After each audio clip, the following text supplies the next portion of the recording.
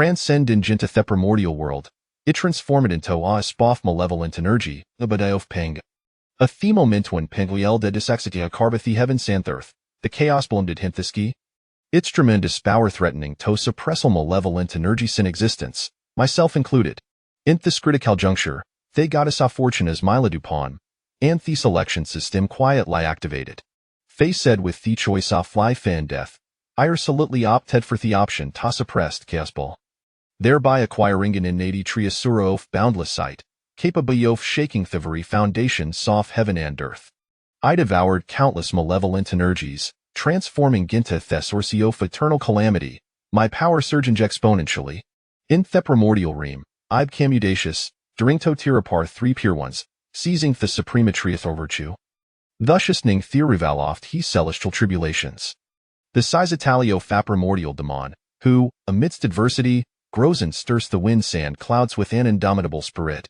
A the inception oft universe, as Pangun li shadis parallel divine strength to forget heaven santhirth, chaswasplatentatwo, and the 4 fundamental elements earth, wind, water, and fire begin town veil the mysterious oft-world. From the boundless void emergeth taiji, which tend differentiated tata duality of finandiang. The interplay oft hisa duality as gave resideth the 3 talents of heaven, earth, and humanity. Wickforth respond the 4 symbols, ultimately, evolving into the trigrams. After accomplishing the monumental feat of creation, Pangu's body transformed into Althing soft world. His Sharandai eyebrows became a resplendent stars in the sky, his left eye became soon illuminating gal, while his right eye transformed into Thadua. His Brett morphed into thiever changing wind sand clouds, and the sound shepherd said became a thunderous roar soft storms. His muscles forged the towering mountains, while his veins became a the spiritual arteries nourishing a lift. His resilient spine became through yielding Mount Bujo, the ver support of heaven and earth. The axio of creation, having Jean du red Hayman's pressure of crafting the cosmos, also transformed into 3 suprematry asuras taiji diagram. The Pangu banner, and the chaos bell. Concurrently, 3 streams of purity ascended from his crown, while a 12 stream sophisant's blood surged forth from his art, each nurturing the future beings of existence. As Pangu's form continuously evolved into all things, azure jaw black malevolent energy emerged from within him. These dark energies swirled ominously, exuding gay terrifying gaura thoughts and chills down spine. Above a thigh's energy, a flicker of consciousness quiet lie awakened. Have traversed ta the primordialera. Lynchio, this nascent consciousness, awakened amidst te black malevolent energy. Feeling thestatavius being, filled with awe. He had never imagined that only day he would find himself in this legendary primordial world, and moreover, transformed into a spoff malevolent energy within Pangu's body. Malevolent energy, in contrast to Thericheski, existed from the viridion of creation.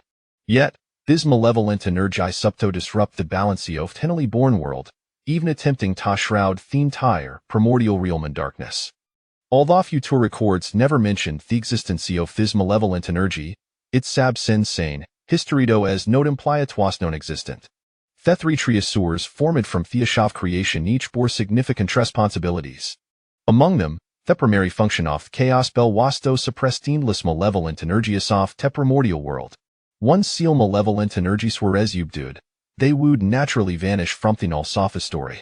Wait, upon realizing these information, Lin Ziasmin jolted, does this not mean that I will eventually be suppressed with chaos bell? Thedotov being gauss spoff malevolent energy while at chaos bell was meant to suppressage energy is filled Lin Zia with dread. Having just crossed into this world, he was no fay said with the fatop being suppressed.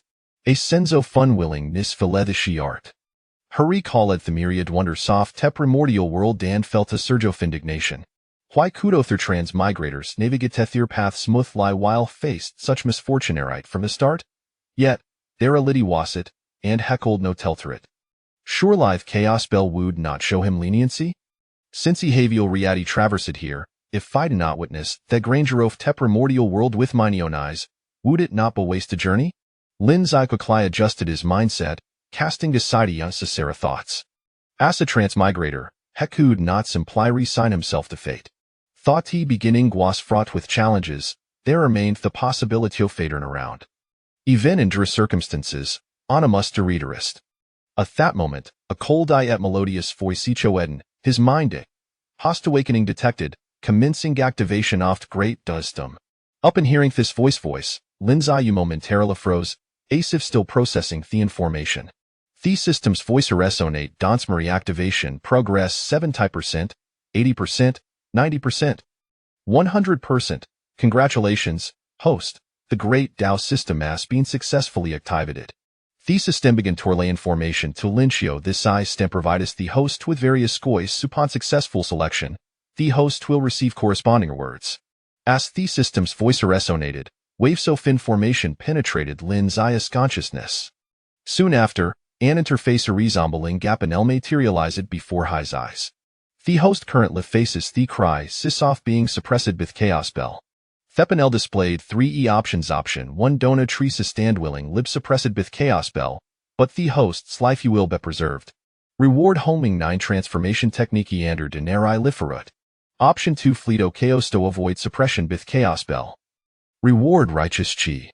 Option 3 Devour the calamity of creation ta suppressed chaos bell. Reward devour origin. Gazing at the 3 options before him, Lin Ziyu gradually calmed his mind. He understood that on Sicho Isu made. It cold not filtered, so honey did to ponder carefully.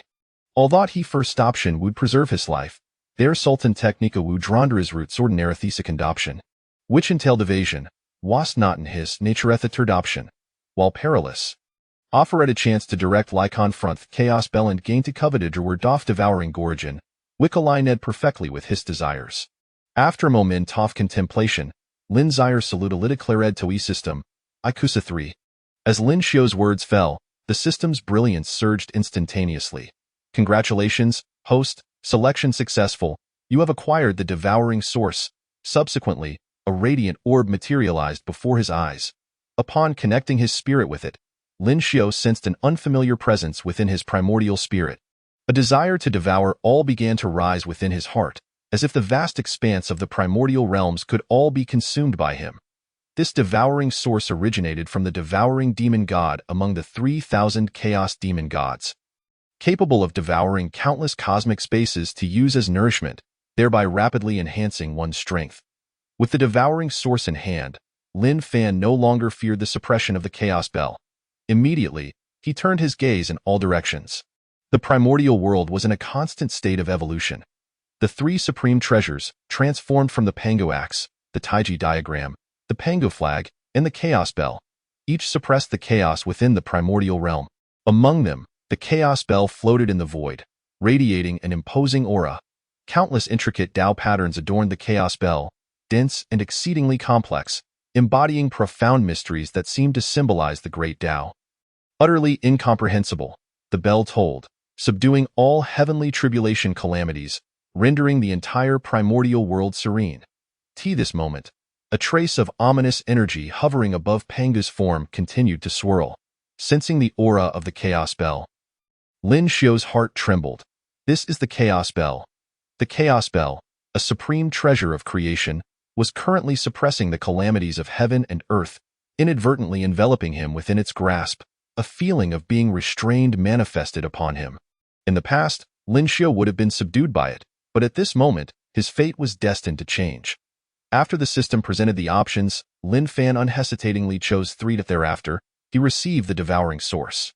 Lin Xiu immediately began to utilize it. That time, boundless tribulation energy surrounded the heavens and the earth. Although the chaos bell suppressed it, it could not be eroded away in a moment. All the surrounding tribulation energy was drawn toward him. Lin Xiu activated the devouring source, consuming the tribulation energy one by one, refining it into his own cultivation. The speed was astonishing, and in an instant, his cultivation reached the celestial immortal realm. Truly, the devouring source was extraordinary. Feeling the transformation within him, Lin Xiu could not help but exclaim in admiration. In just a fleeting moment, his cultivation soared to the celestial immortal realm, an unprecedented speed in the world. Without the devouring source, although he could have devoured this heavenly tribulation energy, it would have required an immense amount of time to refine it. However, with the devouring source, he could bypass that effort and directly elevate his cultivation. Yet, This mere celestial immortal realm was insufficient to escape the chaos spell's suppression. Therefore, after a brief moment, the discussion of the guiding and the precise is unnecessary. Instead, let us speak of establishing grand aspirations that reach towards the heavens and the earth, thereby directly attaining boundless merits and stepping into the realm of the sages. This clearly illustrates the immense value of such merits. With great anticipation, Lin Xiao gazed upward, awaiting the descent of these merits.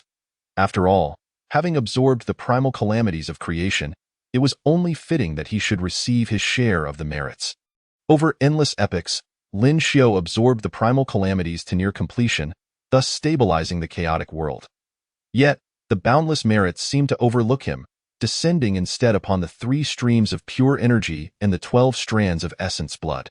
If they were unwilling to grant him these merits, he would seize them instead.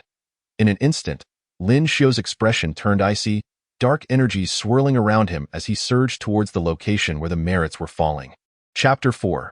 Devouring the essence, consuming all at this moment. The merits of creation were soaring towards the 3 streams of pure energy and the 12 strands of essence blood, seemingly disregarding Lin Xiao entirely. Consequently, irritation began to brew within him, as the source that absorbed all primal calamities. He too deserved recognition for stabilizing the chaotic world. These merits of creation should rightfully belong to him. However, he understood all too well that these merits had already been designated for others from the outset. Their refusal to grant him any was, in fact, quite reasonable. Yet, he could not allow himself to simply watch as countless merits fell into the hands of others. The chaotic world had only just begun to form, and as the sole practitioner, he needed to seize every opportunity with urgency. The immense malevolence surged towards the merits of creation. Countless merits were poised to descend upon the 3 streams of pure energy and the 12 strands of essence blood. If he was not mistaken, these 3 streams of pure energy would eventually become the 3 pure ones, Laozi, Yuan Shi, and Tong Tian. The 12 strands of essence blood would transform into the 12 ancestral shamans of the witch tribe. The 3 pure ones would ascend to become sages of the heavenly path, while the 12 ancestral shamans would emerge as the foremost powers of the chaotic world. Their remarkable achievements were not solely due to their exceptional foundations. The merits of creation would undoubtedly provide considerable assistance. At this moment, Lin Xiao activated the essence of devouring, directing it towards the boundless merits of creation. The essence of devouring could consume all things, even the merits of creation. Countless merits spun wildly, and upon Lin Xiao's invocation of the essence of devouring, they surged towards him in a frenzy. The dark energies churned, and endless black light flickered. The merits of creation, descending from above, entwined around Lin Xiao, transforming from golden to black, imbuing the dark energies with an air of mystery. Logically, the merits of creation should not be absorbable by malevolent forces. Yet, with the essence of devouring in play, they became an inseparable part of Lin Xiao. As threads of merit entered his body, his aura surged ever higher. In an instant, the black light erupted brilliantly. The celestial dome began to rotate at that moment, and the stars of the myriad realms dimmed under the radiance of the black light. Not only did the merits above the celestial dome shift direction, but even those nearing the 3 streams of pure energy and the 12 strands of essence blood also redirected themselves towards Lin Xiao. Upon absorbing these merits entirely, only 2 strands remained. These final 2 strands were destined to become 2 treasures of merit, and neither Lin Xiao nor the 3 streams of pure energy and 12 strands of essence blood could absorb them. Consequently, what remained was a significant portion of the merits. Lin Xiao had successfully absorbed 1/3 of the merits of creation. This 1/3 surpassed what the 3 streams of pure energy and the 12 strands of essence blood had acquired. The merits of creation were originally set to be divided equally, with each of the 3 streams and 12 strands receiving 4 portions. However, after Lin Xiao absorbed 1/3, only 5 portions remained. Thus, the 2 parties would only receive 2.5 portions each, nearly having what they would have originally obtained. As Lin Xiao absorbed 1/3 of the merits of creation, the 3 streams of pure energy and the 12 strands of essence blood trembled incessantly. Although they had yet to awaken consciousness, their remarkable foundations instinctively recognized the value of these merits. Now, having been seized by another, how could they not be shaken? Thus, even with their limited cultivation, the 3 streams of pure energy and the 12 strands of essence blood began to contest with Lin Xiao. However, their current strength was far too feeble to pose any challenge to him. At this moment, Lin Xiao stood at the pinnacle of the Tai Golden Immortal Realm, and no beings in this newly formed chaotic world could withstand him. Regardless of how the 3 streams of pure energy and the 12 strands of essence blood struggled, the 1/3 of the merits ultimately found their way into Lin Xiao's being, with half of the merits of creation lost. The essence of their very beings, the 3 streams of pure energy and the 12 strands of essence blood, would be significantly weakened, with dire consequences. However, Lin Xiao had no intention of sympathizing with them. Their inability to contend with him was merely a reflection of their own inadequacies, and they had no one to blame but themselves. After completing the absorption of that 1/3 of the merits of creation, Lin Xiao turned his gaze towards the remaining 2 strands of merit. These last 2 strands, having already been preordained, could not be absorbed. If memory served correctly, these remaining 2 strands of merit would become 2 treasures of merit. In due course, should no unforeseen circumstances arise, these 2 treasures would also belong to him. Thus, he would attain even greater fortunes. With this thought, excitement coursed through Lin Xiao's mind. Not only had he acquired 1/3 of the merits of creation, but he would also gain 2 treasures of merit, making for a bountiful harvest. Yet, before he could revel in his triumph, the 3 streams of pure energy suddenly surged towards him. Chapter 5. Suppressing Tongtian. The 3 streams of pure energy, which represented the future 3 pure ones, had yet to develop consciousness, but they sensed that their fortunes had been taken. They charged towards Lin Xiao, intent on launching an attack to reclaim the creation merits that rightfully belonged to them, striving to restore their destinies to completeness. However, their feeble cultivation and weak will rendered their actions utterly ludicrous in Lin Xiao's eyes. He could not help but laugh. You lack even the semblance of intelligence. And with such meager strength, you dare to strike at me? At this moment, the 3 streams of pure energy were pathetically weak and could not contend with Lin Xiao's peak Tai Golden Immortal cultivation. This was not a matter of his disdain but of undeniable reality. Yet, the 3 streams of pure energy remained oblivious to this disparity, charging towards him with terrifying intent. Lin Xiao merely stirred the dark energies surrounding him, and a myriad of black light erupted forth, overwhelming the 3 streams of pure energy, which were on the verge of dissipating. Next, I shall consume you as well, he declared with intensity, casting his gaze upon the 3 streams of pure energy. The 3 streams of pure energy had been birthed from Pangu's fallen form, possessing extraordinary potential. Absorbing them would undoubtedly elevate Lin Xiao's own power. Unaware of the looming danger, they regrouped for another assault after their initial attempt faltered. This time, however, Lin Xiao showed no mercy, unleashing an infinite black light to devour the 3 streams of pure energy. Yet, just as the black light struck them, it encountered resistance. The 3 streams of pure energy experienced immense pain as they sensed Lin Xiao's devouring force. Despite their lack of consciousness, they had begun to perceive the threat.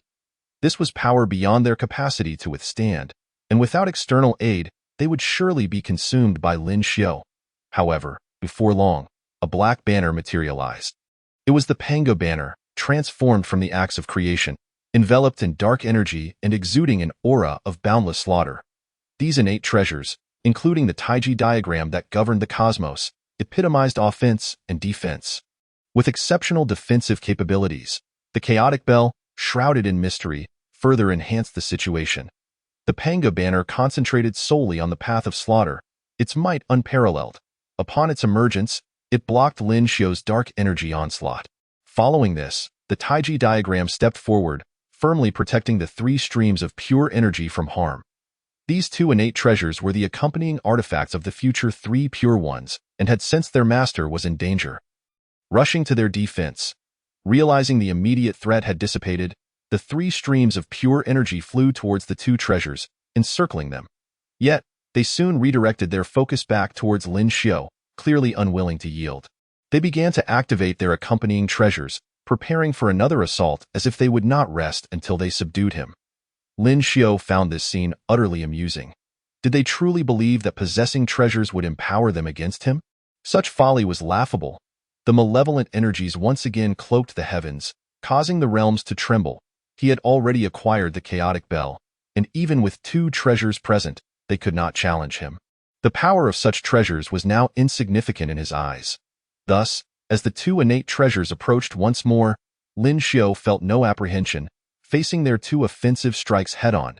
A colossal tempest tore through the fabric of reality.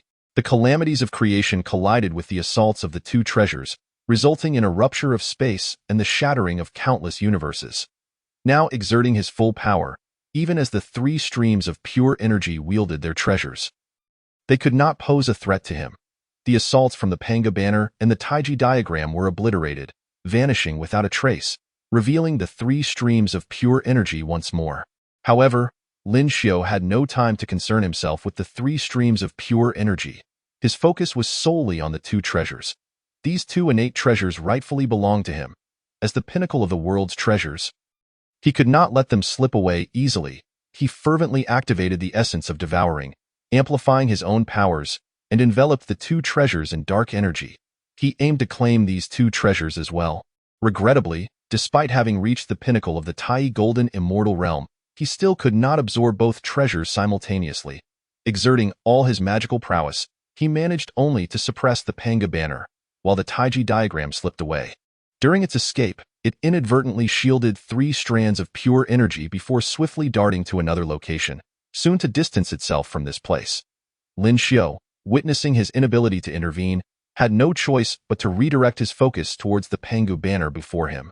The Pangu banner was a treasure of equal caliber to the Taiji diagram, primarily designed for combat, and thus held significant utility for him. As he grasped the Pangu banner, Lin Xiao noticed that one strand of pure energy had failed to keep pace with the other two in the Taiji diagram. This particular strand, known as Tongtian, was the weakest and therefore lagged behind. Holding the Pangu banner, Lin Xiao struck down towards that strand of pure energy. The entire firmament trembled in response, and Tongtian was struck by this assault. Its essence diminished considerably. Feeling the harm befalling their companion, the two strands of pure energy that had already fled could not suppress their agitation. However, given the circumstances, they had no alternative but to follow the Taiji diagram as it shattered the void and departed. Vowing to return for closure in the future, Lin Xiao successfully subdued Tongtian and collected the Pangu banner, marking a fruitful endeavor. Chapter 6. The most affluent being regrettably, the Taiji diagram had evaded capture. Yet, Lin Xiao felt little sorrow, having acquired two primordial treasures and a third of the merits of creation, a feat unmatched by any other. In the next moment, his gaze shifted towards the remaining two-thirds of the merits of creation. These two-thirds could not be absorbed, as they were destined to transform into two treasures of merit.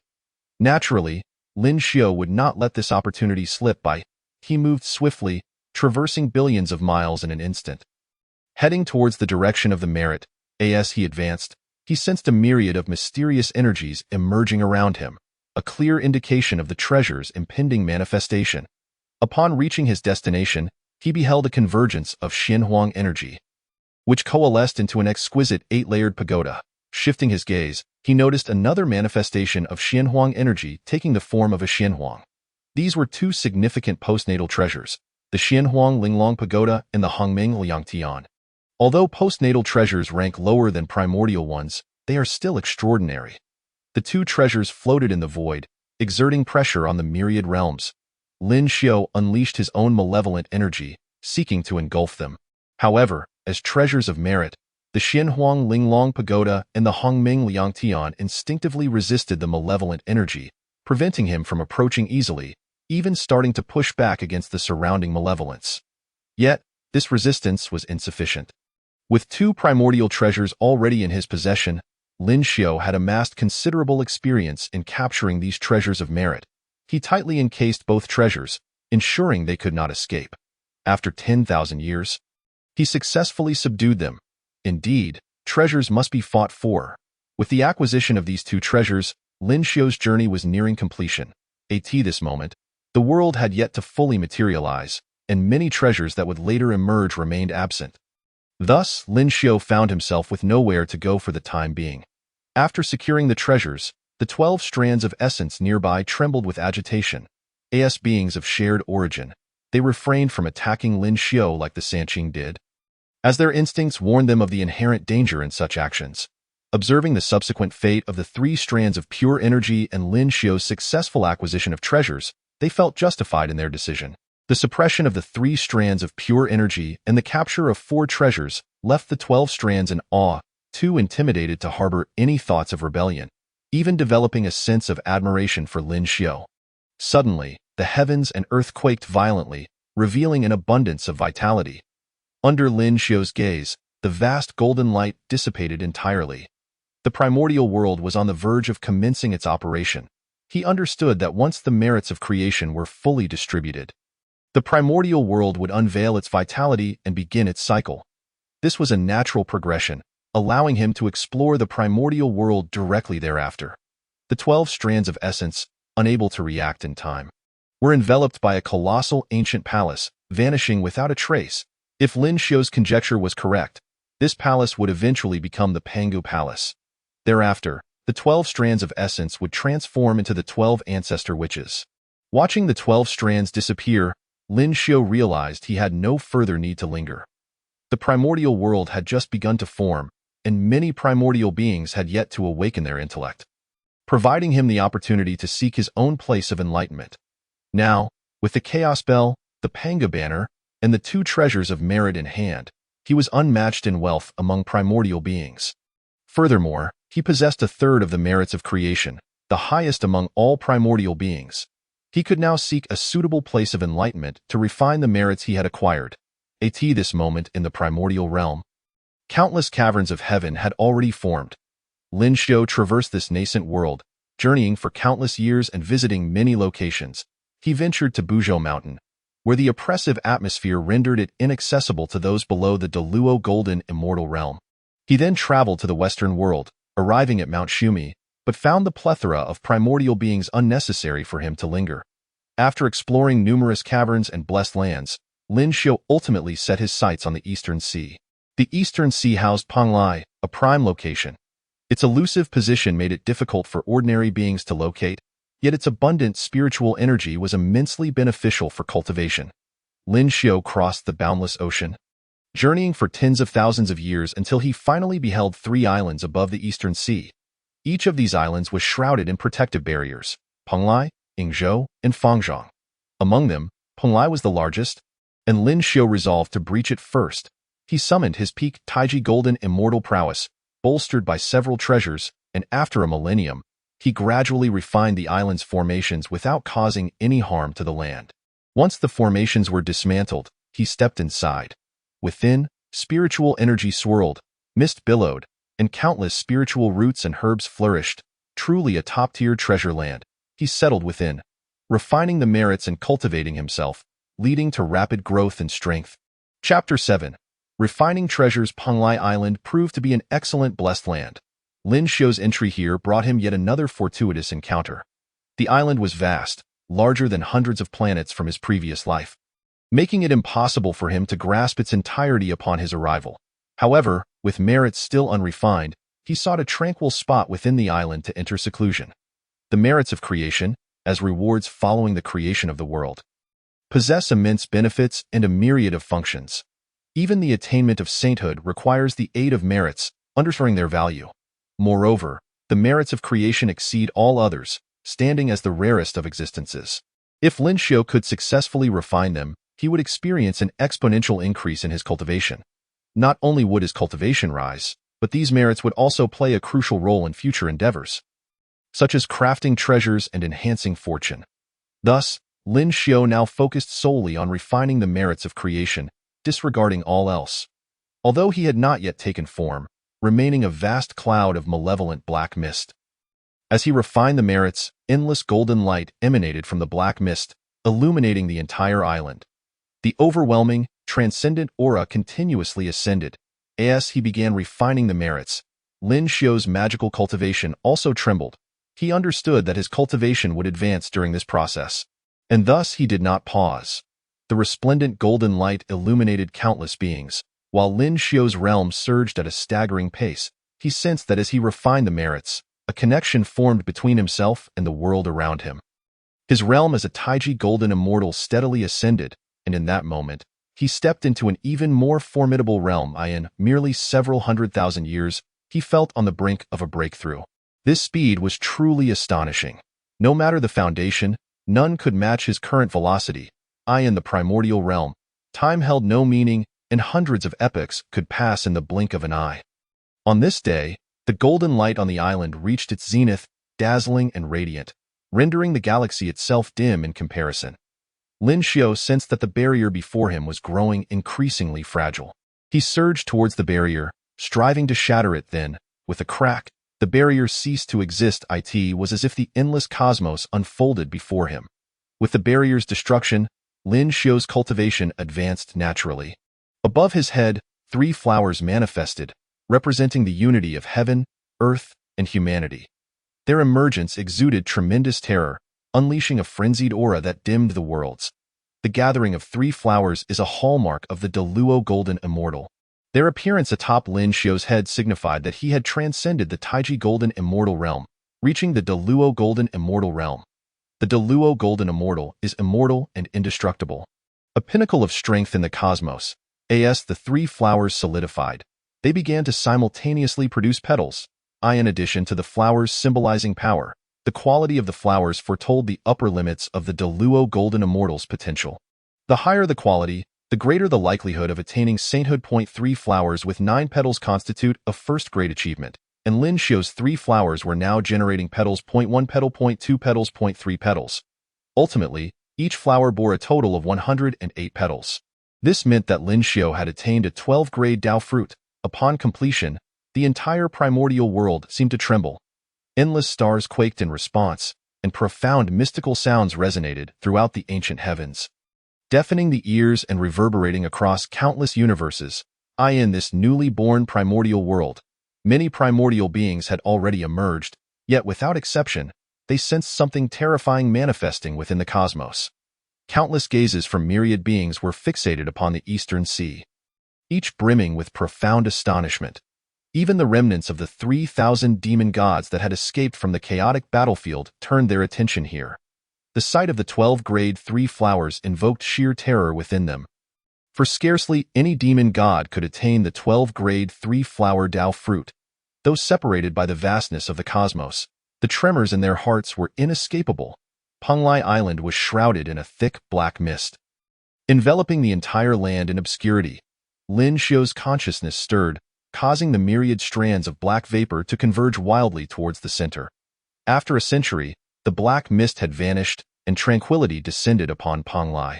At that moment, a figure suddenly emerged from within the island. Clad in black garments, with sword-like brows and starry eyes, surrounded by tendrils of black mist, it was none other than Lin Xiao. At this juncture, he had entered the realm of the great Luo Golden Immortal, successfully transforming into a primordial human form, no longer existing merely as a mass of black vapor. He turned his body and stepped forward a few paces. Instantly traversing billions of miles, after stretching, he gazed at himself with satisfaction. His cultivation had significantly advanced, and yet he had utilized merely 1% of the merits from the opening of heaven. The merits from the opening of heaven remained abundantly vast. However, having employed such a minuscule fraction had elevated his strength to the level of the great Luo Golden Immortal, the benefits of which were unparalleled. What terrifying heights might he achieve if he were to refine the remaining merits entirely? He dared not contemplate the possibilities. Once he steadied his excited heart, he began the process of refining his magical treasures. Chapter 8. The Primordial Spiritual Root, 5-pin pine. Now, Lin Xiao possessed 4 magical treasures, 2 supreme primordial treasures, the Chaos Bell and the Pangu Banner, along with 2 merit treasures, the Xianhuang Linglong Pagoda and the Hongming Liangtian Ruler. Since acquiring these 4 treasures, they had resided deep within his primordial spirit, awaiting refinement.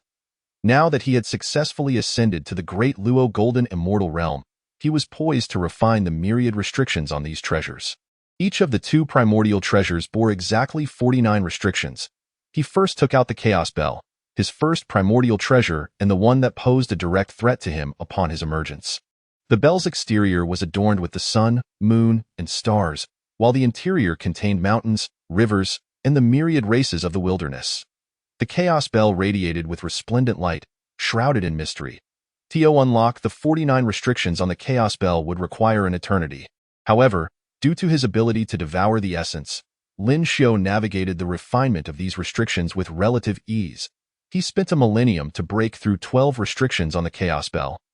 and another millennium to do the same for the Pangu banner, which also bore 49 restrictions. Such a quantity was only found in top-tier treasures. Typically, spiritual treasures possessed around 10 to 20 restrictions, with only those of a higher grade containing more. Naturally, an increase in restrictions made them more challenging to master. After refining 12 restrictions from both primordial treasures, Lin Xiao turned his attention to the restrictions on the two merit treasures. The Xianhuang Linglong Pagoda and the Hongming Liangtian Ruler, both forged from the merits of the opening of heaven, belonged to the same grade. Being merit treasures, they were not as precious as the two primordial treasures. Hence, each bore only 45 restrictions. Nevertheless, this was commendable, as both were postnatal merit treasures, capable of rivaling primordial treasures with their 45 restrictions. Lin Xiao spent several millennia on the island, utilizing his devouring essence to refine 15 restrictions from each of the Xianhuang Linglong Pagoda and the Hongming Liangtian Ruler. Compared to the two primordial treasures, these merit treasures were somewhat easier to refine. Although he had yet to complete the refinement process, he could temporarily set them aside. Having remained on Penglai Island for over a century without embarking on a journey, Lin Xiao could not overlook the abundance of celestial materials and earthly treasures that surely resided within this splendid cave. He exited his secluded area and made his way across Penglai Island. The island was vast, and it would take time to explore it fully. However, with his great Luo golden immortal cultivation, he could easily sense the fluctuations of celestial materials and earthly treasures in his vicinity. The spiritual energy on Penglai Island was several hundred times denser than that of the outside world, and since no one had ever set foot here, countless celestial materials and earthly treasures remained unclaimed. As Lin Xiao walked, he encountered innumerable celestial herbs and spiritual roots, scattered like inconsequential weeds. Beyond the celestial herbs and spiritual roots, the treasures within Penglai were abundant. After merely a few decades of exploration, he had acquired dozens of primordial spiritual treasures. As for postnatal spiritual treasures, they were nearly ubiquitous, to the point where Lin Xiao eventually lost interest in picking them up. In addition to these spiritual treasures, Lin Xiao discovered many extraordinary artifacts. Firstly, he came upon a pine tree, towering 555 zhang, its width immeasurable. The five-pin pine, a primordial spiritual root. Upon seeing this pine tree, a glimmer of delight flashed in Lin Xiao's eyes. The five-pin pine, being a primordial spiritual root, bore spiritual fruits that were immensely beneficial for cultivation, particularly for the Tai golden immortals. The fruits it bore, while not very effective for the primordial spirit, significantly enhanced the physical body. Just a single fruit from the five-pin pine could fulfill all the requirements of the primordial five energies for a Tai golden immortal. It could even be used to enhance one's foundation, making it an invaluable treasure. Lin Xiao promptly collected it. Although it was less effective for him as a great Luo golden immortal, there was no reason to pass up such a celestial material. After securing the five-pin pine, he noticed another treasure nearby, the mid-grade primordial spiritual treasure, the Five Elements Pearl. The Five Elements Pearl contained the five elemental arrays of metal, wood, water, fire, and earth. It was not meant for direct combat, but for entrapment. However, even as a mid-grade primordial spiritual treasure, it would struggle to ensnare formidable opponents. Nonetheless, Lin Xiao collected it. A century passed, and while traversing Penglai, Lin Xiao stumbled upon a pool of water. This pool was filled with Yuan heavy water. Each drop of this water equated to an ordinary primordial spiritual treasure. At this moment, an entire pool lay before him. Yuan heavy water possessed myriad uses, whether for refining treasures or enhancing the physical body. After acquiring the Yuan heavy water, Lin Xiao had only covered 1/5 of Penglai. Having gathered such an abundance of celestial materials and earthly treasures in such a short distance, he could hardly fathom what further treasures awaited him. Hence, he quickened his pace. Chapter 9. I am Candle Dragon. Several centuries elapsed before Lin Xiao suddenly halted in his tracks. His eyes widened in astonishment, as if filled with boundless joy. Before him appeared another pool of water, the Three Light Divine Water. The Three Light Divine Water is the most revered holy water in the wilderness realm, yet it is also a potent poison. Composed of the true waters of the sun, moon, and stars, each of these waters alone is highly toxic. However, when combined, they form the Three Light Divine Water, which can restore any form of injury, possessing the miraculous ability to bring the dead back to life. This was undoubtedly a precious find. With great delight, Lin Xiao collected the 3 light divine water. A whole pool of it was enough to drive any great being in the wilderness into a frenzy, yet it had fortuitously fallen into his hands. Marking an incredible stroke of luck, on Pangu Island, the abundance of celestial materials and earthly treasures was overwhelming, and Lin Xiao had grown accustomed to it. Wherever he stepped, he encountered a plethora of celestial herbs and spiritual roots, and inhaling the air was akin to breathing in the most concentrated spiritual energy. Nonetheless, even amidst such treasures, when Lin Xiao laid eyes upon a banner and a purple lotus, he could not contain his excitement. The Xian Yuan water-controlling banner and the creation purple lotus. In his view, the banner and the lotus floated, radiating a mysterious glow. The Xian Yuan water-controlling banner is one of the 5-direction flags, composed of the Wujixi yellow flag, the Qinglian Bao's flag, the Lidi Yingguang flag, the Sucai Yunji flag, and the Xian Yuan water-controlling banner. Each flag corresponds to one of the 5 primordial elements. This is a top-grade primordial spiritual treasure, exceedingly precious. If he could gather all 5-direction flags, their combination would unleash an elemental array of tremendous power. The creation purple lotus was equally remarkable.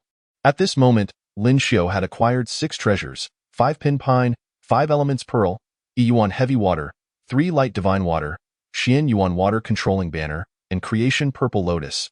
His journey to Pangu Island had proven fruitful. Now, he had nearly explored the entirety of Pangu Island, with only one small area remaining. Even if this last location held no treasures, it would be of little consequence. However, upon reaching this final area, he was pleasantly surprised. He beheld 12 pearls suspended in the air, constantly swirling. Each pearl seemed to contain endless ocean waves, their sounds echoing ceaselessly. The 12 sea-calming pearls. The sea-calming pearls are said to exist in 36, corresponding to the number of the celestial generals, and in the original trajectory of the wilderness, Tongtian would acquire 24 from the splitting treasure rock. This was the common perception of the sea-calming pearls. 12 of them had gone missing, yet here they were. Lin Xiao swiftly collected them, and as his primordial spirit entered within, he felt as though he were gazing into boundless oceans. The sea-calming pearls are top-grade primordial spiritual treasures. Should he manage to obtain the remaining 24, they could potentially transform into supreme primordial spiritual treasures. Such a treasure! Lin Xiao joyfully gathered the 12 sea-calming pearls. Initially, he believed he had nearly exhausted the treasures of Pangu. Yet, unexpectedly, this final discovery brought him immense joy. Sensing the fluctuations of the 12 sea-calming pearls within his body, he felt exceedingly satisfied. However, at this moment, having just received the 12 sea-calming pearls, he sensed a particular aura. This aura did not emanate from celestial materials or earthly treasures, but rather from a living being. The being was currently exuding an aura devoid of kindness. Lin Xiao cast his gaze towards Pangu, focusing on the direction of Fangzhong Island. Could it be that a primordial being had come here? He sensed a presence approaching. Although he was unaware of who it might be, he surmised it was unlikely to be someone seeking a friendly drink. Lin Xiao stepped out of Pangu Island and made his way to Fangzhong Island. The island would soon become his abode, and he wished to avoid any conflicts erupting upon its shores. After a while, he beheld a colossal dragon-like figure manifesting beside Fangzhong Island. This dragon's form was immeasurably long, scanning the surroundings with its gaze. Upon spotting Lin Xiao, its enormous eyes seemed to ponder for a moment before bursting forth with brilliance. It immediately soared towards him, gazing down at Lin Xiao, and inquired, "Do you possess the sea-calming pearls?" As it spoke, the space trembled, and its demeanor was far from amiable. Lin Xiao frowned at the creature before him, unsure of which primordial being from the wilderness he was confronting. Those capable of traversing the primordial realm were almost all top-tier powers destined to shine in the annals of history. Although he was unaware of the identity of this being, it was evident that it was extraordinary. Otherwise, it would not exhibit such an attitude. Lin Xiao refrained from answering the question and instead cast a sidelong glance at the dragon figure, asking, "Who are you?" Judging by its appearance, it was evidently a dragon entity, its body radiating a chaotic hue reminiscent of the legendary ancestral dragon. Yet, the swirling power of time surrounding it suggested this was not the ancestral dragon. In an instant, a thought flickered through Lin Xiao's mind. Just as he had surmised, the immense dragon figure turned its gaze towards him and proclaimed, "I am the Candle Dragon." Chapter 10.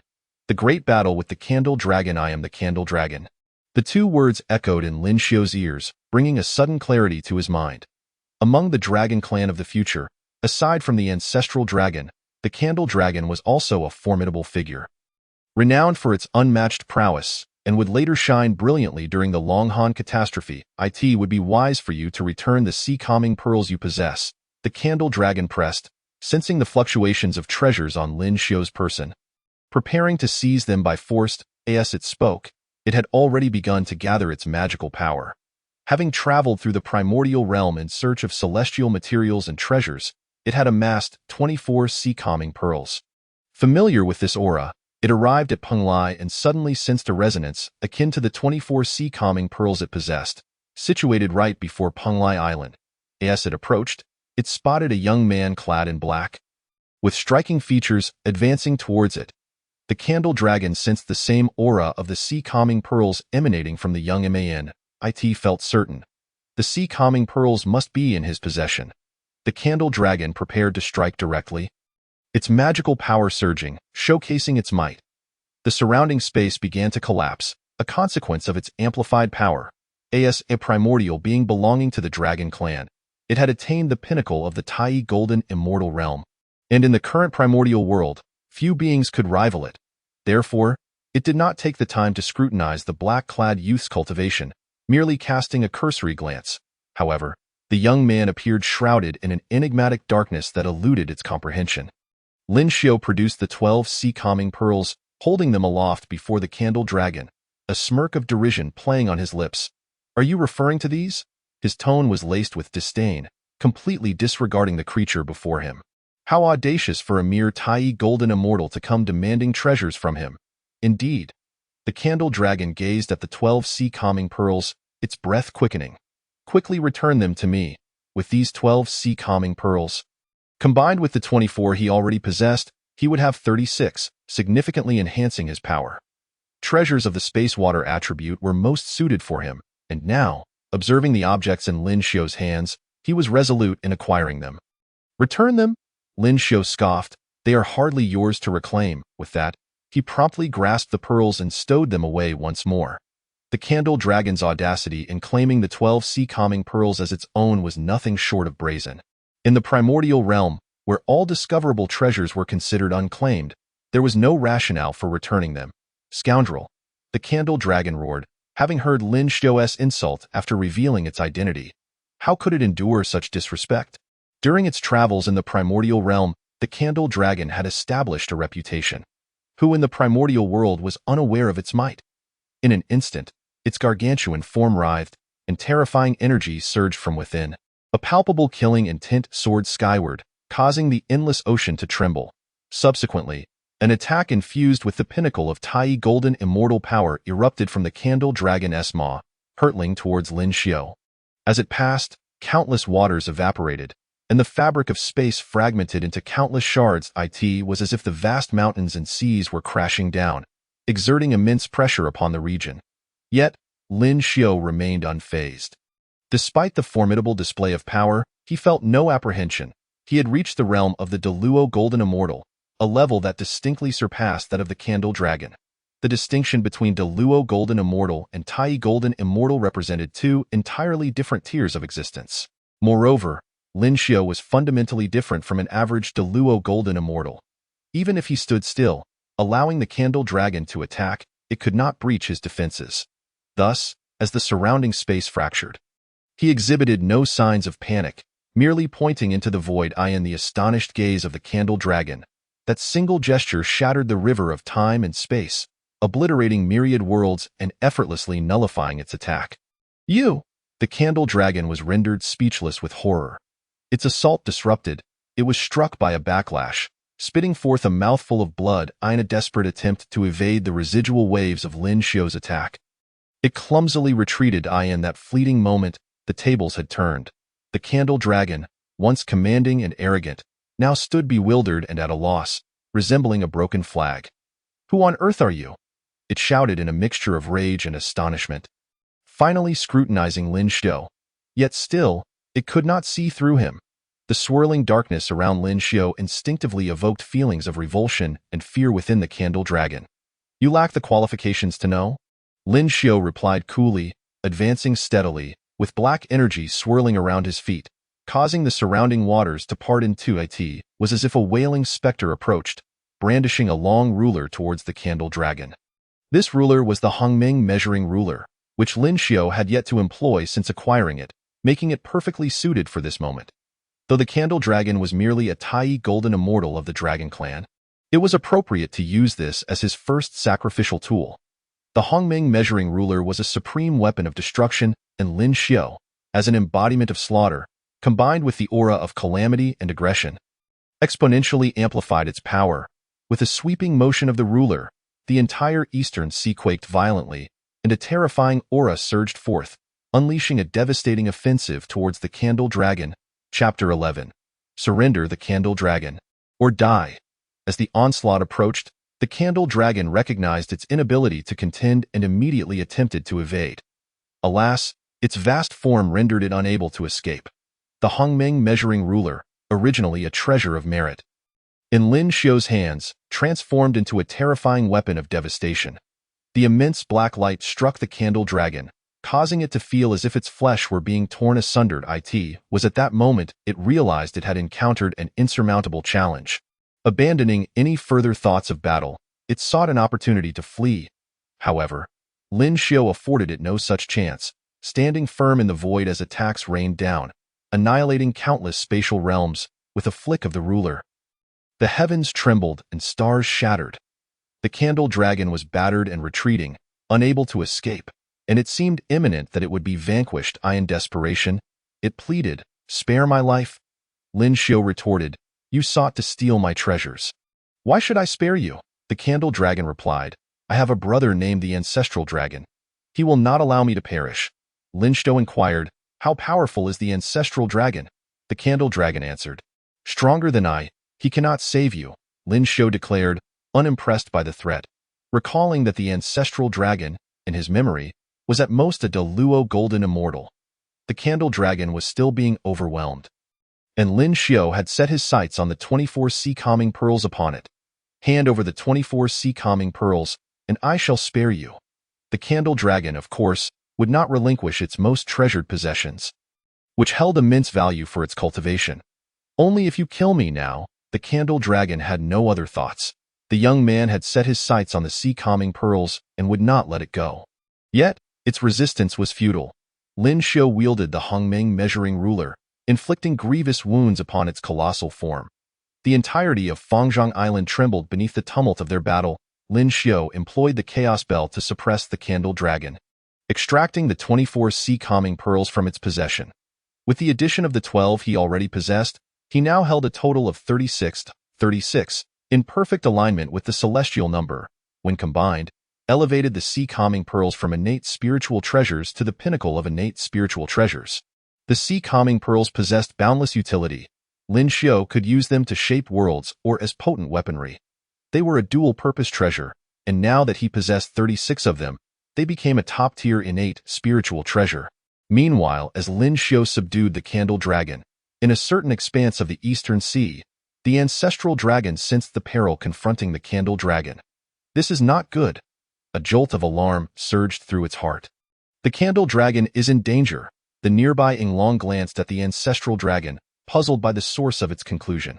"What is happening?" Yinglong queried the ancestral dragon. "Zhu Long has now attained the realm of Tai Golden Immortal, and in the current primordial world, there should be no formidable beings capable of posing a threat to him." Just at the eastern sea, the ancestor dragon cast his gaze towards the direction of Penglai. Where Zhu Long had been suppressed by someone, is there truly someone capable of subduing Zhu Long? Yinglong was taken aback, unable to believe his eyes. Among the dragon clan, aside from the ancestor dragon, Zhu Long was the strongest. When he ventured out into the world, he did so to seize treasures from others. It was inconceivable that he could be subdued by anyone. No. The ancestor dragon's aura surged, determined to rescue Zhu Long. Subsequently, the ancestor dragon summoned several powerful members of the dragon clan, including Yinglong, Tianlong, and Qinglong, gathering many beings of the dragon clan. He led them swiftly towards Penglai Island. After a century, the ancestor dragon and his entourage arrived at the place where Zhu Long was suppressed. They beheld the three islands of Panglai, Fangzhong, and Yingzhou, and felt that it was indeed a paradise. The ancestor dragon searched the surroundings and declared, "It is here, the very spot where Zhu Long has been subdued." He sensed Zhu Long's aura, but there was also another presence that made him instinctively uncomfortable. Soon, the ancestor dragon saw a shadow clad in black approaching from Panglai Island.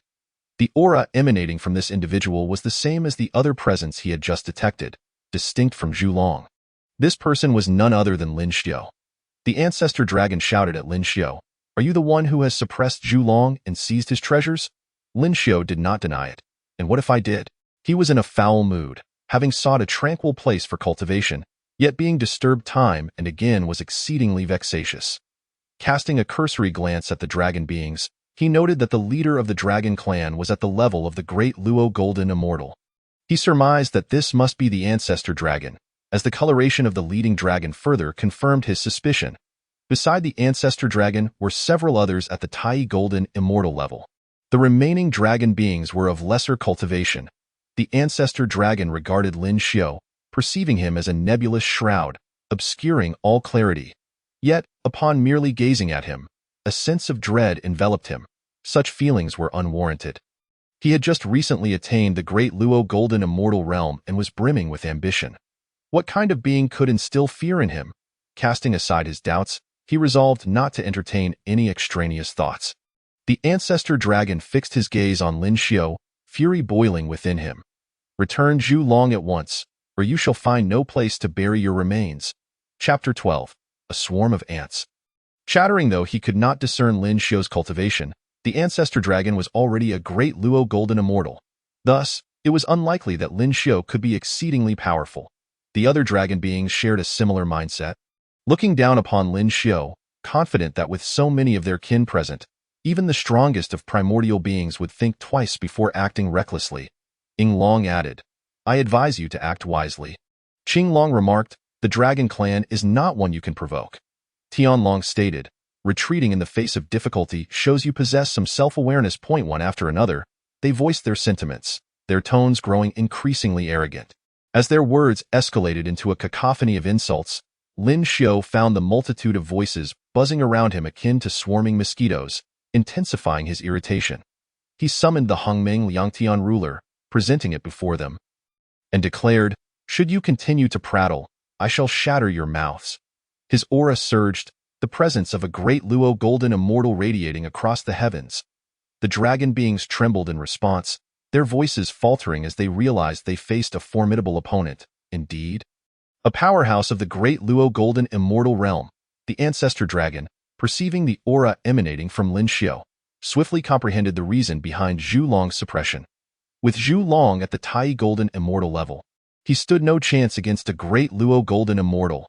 Furthermore, the formidable spiritual treasure Lin Xiu wielded added to the challenge. Initially dismissive of Lin Xiu, the ancestor dragon's expression shifted to one of gravity. In the primordial world, those who reached the great Luo Golden Immortal realm were among the most elite beings. Even he, the ancestor dragon, had only just entered this domain. Although he remained unaware of Lin Xiu's identity, the mere presence of his cultivation demanded respect. However, after a moment of astonishment at Lin Xiu's formidable cultivation, the ancestor dragon steadied himself. The priority now was to rescue Zhu Long upon Lin Xiu's arrival. He had already sensed Zhu Long's aura. The ancestor dragon addressed the astonished dragon beings, "Do not panic. He stands alone." Lin Xiu was but a solitary figure, even with the might of a great Luo Golden Immortal. What could it matter? The ancestor dragon himself was also a great Luo Golden Immortal, and with the assistance of Ying Long, Tian Long, Qing Long, and the entire dragon clan, they would surely subdue Lin Xiu. The dragon beings, upon hearing the ancestor dragon's words, quickly regained their composure, putting aside their astonishment. Strength in numbers prevailed. After the ancestor dragon rallied their spirits, he led the entire dragon clan in a fierce charge toward Lin Xiu. Their battle cries resonating through the skies, shaking the boundless seas, their dragon forms blotting out the sun. Faced with this overwhelming force, Lin Xiu merely grasped the Hongming Liangtian ruler and gently waved it forward. Dark light surged forth, malevolent energy pervading the heavens. A myriad of sharp edges materialized, striking towards the throng of dragon beings. None among them could withstand such a terrifying assault. Upon impact, they fell in droves. What a fearsome power! With just a casual wave, Lin Xiao demonstrated such immense strength that the other dragon beings who had not been struck by the attack were left utterly awestruck. The ancestor dragon's movements faltered. His expression darkened, akin to a storm cloud, as he beheld the fallen dragon kin. Even if he were to strike personally, he could not unleash such a terrifying force. Lin Xiao's brief display had already conveyed the disparity in their strengths. Although both were of the great Luo Golden Immortal realm, Lin Xiao had far surpassed the ancestor dragon. The other dragons, including Qinglong, Tianlong, and Yinglong, halted in disbelief, gazing at Lin Xiao's figure. They had anticipated Lin Xiao to be powerful, otherwise, he would not have been able to subdue Zhu Long, but they never imagined he would be this formidable. A swarm of ants, Lin Xiao scoffed at the dragon beings before him. His opponents were pathetically weak, posing no pressure upon him whatsoever. Upon hearing this, the ancestor dragon, who had been in shock, was instantly ignited with fury. He no longer hesitated, commanding all his kin to charge at Lin Xiao. The entire dragon clan surged forth, cleaving through the endless expanse, imbued with a wave of destruction, advancing relentlessly. Lin Xiao shook his head, observing the scene with indifference, futile. With a light utterance of 2 words, the Hongming Liangtian ruler spun, and billions of zhang of black light manifested. Despite the presence of the ancestor dragon and powerful Tai golden immortal beings like Yinglong, Tianlong, and Qinglong, they were no match for Lin Xiao. The emergence of that black light caused the dragon beings to collapse in droves. This single attack enveloped the entire dragon clan, extinguishing any flicker of resistance. Their earlier offensive vanished in an instant. Under the horrified gazes of the ancestor dragon and his entourage, Lin Xiao's assault struck them. This is bad. Ah!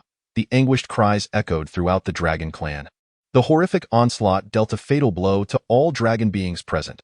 Chapter 13. Terrified, do you dare approach Penglai again? Outside Penglai Island, Lin Xiao surveyed the battered and bruised dragon beings. Roaring, do you dare approach again? At this moment, the ancestor dragon, Yinglong, and other powerful members of the dragon clan lay prostrate upon the surface of the sea, their bodies marred with injuries. Upon hearing his voice, their eyes filled with terror. They knelt before Lin Xiao, trembling, and no, we dare not. After the fierce battle, the dragon beings had been thoroughly intimidated by Lin Xiao. Each member bore various injuries, and even the ancestor dragon was not without his wounds. In stark contrast, Lin Xiao remained untouched, his attire free from a speck of dust. The disparity was evident to any discerning eye. The ancestor dragon felt an overwhelming sense of regret. Had he known this outcome, not even 1,000-fold courage would have compelled him to disturb Lin Xiao. What if Zhu Long was suppressed?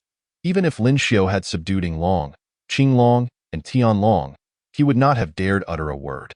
Was it not self-inflicted suffering? Now, the ancestor dragon only wished to flee, as Lin Xiao's display was utterly terrifying.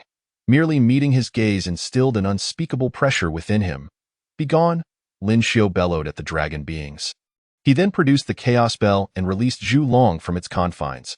Zhu Long emerged in a state more disheveled than that of the ancestor dragon and his kin. His scales had been nearly stripped away by Lin Xiao. Upon his arrival, he beheld the ancestor dragon, Yinglong, and others, bruised and battered, kneeling upon the sea. Zhu Long stood there, momentarily speechless. When he was on the brink of being subdued by Lin Xiao, he had sent word to the dragon clan. Confident that the ancestor dragon would not remain indifferent, however, it now appeared that the dragon clan had suffered a crushing defeat, and utterly so. Get lost out a voice, as if emanating from the depths of the abyss, resonated behind Zhu Long, sending a shiver down his spine. Trembling, he turned to confront Lin Xiao's indifferent-gazed eye. In those eyes, he perceived the manifestation of unfathomable terror, causing him to tremble within. The battle he had waged against Lin Xiao previously had left an indelible psychological scar. Now, upon seeing him again, he dared not linger for even a moment. Zhu Long returned to the dragon clan and departed alongside the ancestral dragon. Without Lin Xiao's permission, they would never dare to return to this place again. Observing the countless dragon beings leave, Lin Xiao too felt no desire to remain in this Penglai. The reason he refrained from exterminating all the dragons that had come was that he saw potential utility in them for the future. Subsequently, this dragon clan would become a crucial element in the Dragon Han calamity. If he wished to absorb the malevolent energy from the calamity, he could not afford to annihilate the dragon clan at this juncture. Thus, he chose to release them. Now, having extensively explored Pangu, he found no treasures worthy of further investigation. Meanwhile, in the vast expanse of Honghuang, there remained numerous treasures yet to be uncovered, which he could not overlook. If he were to enter seclusion in Pangu at this moment, those yet-to-be-born celestial materials would inevitably fall into the hands of others. Such an opportunity could not be squandered. Therefore, after resolving the matter of the Dragon Clan, he departed from the East Sea. On the day of his departure, dark energy enveloped the entire East Sea, instilling fear in the hearts of the dragon beings. The incident of the Dragon Clan, which had once marched forth with great might, being easily repelled, quickly became a subject of ridicule among many powerful beings in Honghuang. The Dragon Clan continued to grow, occupying countless territories within Honghuang and accumulating numerous adversaries. When the clan leader, Ancestral Dragon, attained the status of a great Luo Golden Immortal, his behavior became increasingly reckless, inciting dissatisfaction among many powerful beings. Some of those who bore grudges against the Dragon Clan even came personally to mock them. Throughout this period, the Dragon Clan found themselves unable to hold their heads high. This was a consequence of their own actions, and they could not blame others.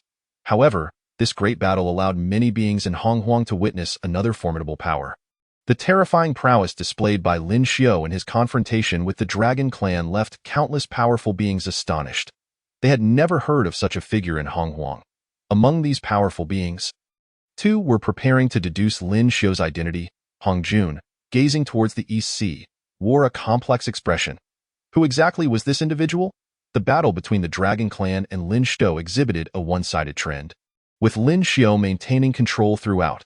The Dragon Clan, once the pride of Honghuang with numerous experts, found themselves subdued by Lin Xiao alone. Such might was truly astonishing. Even Hong Jun himself could not accomplish such a feat.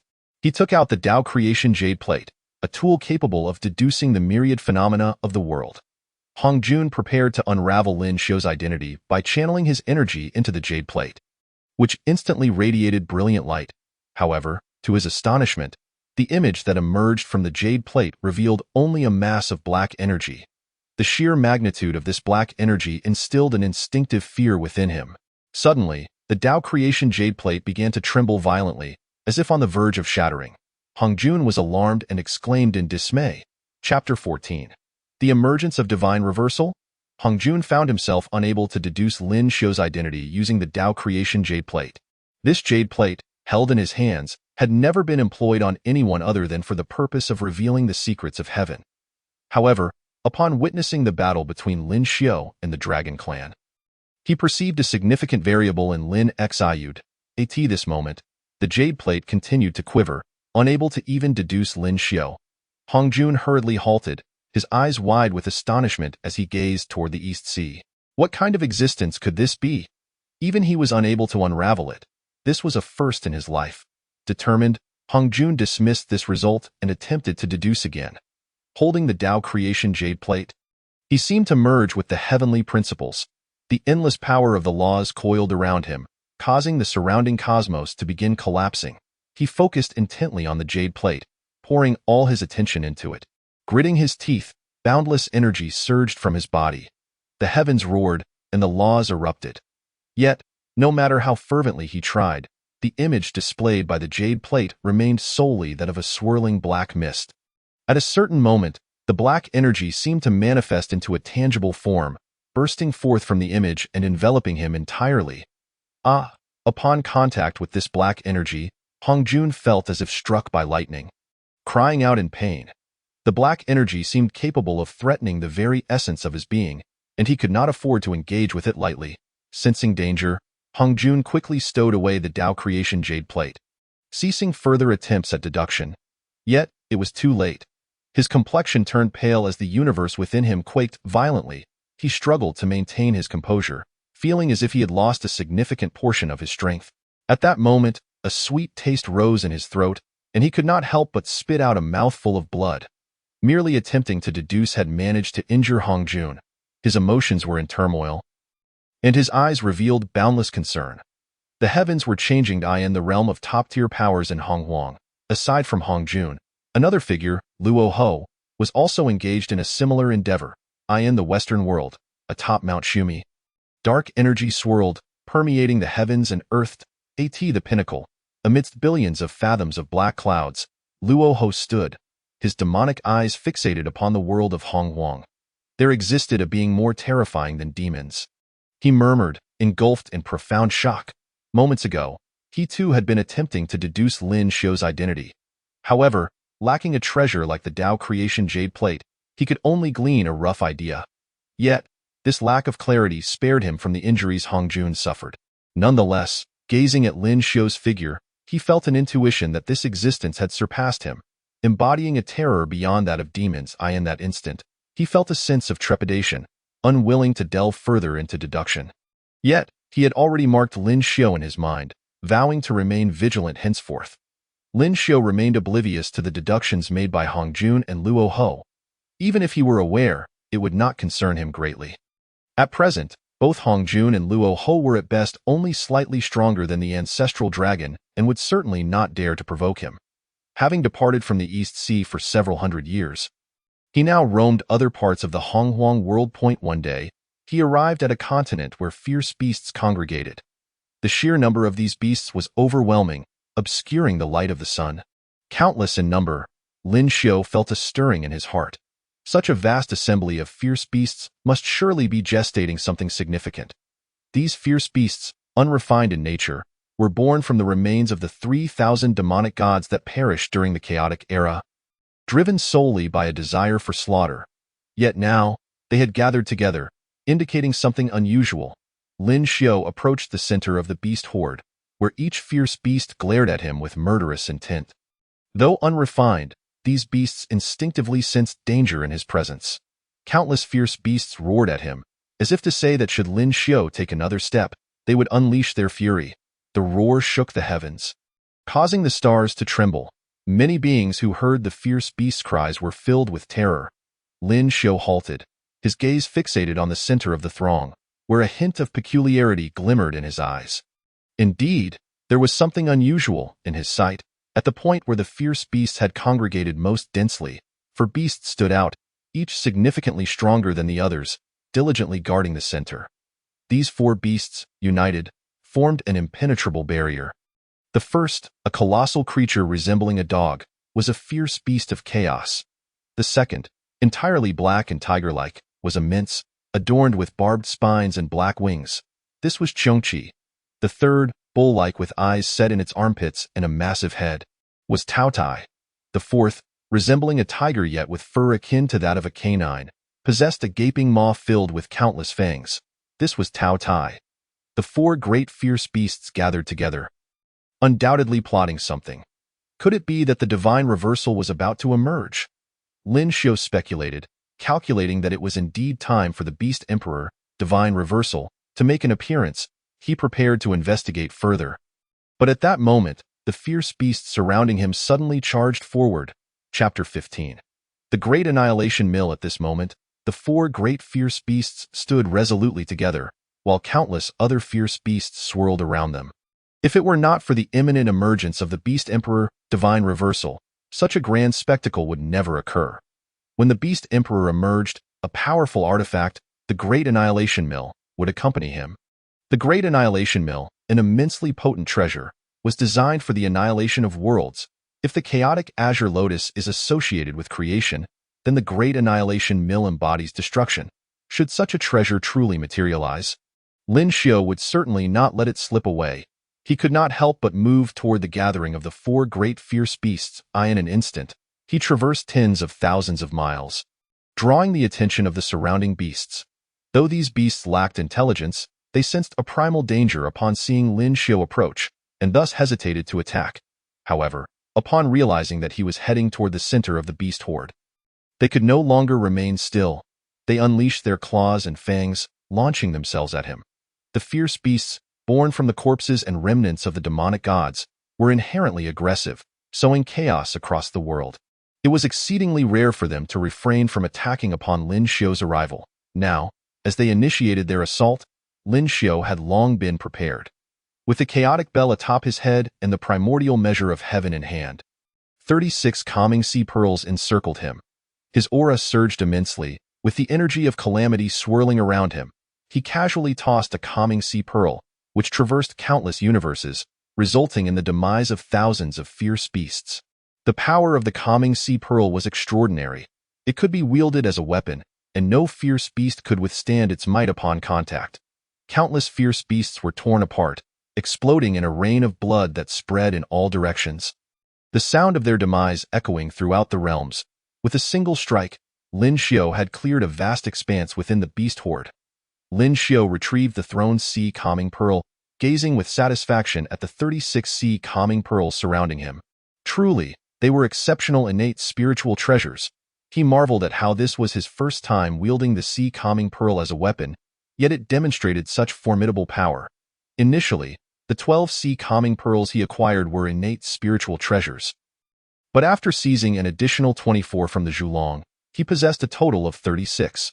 Only with all 36 sea calming pearls collected could one consider it complete, elevating its rank to that of an exceptional innate spiritual treasure. In addition to using the sea calming pearls for attack, Lin Xiao continuously harnessed the Hongming Liangtian ruler to assault. To slay ferocious beasts, one must employ such a potent weapon of destruction. With another sweep of brilliance, millions of ferocious beasts offered no resistance. Their bodies shattered and exploded into oblivion. The overwhelming might resonated through the heavens, causing the very stars to tremble. These savage creatures, driven by their bloodthirsty nature, were momentarily paralyzed upon witnessing the demise of millions of their kin. Though devoid of intellect, they could instinctively sense the impending danger. The countless ferocious beasts had initially surged toward Lin Xiao. But upon encountering his unparalleled assault, they stood frozen in place, utterly bewildered. It was a rare sight indeed. Even the most ferocious beings of the primordial wilderness were rendered speechless by Lin Xiao. Should other formidable beings of the wilderness witness such a scene, they would undoubtedly be astounded. It was known that the number of ferocious beasts was vast, and even the likes of Hongjun and Luahu would hesitate to intervene. Yet here was Lin Xiao, daring to provoke them and even instilling fear within them through his sheer might. A truly astonishing feat. In the midst of the ferocious beasts, the 4 central beasts took note of Lin Xiao's presence. From the very beginning, they had fixated their gaze upon him. However, bound by their duty to guard the center, the 4 beasts refrained from acting hastily. Lin Xiao diverted his attention from the other beasts and focused solely on these formidable 4. Each of them was at the realm of Tai Golden Immortal. This moment, these 4 majestic beasts possessed a cultivation level that was inconsequential to Lin Xiao. Noticing that the surrounding beasts had ceased their attacks, he wasted no time and charged directly toward the center. His speed was so great that he left behind only a fleeting black shadow across the countless stars. Upon seeing him approach with terrifying power, the 4 beasts were gripped by intense anxiety. They had witnessed Lin Xiao's strength during the recent battle, which far surpassed that of an ordinary Deluo Golden Immortal, coupled with the extraordinary treasure in his grasp. They understood that should he reach their vicinity, they would be unable to protect the center. The 4 ferocious beasts roared in unison, their voices echoing through the ancient heavens, causing the bodies of millions of beasts to tremble incessantly. As the roar resonated, all the ferocious beasts, having snapped out of their earlier stupor, immediately turned to unleash a frenzied assault upon Lin Xiao. They tore through the starry river and shattered the vast void. Colliding with mountains and rivers, determined to use their very bodies to impede Lin Xiao's advance, Lin Xiao remained unfazed. The 36 sea calming pearls shone radiantly, extinguishing myriad worlds. The Hongmeng Liangtian ruler swung continuously as he moved through the battlefield with the ease of a leisurely stroll. Untouched by blood, annihilating billions of ferocious beasts in an instant. With just a few strides, he traversed myriad miles in the blink of an eye, standing face to face with the 4 great beasts. Chapter 16. The Ferocious Beast Clan, an Eternal Rivalry. The 4 great beasts, Chaos, Qiongqi, Taotai, and Taozu, met Lin Xiao's gaze, their souls trembling involuntarily. The intensity of their fear was palpable, as if they were staring into an unfathomable abyss. Even the most vicious of beasts could not suppress their dread. The aura of calamity circulated around Lin Xiao as he approached, his Deluo Golden Immortal presence soaring to its zenith. The four great beasts could only fix their gaze upon him for a moment before being sent flying by the sea-calming pearls. With a mere strike, they were grievously wounded, nearly facing death.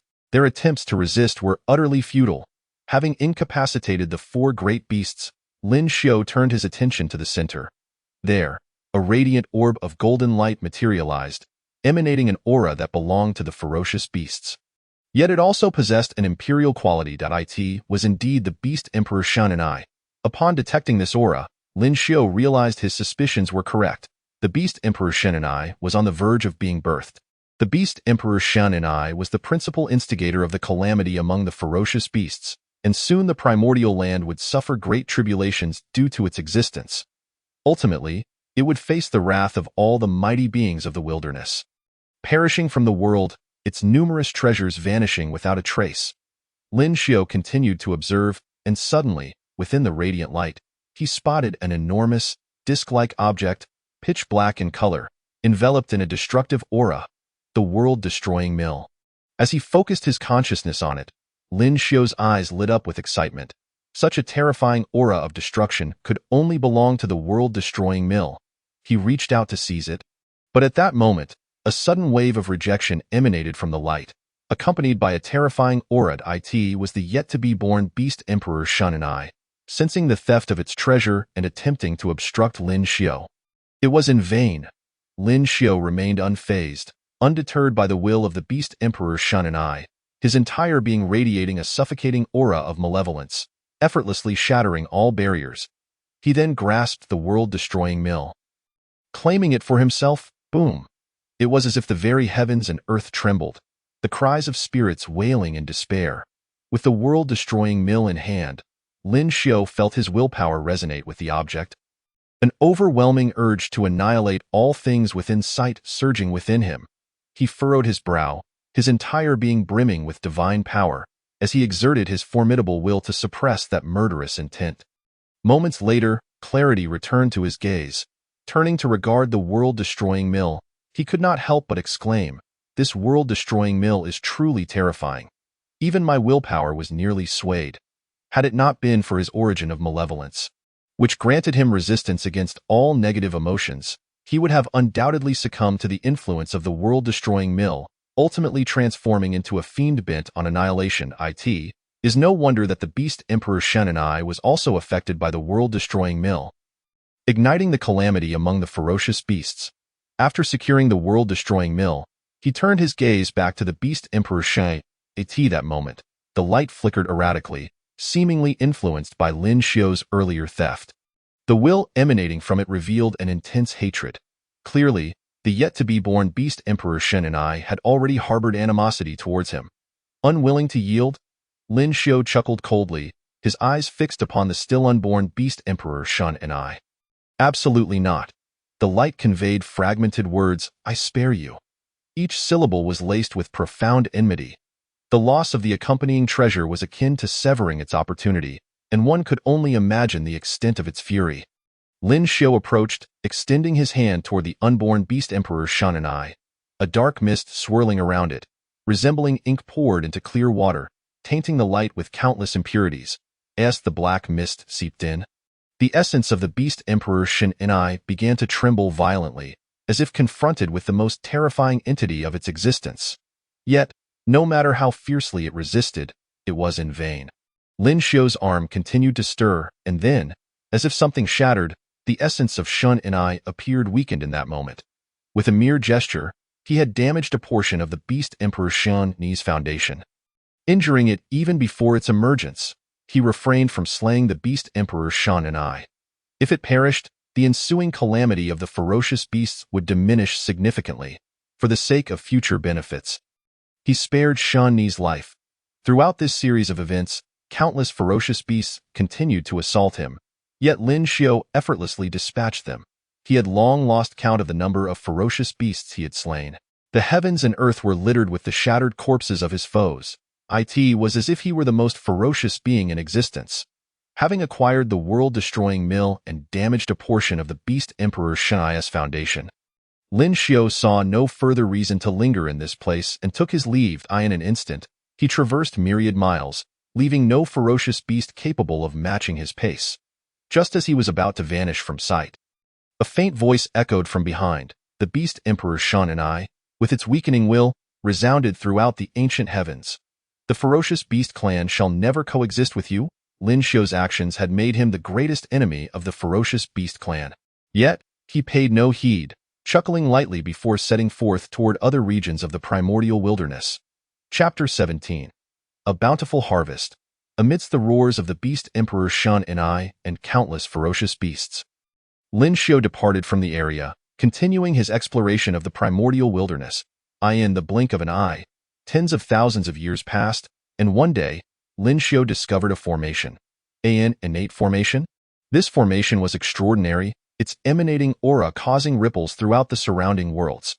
Unlike acquired formations, innate formations were born from the very essence of heaven and earth, formed by the forces of the cosmos. Encountering such a formation indicated the presence of an extraordinary treasure within. Lin Xiu felt a surge of excitement, knowing that his opportunity had arisen once more. Those who had traversed the primordial wilderness understood that encountering such innate formations would inevitably lead to abundant rewards. Without delay, he began to channel his power to unravel the formation. Lin Xiu summoned his treasures. The chaos bell circled above his head while the Pangu banner was held in his hand as he stepped into the formation. Inside the formation, celestial energy surged, and radiant light filled the air. Truly, it was an innate formation. Upon entering, Lin Xiu could not help but marvel at the intricacies of the formation. The innate formation is a natural phenomenon, devoid of any traces of artificial influence. Its mysteries align perfectly with the grand principles of the cosmos, exuding an extraordinary aura. Lin Xiu, utilizing the chaotic bell and the Pangu flag, dismantled the restrictions of the formation, revealing a vast world before his eyes. Within this realm, vitality flourished, manifesting in vibrant hues of green. As Lin Xiu traversed this world, he extended his consciousness outward. From an external perspective, the innate restrictions appeared relatively modest. Yet upon entering, he discovered an entire world contained within. His consciousness surged forth, momentarily enveloping the entirety of this realm, bringing all things within his sight. Suddenly, an overwhelming aura of slaughter surged towards him from within the formation. But Lin Xiu effortlessly dispersed it. Such a ferocious aura of slaughter could spell doom for anyone lacking sufficient strength. The formation so fierce must surely conceal extraordinary treasures. Rather than feeling apprehensive under the relentless assault of the slaughtering aura, Lin Xiu's face radiated astonishment. He expanded his consciousness to every corner, and suddenly, amidst a colossal mountain range, he beheld two lotus platforms. One was resplendent in gold, while the other was shrouded in black, each boasting 12 grades. The 12-grade golden lotus bore a striking resemblance to the legendary 12-grade merit golden lotus, while the 12-grade black lotus echoed the fabled 12-grade annihilation black lotus, if true. This journey would yield tremendous rewards in the primordial chaos. Before the world took shape, there existed a single azure lotus, the chaotic azure lotus, the very essence from which Pangu was birthed. The chaotic azure lotus is a primordial treasure of unparalleled significance, on par with the creation disk and the heaven-splitting axe. After Pangu wielded the heaven-splitting axe to cleave through the chaos, thereby shaping the primordial world, the chaotic azure lotus could not bear the weight of creation. A matured lotus seed transformed into the 36 grades of creation azure lotus, dividing into 3 among these. The red flower became the dragon-forming staff, the white lotus morphed into the 3 treasures jade rui, and the green lotus leaf transformed into the green floating sword. The remaining 3 immature lotus seeds evolved into the 12-grade merit golden lotus, the 12-grade fiery red lotus, and the 12-grade annihilation black lotus. The 12-grade merit golden lotus and the 12-grade annihilation black lotus would later become possessions of the Western world's guiding figure and the demon ancestor Luo Hu, respectively. Yet now, they lay before Lin Xiu. Lin Xiu focused his consciousness upon them, and the information regarding the 12-grade golden lotus and the 12-grade black lotus flooded into his mind. Indeed, they were authentic. His astonishment was uncontainable, as the knowledge imparted by his consciousness confirmed the treasure's legitimacy. Should he manage to dismantle the formations surrounding these 2 treasures, he would secure the 12-grade merit golden lotus and the 12-grade annihilation black lotus. Immediately, he summoned his own magical powers and effortlessly dismantled the final formation. Although this array was formidable, it posed little challenge to Lin Xiao. Upon breaking through, he grasped the floating black lotus and golden lotus in his hands. The 12-grade merit golden lotus radiated boundless golden light, its aura of merit swirling above. This 12-grade merit golden lotus was a supreme innate spiritual treasure. Originally, it was destined to be obtained by Hong Jun, who would later wield it in the West, using it multiple times to establish a formidable reputation throughout the primordial realm. Lin Xiao then turned his gaze to the other Black Lotus. The 12-grade Annihilation Black Lotus exuded an aura of terror. Enveloped in swirling black energy, he knew that this 12-grade Annihilation Black Lotus would eventually fall into the hands of the demon ancestor Luo Hu, who would unleash untold slaughter. However, after Luo Hu's demise, the whereabouts of this 12-grade Annihilation Black Lotus became a mystery. Like the 12-grade Merit Golden Lotus, the 12-grade Annihilation Black Lotus was also a supreme innate spiritual treasure. By acquiring both of these extraordinary artifacts, Lin Xiao had stumbled upon an immense opportunity. He stored the treasures within his primordial spirit space, contentedly preparing to depart. At that moment, two powerful auras surged toward him, one ethereal and celestial, the other brimming with demonic energy. It was Hong Jun and Luo Hu, both drawn by the emergence of the treasures, eager to seize them for themselves. Regrettably for them, both treasures were already in Lin Xiao's possession. Chapter 18. The early bird catches the worm. Hong Jun and Luo Hu, sensing the treasure's emergence, prepared to lay claim to them. In the original timeline, they would have clashed fiercely over the treasures, each departing with a lotus platform. Hong Jun with the 12-grade Merit Golden Lotus and Luo Hu with the 12-grade Annihilation Black Lotus. However, upon arriving at the site of the innate formation, they found the treasures vanished. Hong Jun, arriving first, noticed the broken formation and immediately felt a sense of foreboding.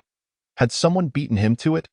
As he probed this world with his consciousness, he spotted a familiar figure. It was him. Upon recognizing the silhouette, Hong Jun was taken aback. The mysterious individual who had previously gained renown during the battle with the Dragon Clan. He had once utilized the creation disc to deduce this person's identity, but, for reasons unknown, had failed and even suffered backlash. Now, witnessing this individual and realizing the treasures he sought were already taken, anger surged within Hong Jun. At that moment, another figure entered the shattered formation, enveloped in overwhelming demonic energy, causing the surrounding vegetation to wither. Luo Hu? Hong Jun furrowed his brow. He recognized this figure as his old adversary, Luo Hu. Like Hong Jun, Luo Hu sought the treasures, but upon sensing their absence, his expression soured. Is he also here? Luo Hu's gaze swept over the area and landed on Hong Jun, his demeanor growing even more displeased. Hong Jun ignored Luo Hu. Their relationship was akin to that of sworn enemies, and there was little to say. Lin Xiao, meanwhile, had also noticed the two approaching. Did you take the treasures? Luo Hu inquired, looming over him. Although he had sensed Lin Xiao's prowess during their previous encounters, Luo Hu now stood at the pinnacle of the great Luo Golden Immortal Realm. Unafraid of anyone, I advise you to hand over the treasures, and I may spare your life. Undoubtedly, he had already claimed these treasures as his own. Meanwhile, Hong Jun approached, though he did not align himself with Luo Hu. His gaze fixated on Lin Xiao's treasures. It is improper for a fellow Taoist to possess such precious spiritual artifacts. Their implications were clear. Both were demanding Lin Xiao surrender the treasures in his possession. Having sensed the extraordinary nature of the treasures upon their arrival, Hong Jun and Luo Hu had both concluded that Lin Xiao was likely the one who had acquired them after entering the formation. Lin Xiao's expression turned icy as he regarded both figures. Heavenly materials and earthly treasures may be claimed by those with fate. Is it not unbecoming of innate beings to act so aggressively? With both the 12-grade Merit Golden Lotus and the 12-grade Annihilation Black Lotus in his grasp, he had no intention of relinquishing them. Hong Jun and Luo Hu seethed with anger upon hearing his words. Their names were well known throughout the primordial realm. Both were born from the remnants of the ancient 3,000 demon gods, possessing formidable roots. They could not tolerate anyone who dared to seize their treasures. Seeing Lin Xiao's refusal to part with the artifacts, both adversaries prepared to strike. Despite their lack of verbal communication, they were resolved to wrest the treasures from Lin Xiao's hands. Although they had previously acknowledged Lin Xiao's strength, they believed that together they could overpower him. Humph! Hong Jun and Luo Hu exchanged disdainful snorts before summoning their weapons. Hong Jun conjured the creation disc, allowing it to hover above him, emanating an aura of profound mystery. With the principles of the cosmos entwined upon it, though not whole, the power radiating from this primordial treasure far surpassed that of any ordinary artifact. Meanwhile, Luo, who brandished the god-slaying spear, a weapon of unparalleled lethality, infused with the essence of slaughter, capable of making even saints wary of its edge, as the two unleashed their mightiest weapons, it was evident that they were still cautious of Lin Xiao. A cataclysmic assault capable of obliterating countless realms surged toward Lin Xiu in this world safeguarded by the innate formation. Such terrifying power was beyond its capacity to withstand, threatening immediate annihilation. Yet, in the face of this combined strike, Lin Xiao remained unfazed, summoning his own treasures. The chaotic bell, the primordial measuring ruler, and 36 calming sea pearls were all in his hands. Though Hongjun and Luo, whose attack was fearsome, Lin Xiao's current strength surpassed theirs, allowing him to effortlessly counter their combined onslaught. The brilliance of the creation disc and the god-slaying spear dimmed in the face of his might. What? Hongjun and Luo, who exclaimed in shock, unable to comprehend how their united force had been thwarted. Chapter 19. Tempering the body at that moment, both Hongjun and Luo, who were left in a state of astonishment, they could hardly fathom that their combined attack had been so easily dismantled. Just how powerful was he? The two exchanged incredulous glances, contemplating Lin Xiao's formidable presence. As memories of their prior encounters flooded back, they recalled the peculiarities they had sensed while attempting to deduce his identity. Recognizing the precariousness of their situation, both Hongjun and Luo who began to entertain thoughts of retreat. The treasures are yours. I take my leave. After the two individuals concluded their conversation, they prepared to depart. Lin Xiao observed the weapons in their hands, a peculiar light gleaming in his eyes. The creation jade disc and the god-slaying spear were indeed remarkable treasures. The creation jade disc was one of the primordial treasures, and although it was not entirely complete, it remained among the pinnacle of treasures in the primordial world. The god-slaying spear, on the other hand, was the foremost weapon of destruction in existence, feared even by sages. If he could seize these two artifacts, his combat prowess would undoubtedly be significantly enhanced. Contemplating this, he cast a cold gaze towards Hongjun and Luo Ho, declaring, "You dare to seize my opportunity today and simply depart? Do you think I will let you off easily?" As he spoke, his magical energy began to rise. Sensing this overwhelming aura, Hongjun and Luo Ho, who had initially intended to leave, found their steps faltering. They turned back to gaze at Lin Xiao, their expressions grim yet forced into a semblance of a smile. "Fellow Taoist, might we inquire what else you desire?" Although uncertain of Lin Xiao's intentions, they surmised that it was not a matter to be dismissed lightly. "I find the creation jade disc and the god-slaying spear quite appealing. Perhaps you should consider relinquishing them." With that, Lin Xiao awaited their response. "You?" Hongjun and Luo Ho were infuriated, utterly taken aback by Lin Xiao's covetous gaze upon their treasured artifacts.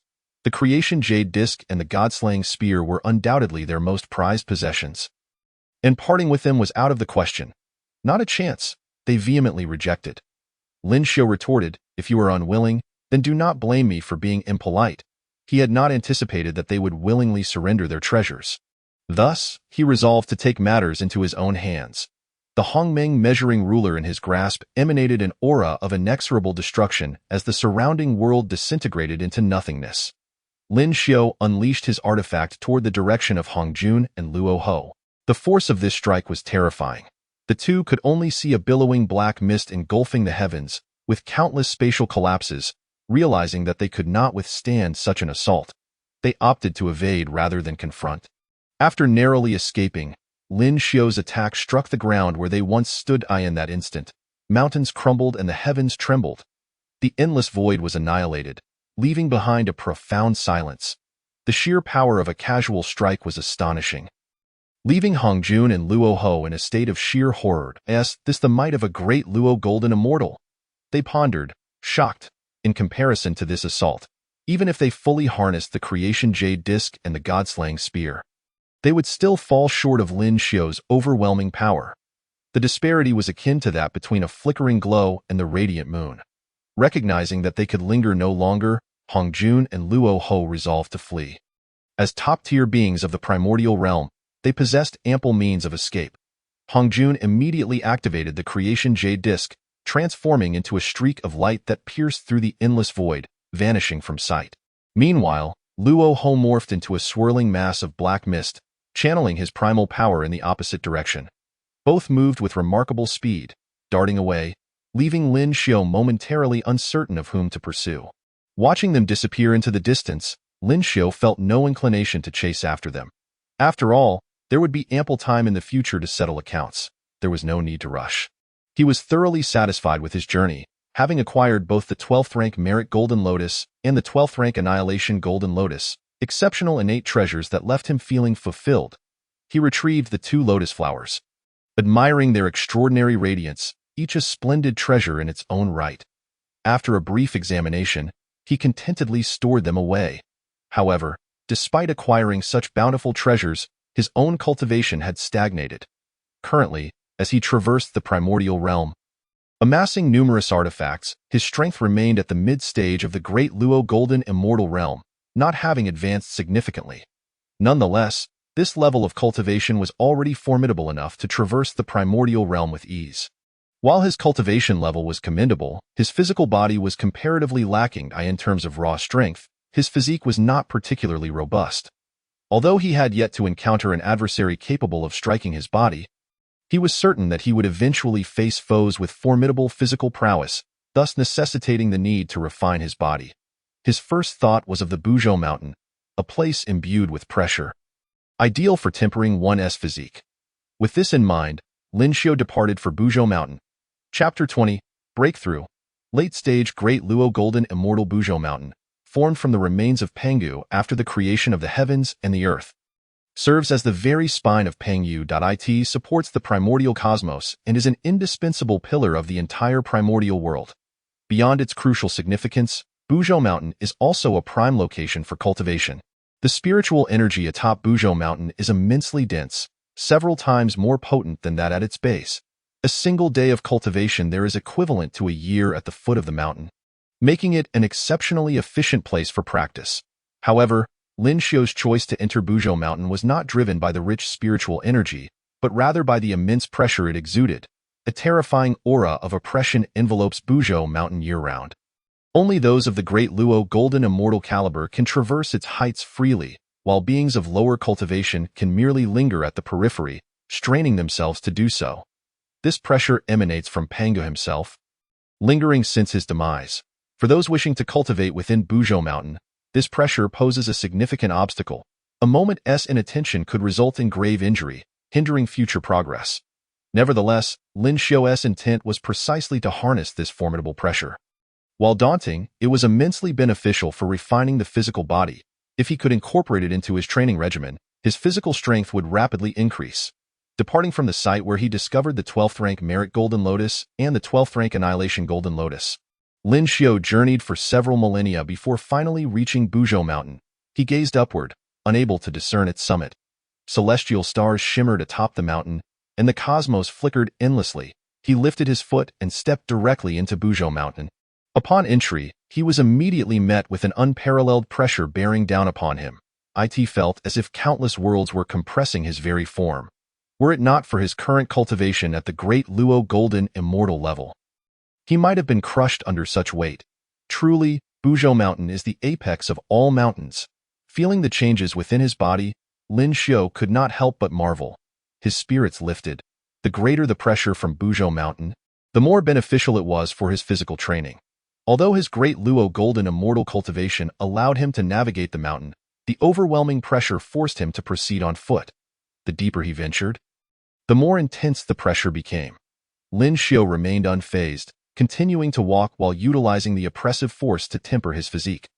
Ultimately, he arrived at a location where the pressure was extraordinarily immense, and there he commenced his seclusion. Closing his eyes, he delved within, repeatedly utilizing the overwhelming force to cultivate. Though his body remained steadfast, he was in a constant struggle against the unrelenting pressure. Time in the primordial realm is unrecorded. Since Lin Xiao entered his seclusion within Buzhou Mountain, time has flown by at an astonishing pace. During his seclusion, a powerful race resided at the foot of Buzhou Mountain. This formidable race was none other than the Qilin clan. destined to divide the world with the Dragon and Phoenix clans in the future. The clan leader, Shirchilan, caught sight of Lin Xiao's figure during this period, and many of his kin also beheld him. Some clan members suggested, should we not drive this outsider away from our vicinity? Clearly, the presence of such a powerful individual near their clan posed a certain level of pressure. Shirchilan fixated on the direction where Lin Xiao was cultivating. His brow furrowed in concern. I cannot discern this individual's strength, he remarked, a hint of trepidation evident in his tone. Issue my decree. The Qilin clan must not take action against this person, under Shirchilan's orders. All members of the Qilin clan refrained from interrupting Lin Xiao's cultivation. In the blink of an eye, millions of years passed. One day, Lin Xiao, who had kept his eyes tightly shut, suddenly opened them. In that instant, an overwhelming surge of malevolent energy erupted forth, causing the very fabric of space to tremble. Slowly rising to his feet, his body crackled with explosive sounds, akin to world-shattering. Late-stage Great Luo Golden Immortal. Lin Xiao's eyes sparkled with brilliance as he surveyed his physique. After millions of years of cultivation atop Buzhou Mountain, he had successfully ascended from mid-stage to late-stage Great Luo Golden Immortal.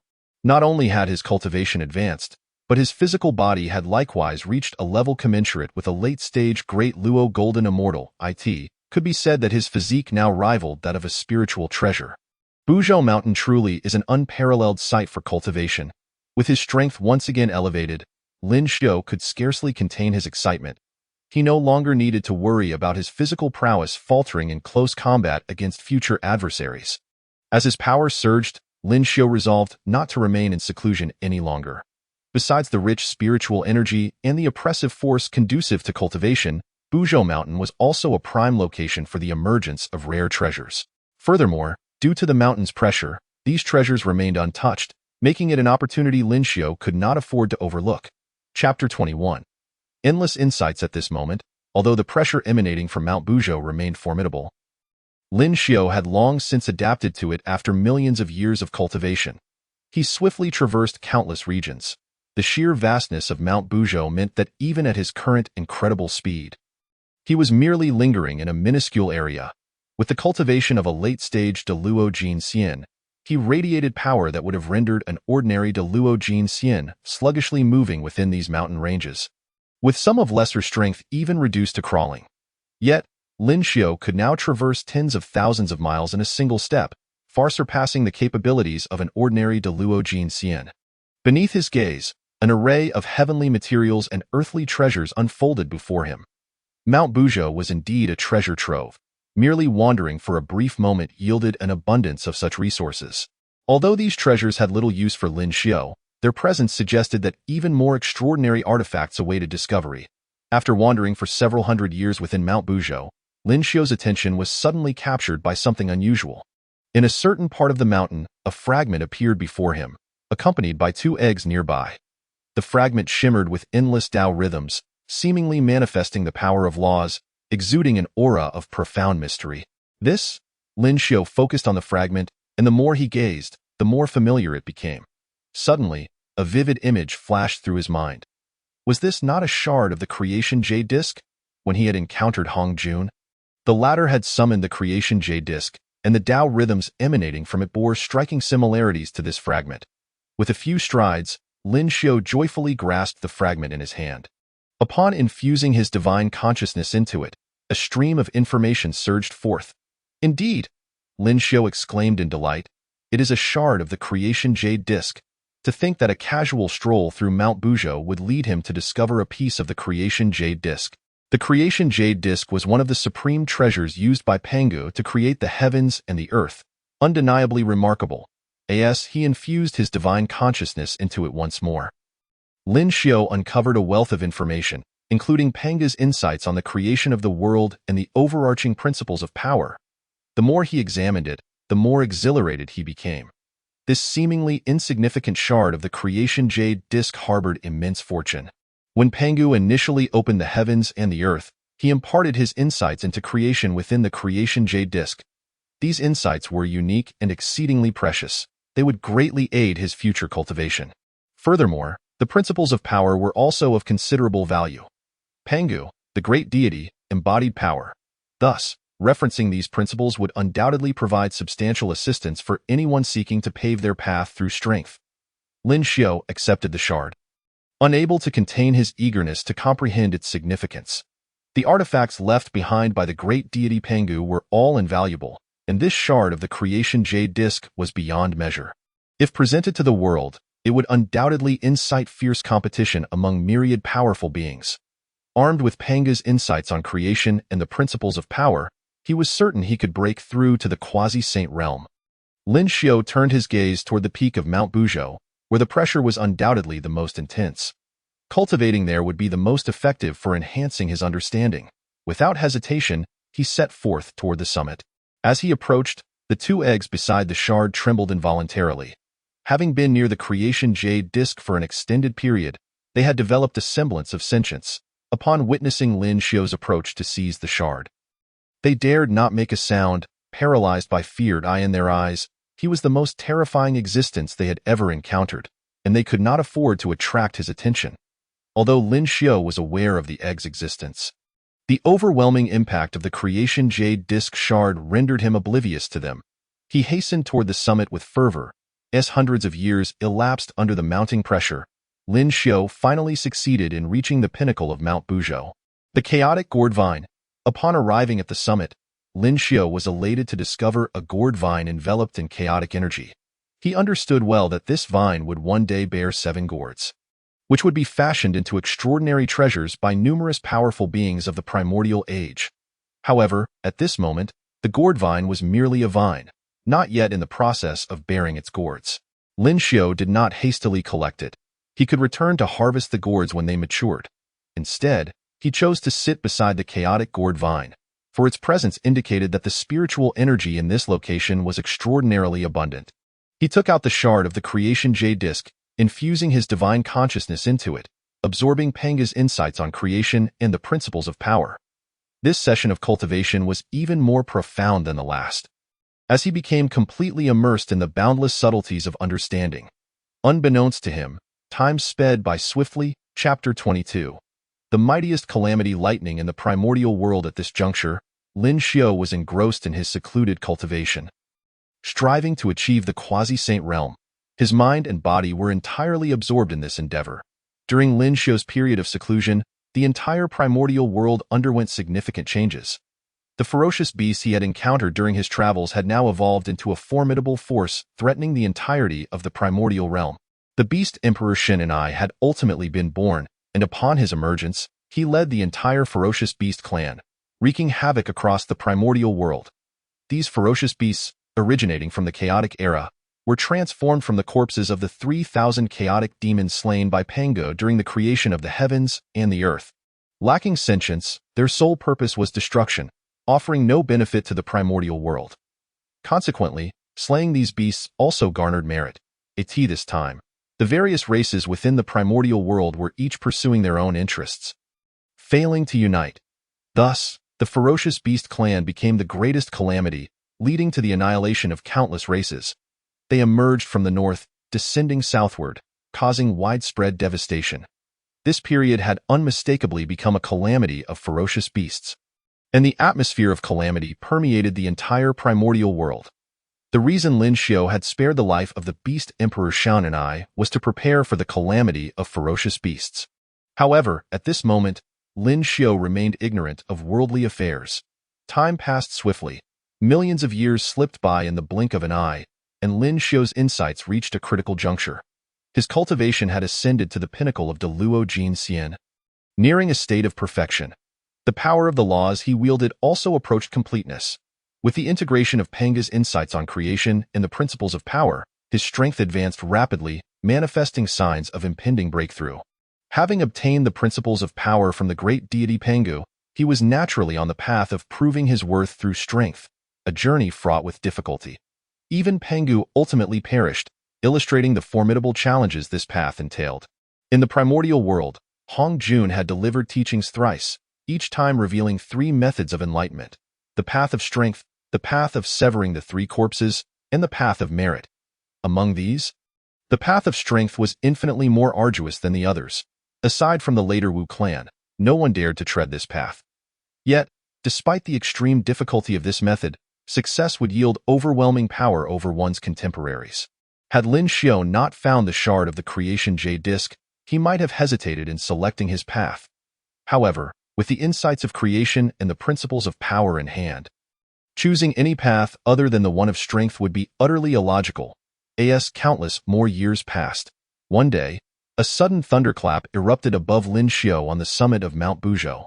In an instant, endless thunderclouds gathered with a rush, purple calamity lightning swirling within, each bolt carrying the capacity to annihilate the heavens and the earth, exuding an aura of terror.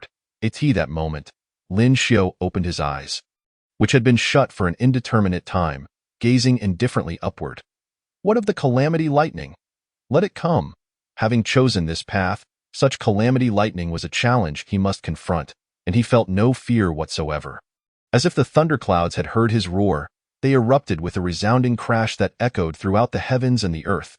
Subsequently, countless bolts of purple lightning, each as thick as mountains, cascaded down toward Lin Xiao. In an instant, myriad spaces shattered, and the winds howled violently, instilling unparalleled terror in all beings who beheld this scene. At the foot of Mount Buzhou, where the Qilin clan resided, all members of the Qilin tribe stood frozen in awe. Gazing at the horrifying spectacle atop Mount Buzhou, the primordial Qilin could no longer remain seated. He emerged from his clan, standing upon the earth, eyes raised to witness the cataclysmic lightning. Such terrifying calamity lightning. What had transpired within Mount Buzhou? He stared in shock at the heavens. This calamity lightning was unlike anything he had ever witnessed in his life. A foreboding sense enveloped him, and he realized that if he were beneath that lightning, in a mere breath, he would likely be obliterated, his entire being reduced to nothingness. Suddenly, a thought crossed his mind, an image flashing in his consciousness. Could it be him? The primordial Qilin recalled Lin Xiao, whom he had seen previously, engaged in the refinement of his physical body. He had refrained from sending anyone to interrupt him. If this calamity lightning indeed originated from that individual, his decision to leave Lin Xiao undisturbed had proven to be the wisest choice. With this realization, a flicker of relief passed through the primordial Qilin's heart, yet he remained profoundly shaken as his gaze remained fixed on the tumultuous thunderclouds above.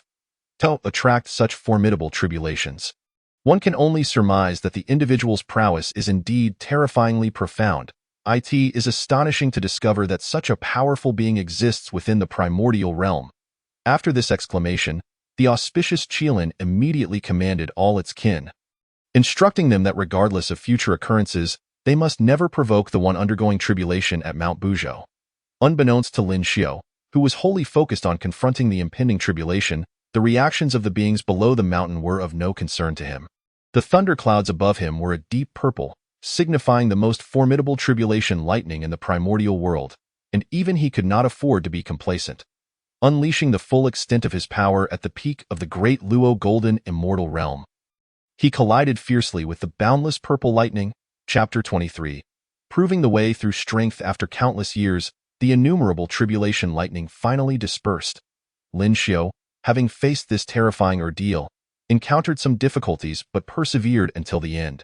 At that moment, he entered an enigmatic state, the laws of power radiating from him, and his aura had grown exponentially compared to his former self as a great Luo golden immortal. He held nothing back, releasing his entire might, and throughout the primordial realm, countless powerful beings sensed this overwhelming force. Left in awe, weaker creatures instinctively knelt towards Mount Buzhou. Today, Lin Xiao successfully proved his path to quasi-sainthood through strength.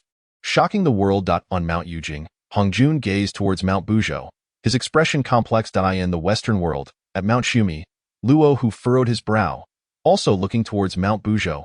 Lin Xiao floated above Mount Buzhou.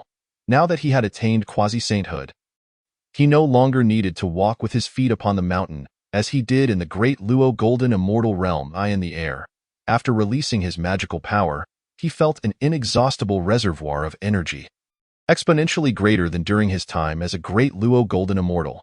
Having proven my path to quasi-sainthood through strength, I am several times more powerful than an ordinary quasi-saint. Even if several early-stage quasi-saints joined forces, they would not stand a chance against me. His confidence soared, a benefit derived from the laws of power. Reflecting upon this, Lin Xiao took out a fragment of the primal chaos jade plate. His gaze fixed upon it. The laws of power are indeed the mightiest of principles. Now that I have attained quasi-sainthood, I have merely grasped the rudiments. If I were to fully comprehend it, I cannot fathom how much my strength would increase. The very fact that he succeeded in proving his path to quasi-sainthood with such a limited understanding of these laws speaks to their terrifying nature. With his strength greatly augmented, Lin Xiao felt no need to linger on Mount Buzhou any longer. He took a single step, instantly traversing countless miles, heading beyond the mountain. Upon exiting Mount Buzhou, he felt a stirring in his heart and gazed into the distance. The pervasive aura of calamity is so dense. Has the calamity of fierce beasts commenced? At this moment, the primordial world was markedly different from when he first entered Mount Buzhou. The atmosphere was thick with the aura of calamity. A flicker of excitement coursed through Lin Xiao. As the source of myriad calamities, this malevolent energy was highly beneficial to him. The more concentrated the malevolent energy, the faster his strength would grow upon its consumption. While fierce beasts wreaked havoc upon the world, the various races remained unaware of the necessity to unite against this threat, each fighting their battles independently. Consequently, fierce beasts had almost obliterated numerous races. The innate 100 races engaged in fierce battles against the fierce beasts. Countless fierce beasts were exterminated, and innumerable innate beings perished. The devastation was extreme, having triggered a calamity. At this juncture, Lin Xiao made his way from Mount Buzhou into the primordial expanse. He did not make any effort to conceal his identity. Having just ascended to quasi-sainthood, he radiated his aura far and wide. Wherever he passed, whether innate beings or fierce beasts, none dared to approach him. As he advanced, one of the 4 fierce beasts, Chaos, caught sight of his figure. Chaos, currently leading countless fierce beasts in an assault against the Tianlang clan, was alarmed to see Lin Xiao. The Tianlang clan, being weak, struggled to withstand the onslaught of the fierce beasts and was on the verge of defeat. "It's him," Chaos exclaimed, his face draining of color as he beheld Lin Xiao in the distance. The oppressive malevolent aura that surrounded Lin Xiao caused the very space around him to tremble. When the Beast Emperor Shun and I had emerged, Lin Xiao had left an indelible impression on the 4 fierce beasts. A sensation of being utterly overmatched that was profoundly terrifying. Although the Beast Emperor Shun and I subsequently emerged smoothly, plunging the primordial realm into calamity, both the 4 divine beasts and the Beast Emperor Shun and I harbored a nightmarish specter in their hearts. And now, this specter stood right before Chaos. In disbelief, Chaos rubbed his eyes and looked again at the figure. For a moment, it felt as though their gazes had met. The icy stare sent chills down Chaos's spine, leaving him drenched in cold sweat, his body trembling involuntarily. "This is bad. I must report to the Beast Emperor at once." As he watched Lin Xiao's figure gradually recede, Chaos finally snapped out of his stupor. He immediately bellowed to the countless fierce beasts around him, commanding them to cease their assault. Those Tianlang clan members still engaged in battle were left bewildered as they witnessed the fierce beasts retreating. They had been at a disadvantage, and had they continued fighting, the Tianlang clan would have been annihilated. Yet now, these fierce beasts were inexplicably withdrawing, leaving the members of the Tianlang clan in a state of confusion. The direction Lin Xiao was heading was the heart of the battlefield, where the Beast Emperor Shan and I was located, for there the aura of calamity was densest. He walked slowly, absorbing the malevolent energy along his path. Chaos, well aware of where that direction led, urged the surrounding fierce beasts to halt their battle and hasten towards the Beast Emperor Shun and I. Several hundred years later, Chaos reached Shun and I, who was currently engaged in a fierce battle with the Innate Bai clan. Anxiously, Chaos shouted, "Your Majesty, bad news." Chapter 24. Stronger than my peak as a great Luo Golden Immortal? The fierce beasts continued their relentless assault on the innate 100 races under the command of the Beast Emperor Shan and I. The Innate Bai clan, besieged by these terrifying fierce beasts, was gripped by fear and had begun to unite in their defense. However, the fierce beasts still held the upper hand, just as Shun and I was reveling in his victories. Chaos unexpectedly returned from another direction and, upon seeing him, exclaimed in horror, "Your Majesty, something terrible has happened." "What is it?" Shin and I inquired. "The mysterious individual who stole your world-destroying grinding mill is approaching," Chaos declared, unable to mask his terror. "What?" Shin Enias' expression shifted dramatically, his gaze locking onto chaos as he demanded, "Is this true?" His voice trembled with apprehension. Lin Xiao had left a profound impression on him even before his emergence. In his heart, Shan Enai had already regarded him as his greatest nemesis.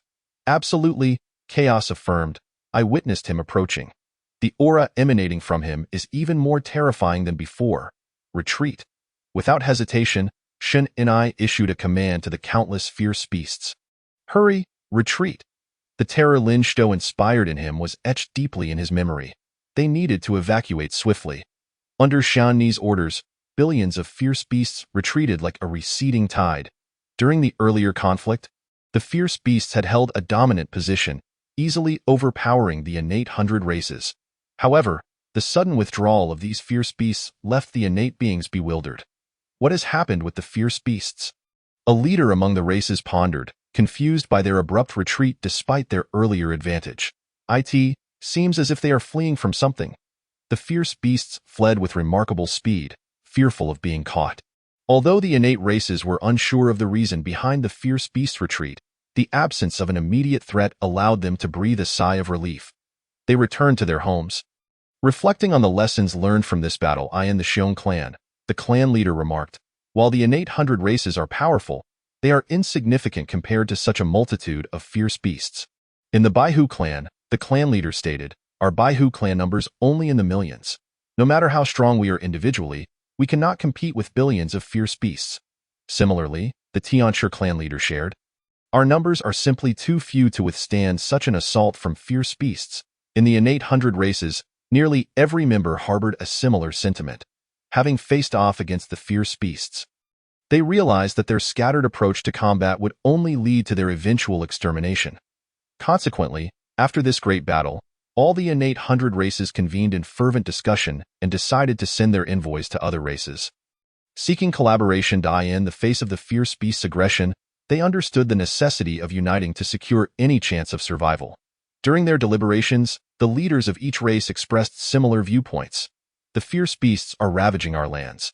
We, the innate 100 races, must join forces to combat them. We are too dispersed. We need leaders to guide all innate beings. But who shall lead the innate 100 races?"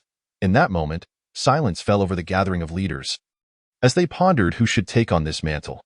For a while, they could not reach a consensus.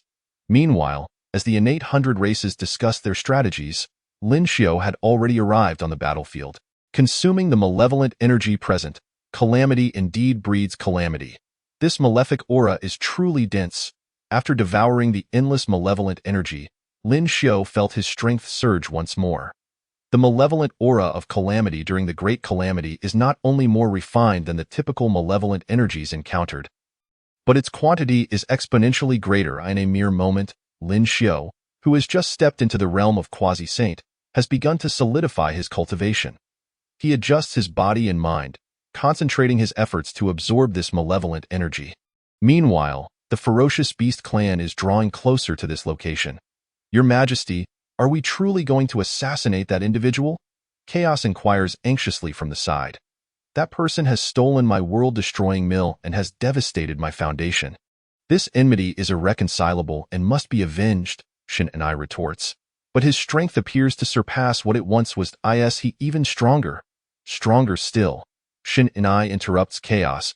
"Can he rival a Great Luo Golden Immortal? I am currently at the pinnacle of the Great Luo Golden Immortal realm, and there is no one in this world who can contend with me." At this moment, the concept of quasi-saint does not yet exist within the entirety of the primordial world. Thus, to all living beings, the Great Luo Golden Immortal is regarded as the most formidable existence. Upon hearing that Lin Xiao had re-emerged, Shan and I wasted no time and departed immediately. He then rallied all the ferocious beasts, preparing to exact vengeance on Lin Xiao for past grievances. Though he has attained the pinnacle of the Great Luo Golden Immortal, he remains acutely aware of Lin Xiao's terrifying prowess and thus makes thorough preparations. Chapter 25. The Army of Ferocious Beasts. Shrouding the heavens and blocking the sun, the entire army of ferocious beasts marches forth with great momentum, trampling across the myriad realms, with billions of beasts darkening the skies as they sweep in. Their terrifying might instills fear in all other beings, none daring to approach. Those of lesser strength tremble uncontrollably.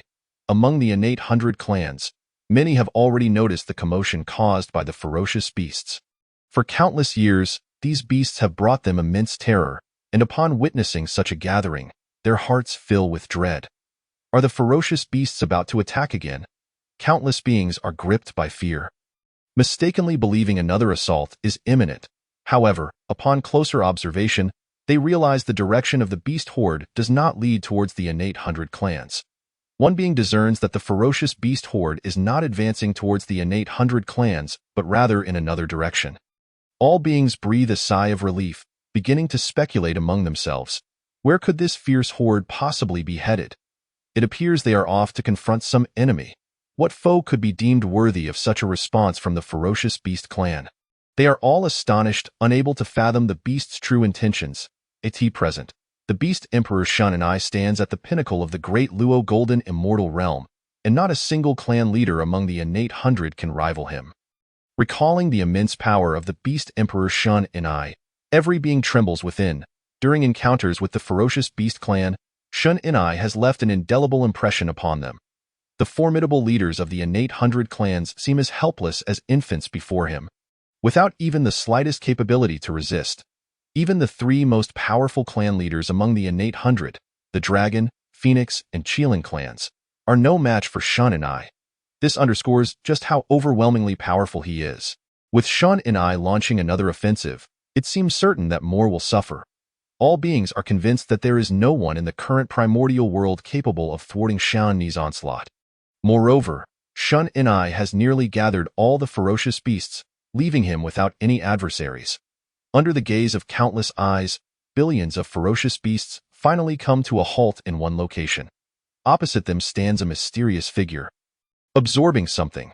This figure is enveloped in a swirling black mist, exuding an aura that is utterly terrifying.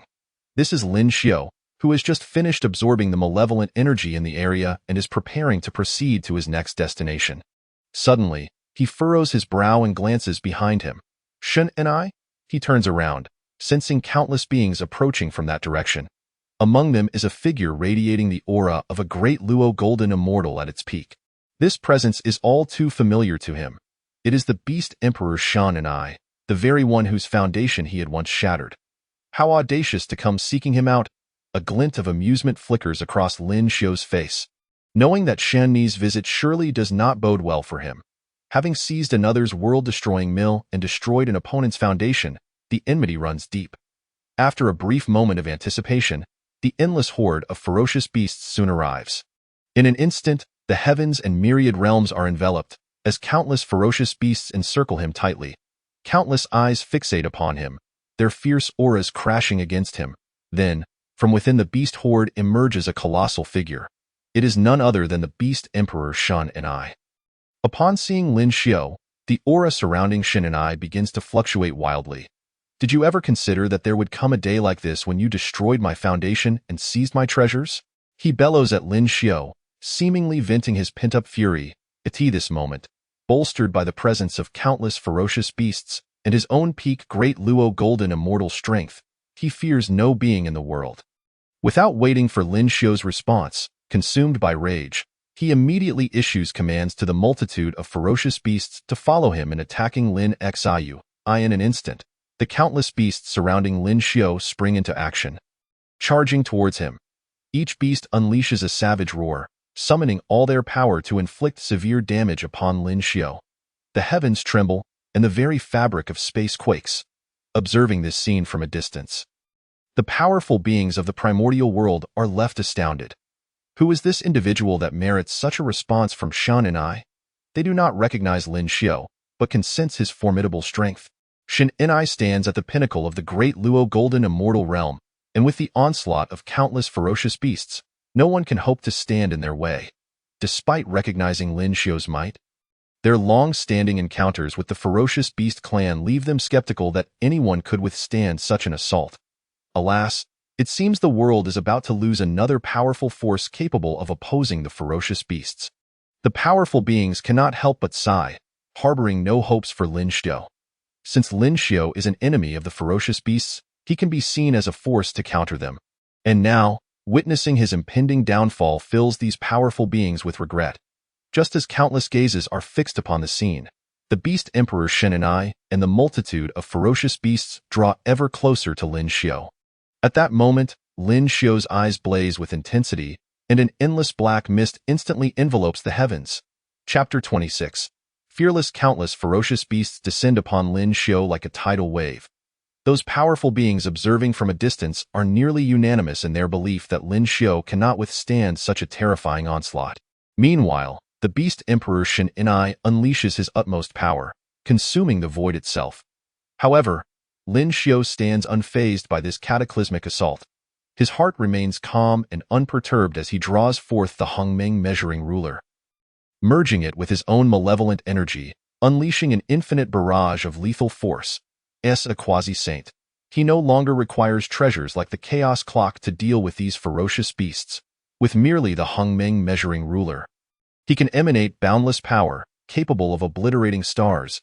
He lightly swings the Hongmeng measuring ruler, and its terrifying might erupts, causing the very heavens to shatter.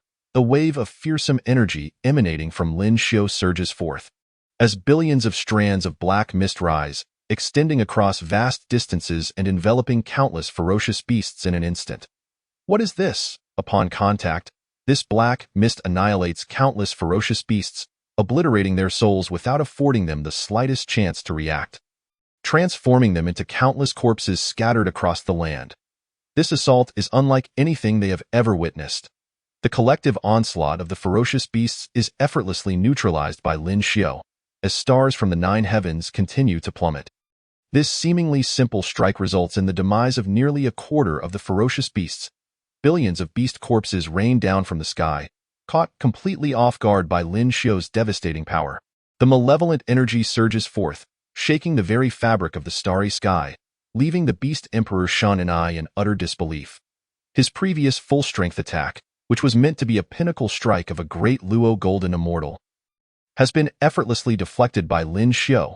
The onslaught of the ferocious beasts has been thwarted. Observing this scene, countless powerful beings of the primordial world reveal expressions of astonishment. It is evident that this mysterious figure's attack has surpassed their comprehension. Since Lin Xiu's emergence in the primordial world, he has only engaged in a single battle with the Dragon Clan, after which he rarely made an appearance. Therefore, the beings of this world do not hold a particularly profound impression of Lin Xiu. Yet, at this moment, armed only with a single ruler, he shatters the void of myriad realms, almost annihilating a quarter of the ferocious beasts on the battlefield. Such might is truly astonishing to these powerful beings. To them, the Beast Emperor Shen and I, at the pinnacle of the great Luo Golden Immortal realm, is an invincible force in the primordial world. However, in today's battle against this mysterious powerhouse, he finds himself at a complete disadvantage. With even his full-strength assault effortlessly neutralized in the current primordial world, the concepts of quasi-saints and saints do not yet exist. Thus, the power Lin Xiu has unleashed with this strike is the most terrifying they have ever witnessed. Countless ferocious beasts, struck by Lin Xiu's attack, hesitate to continue their assault. The Beast Emperor Shen and I also trembles. He stands frozen, murmuring, he is definitely not a great Luo Golden Immortal, despite being at the pinnacle of the great Luo Golden Immortal realm, and thus ostensibly the strongest in the primordial world. The sheer force Lin Xiu casually displays dwarfs his own by immeasurable magnitudes. This is a power that exists on an entirely different plane. It is evident that the opponent has far surpassed the realm of the great Luo Golden Immortal.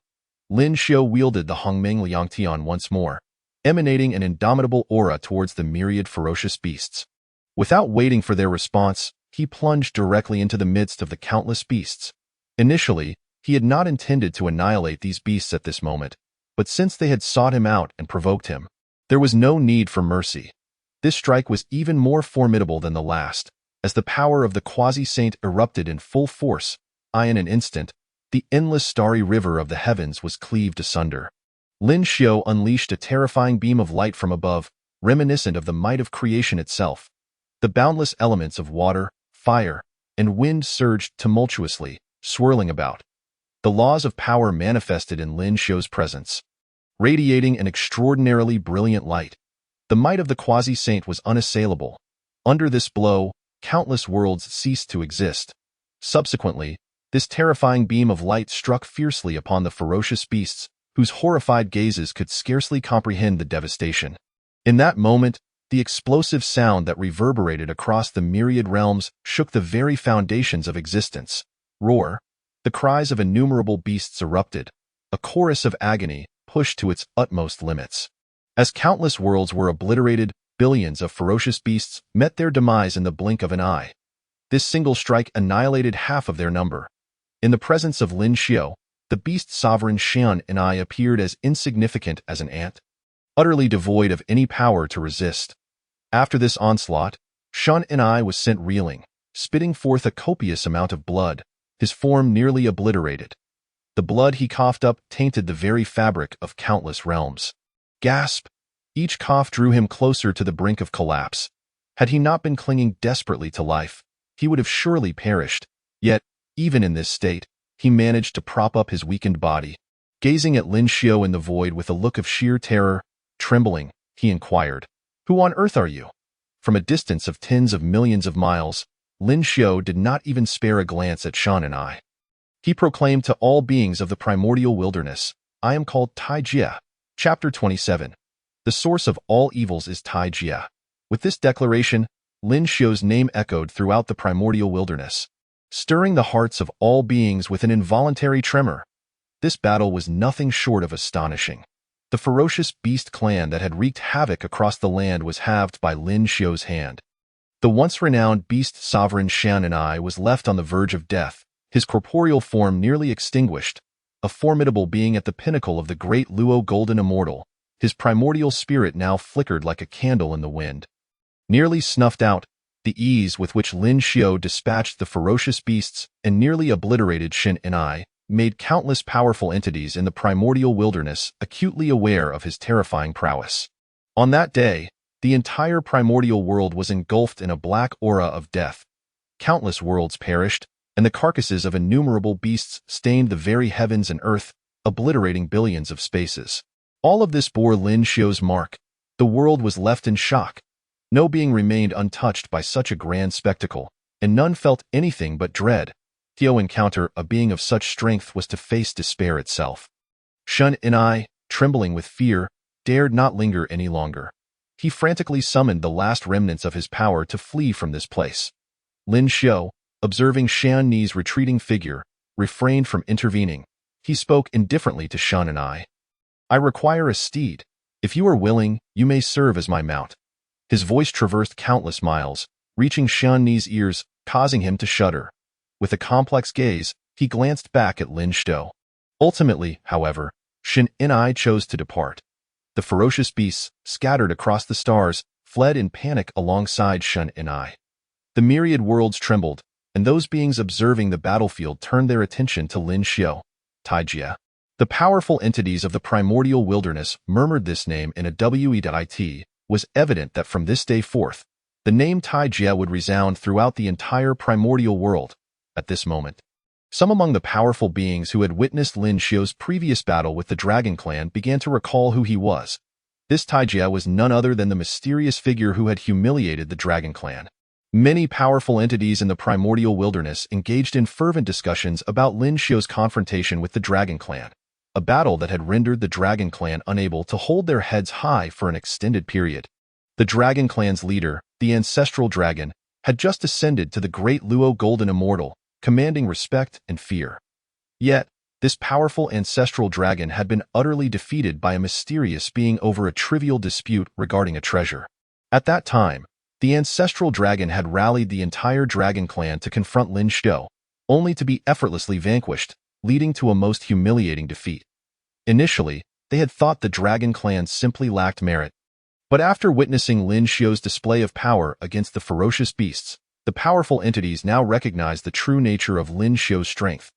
The defeat of the Dragon Clan had not been due to their underestimation of their opponent, but rather because Lin Xiao was inherently powerful beyond comprehension. Who exactly was this Tai Jia, and why had there been no prior mention of such a figure? The innate powerful beings began to speculate. Lin Xiao rarely appeared in the world, and the only impression left was from his earlier confrontation with the Dragon Clan. The aura emanating from him was utterly terrifying, likely surpassing even the Great Luo Golden Immortal. What? Stronger than the Great Luo Golden Immortal? What kind of realm does that represent? Someone questioned incredulously. It seemed that the Great Luo Golden Immortal was far from the pinnacle of cultivation. This moment. Having witnessed Lin Xiu's battle with the ferocious beasts, everyone realized that Lin Xiu possessed strength that transcended the Great Luo Golden Immortal realm. Shun and I had reached the pinnacle of the Great Luo Golden Immortal yet found himself utterly powerless against Lin Xiu. Such terrifying strength was beyond their comprehension. The ancestral dragon gazed at the battlefield from afar, his expression grim. He had once been soundly defeated, left with a bruised visage and utterly humiliated, though he harbored thoughts of vengeance. Witnessing Lin Xiu's displayed strength only intensified the pressure upon him. Lin Xiu's progress was astonishing, having evidently demonstrated power that far exceeded that of the Great Luo Golden Immortal, rendering even the ferocious beast clan incapable of opposing him, let alone the dragon clan. However, he still held onto the notion of revenge against Lin Xiu, albeit with a newfound caution. On another front, the beginning of the Qilin clan watched the battlefield intently. The figure was one he recognized all too well, the mysterious individual who had secluded himself in the Buzhou mountain for cultivation. Is he? The beginning of the Qilin murmured. He had refrained from allowing his kin to disturb Lin Xiu at the time, and in hindsight, it had proven to be the wisest decision. Such strength was beyond what the Qilin clan could contend with. Moreover, the terrifying scene of Lin Xiu facing calamity was forever etched in his mind, never to be forgotten. With Lin Xiu having repelled the ferocious beast clan, the dynamics of the primordial wilderness were set to change. The ferocious beast clan, the greatest threat to the innate 100 clans, had not only suffered a halving of their numbers but also left their sovereign, Shun and I, grievously wounded. This undoubtedly marked the optimal opportunity for the innate 100 clans to counterattack. Chapter 28. The Conference of the 100 Clans. Following this fierce battle, all of the innate 100 clans convened to discuss the significant matters that lay ahead. Within a grand hall, the leaders of the innate 100 clans gathered, deliberating on how to address the remaining ferocious beasts. With half of the ferocious beasts slain, now was the most opportune time for resistance. Some leaders directly asserted, now that Lin Xiu has vanquished half of the ferocious beasts and even severely wounded the beast sovereign Shunai, this is undoubtedly the best chance to take action against them. We, the innate 100 clans, are far too fragmented. We must have a leader to unite us, suggested numerous clan leaders. The innate 100 clans had suffered defeat at the hands of the ferocious beasts precisely because of their lack of unity. Regardless of the strength of their respective races, they stood powerless against the multitude of ferocious beasts. Even the mighty Dragon Clan, Phoenix Clan, and Qilin Clan could only manage to protect themselves, highlighting the overwhelming power of the ferocious beasts. Therefore, to confront the ferocious beasts, the innate 100 clans of the primordial wilderness must join forces, and to do so, a leader was essential to facilitate the gathering of the various races. Otherwise, even if the innate 100 clans launched a combined assault against the ferocious beasts, the absence of a leader would render them a disjointed force, ultimately less effective than each fighting separately. After these suggestions were made, the esteemed leaders of the innate 100 clans turned their gazes towards the leaders of the Dragon Clan, Phoenix Clan, and Qilin Clan. In my view, let the Dragon Clan, Phoenix Clan, and Qilin Clan lead the charge, one leader proposed. Among the innate 100 clans, these three races undoubtedly stood as the strongest, far surpassing the others. Each clan boasted formidable strength and a wealth of powerful individuals. Furthermore, the three leaders, Ancestral Dragon, Yuan Feng, and Shi Qilin, were all at the Great Luo Golden Immortal Realm, considerably more powerful than the leaders of other clans. I agree, I concur. This proposal resonated with the collective sentiment, as these three races were viewed as the best candidates to lead the innate 100 clans of the primordial wilderness in their offensive against the ferocious beasts. Since everyone has made recommendations, we shall respectfully yield to your wishes. Zulong, Yuan Feng, and Shikolin, the three esteemed clan leaders, stepped forward in unison to heed the counsel of their kin, preparing to assume the mantle of leadership for the primordial 100 clans. Thus, the primordial 100 clans have officially united. Following this pivotal decision, countless members of the clans began to move in accordance with their leaders' commands, making their way towards the three clans. Subsequently, the Dragon Clan, the Phoenix Clan, and the Qilin clan collectively led their respective forces towards the lair of the fearsome Beast clan in a fleeting moment. Innumerable beings from various races converged, traversing the myriad realms and the boundless cosmos. Advancing northward, this grand procession, resplendent and overwhelming, obscured the heavens and the earth, embodying the entirety of the primordial 100 Clans' might. It was evident that this impending conflict was regarded by the primordial 100 Clans as their final confrontation. They had rallied every member with a solemn vow to engage in a decisive battle against the fearsome Beast clan. At this moment, the Beast clan, having suffered significant losses, presented an opportune moment that the primordial 100 Clans could not afford to overlook. Far to the north, the Beast Emperor Shini also took note of the stirring activity among the primordial 100 Clans, and in that instant, he cast aside his recuperation. He emerged, gazing towards the direction from which the primordial 100 Clans approached, and roared, taking advantage of the Beast clan's diminished strength. The primordial 100 Clans dare to unite for an assault. Sensing the overwhelming commotion, Shini understood that they were coming to confront him in a decisive battle. At that time, he had just endured a fierce clash with Lin Xiao, suffering grave injuries and fleeing in disarray, while half of his entire Beast clan had perished, placing them in their most vulnerable state.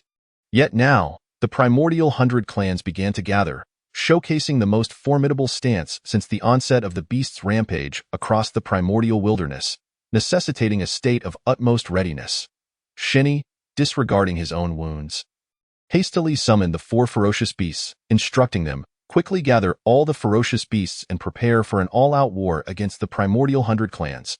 Hundun, Tao Tai, Tao Wu, and Qiongqi all complied without hesitation. However, a flicker of hesitation crossed Hundun's eyes as he queried Shini. But, Your Majesty, your injuries. At present, Shini was far from being in optimal condition, and there existed a considerable risk of defeat under the assembly of numerous races. It should be noted that, apart from Shini, there were several formidable Deluo Jinxian within the primordial 100 Clans. Should they choose not to engage, the Beast clan would find it increasingly difficult to endure. Shini interrupted his words, resolutely declaring his determination. The gathering of the primordial 100 Clans leaves us no choice. With that, Shini stepped forward, issuing a summons to the countless ferocious beasts. The Beast Emperor's might radiated forth, and the myriad ferocious beasts roared in unison, their voices echoing throughout the ancient skies. All the ferocious beasts began to converge, assembling from the endless territories. Ultimately, the entire cosmos was filled with the presence of the ferocious beasts.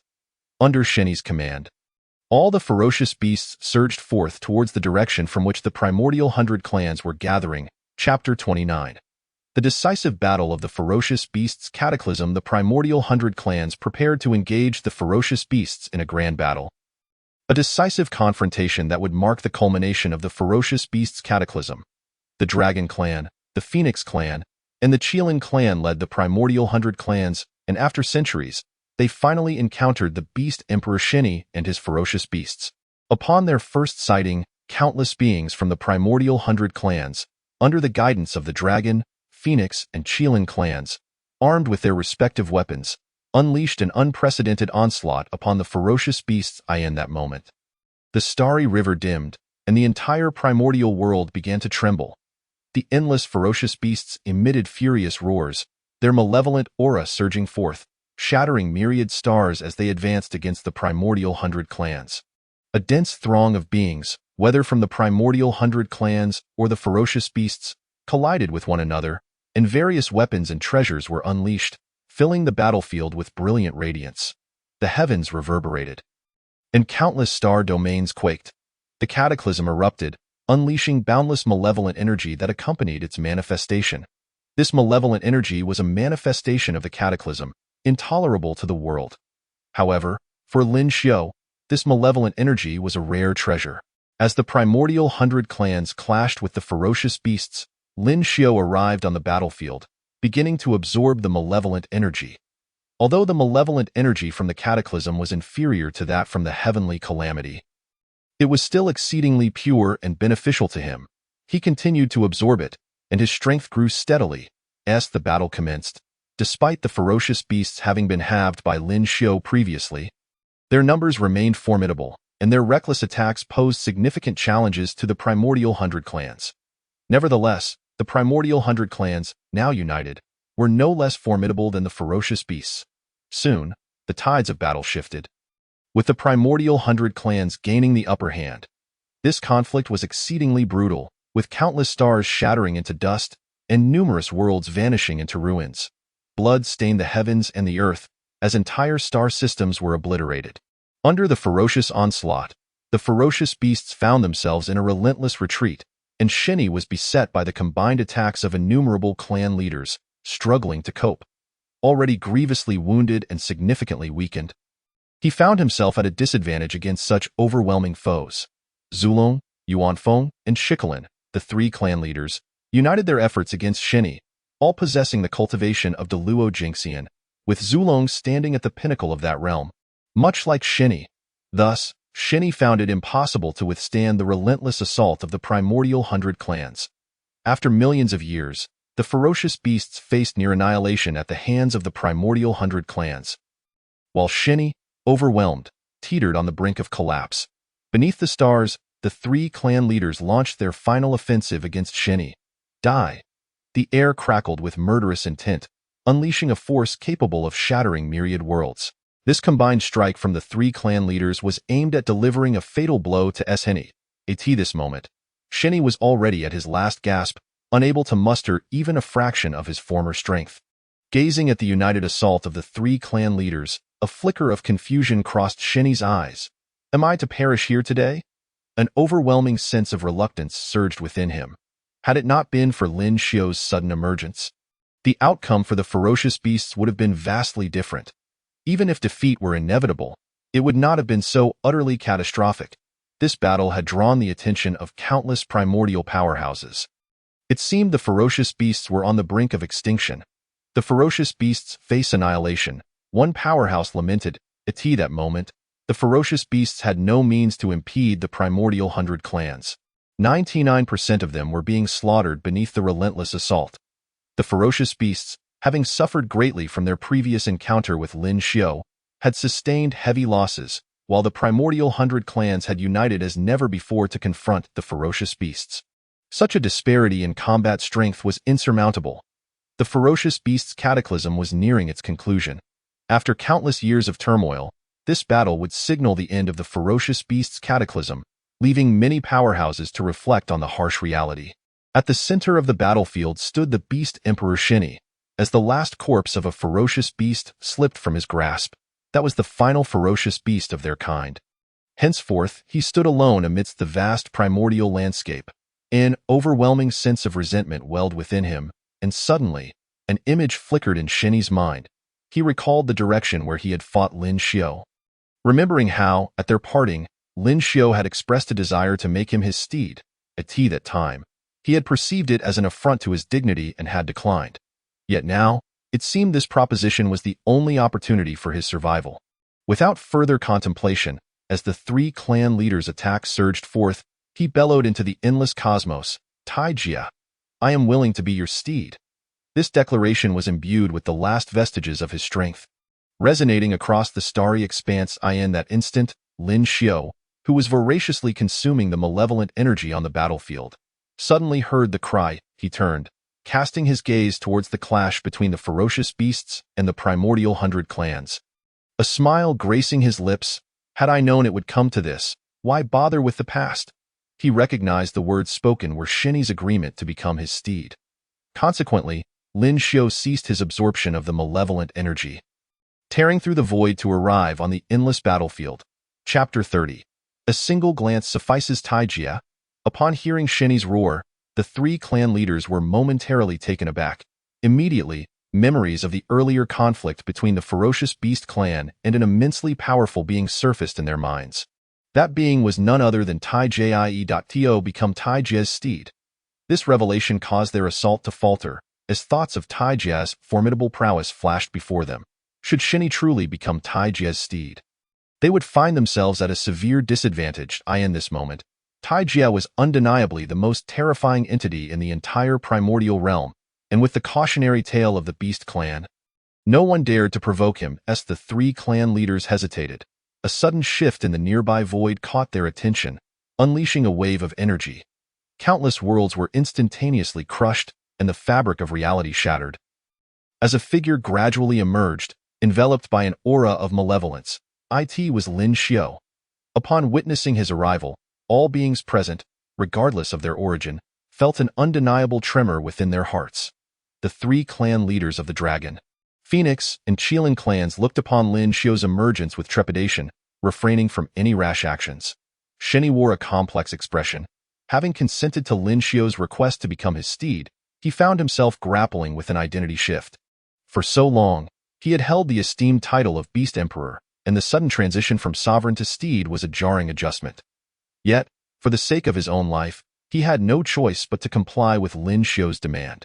As Lin Xiao stepped onto the battlefield, drawing closer, all beings held their breath, refraining from any impulsive movements. "Have you made your choice?" Lin Xiao approached with measured steps, gazing down upon the wounded Shenny from a position of authority. The once mighty Beast Emperor, now stripped of its former grandeur, bore the scars of relentless battles, its body reduced to a pitiful state. Its aura was exceedingly frail, as if it could collapse at any moment.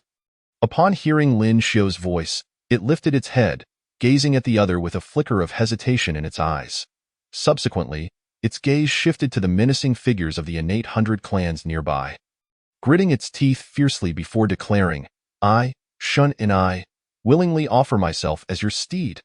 Lin Xiao nodded in satisfaction, replying, "Since you have chosen to be my mount, none shall dare to take your life. Come with me." He then enveloped Shin and I in his magical power, preparing to take him away. In the original course of events, Shun and I would have been slain by the united forces of the innate 100 clans. Regardless of his participation, the outcome would have remained unchanged. However, at this moment, with Lin Xiao claiming him as a steed, Shun and I would not meet his demise. The leaders of the innate 100 clans, Zulong, Yuanfeng, and Shikolin, watched in a complex mix of emotions as the Beast Emperor Shen and I, whom they were on the verge of defeating, was taken away by Lin Xiao. Upon seeing Lin Xiao's figure, Shikolin lost all desire to intervene. The terrifying spectacle of Lin Xiao's tribulation on Buzhou Mountain had left an indelible impression on him, coupled with Lin Xiao's subsequent annihilation of countless ferocious beasts, which had severely wounded Shun and I. Shikolin dared not obstruct Lin Xiao's actions. Thus, as Lin Xiao sought to take Shun and I away, Shikolin merely stood by, unwilling to interfere. Yuanfeng, too, refrained from acting rashly, equally astonished by Lin Xiao's earlier confrontation with the ferocious beasts. If the Beast Emperor were to strike again, he would surely perish. "Why do you not take action?" However, an ill-timed voice suddenly echoed. Zulong, with an expression of reluctance, turned to his fellow clan leaders and inquired, "But that is Taijia. How dare we act?" Yuanfeng kindly advised Zulong, expressing their trepidation in the presence of Lin Xiao, which deterred them from making any moves. "Though Taijia is formidable, Shin and I must die today." Zulong insisted. The Beast Emperor Shun and I, as the ruler of ferocious beasts, would undoubtedly accrue immense merit upon his defeat. Zulong had schemed for years to slay him and was disheartened to see his plans disrupted at the final moment. "Do you comprehend the might of Taijia? How can we stand against it?" Shikolin retorted, not daring to oppose Lin Xiao. "If you are determined to kill Shun and I, then go alone." Although the three clans led the innate 100 clans together, they were inherently different races with little emotional connection. If Zulong sought to court death, so be it. Remembering Lin Xiao's terrifying power, Zulong felt a pang of fear. Yet, the thought of being so close to slaying the Beast Emperor fueled his resolve. As he hesitated, Lin Xiao approached the trio, with Shun and I trailing behind. Zulong gazed at Shun Ni's figure in the distance, so close that a single strike could end him. Suddenly, a fierce glint flashed in his eyes, and disregarding Lin Xiao, he began to gather his magical power, intending to strike down Shun and I directly. The amassed force reverberated through the cosmos, echoing across the infinite universe. In a dazzling display, it surged forth, mere inches from Shun and I. Yet at that moment, as if the world had fallen into silence, an overwhelming chill swept through the air, sending shivers down the spines of all beings. Lin Xiao halted, his gaze icy and piercing, turning to Zulong, which left him utterly shaken. Chapter 31. All things bowed down. Lin Xiao's expression was indifferent as he looked down upon the masses, disdainfully regarding all beings. Just as Zulong's attack was about to strike Shun and I, Lin Xiu's frigid gaze fell upon him. In an instant, the stars trembled and countless realms shattered. At that moment, the heavens and earth crumbled, plunging the world into an abyss of terror. Stars quaked incessantly. The myriad beings present felt a deep-seated dread, nearly collapsing to their knees before Lin Xiu.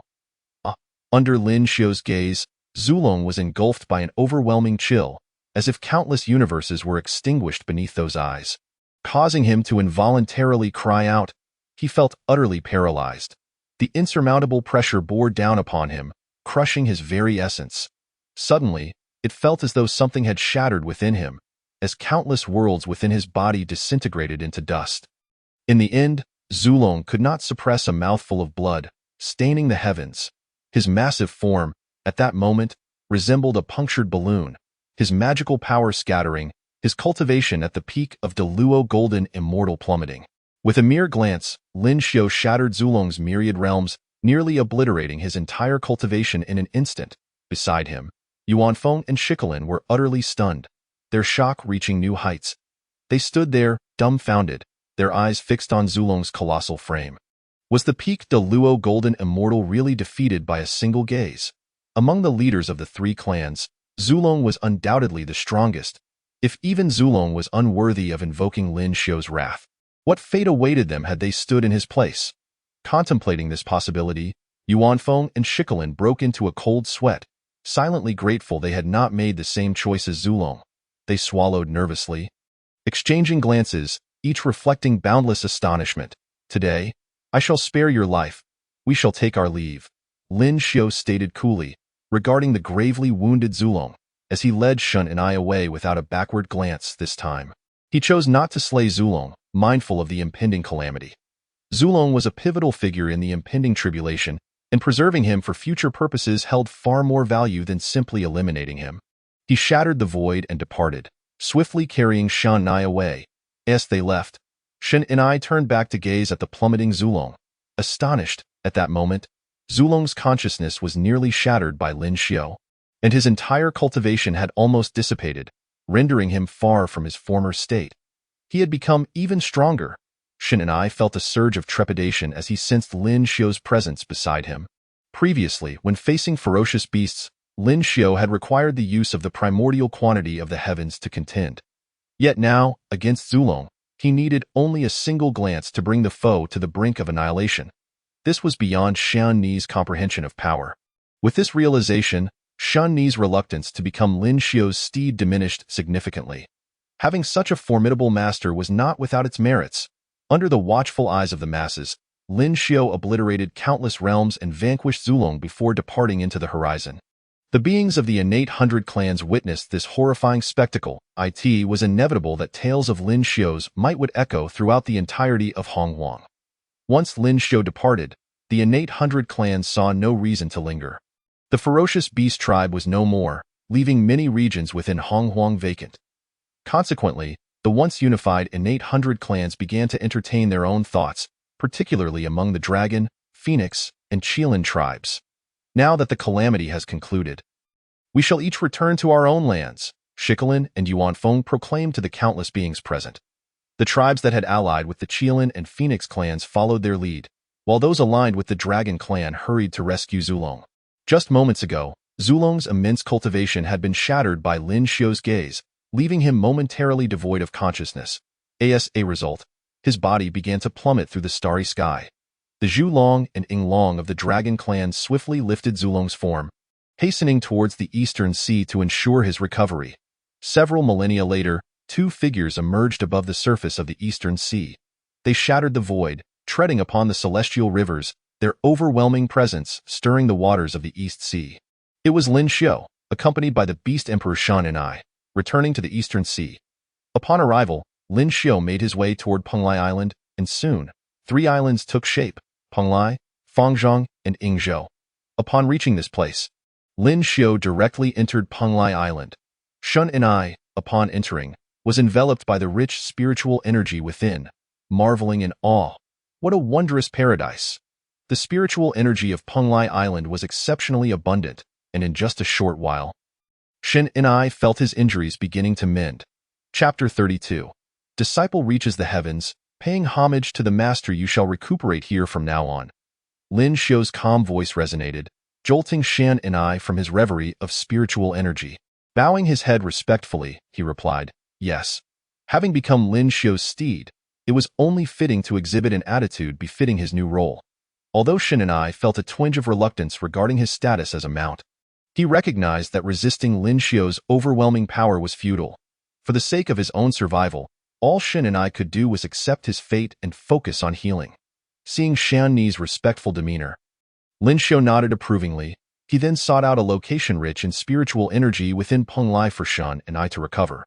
Once arrangements were made, Lin Xiu prepared to begin his own cultivation. With the tribulation behind him, he had absorbed an immense amount of calamity energy, significantly enhancing his strength. Now, with the world of Honghuang returned to tranquility, it was the perfect opportunity to consolidate his power. However, just as he was preparing to enter seclusion for cultivation, a sudden disturbance emanated from within the realm of his primordial spirit. Among several treasures, the Pangu banner quivered incessantly, transmitting a feeble will. Tongtian? As Lin Xiu sensed this will, a realization dawned upon him. The inception of the cosmos. He had seized the merits of the 3 pure ones and the 12 ancestors of witchcraft, forcing the 3 pure ones into a frantic resistance against him. Yet, at that time, how could the 3 pure ones possibly contend with him? They were swiftly repelled under his might, and even the Pangu banner was wrested from their grasp. Had it not been for the subsequent protection of the Taiji diagram, which allowed Laozi and Yuanshi to escape, it is likely that even the 3 pure ones would have been subdued by him. However, while Laozi and Yuanshi managed to flee, Tongtian was not so fortunate, as Lin Xiu had kept him suppressed within the Pangu banner all this time. Now, the Pangu banner was emitting intense agitation. It seemed that Tongtian could no longer endure. Lin Xiu mused, retrieving the Pangu banner and infusing it with his consciousness. He then beheld a wisp of clear energy within, desperately pleading for mercy. This clear energy was none other than Tongtian, whose aura was now exceedingly frail, as if it could dissipate at any moment. The prolonged suppression had nearly led to his complete refinement by the Pangu banner. Spare me. The weak voice of supplication echoed repeatedly, revealing that Tongtian was on the brink of collapse. Lin Xiu gazed at the Pangu banner, beginning to devise a plan in the forthcoming Fengshen calamity. Tongtian was an indispensable piece. Allowing him to be refined by the Pangu banner would be decidedly unwise. The Fengshen calamity would require Tongtian and his Jiejiao. If he wished to later absorb the malevolent energy of the calamity, he would need to spare Tongtian's life. With this thought, he extracted the Pangu banner from the realm of his primordial spirit. The banner then began to swirl before him, with a gentle motion of his consciousness. The Pangu banner radiated brilliance, and a wisp of clear energy flew forth, transforming into a Taoist figure. This figure was engulfed in chaotic energies, exceedingly weak, barely able to stand. Countless years of suppression had rendered him nearly incoherent. Tongtian! Lin Xiu bellowed, causing the figure to shudder violently. Upon hearing this roar, Tongtian's previously dazed state suddenly cleared. He turned to face Lin Xiu, his eyes filled with confusion, and in an instant, he appeared engulfed in profound terror. His form beginning to tremble. You. He extended a trembling finger towards Lin Xiu. Unable to articulate a single word, it was evident that the impression Lin Xiu had left on him was deeply etched in his memory. Thus, upon seeing Lin Xiu again, the fear within him surged, rendering him trembling. You now have 2 choices. Either be suppressed to death, or become my disciple. Lin Xiu extended 2 fingers towards Tongtian. Regaining his composure, Tongtian recognized his current predicament. Subsequently, as if resigned to his fate, he knelt before Lin Xiu, respectfully proclaiming, "Disciple Tongtian pays respects to master." Years of suppression left him with no alternative. He could only choose to become Lin Xiu's disciple. The time spent within the Pangu banner had numbed him, and he no longer wished to endure such experiences again. Rather than risking his life, it was far better to comply with Lin Xiu's request and become his disciple. Moreover, Lin Xiu's immense power made the prospect of being his disciple a commendable choice. Lin Xiu nodded, accepting Tongtian's homage. After taking Tongtian as his disciple, Lin Xiu emerged from Pangu, glancing at the 2 nearby immortal islands. pondering that neglecting them would be quite a waste. The islands of Fangzhong and Yingzhou, adjacent to Penglai, were also remarkable paradises. Forthwith, Lin Xiu summoned his powers, dismantling the barriers upon the two islands, causing the boundless seas to surge. "Ha!" he exclaimed, as Fangzhong, Yingzhou, and Penglai began to converge towards the center, gradually merging into one. Ultimately, the three islands were unified by Lin Xiu. Henceforth, in the realm of heaven and earth, only Penglai remained. Chapter 33. The triumvirate dominance with the merging of the three islands. The spiritual energy of Penglai doubled instantaneously. Satisfied, Lin Xiu stepped within, savoring the transformation of the place. Now that the three immortal islands were united, this paradise had ascended to a higher level. Such a treasure, if encountered by other mighty beings within the primordial world, would surely incite a tempest of bloodshed. Yet at this moment, with him in Penglai, none dared to provoke it. After leisurely wandering and appreciating the surroundings, Lin Xiu began to prepare for seclusion. This time, during the calamity of ferocious beasts, he had reaped considerable rewards, devouring countless calamity energies. For the foreseeable future, the generation of such dense malevolent energy would be unlikely. The next calamity would be the Longhan calamity. Lin Xiu gazed towards the primordial world, murmuring to himself. Following the conclusion of the calamity of ferocious beasts, the development of the dragon, phoenix, and Qilin tribes would face no further hindrances. Coupled with their leadership over the innate 100 clans, their strength would inevitably grow ever more formidable. Eventually, tensions would erupt among them, instigating the Longhan calamity. However, at this moment, the calamity of ferocious beasts had just concluded. The Longhan calamity was still distant. Thus, during this period of seclusion, he could cultivate in peace and enhance his own strength. Immediately, he sealed off Penglai, seeking a place rich in spiritual energy to commence his retreat. Time flowed by, and as Lin Xiu settled within Penglai, countless millennia passed in the blink of an eye. The landscape of the entire primordial world began to gradually shift. Since the last joint expedition against the ferocious beasts, the innate 100 clans had followed the dragon, phoenix, and Qilin tribes, developing independently. The dragon tribe led the scaled beings, the phoenix tribe led the avian creatures, and the Qilin tribe led the terrestrial beasts, each striving towards the primordial world. Once, the ferocious beasts had occupied numerous regions of the primordial world, but now that they were vanquished, these territories became battlegrounds for the three tribes. The strength of each tribe continued to rise, and they had unmistakably become the dominant forces within the primordial realm, much to the satisfaction of their respective leaders. Following the division of countless territories in the primordial world, ultimately, the Phoenix tribe governed the skies. The Qilin tribe ruled the land, and the Dragon tribe commanded the oceans, each delineating their dominion over the primordial realm. The three leaders of the Dragon, Phoenix, and Qilin tribes, Zulong, Yuanfeng, and Shikolin, each continued to grow in strength. One fateful day, a sudden dragon roar erupted from the territory of the Eastern Sea Dragon tribe, resonating across countless star realms. Beyond the great Luo Golden Immortal, there truly existed another realm, Zulong, with his colossal form stretching for billions of zhong. Ascended from the Eastern Sea, his aura had long surpassed that of the past. He gazed at himself in astonishment. Since Lin Xiu had spared him, his injuries had healed amidst the accumulation of countless heavenly materials and earthly treasures within the dragon tribe, even allowing his strength to advance further.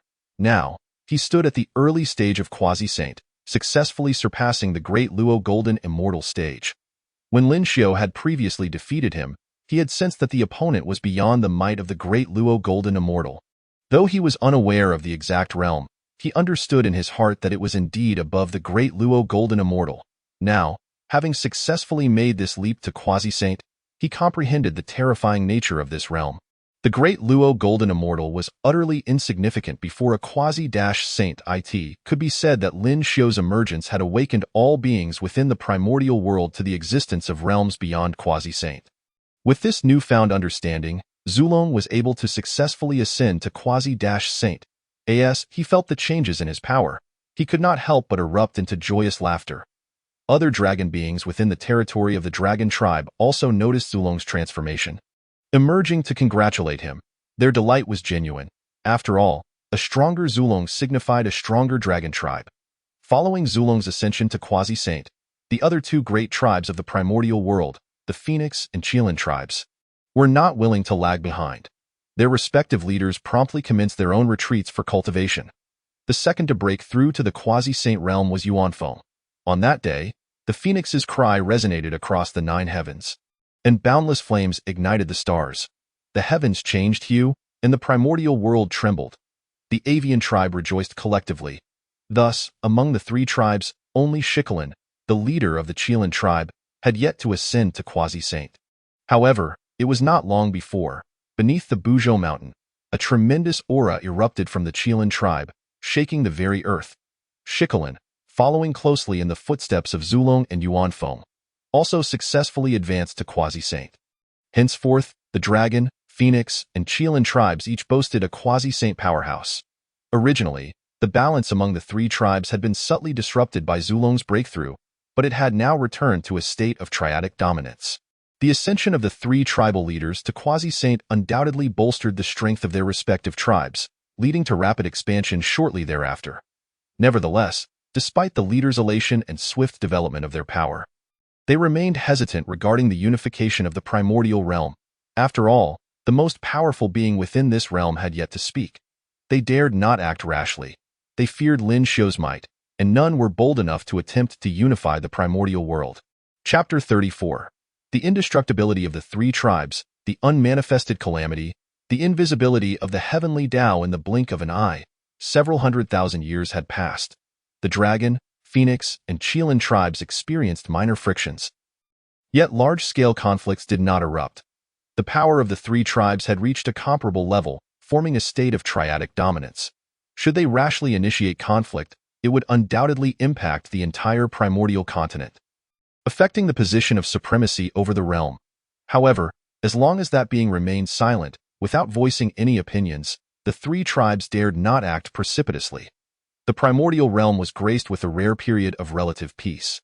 Beyond the chaos, 2 figures converged together. Hongjun, since you have appeared here, it is evident that you are aware of the current circumstances. A voice emerged from a shroud of black mist, which swirled ominously, as if countless malevolent spirits were howling within. Humph, Luoho, you have also arrived. Hongjun let out a soft snort, and the azure light enveloping him began to flicker. The 2 remained silent for a moment, exchanging no words. Although both were remnants of the 3,000 chaos demons, their origins were remarkable yet divergent. Luoho had established a demonic sect in the west, steeped in malevolence, while Hongjun, endowed with the jade disk of creation, adhered to the righteous path of balance and harmony. The paths of righteousness and evil had always been at odds, akin to fire and water. In the past, their encounters would inevitably lead to conflict. To not engage in a battle upon their meeting was a rare occurrence indeed. In the chaos, Hongjun and Luoho exchanged glances. As longtime adversaries, both possessed a profound understanding of one another. A mere exchange of glances sufficed for them to grasp each other's intentions. The Dragon clan must not be spared. After a pause, Luoho spoke. The black mist surrounding him seemed to respond, swirling with an intense malevolence. The Phoenix and Qilin clans must also not be left unscathed. After a moment, Hongjun replied, "However, this matter must not reveal our identities." Hongjun swiftly added, although he had received news from the heavenly Tao that the 3 clans could not perish, and that the calamity would not arise unless the heavenly Tao manifested, he remained resolute in his caution. The absence of the heavenly Tao would hinder any advancement beyond the current realm. Previously, during the primordial formation, he had been robbed of treasures by one who claimed to be the Great Calamity, even attempting to seize the jade disk of creation. This incident lingered in Hongjun's memory, and he remained fixated upon it. Yet, during the calamity of the fierce beasts, the overwhelming power he had encountered made him acutely aware that, even having ascended to the quasi-saint level, he was still no match for it. If he could not contend with the quasi-saint, then he must become a saint, utilizing the heavenly Tao to ascend to the status of a heavenly saint. Once the calamity concluded and the heavenly Tao re-emerged, he could leverage its power to break through. At that time, he would seek vengeance. Hongjun did not believe that, without the aid of the heavenly Tao, the one known as the Great Calamity could ascend to the quasi-saint realm after the calamity's end. To remain unascended was to remain as mere ants in his interactions with the heavenly Tao. Hong Jun came to deeply understand the formidable strength of a saint. Even in his current quasi-saint state, he felt like nothing more than an insignificant insect before a true saint, at best, merely a slightly more robust insect. Beside him, Luo Ho observed Hong Jun silently. He had previously communicated with the heavenly Tao and received its promise. Should he successfully drive the dragon, phoenix, and Qilin clans from the primordial realm, thereby initiating and concluding this calamity, he would then be able to transcend his current limitations. At that moment, it would be time to dispose of Hong Jun. As for the great calamity, Luo Ho felt a mix of anger and trepidation. Perhaps Hong Jun, due to his righteous nature, remained unaware. However, as the founder of the demonic sect, Luo Ho possessed a profound understanding of the darkness embodied by Lin Xiaoshan. Only through darkness could one truly comprehend darkness. Luo Ho was aware that when he subdued the beast Emperor Shun and I, his displayed power had barely reached 1% of his full potential. Even when he severely injured the ancestral dragon, he had not unleashed his entirety. Now, having entered the quasi-saint level, Luo Ho understood that Lin Xiaoshan had likely already attained the quasi-saint realm, perhaps even approaching the mid-quasi-saint level. At the very least, he resolved not to provoke the great calamity until he himself had surpassed the mid-quasi-saint level. After achieving that milestone, it would be time to seek vengeance, as the leader of the demonic sect. Luo Ho was not one to forget grievances easily. The animosity over the forcible seizure of the god-slaying spear lingered in his memory.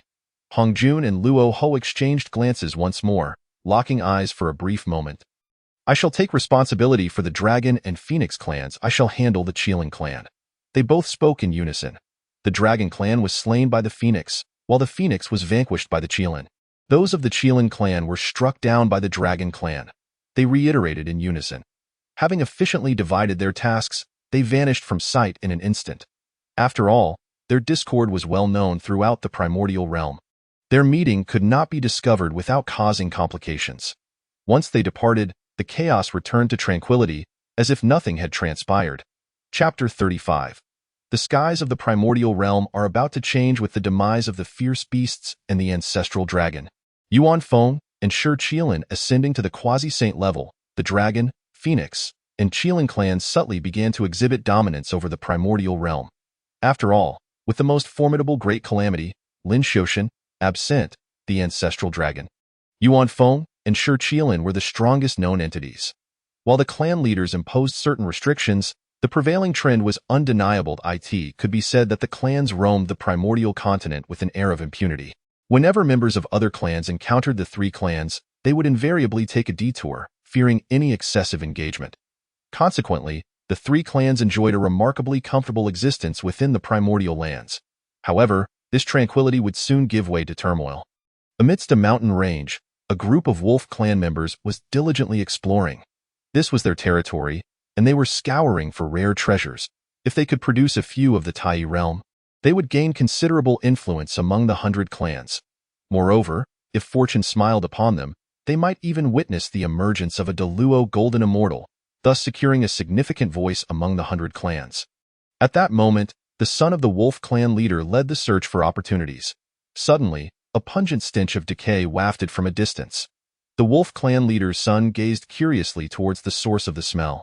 They had been deep within the mountains for some time and had found no signs of battle thus far. The sudden onset of the foul odor raised alarms within him.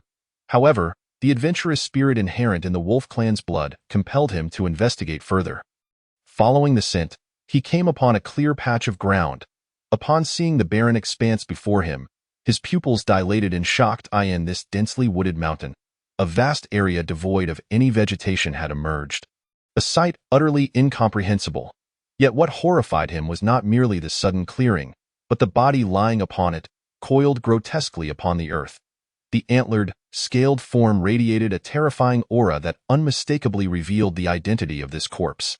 The blood pooling beneath it, the crimson liquid saturating the ground, and the overall gruesome scene signified that a fierce battle had recently transpired. A member of the dragon clan had perished on their territory. Moreover, they had been slain, leaving their remains behind. This was a grave predicament indeed. The wolf clan leader's son murmured softly, gazing at the dragon corpse. The dragon, phoenix, and Qilin clans were immensely powerful and fiercely protective. Not only would they seek retribution for slain kin, but even if one of their members faced indignities elsewhere, the Dragon Clan would come forth to demand answers. Now, with a Dragon Clan member murdered on their own land, this incident had escalated into a serious matter. The Wolf Clan, being part of the Beast Tribes and under the jurisdiction of the Cheeling Clan, found themselves in a precarious position. Although, on the surface, there were no conflicts between the Dragon, Phoenix, and Cheeling clans, he sensed that this issue could ignite underlying tensions at any moment. It was possible that this incident could serve as the spark. If so, as the instigators, the Wolf Clan would likely be the first to face annihilation. What are you staring at? Hurry back and report to the clan leader. Inform Lord Cheelan. The Wolf Clan leader's son turned, a fierce glint in his green eyes, addressing the other members of the exploration team with a harsh tone. He had contemplated eliminating his companions to cover up the incident. However, the vast clearing in the mountains would likely attract the attention of the avian clans above. Such a conspicuous area, coupled with the dragon corpse, would leave traces that could not be concealed, making it inevitable for the Dragon Clan to discover the truth, rather than attempting a forced cover-up that would ultimately fail. It was wiser to confront the situation head-on. Even if the Dragon Clan sought vengeance, he could rely on the protection of the Cheeling Clan to escape. Meanwhile, similar incidents unfolded across the primordial realm. Members of the Phoenix Clan fell at the hands of the Dragon Clan's subordinates, while those of the Cheeling Clan were found slain within the territory of the Phoenix Clan's subordinates. Members of all three clans had perished, and the evidence of murder was starkly evident. Upon closer inspection of the corpses, traces of other clans' auras were discovered. The dragon corpse bore the essence of Nirvana flames, while the Phoenix corpse exhibited remnants of Cheelan thunder. Similarly, the Cheelan corpse bore the marks of dragon claws. These signs led the three clans to cast suspicion upon one another. Given the current balance of power among the three clans, should two clans engage in conflict, the third would undoubtedly benefit. This brewing tension, previously suppressed by the clan leaders, began to resurface. Numerous regions where the three clans bordered each other witnessed minor skirmishes. The three clans were subtly drifting towards a state of opposition. The once harmonious facade among the three clans had vanished. The creatures of the primordial realm sensed a suffocating atmosphere, as if a storm was brewing on the horizon. It seemed that the skies of the primordial realm were on the verge of transformation. Chapter 36. Not for the Saints, ultimately reduced to ants in the Dragon Palace of the East Sea. The ancestral dragon occupied the main throne, his expression grave. He had also heard whispers of the recent disturbances within the primordial realm, yet deemed them unimportant. Currently, the three clans were nearly dominant over the entire primordial expanse. In the primordial chaos, numerous races have already succumbed to the supremacy of the three clans. It can be said that the three clans currently represent the most formidable force. To continue their development. Conflict with the other two clans has become a necessity.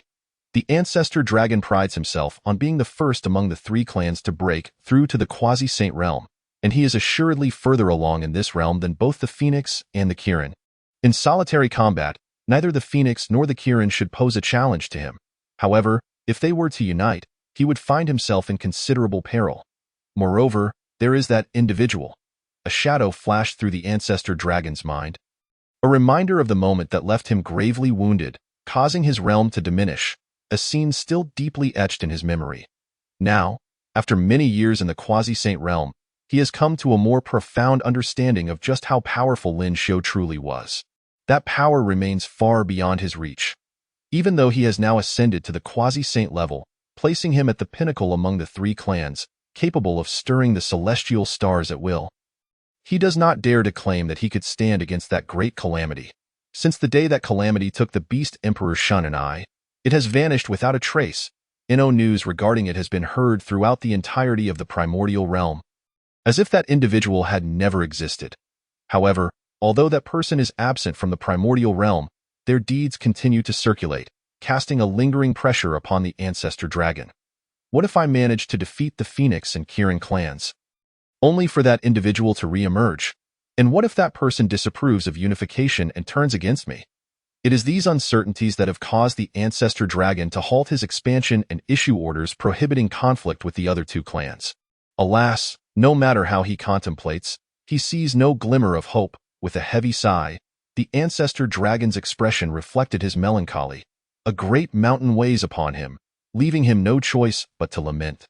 Yet, if that individual has not appeared for so many years, does it not suggest that they harbor no objections to the current situation? Contemplating Lin Xiu's prolonged absence, the ancestor dragon's thoughts began to stir. Now that the three clans share dominion over the primordial realm, when other races speak of its overlord, they only mention the three clans. Should the Dragon clan eradicate the Phoenix and Kirin clans, asserting sole dominance over the primordial realm, future references to its sovereign would only acknowledge the Dragon clans might die in the primordial realm. The Dragon clan reigns supreme. There will dictates that all others must comply. As he envisioned this splendid prospect, the ancestor dragon felt his heart quicken. Yet, the most pressing matter remains to ascertain that individual's stance. Just as he intended to venture forth in search of Lin Xiu, the ancestor dragon suddenly halted. He remembered that he had unresolved grievances with that person. Although he was uncertain whether they still recalled the incident, he feared that seeking them out might yield no favorable outcome. Perhaps it would be wise to collaborate with the Phoenix and Kirin in this endeavor. Currently, both clans are also refraining from expansion, likely out of respect for that individual's presence. Having spent years cultivating relationships with the Phoenix and Kirin, the ancestor dragon understood that both harbored ambitions of unifying the primordial realm. The absence of any signs of expansion suggests they are wary of that individual. On the day when that person took the Beast Emperor Shan and I, both the Phoenix and Kirin gained some insight into that individual's power. Surely, they too are quite concerned about the current state of the three clans and the future developments. Thus, inviting them to search for that person should not be met with refusal. With this thought in mind, the ancestor dragon turned and soared from the dragon palace in the East Sea. A colossal dragon leapt from the ocean, flying towards the horizon. Meanwhile, beneath Mount Buzhou, a gigantic figure ascended through the clouds. Soaring into the heavens in another celestial realm, a resounding cry of a phoenix echoed as a crimson figure sped away. The three, ancestor dragon, Phoenix, and Kirin, simultaneously departed from their strongholds. On Pangu Island, Lin Xiu, who had been in seclusion for an extended period, slowly opened his eyes. After tens of thousands of years, he had absorbed nearly all the calamity energy from the beast tribulations. His current realm rested in the mid-stages of Quasi-Saint, approaching the late stages. Intuitively, Lin Xiu felt that to break through to the late stages of Quasi-Saint, he needed to traverse the primordial realm. Let me see what the current primordial realm looks like, Lin Xiu mused. With a thought, his consciousness spread across Pangu in a short while.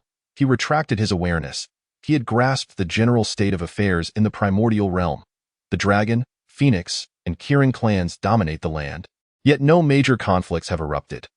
While there may have been minor skirmishes, they are inconsequential and do not affect the larger picture. It seems that the ancestor dragon, Phoenix, and Kirin are indeed wary of me. After a moment of reflection, Lin Xiu comprehended the situation. It appears that the pressure he exerted on them that day was perhaps a bit too overwhelming. Although the ancestor dragon, Phoenix, and Kirin have now advanced to the quasi-saint level, Lin Xiu is aware that he possesses strength that can rival even the pinnacle of quasi-saint. At this juncture, he could easily dispatch the vast majority of innate divine beings. However, this is still insufficient. Ahead lies the calamity of the Dragon Han era and the emergence of saints. To remain unworthy of sainthood is to become mere ants. He must break through to the realm of the primordial saint before the Dragon Han calamity unfolds. It appears that a journey is indeed in order, Lin Xiu murmured softly. Chapter 37. The Direct Express to Primordial Unity. Although Pangu Island is rich in celestial energy, allowing for rapid cultivation, Lin Xiu has now entered the mid-stages of quasi-saint. Transcending the simple accumulation of celestial energy that leads to qualitative change. At this point, the focus shifts from mere accumulation of celestial energy to the opportunities for breakthrough. Some achieve instantaneous advancement from quasi-saint to saint, while others remain trapped in the quasi-saint realm for eternity. It is a matter of opportunity. Lin Xiu felt an intuitive sense that venturing out into the primordial realm would greatly benefit his breakthrough. Perhaps the chance to advance from mid-stage quasi-saint lies within the primordial realm itself. Casting a glance at the newly invigorated Pangu, Lin Xiu waved his hand, releasing brilliant rays of light that cascaded into the nearby sea. A barrier, reminiscent of the heavens, enveloped the entire Pangu Island and its surrounding area for 100,000 miles. Creatures from various races at the periphery of this barrier were forcefully cast out by an irresistible power. When they sought to return, they found no trace of the original location of Peng Lai. Having established the barrier, Lin Xiu felt a slight sense of relief, as he set out to explore the primordial realm. He knew that his absence might attract the attention of other races seeking to invade his home. Although he harbored no fear of any being within the primordial realm, the thought of his home being disturbed would surely dampen his spirits. Thus, it was better to conceal Peng Lai entirely, rendering it invisible to those beneath the quasi-saint level. Even a quasi-saint would encounter corresponding lethal formations awaiting them. At this moment, Lin Xiu's gaze turned to Tong Tian, who was meditating and diligently cultivating on Peng Lai as one of the three pure ones, born of Pangu. Tong Tian's lineage is indeed remarkable. Coupled with the abundant celestial energy of Peng Lai, his cultivation progresses at an astonishing pace. Presently, Tong Tian has reached the realm of Tai Golden Immortal. Unlike the era before the Wu and Lich calamity, when Deluo was commonplace and Tai was hardly esteemed, in the current primordial realm, he stands as a formidable figure. Even among the innate races, many leaders reside within the Tai Golden Immortal realm. This level seems fitting for a guardian of the mountain, but it still feels somewhat insufficient. Lin Xiu furrowed his brow slightly, then quickly understood the reason. Ever since he took Tong Tian as his disciple, he had neglected to guide him further. Now, Tong Tian was relying solely on the cultivation methods imprinted on his soul at birth. It appears I must prepare a more refined set of techniques for Tong Tian. Once he elevates his cultivation to become the foremost among the three pure ones, it will grant me greater leverage during the future calamity of the function. After contemplating for a moment, Lin Xiu settled into a meditative posture, beginning to tailor a set of techniques specifically for Tong Tian. Now a quasi-saint himself, Lin Xiu possessed numerous innate spiritual treasures. By synthesizing the strengths of various races of the primordial realm and integrating his own insights, he crafted a technique in just a few hundred years. Tong Tian, come here. Lin Xiu gently opened his eyes, extending his consciousness outward. Hearing Lin Xiu's call, the cultivating Tong Tian transformed into a beam of golden light and swiftly approached. Upon reaching Lin Xiu's side, Tong Tian gazed at his master, whom he had not seen for several tens of thousands of years. With just a glance, he bowed his head in reverence. What terrifying eyes they were! It was as if the celestial stars converged within them, with the birth and demise of stars occurring at a mere thought. To open his eyes is to create the world. To close them is to bring about destruction. The profound depth of his realm left Tong Tian feeling utterly bewildered. Tong Tian, my disciple, I have summoned you here because I noticed your slow progress in cultivation. I bestow upon you a new technique. Lin Xiu spoke in a calm tone, gently touching Tong Tian's forehead with his right hand. A beam of golden light shot forth from his fingertips, directly entering Tong Tian's spiritual platform. Upon sensing the new technique within his mind and glancing through it, Tong Tian's face immediately displayed a look of astonishment. This technique was far more profound than the one he had received at birth. It is worth noting that as one of the three pure ones, the technique he was born with was already among the highest tier in the entire primordial realm. When perfected, it could lead directly to the path of primordial unity. Yet, the technique Lin Xiu had just granted him revealed to Tong Tian the threshold to an even higher realm. Thank you, Master, for bestowing this technique. Tong Tian immediately knelt, bowing his head in utmost respect. The 9 transformations of the mysterious origin, crafted by my master through the amalgamation of the strengths of various schools, is something you must deeply comprehend, Lin Xiu advised Tong Tian. Now, sensing a calling in his heart, my master wishes to journey into the primordial wilderness, and thus I entrust you with the management of Peng Lai. Upon hearing that Lin Xiu was departing Peng Lai for the primordial realm, Tong Tian was momentarily taken aback. But soon he nodded vigorously in agreement, assuring him, "Rest assured, Master, I shall manage Peng Lai diligently." After a prolonged silence, Tong Tian sensed Lin Xiu's departure and slowly rose, flying towards the place where he had previously secluded himself. With the acquisition of this new technique, it was imperative to engage in earnest cultivation. Chapter 38. That person has appeared beyond the shores of Peng Lai. Lin Xiu ambled upon the earth atop the divine steed Shenanai. His aura retracted as though he possessed no magical essence whatsoever.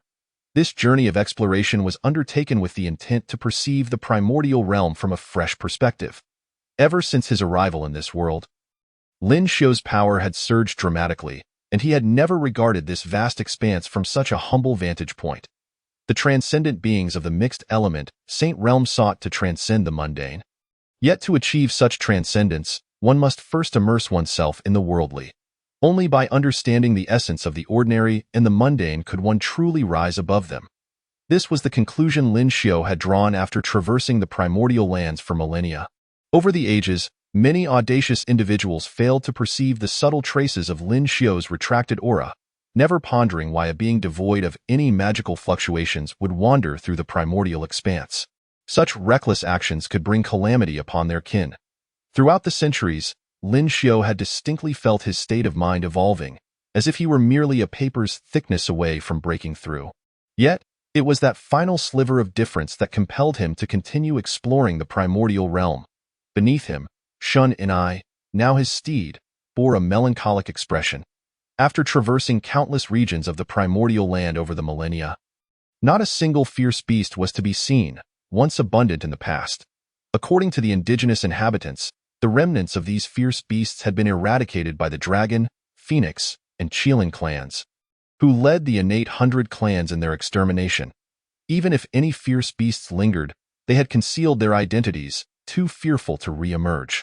Reflecting on his status as the sovereign of fierce beasts, Shin and I felt powerless as he watched their extinction unfold. The wave of helplessness washed over him. During his time in Pangu, Shun and I had also come to understand that the initial extermination of the fierce beast clan was not solely due to the three clans, but also involved the demon ancestor Luo Ho and Hong Jun. Anger towards them began to fester within Shun. "Why, Lord, I have matters to report," he suddenly spoke. "Oh? What is it?" "Speak on," Lin Xiu replied, his all-knowing gaze making Shun and I feel utterly exposed, as if all his secrets had been laid bare. After all these years, Lin Xiu had grown even more formidable. Suppressing his trepidation, Shun and I conveyed the information through his divine thoughts. "Oh? You mean to say that the sword of extermination and the coffin of burying heaven are buried in Shumi Mountain?" Lin Xiu's voice, tinged with amusement, resonated in Shun Ni's mind. This man truly knew everything. Filled with dread, Shun and I nonetheless held onto the hope of avenging his kin once he presented these two legendary treasures.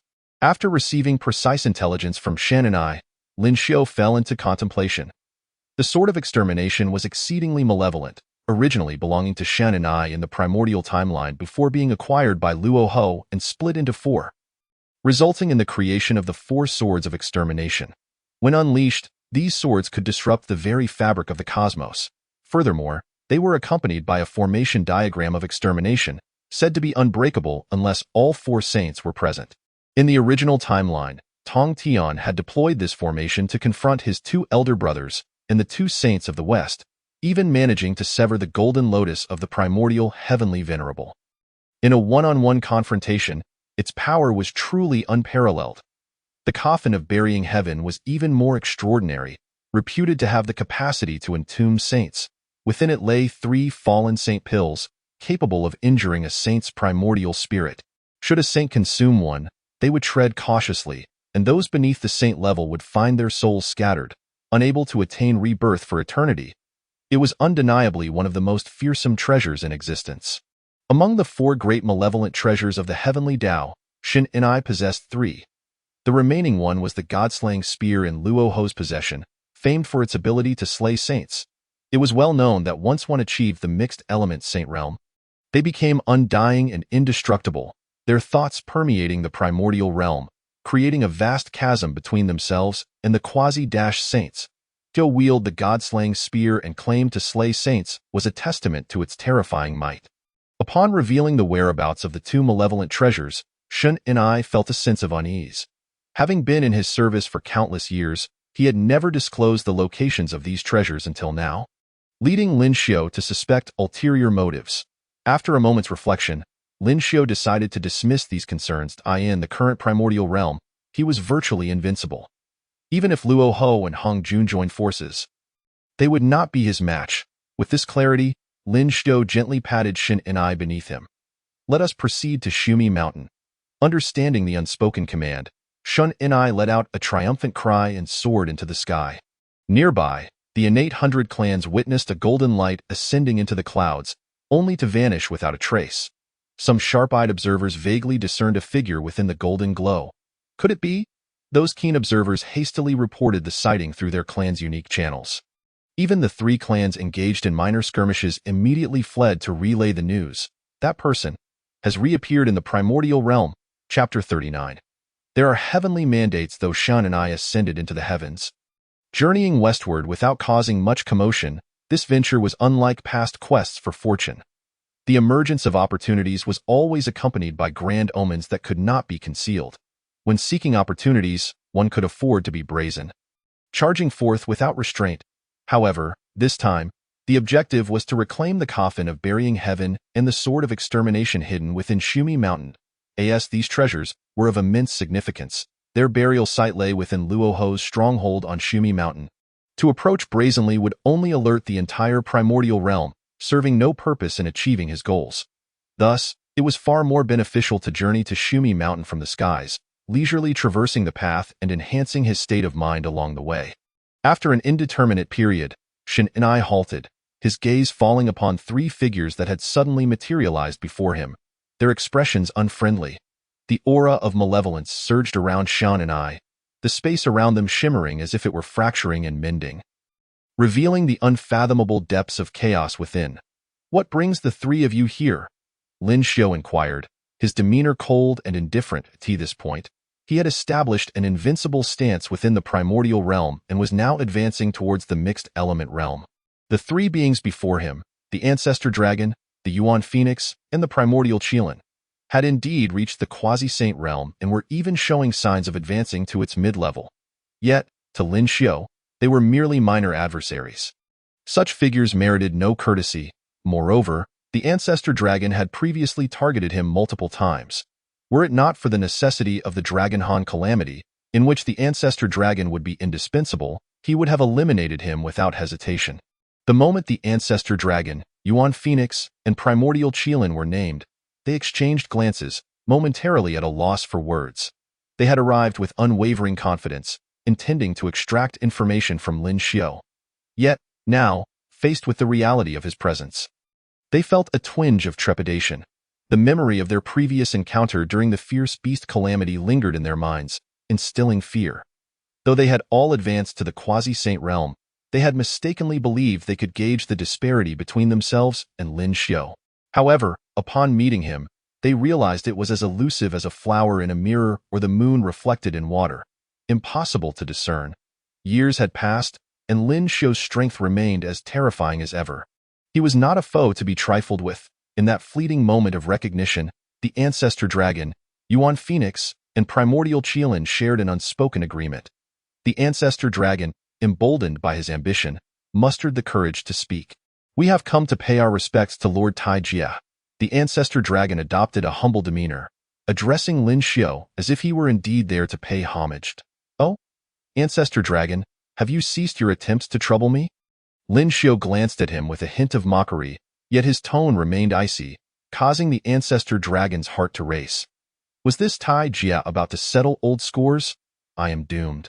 Fear gripped the Ancestor Dragon's heart, and he wore an expression of discomfort, appearing rather peculiar. "Lord Tai Jia, you jest I in the past.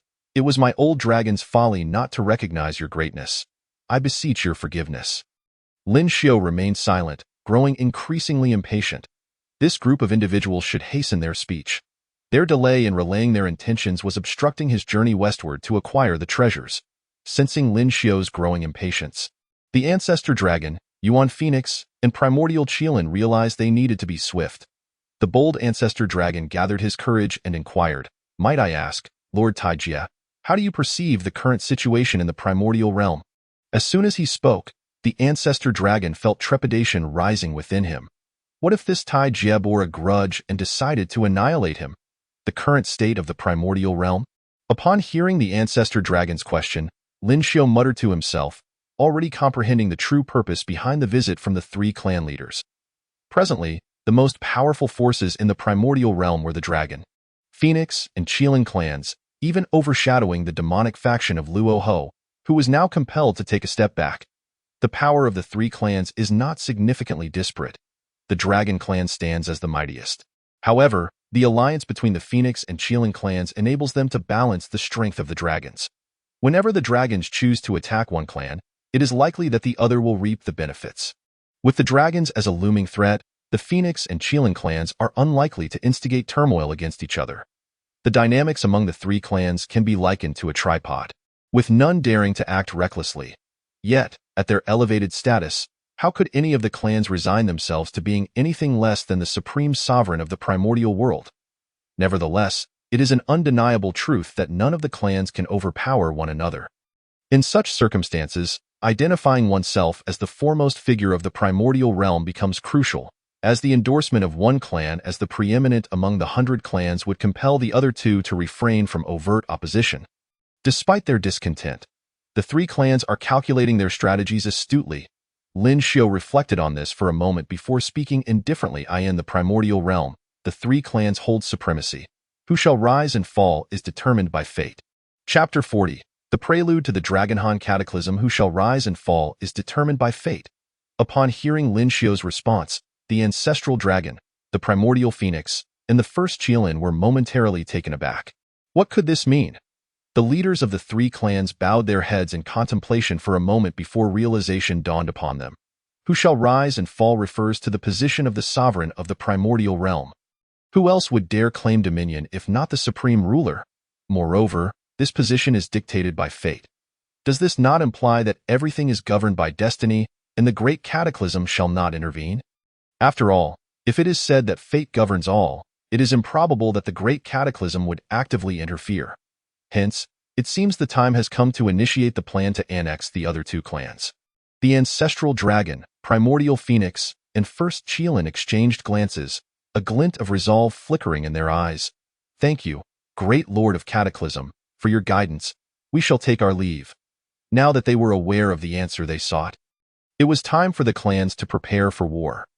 Lin Xiu exhibited no excessive emotion in response to the departure of the ancestral dragon, primordial phoenix, and first Qilin. His expression remained placid, as though the impending war that could affect the entire primordial realm was of no concern to him. At this moment, Lin Xiu understood that the departure of the three leaders was likely to rally their clans for the impending conflict. This essentially marked the commencement of the Dragonhan Cataclysm. Once the Dragonhan Cataclysm began, a substantial influx of calamity energy would arise, which would greatly benefit him. There was no need for him to intervene. With a wave of his hand, he signaled the three clan leaders to depart and gently patted his steed, Shen and I. Shen and I, understanding the cue, disregarded the three who once sought his demise, transforming into a streak of light and vanishing from sight. As Lin Xiu and Shen and I departed, the ancestral dragon, primordial phoenix, and first Qilin exchanged silent glances before turning into streaks of light and disappearing as well, now armed with Lin Xiu's message. They were eager to return to their clans. They could hardly believe that the other two clans would not have devised plans against their own. Their departure marked the beginning of the impending conflict among the three clans. Returning to their clans sooner would allow them to make necessary arrangements. The early bird catches the worm. Lin Xiu rode Shen and I away, unfazed by the minor interlude during their journey. Him. The impending war among the dragon, phoenix, and Qilin clans held little significance. What mattered was hastening his own breakthrough to the primordial unity realm. Following the Dragonhan Cataclysm, it would herald the time when sages would emerge in droves. According to the original timeline, during the Dragonhan Cataclysm, Dao ancestor Hongjun emerged as the ultimate victor, becoming the first sage. He would later deliver teachings thrice in the Zhixiao Palace, establishing the rank of sage in the heavens. Subsequently, those who attained the rank of sage followed in quick succession. Thanks to Hongjun's multiple teachings, the strength of the 100 clans in the primordial realm experienced explosive growth. Great Luo practitioners became commonplace, while Tai practitioners were treated as inconsequential. Even the quasi-sages were numerous. The subsequent War of the Wu and Yao had far-reaching consequences. The so-called invincible Tai among quasi-sages fell during this cataclysm, while the 12 ancestral witches capable of battling sages were also annihilated in the calamity. Without becoming a sage, one would remain insignificant. Not to mention in the later stages when the strength of the primordial realm surged. Even during the conclusion of the Dragonhan Cataclysm, when Hongjun became a sage, it posed a crisis for him.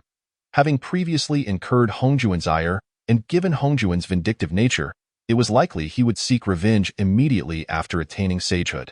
Presently, Lin Xiu felt confident, considering himself invincible among quasi-sages. However, facing an adversary at the sage level would still pose challenges. Thus, he needed to expedite his breakthrough to the primordial unity realm, achieving immortality to ensure his safety. With this in mind, Lin Xiu lightly patted Shen and I. Shunni's speed increased once more. Thus, as they traversed the realm for an indeterminate number of years, one day, while journeying across the land, Lin Xiu suddenly felt a stirring in his heart. It was as if an opportunity was beckoning him from the not-so-distant west. Lin Xiu furrowed his brow slightly and urged Shen and I toward the synth's location. Now a quasi-sage, whatever could evoke such a response within him must be at least a primordial object. Primordial objects, each with remarkable origins, were coveted by those destined for great fortune. Although Lin Xiu possessed several primordial treasures, he would never dismiss the value of a primordial object. The primordial realm had undergone countless epochs, and nearly all the rare treasures on the land had been claimed by the primordial 100 clans. Most primordial objects were likely already owned. What could possibly appear here now? In an instant, Lin Xiu felt a flicker of anticipation for this treasure hunt. As the sovereign of fierce beasts, Shan and I had advanced significantly in strength during his years of seclusion with Lin Xiu and Pang Lai. He could now be considered a formidable quasi-sage. Along the way, they encountered some mindless entities, but under Shan Ni's might, they were swiftly dispatched as mere nuisances. Before long, Shen and I brought Lin Xiu to the location he sensed was filled with opportunity. At a glance, he beheld an extraordinary tree standing majestically before him. Chapter 41. The ancestor of Earth Immortals, Jin Yuanzi. It was a tree exuding a faint fragrance. On its branches hung dozens of fruits resembling infants. Eyes closed in anticipation, gazing at this tree and its fruit, Lin Xiu quickly deduced its identity. This was the fabled ginseng fruit tree, which blooms every 3,000 years, bears fruit after another 3,000 years, matures in 3,000 years, and only becomes edible after 10,000 years. At any given time, only 30 fruits ripen. The scent enhances lifespan by 360 years, and consuming it could extend life by 47,000 years. It reacts uniquely to the elements, falling when meeting gold, withering when encountering wood, dissolving in water, scorching in fire, and merging with earth. A truly miraculous entity. When mentioning the ginseng fruit tree, one cannot overlook the figure of Zhan Yuanzi, the ancestor of Earth Immortals. Legend has it that this ginseng fruit tree is one of Zhan Yuanzi's accompanying treasures, a primordial spiritual root. Zhan Yuanzi's true strength remains ambiguous, having only intervened once during the later journey to the West Calamity. Without harming anyone in a sense, he could be deemed a kind-hearted individual, much like Hong Yun. Now that the ginseng fruit tree had manifested here, it was likely that Zhan Yuanzi was nearby as well. Lin Xiu's eyes narrowed slightly as his consciousness swept across the surroundings, ultimately resting in a corner. In that corner lingered a faint consciousness. Perhaps aware of being detected, an elderly figure with white hair materialized in that corner. Zhan Yuanzi, I have encountered the great lord of Cataclysm. The old man bowed respectfully. Lin Xiu was not at all surprised by Zhan Yuanzi's reverence. He could discern that the current Zhan Yuanzi's consciousness was merely nascent, and his strength exceedingly feeble. In the primordial realm, he might wield his accompanying treasure to contend against Taya-level beings. But before Lin Xiu, he was still vastly outmatched. It was only natural for one to exhibit such respect in the presence of a being capable of obliterating them at any moment, especially one possessing valuable treasures. To be candid, Lin Xiu viewed the ginseng fruit as somewhat insipid yet regrettable to discard. It takes 3,000 years to bloom, another 3,000 to bear fruit, and 3,000 to mature, only to be consumable after 10,000 years. In the grand scope of time in the primordial realm, this duration is but a fleeting moment. A casual retreat into seclusion might surpass this span. Furthermore, the fruit's benefits held little relevance for him. Extending lifespan by 47,000 years was trivial, as he was already a quasi-sage. The quasi-sage realm is but a step away from the undying and indestructible primordial sage, making it reasonable to say his lifespan is on par with the heavens. In light of this extensive temporal comparison, the 47,000 years is merely 9 years and a fraction. Go him. The ginseng fruit would serve merely as a type of celestial fruit. Casting a glance at the frail Zhan Yuanzi, Lin Xiu gently spoke. Considering your limited cultivation, Our meeting today is fortuitous. I shall take only a portion of this ginseng fruit tree." As he spoke, Lin Xiao waved his right hand lightly, causing a branch of the ginseng fruit tree to fall, which flew into his sleeve.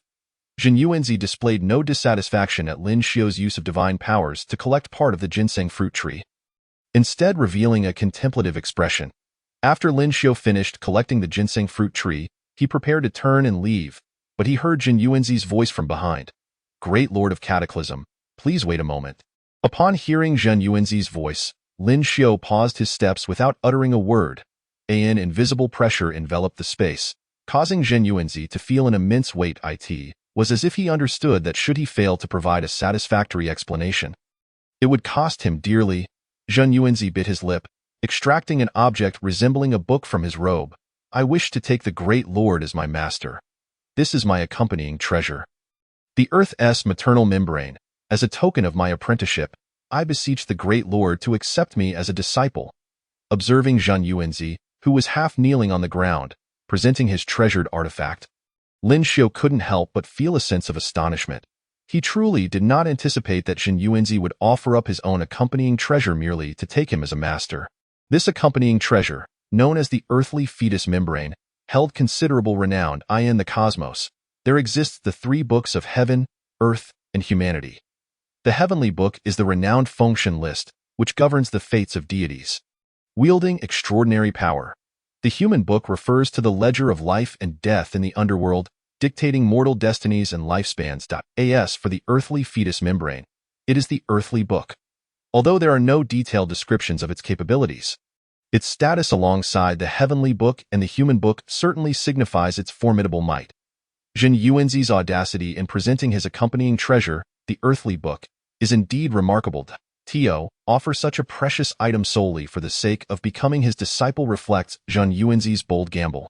"Jin Yuanzi, why do you wish to take me as your master?" Lin Xiao inquired, his tone indifferent. Upon hearing Lin Xiao's question, Jin Yuanzi realized this was his final opportunity. Gritting his teeth, he replied, "I pay my respects to the great deity. I am in awe of your might and wish to learn the supreme path from you." Observing Jin Yuanzi's demeanor, Lin Xiao sighed inwardly and responded, "If that is the case, it seems we are fated to meet. I shall accept you." With a gentle wave of his right hand, the earthly book in Jin Yuanzi's possession vanished into his sleeve. "From this moment forth, you shall be my second disciple." Chapter 42. Truly a master. Upon receiving Lin Xiao's affirmative response, Jin Yuanzi abruptly lifted his head, filled with uncontainable joy. His request had been made with a sense of reckless gamble. Should he lose, both the earthly book and his life would be forfeit. Conversely, a successful gamble would lead to a significant victory. In the final stages of the beast calamity, he had experienced a moment of enlightenment, yet as a primordial being with innate spiritual plants and accompanying treasures, the path to cultivation was long and arduous. He had expected to remain lost in confusion during his solitary practice until he sensed a powerful being approaching him. There was an instinctual feeling that his fortune lay with this approaching figure. As the powerful being drew near, Jin Yuanzi recognized him as the illustrious Tai Jia, who had been renowned even before the beast calamity. As the steward of the earthly book, Jin Yuanzi had heard tales of Lin Xiao's exploits, including his triumph over the Dragon Clan and his solo ventures amidst the beasts, as well as his decisive actions against the Beast Emperor, which had severely crippled the Dragon Clan's patriarch. Such formidable achievements underscored the profound depth of this Taichu deity. To become his disciple would indeed be a great opportunity. Now that he had successfully gambled, how could Jin Yuanzi not rejoice? Disciple Jin Yuanzi pays his respects to the master. Jin Yuanzi respectfully performed a bow of apprenticeship before Lin Xiao. Lin Xiao sat indifferently upon the divine steed, accepting Jin Yuanzi's gesture with an air of calmness. While his exterior appeared composed, his mind was deep in contemplation. His current journey was to retrieve the Excalibur and the coffin of heaven buried in the western Mount Shumi, which served as the stronghold of the demonic ancestor, Luo Hu. The likelihood of encountering Luo Hu during this trip was not insignificant. Given the enmity between himself and Luo Hu, a confrontation could occur at any moment. According to the timeline, Luo Hu had managed to battle against the ancestral dragon, the primordial phoenix, the initial Qilin, and the formidable beings born from the remnants of the chaotic demonic spirits. His strength was likely nearing that of a saint, even if he had not yet reached the saint level. He would probably be at the pinnacle of quasi-saint, nearly stepping into the realm of the primordial saints. Although there was still a considerable gap until that time, it was likely that he was already at the mid-level of quasi-saints or even higher. It was not uncommon for a minor realm to impede dozens of gatherings of the enlightened. Currently, while Lin Xiao's combat prowess could be deemed the greatest in the wilderness, Luo Hu should not be his match. However, Luo Hu wielded one of the innate treasures, the god-slaying spear. The possibility that the Excalibur and the Coffin of Heaven, buried in Mount Shumi, could fall into Luo Hu's hands was concerning. Under such circumstances, defeating Luo Hu unscathed was not an insurmountable challenge, but ensuring the safety of his newly accepted disciple posed a dilemma. Moreover, this disciple had not even reached the level of a great Luo Golden Immortal. Bringing him along would only serve as a hindrance. Yet, abandoning him right after accepting him as a disciple seemed inappropriate. Furthermore, having set up a grand array on Penglai Island, Jin Yuanzi would likely be unable to enter without assistance. Lin Xiao found himself troubled by how to handle his newly acquired disciple, Jin Yuanzi. After deep contemplation, Lin Xiao finally conceived an idea. Facing the bowed Jin Yuanzi, Lin Xiao waved his hand, and a beam of golden light flew from his sleeve.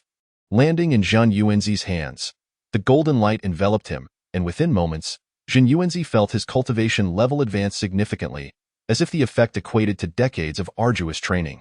Before long, the golden light receded, coalescing into a seemingly unremarkable jade tablet in Jin Yuanzi's hands. At first glance, it appeared to be an ordinary object devoid of spiritual energy, yet upon closer inspection, its extraordinary nature became evident. The jade tablet emitted a subtle aura that directly infused into the holder's body without any leakage. Engraved upon the tablet was the character for calamity. This seemingly mundane character, when observed for too long, evoked a sensation of being amidst an immeasurable calamity. Go overseas to seek Penglai Island. With this jade tablet, you may awaken a strand of my consciousness placed within, Lin Xiao instructed coldly. Given that Jin Yuanzi had contributed the earthly book, it was inconsequential for Lin Xiao to impart a harmless fragment of his consciousness onto the tablet. Once Jin Yuanzi reached the outskirts of Penglai Island and released the consciousness, Tong Tian, who remained at home, would know how to manage the situation. After confirming that nothing was amiss, Lin Xiao and the divine steed transformed into a streak of light, vanishing from sight. After receiving the jade tablet, Jin Yuanzi waited patiently for a while before slowly rising. A more potent aura surged from him than before. During this time, Jin Yuanzi had unexpectedly broken through a minor realm. He gazed in the direction Lin Xiao had departed. Sighing in admiration, truly a master, truly the Taijie deity. Chapter 43. The Western teachings years had passed since Lin Xiao departed from Jin Yuanzi, and he finally arrived in the Western realm. Along the way, he encountered the ongoing battles among the three clans. The Dragon, Phoenix, and Qilin clans instigated conflicts throughout the wilderness, accompanied by the scaled races and avian beasts they led.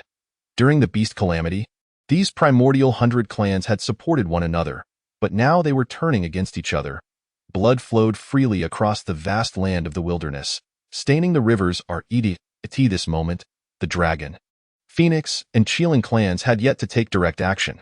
The skirmishes were primarily among the subordinate races. This indicated that while conflicts had begun to emerge between the three clans, the situation had not yet escalated to a critical point. The 100 Clans Wars caused widespread devastation across the wilderness, with vast spiritual veins collapsing, the earth splitting, mountains shifting, and rivers flowing backward becoming commonplace. Even in the skies, beings at the Tai level were engaged in combat. However, the situation had not yet reached a point of total annihilation. Those at the Tai level were regarded as the backbone of the three clans and had not yet engaged in lethal battles among themselves. The actions of these Tai beings were merely for show, serving to display their strength and intimidate other races in the wilderness that had not yet submitted to the three clans. Lin Xiao paid little heed to the petty schemes of the Dragon, Phoenix, and Qilin clans. The situation was inevitably progressing toward the Dragon Han calamity, a trend that could not be halted. He merely needed to wait for the calamity's malevolent energy to reach its peak before stepping in to absorb its power.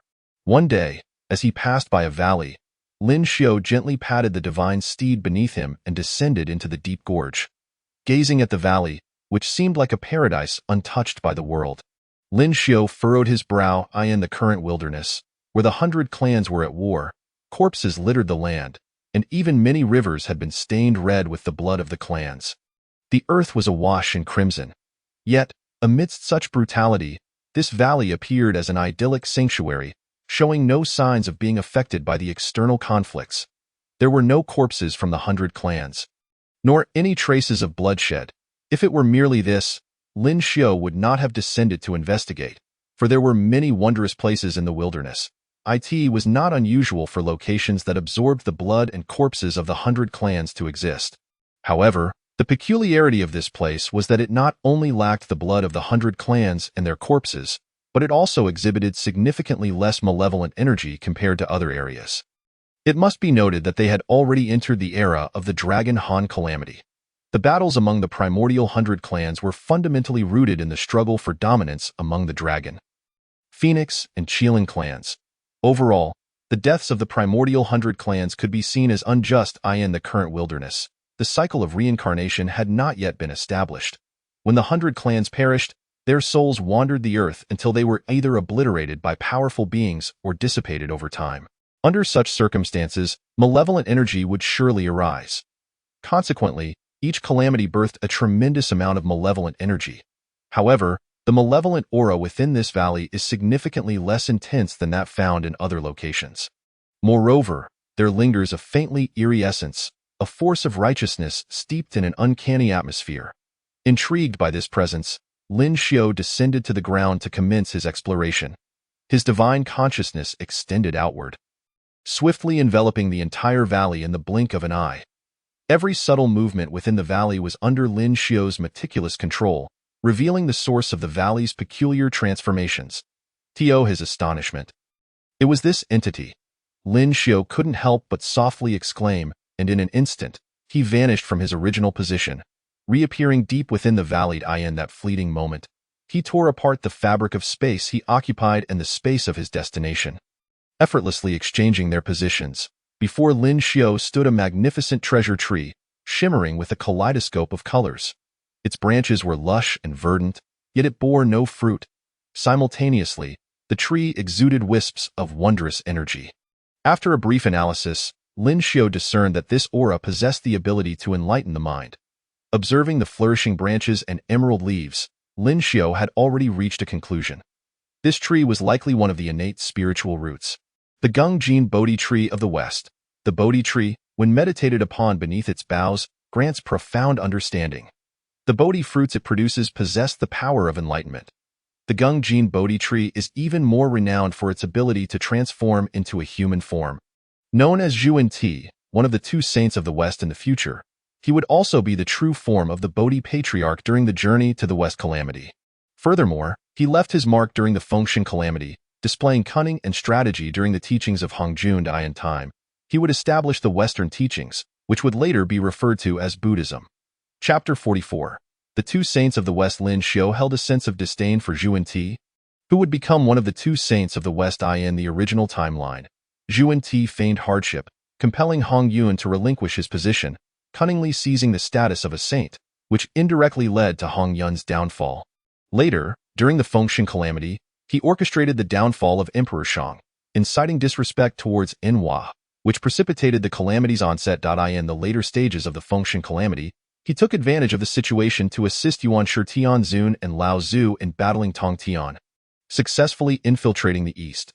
When the calamity concluded, he absconded with numerous disciples of Jie Jiao, even taking away allies from Chan Jiao, including the esteemed 12 immortals of Yusu, all of whom were poached by these shameless saints. In Lin Xiu's memory, these two saints epitomized shamelessness. Now, upon encountering the yet-to-be transformed Zhuan Ti, Lin Xiu naturally bore no fondness. Lin Xiu raised a finger, gathering a black light upon it, as dark as ink. It was imbued with a heavy aura of foreboding. Around the gathering black light, shadows flickered ominously. At that moment, the very fabric of space trembled, revealing the boundless chaos beyond. Wherever his finger traced, chaos reigned, resistant to restoration. The primordial space was a creation of Pangu, who sacrificed his very life to shape it. To rend the very fabric of space was an arduous endeavor, let alone to leave it irreparably damaged. Even before he unleashed his strike, the The sheer terror was palpable. Should he choose to unleash it, the consequences would be unfathomable. Sensing the impending doom or the terror embodied in Lin Xiu's finger, a golden silhouette materialized beside the Gung-Jin Bodhi tree. The golden light swiftly dissipated, revealing a figure resembling a benevolent Taoist. With kind, gentle features, he radiated an aura of tranquility, evoking a perception of him as a genuinely good person. Yet, this seemingly virtuous figure was crouched on the ground, trembling in fear. "Please, great immortal, spare my life." This future saint, Zhuan-Ti, was now pleading for mercy on the ground. Lin Xiu's movements faltered as he turned to regard the manifested Zhuan-Ti. To his surprise, consciousness had already emerged. He sighed softly, yet the black light upon his finger continued to accumulate. His dissatisfaction with Zhuan-Ti had only intensified, and with the manifestation of Zhuan-Ti's awareness, his ire surged further. "Please, great immortal, spare my life." Zhuan-Ti was overwhelmed with panic, at a loss for words, reduced to incessantly begging for mercy. Lin Xiu disregarded the pleading Zhuan-Ti, feeling a twinge of sympathy. The Gung-Jin Bodhi tree was indeed one of the innate spiritual plants, possessing remarkable capabilities to assist others in achieving enlightenment. However, for one of his cultivation level, it held no value in the original timeline. Zhuan-Ti had utilized this Gung-Jin Bodhi tree, merging various heavenly materials and earthly treasures to forge the renowned Seven Treasures Wonderful Tree of later generations. The Seven Treasures Wonderful Tree was unmatched in its capabilities, even surpassing the five-colored divine light produced by Kong Xian.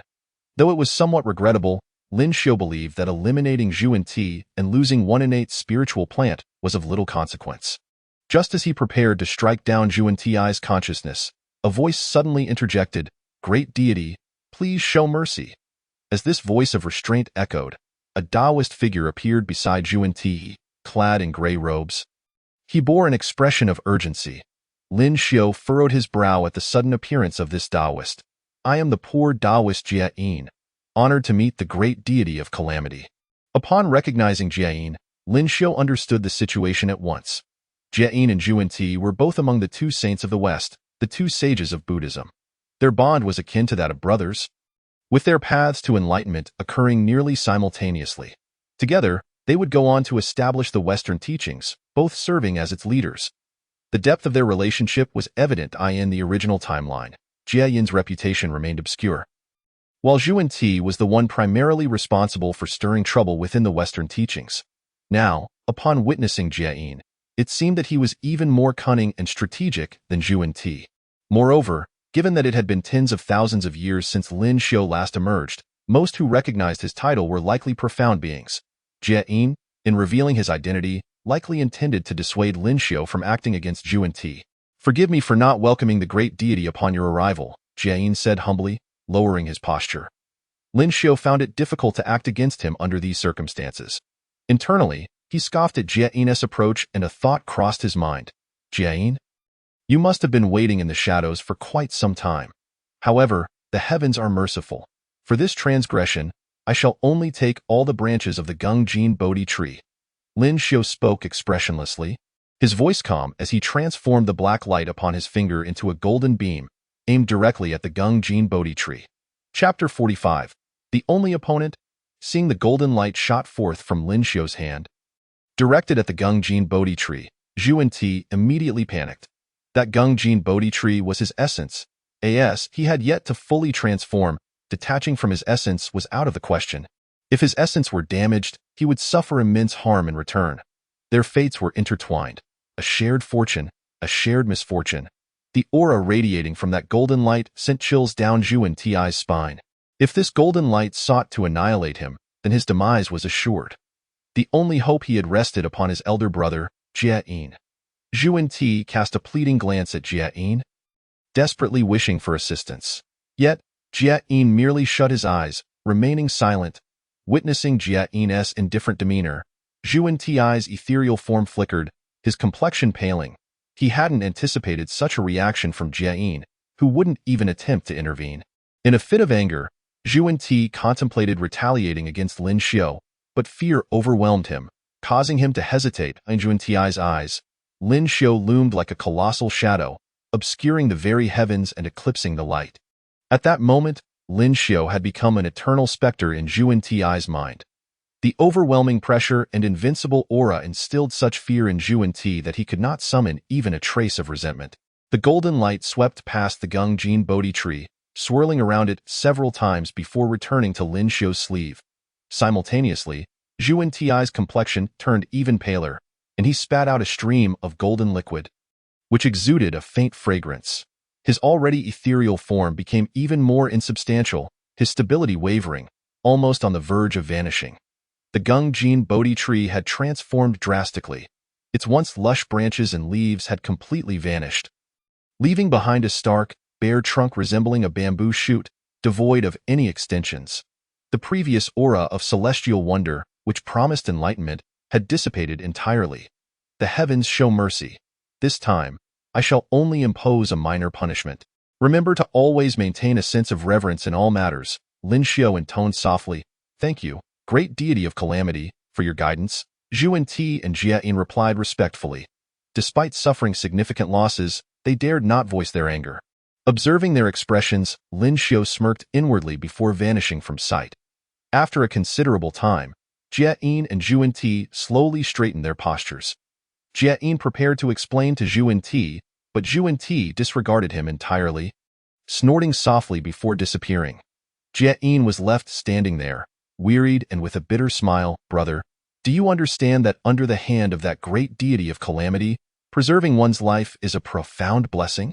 With a soft sigh, Jia Yin too vanished from the scene. He comprehended that the present distance between him and Zhu Ti had given rise to a chasm of the heart, no longer possessing the tacit understanding of your. The valley around him had reverted to its original tranquility, save for the once thriving, mysteriously ethereal Gungjin Bodhi tree, which had now become a bare trunk. Above in the sky, Lin Xiao beheld the figures of Jia Yin and Zhu Ti, a sly smile creeping upon his lips as he rode away on the divine steed Shinanai. Jia Yin, with his cunning schemes, had rendered it difficult for him to strike decisively in such a situation. Indeed, it was challenging for him to act, yet it did not prevent him from sowing discord between the two. Having so brazenly humiliated Zhu Ti and placing the blame upon Jia Yin, he left them with no choice but to feel gratitude toward him. This grievance, Zhu Ti would not dare to unleash upon him. Thus, the sole outlet for their frustrations became the true instigator, Jia Yin. Consequently, in the future, among the six saints, Zhu Ti and Jia Yin would be at odds, while Tong Tian would become his disciple. The ensuing calamities would afford him ample opportunity to intervene. The primordial expanse was vast and boundless. Even with the swiftness of Shinanai, it took him a considerable time to reach a location near Mount Shumi, one of the gathering places of the myriad spiritual veins in the western regions of the primordial world. Its scenery was magnificent, suffused with an ethereal aura, making it a prime celestial abode in Lin Xiao's view. The environment for cultivation here was superb, second only to Mount Buzhou and the present-day amalgamation of the three islands into Panglai. Yet such a revered mountain was now occupied by Luo Ho, serving as the stronghold of his demonic sect. The headquarters of that sect lay atop Mount Shumi, where the locations of the Jixian sword and the Zongtian coffin were also concealed. As the stronghold of the demonic sect, Mount Shumi was heavily guarded. At first glance, it appeared unremarkable, akin to an unfortified celestial mountain. However, in Lin Xiao's discerning eyes, the myriad restrictions and barriers were densely woven, enveloping the entirety of Mount Shumi. Even a mosquito entering this mountain would instantaneously lose its soul.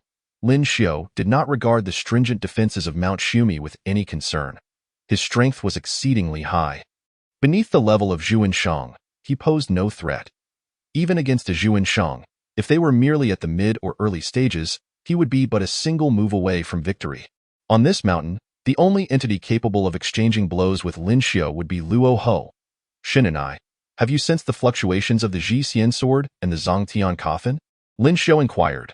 Shinanai shook his head. He felt no trace of the fluctuations of the Jixian sword and the Zongtian coffin. They were likely already claimed by another. Upon hearing Shanni's response, Lin Xiao narrowed his eyes. It appeared that the Jixian sword and the Zongtian coffin had fallen into Luo Ho's grasp. Chapter 46.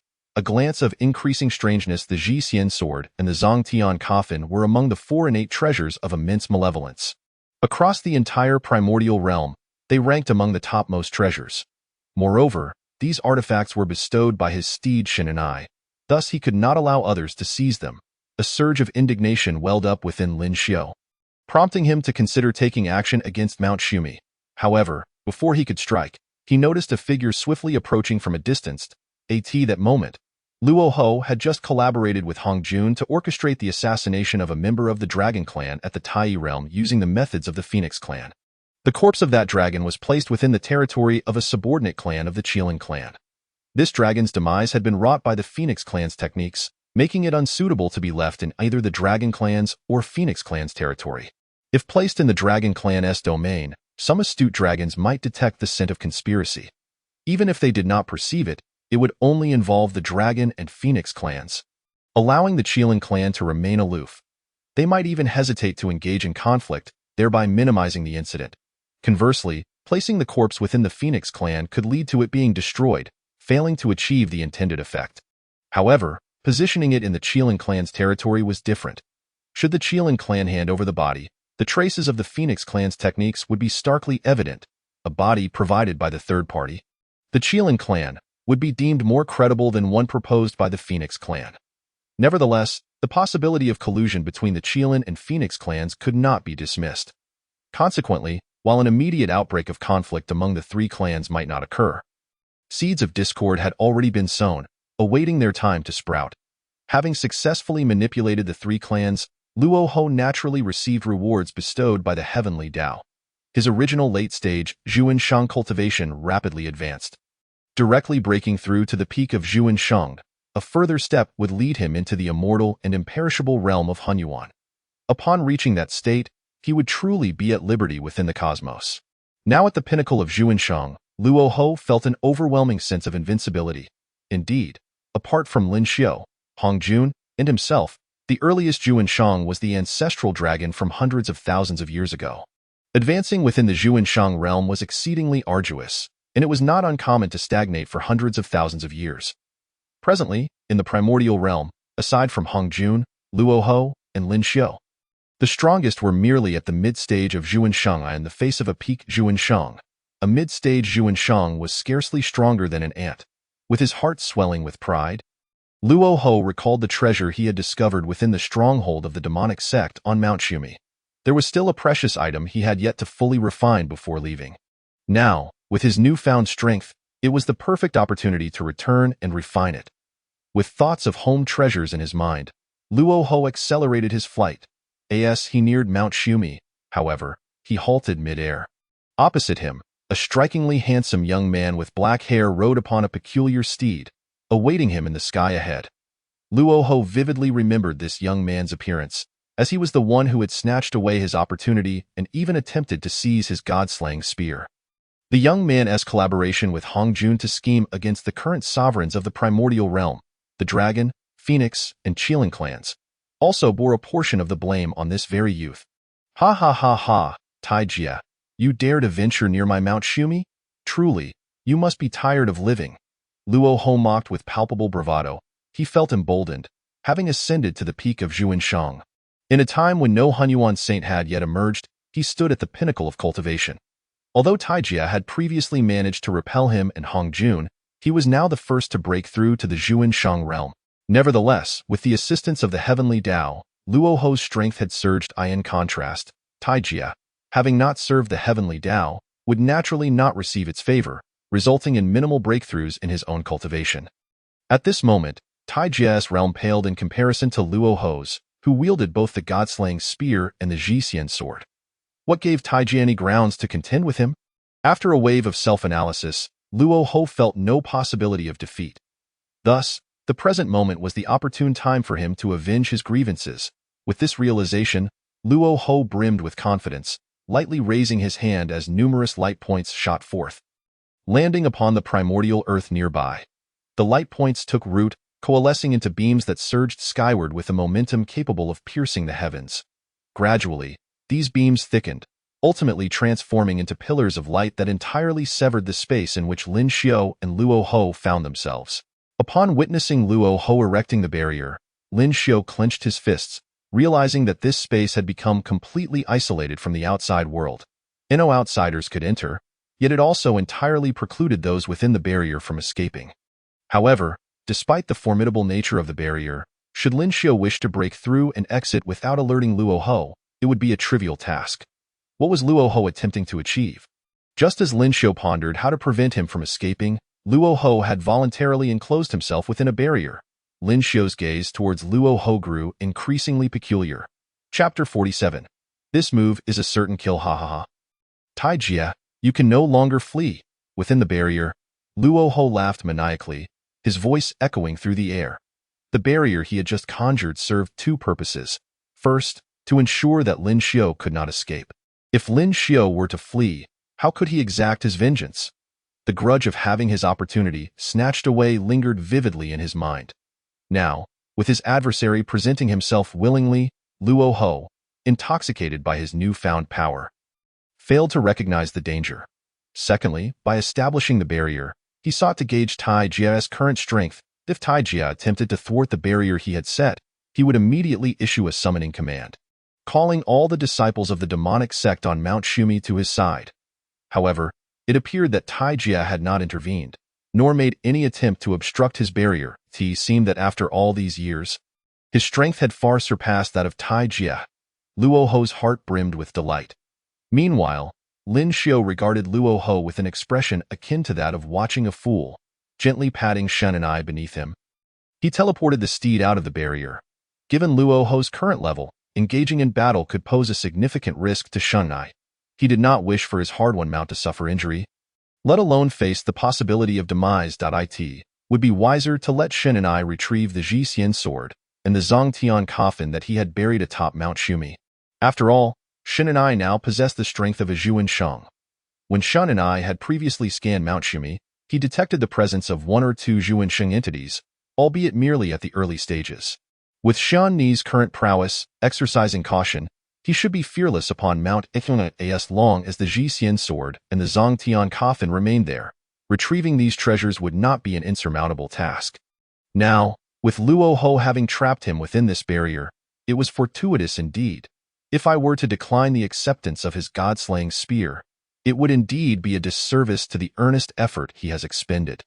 A treasure delivered across 1,000 miles, though the gift may be modest, the sentiment is profound. At this moment, Luo Ho felt a surge of pride, only to realize that the divine reversal had vanished from sight. Yet, he paid little mind to it. The realm had already been ensconced within the barrier he had established, rendering any escape impossible for that divine reversal. Perhaps it was that Tai Jia had summoned his mount back. Out of fear, with confidence swelling within him, Luo Ho brandished his treasured god-slaying spear, directing it towards Lin Xiu. As the spear was unleashed, a wave of malevolent energy surged forth, saturating the realm sealed by the barrier. The winds howled, and the atmosphere was thick with ferocity.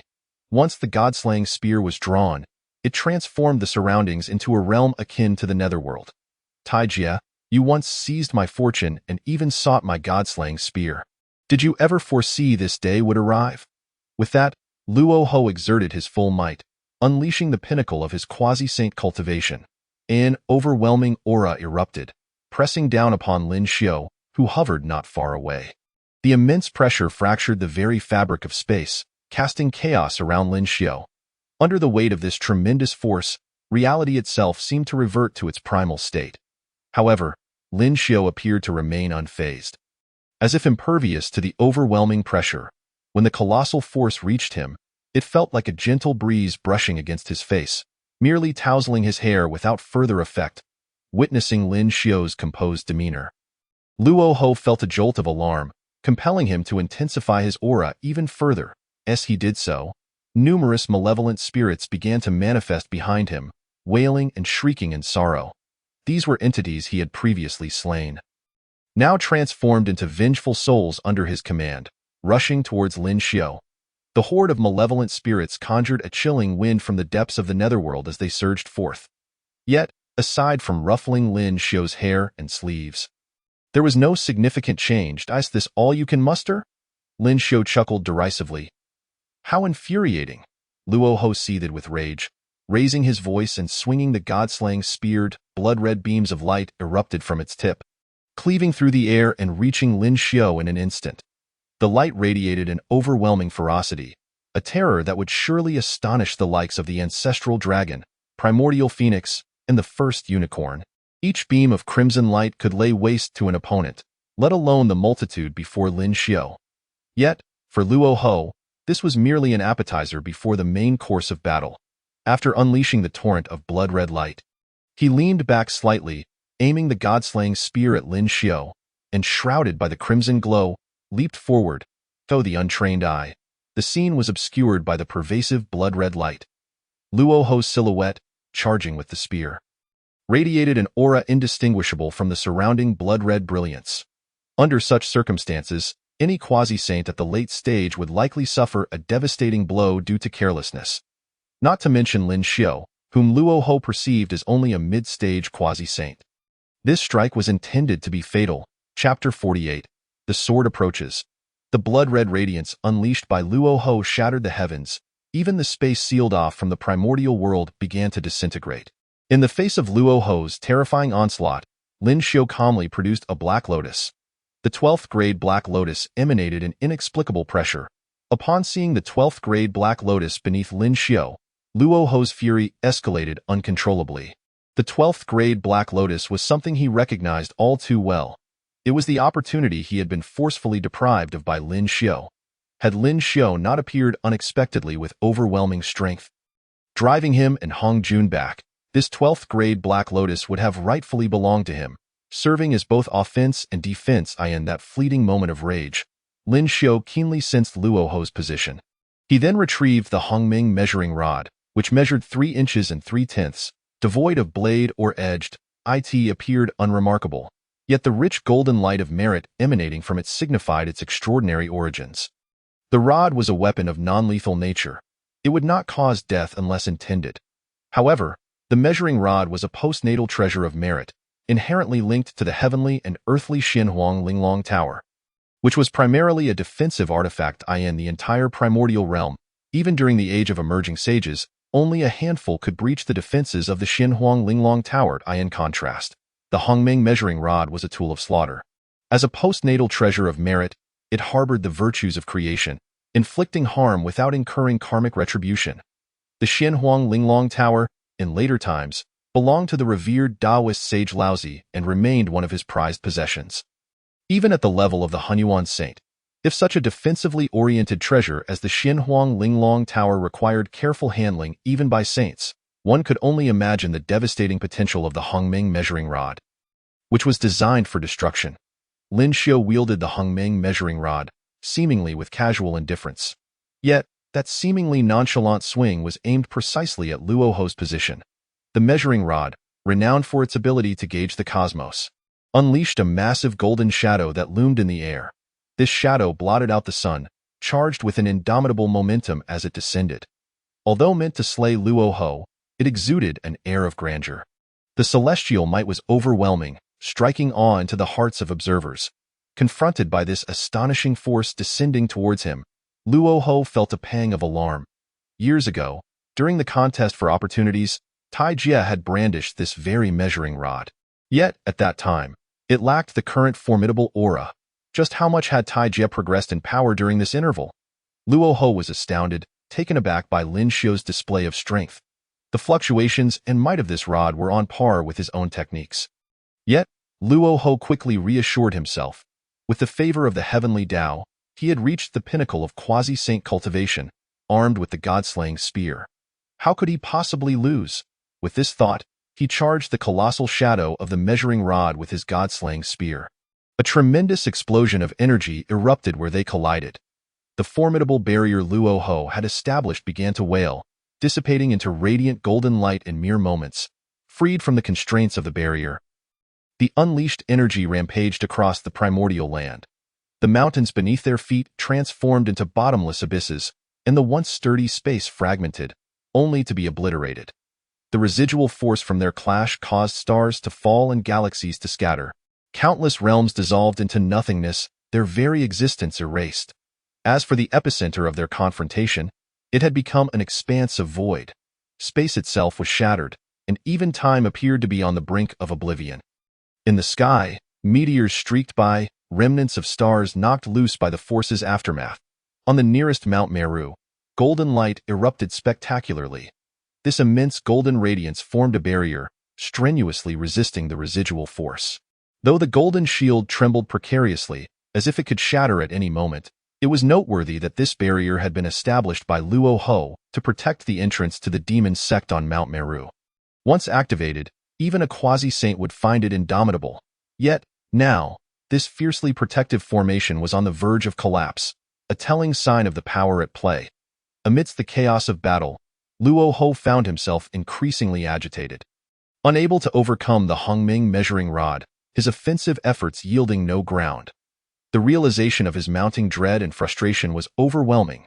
As the supreme demon ancestor, Luo Ho, inheritor of the 3,000 chaotic demons, possessed an extraordinary foundation. Now, as he acted on behalf of the heavenly Tao, his cultivation had surged remarkably.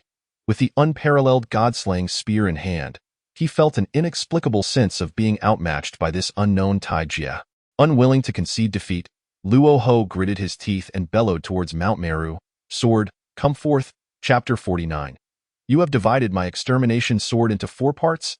At Luo Ho's commanding shout, 4 beams of silver sword light sliced through the air, shooting directly from Mount Meru towards him. The sword light flickered, swiftly cleaving through myriad realms until it reached Luo Ho. Emanating its distinctive aura, a potent wave of malevolence surged forth from the 4 beams, racing towards the shadow of the Hongming measuring rod. With this dual assault, even the Hongming measuring rod faced a challenge. The opposing force was a quasi-saint of peak prowess, wielding the god-slaying spear, a treasure of innate ferocity. While the innate ferocity of the god-slaying spear was comparable in rank to the postnatal merit of the Hongming measuring rod, the 4 beams of sword light released malevolence that rivaled that of the spear. Caught in this pincer attack, the shadow of the Hongming measuring rod did not dissipate immediately, thanks to Lin Xiu's formidable prowess. Sensing the immense malevolence emanating from the 4 sword beams, Lin Xiu's lips curled into a smile. My objective has been achieved. I shall no longer engage. Lin Xiu spoke softly, then with renewed vigor, he swung the Hongming measuring rod once more. A colossal force erupted, sending Luo Ho, who wielded the god-slaying spear, hurtling away. As he flew through the air, Luo Ho tasted blood, a warm stream spilling from his mouth. This blow had inflicted significant internal injury upon him. Subsequently, Lin Xiu waved his remaining hand, releasing an ancient bell that soared from his sleeve, radiating an awe-inspiring aura as it ascended above the 4 sword beams. The ancient bell swayed gently to and fro, releasing an intangible wave of energy. Wherever the wave traversed, the heavens fractured and the starry rivers fell. The myriad laws governing this realm approached obliteration. The 4 beams of sword light sought to resist this formidable wave. However, Luo Ho, having recently sustained internal injuries, found himself unable to extend aid to them. Deprived of Luo Ho's magical power, the 4 sword lights were unable to mount any effective defense, and were instead suppressed within the ancient bell. As the sword lights were subdued, their fierce radiance diminished, revealing their true forms, a quartet of swords, each exuding a striking aura and a palpable air of menace. Confined within the bell, the swords relentlessly emitted astonishing sword energy, striving to break free. Yet, Lin Xiu could not allow such a scenario to unfold. With a swift motion, he appeared before the chaotic bell, gently striking it with the primordial measure of heaven. Within the bell, an immense wave of energy surged forth, shattering the ferocious sword light emitted by the 4 swords, transforming the interior into a state of chaos. The swords, now severely wounded by the disruption of their light, dimmed, and far in the distance, Luo Ho felt a bitter taste in his throat as a surge of blood welled up. The covenant binding him to the 4 swords had been severed. To sever the contract between a treasure and its master requires immense power. Luo Ho was taken aback, suppressing the blood that threatened to spill from his mouth. With a flick of his hand, a colossal spear-shaped emblem manifested in the air, a unique signal of his demonic sect. Upon the issuance of this signal, disciples of the demonic sect within a radius of millions of miles were compelled to converge.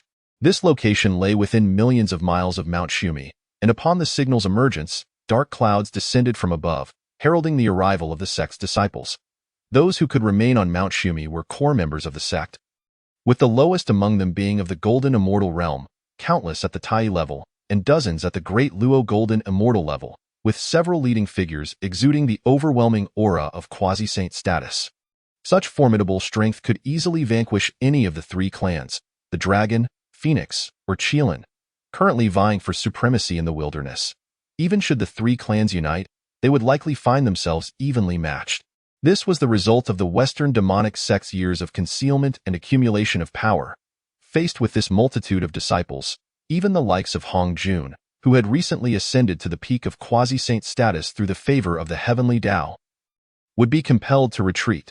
Yet Lin Xiao paid no heed to the throngs of demonic disciples. Instead, he fixed his gaze upon the four swords ensnared within the chaotic bell. The aura emanating from these swords felt strikingly familiar to him, reminiscent of the destruction mill and the god-slaying spear, though evidently weaker.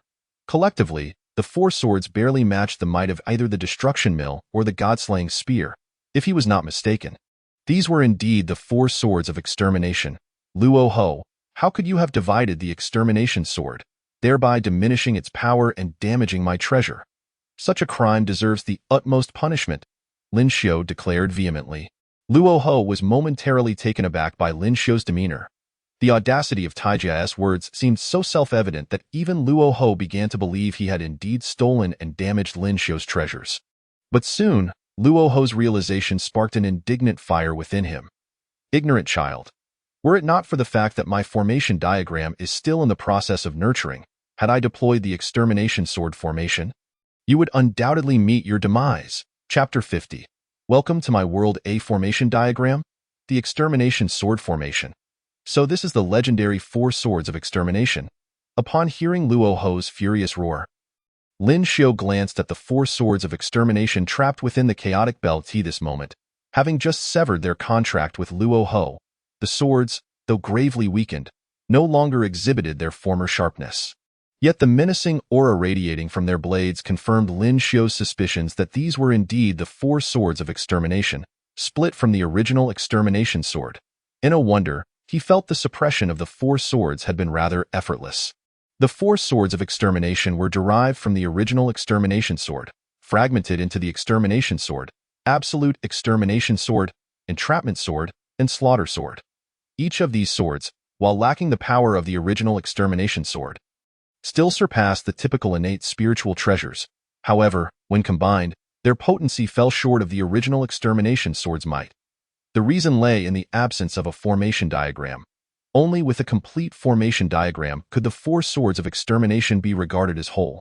When paired with the formation diagram, the four swords could unleash the extermination sword formation, a power so immense that it could only be shattered by the combined might of four saints.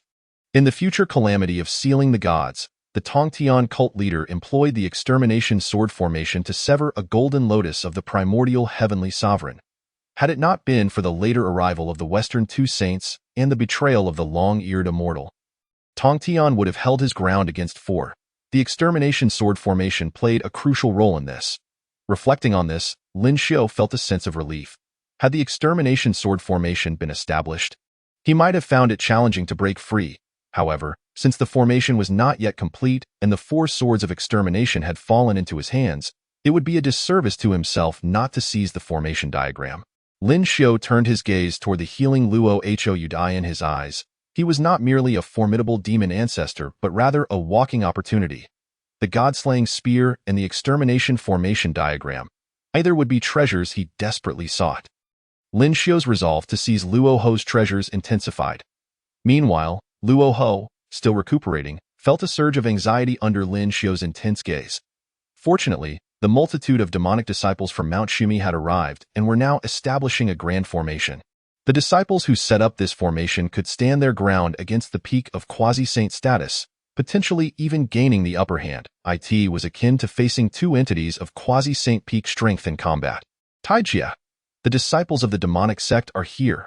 Luo Ho's confidence surged, and he shouted at Lin Xiao, "Release my four swords of extermination and hand over your chaotic bell, the primordial measure of heaven.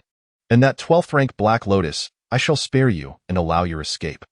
His words dripped with disdain, seemingly oblivious to the fact that he had just been bloodied by Lin Xiao.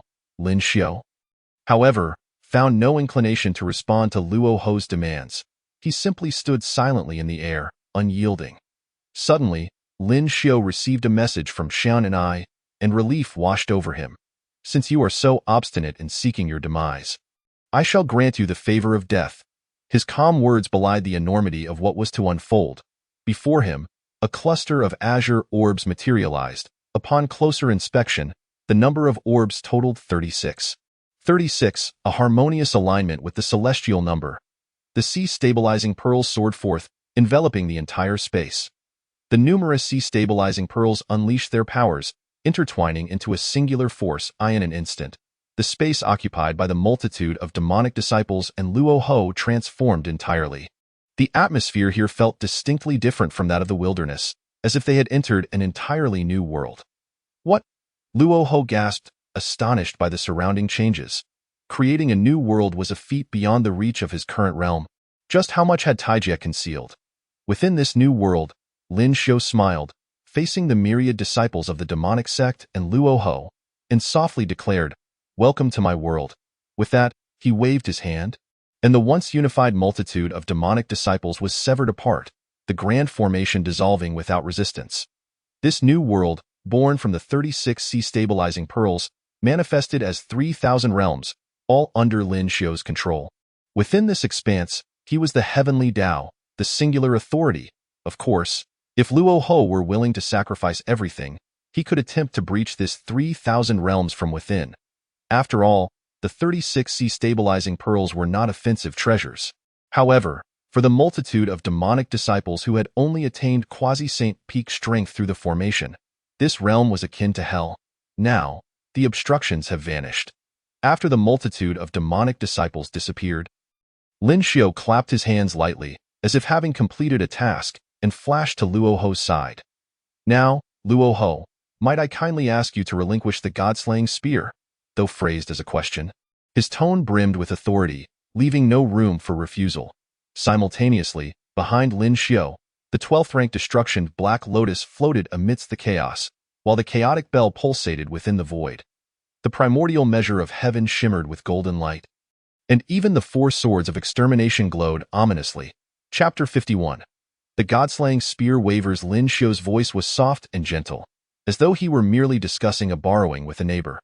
If one were to only listen to his tone and observe his expression, they would perceive him as a benevolent individual. However, Luo Ho was not so easily deceived by appearances at that moment. The multitude of treasures surrounding Lin Xiao emanated their own potent auras, rivaling that of the god-slaying spear in Luo Ho's grasp. The spear now felt akin to a lone sheep encircled by ravenous wolves, isolated. Helpless and pitiable, Luo Ho's heart brimmed with fury. In terms of realm, he had recently gained the favor of the heavenly Tao, achieving the peak of quasi-saint status, rendering him one of the most powerful beings in the wilderness. As for treasures, he wielded the god-slaying spear, an innate treasure of unparalleled ferocity, capable of slaying even the most formidable of saints, rivaling the power of the primordial measure of heaven. Furthermore, he possessed the 4 swords of extermination. Equally a formidable treasure, by all accounts, he should have been invincible. Yet, every encounter with Taijie had culminated in his defeat. The last time, he had joined forces with Hong Jun, only to be vanquished in a single blow.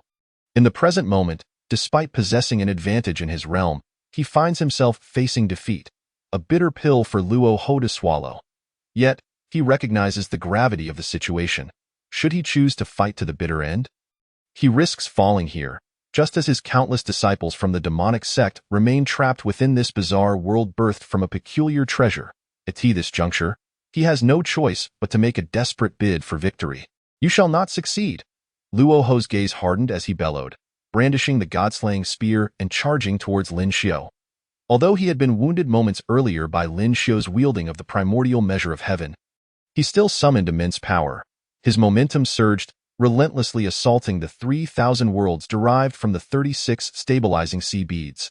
True to his reputation as the demon ancestor, the force he exuded was extraordinarily formidable. Stars fell, the very heavens trembled, and the fabric of space shattered. This realm was gradually crumbling. At this moment, Luo Ho's aura was more potent than ever before. Lin Xiu's eyes narrowed in response to the ferocity of Luo Ho's onslaught.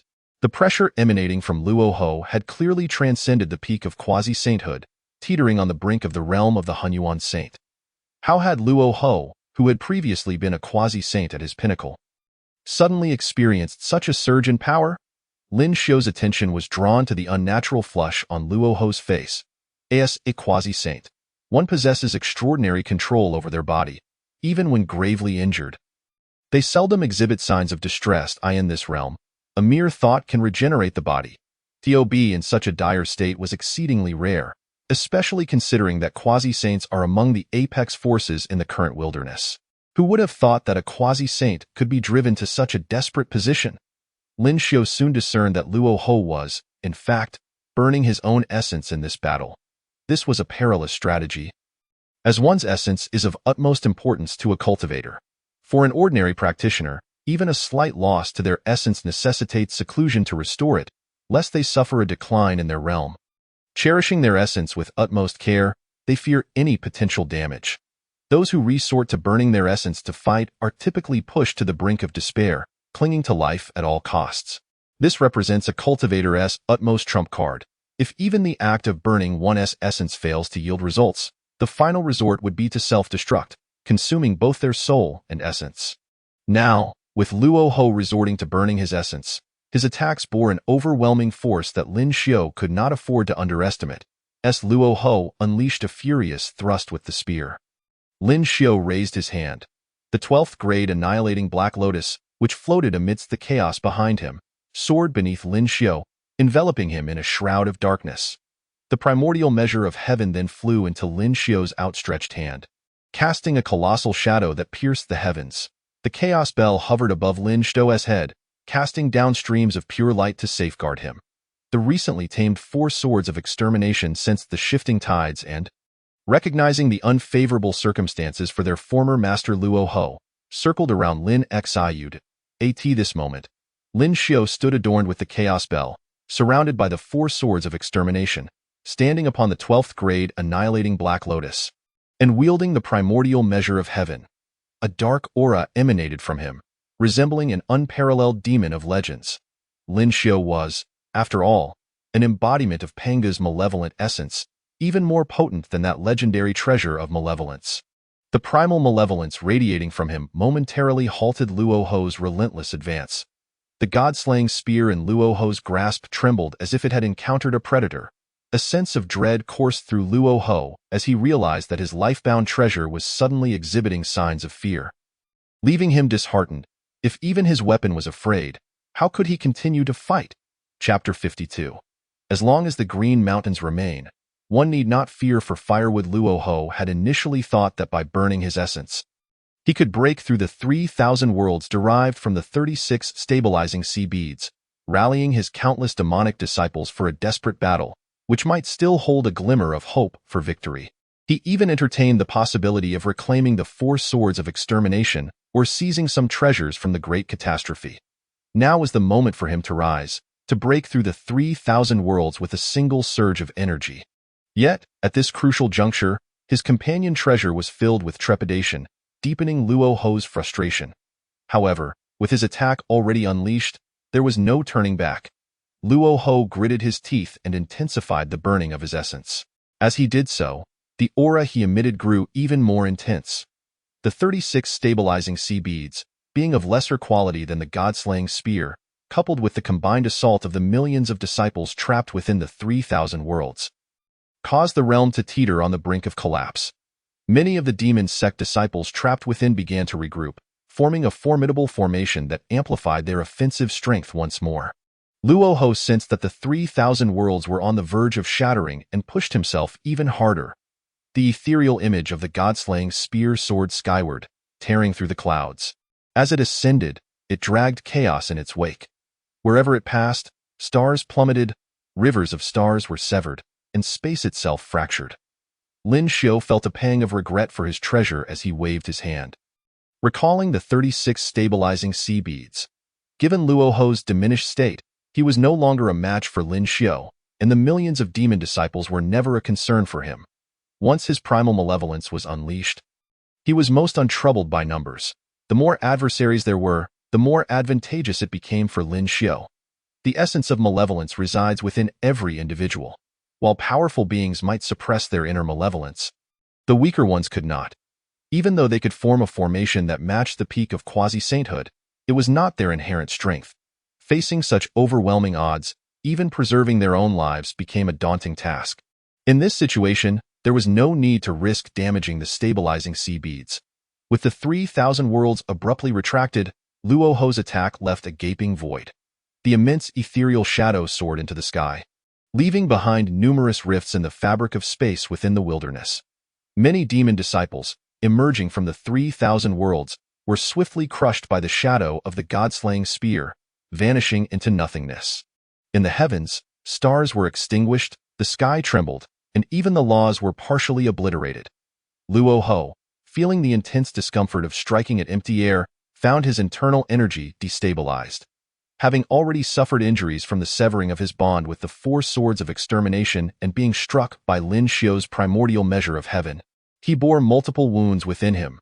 Now, having unleashed a desperate strike fueled by his burned essence that ultimately fell short, his injuries only worsened. Witnessing many of his disciples, who had finally escaped the 3,000 worlds, perish beneath the weight of his failed attack filled Luo Ho with despair. The dual affliction of internal and external injuries caused blood to trickle from his lips.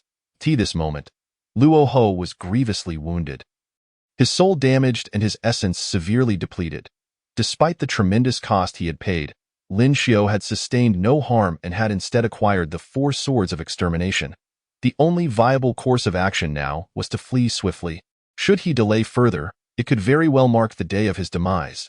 As for the demon disciples, they no longer occupied Luo Ho's thoughts. As long as the Green Mountains remain, one need not fear for firewood. The demonic sect was built upon his foundation.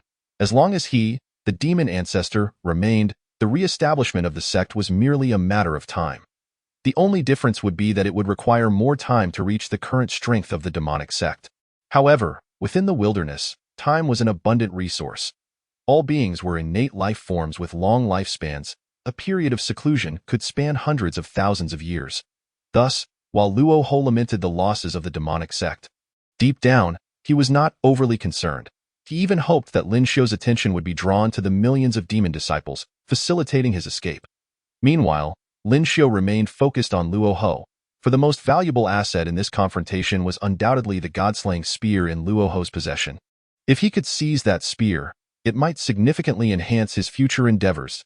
At the very least, it would complete his collection of innate malevolent treasures. On the vast expanse of wilderness, many demon disciples released from the 3,000 worlds wept for their fallen comrades.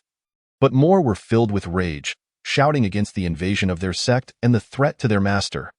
The collective roar of millions of demon disciples reverberated throughout the cosmos, momentarily distracting Lin Xiu. However, Luo Ho keenly sensed Lin Xiu's brief lapse of attention and sought to escape. Luo Ho, merely fleeing with the god-slaying spear would constitute victory. Yet, he underestimated Lin Xiu's vigilance. Even in that fleeting moment of distraction, Lin Xiu remained acutely aware of Luo Ho's intentions. He had not anticipated that Lin Xiu's strength exceeded his own by a considerable margin. Chapter 53. Approaching death upon realizing Luo Ho's intent to flee, Lin Xiu swiftly descended with a strike of the primordial measure of heaven. Golden light flickered upon the measure, and a golden ethereal figure materialized in the air, exuding a grandiose aura. As Lin Xiu swung down the measure, it seemed as though it pierced through myriad worlds. Beside the ethereal figure, the golden light appeared to be filled with countless souls offering prayers and praises, faint celestial melodies echoing within. The brilliance of the golden light and the harmonious chants radiated an ineffable sanctity. This spectacle was a manifestation of the merit golden light inherent to the primordial measure of heaven, resulting from Lin Xiu unleashing its full potential. In this moment, the primordial measure of heaven revealed its formidable might as a post-heaven merit treasure dedicated to the art of slaughter. The ethereal figure shone like the sun, illuminating the entire western expanse. Many practitioners of profound power had already sensed the abnormality in the west, but refrained from extending their consciousness to investigate, fearing it was the domain of the demon ancestor, Luo Ho. Now, with the unprecedented disturbance in the west, its monumental force had indeed stirred the entire wilderness.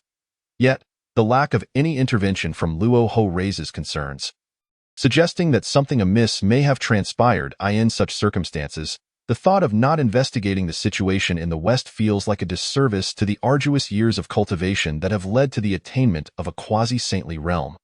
In an instant, numerous divine senses spread forth, extending directly into the Western territories.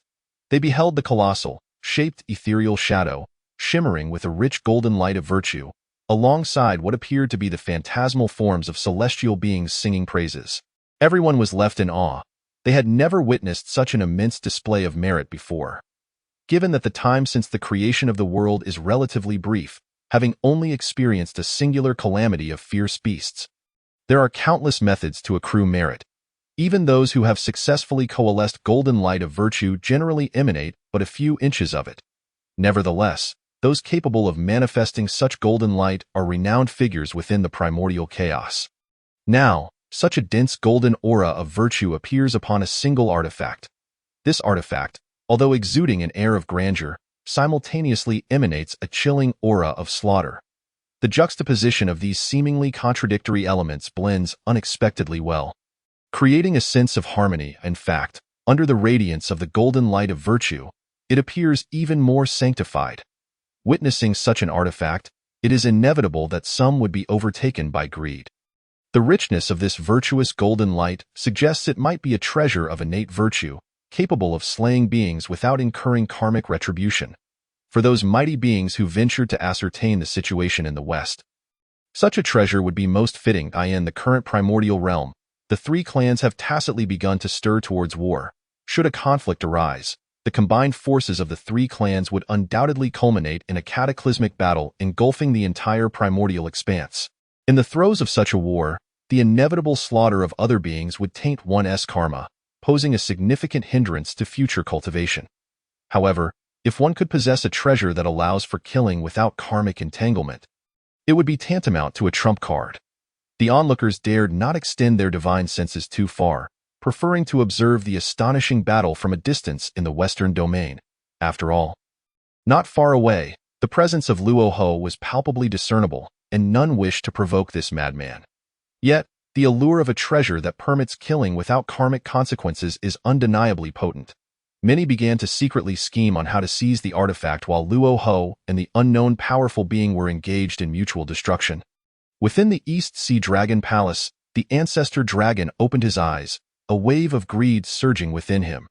The dragon clan now subtly exuded the aura of being the foremost race in the primordial realm. Should the great calamity pass, acquiring such a treasure of virtue would leave none daring to oppose the dragon clan.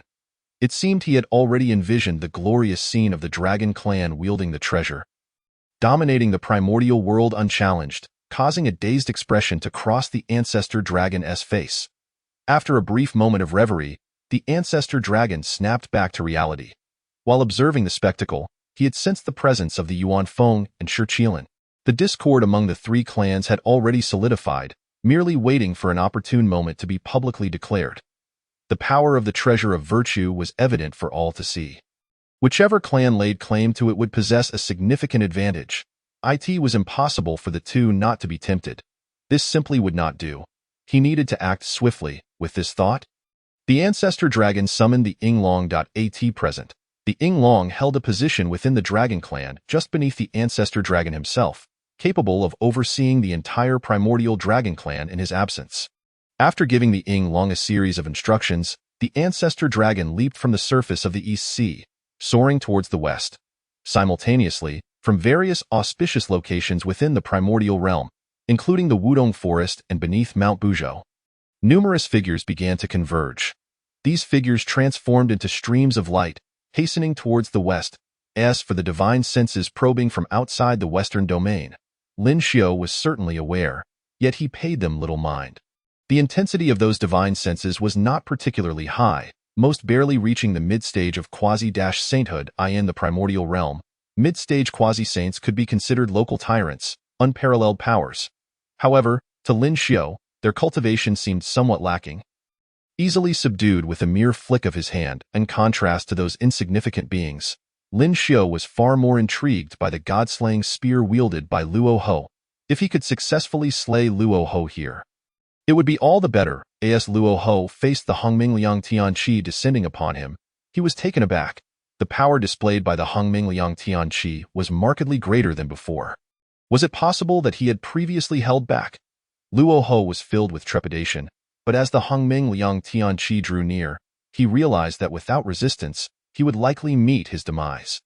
With no other option, Luo Ho forced himself to summon the remnants of his strength, channeling it into the god-slaying spear, which he hurled towards the descending Hongming Liang Tianqi, empowered by the residual strength of Luo Ho.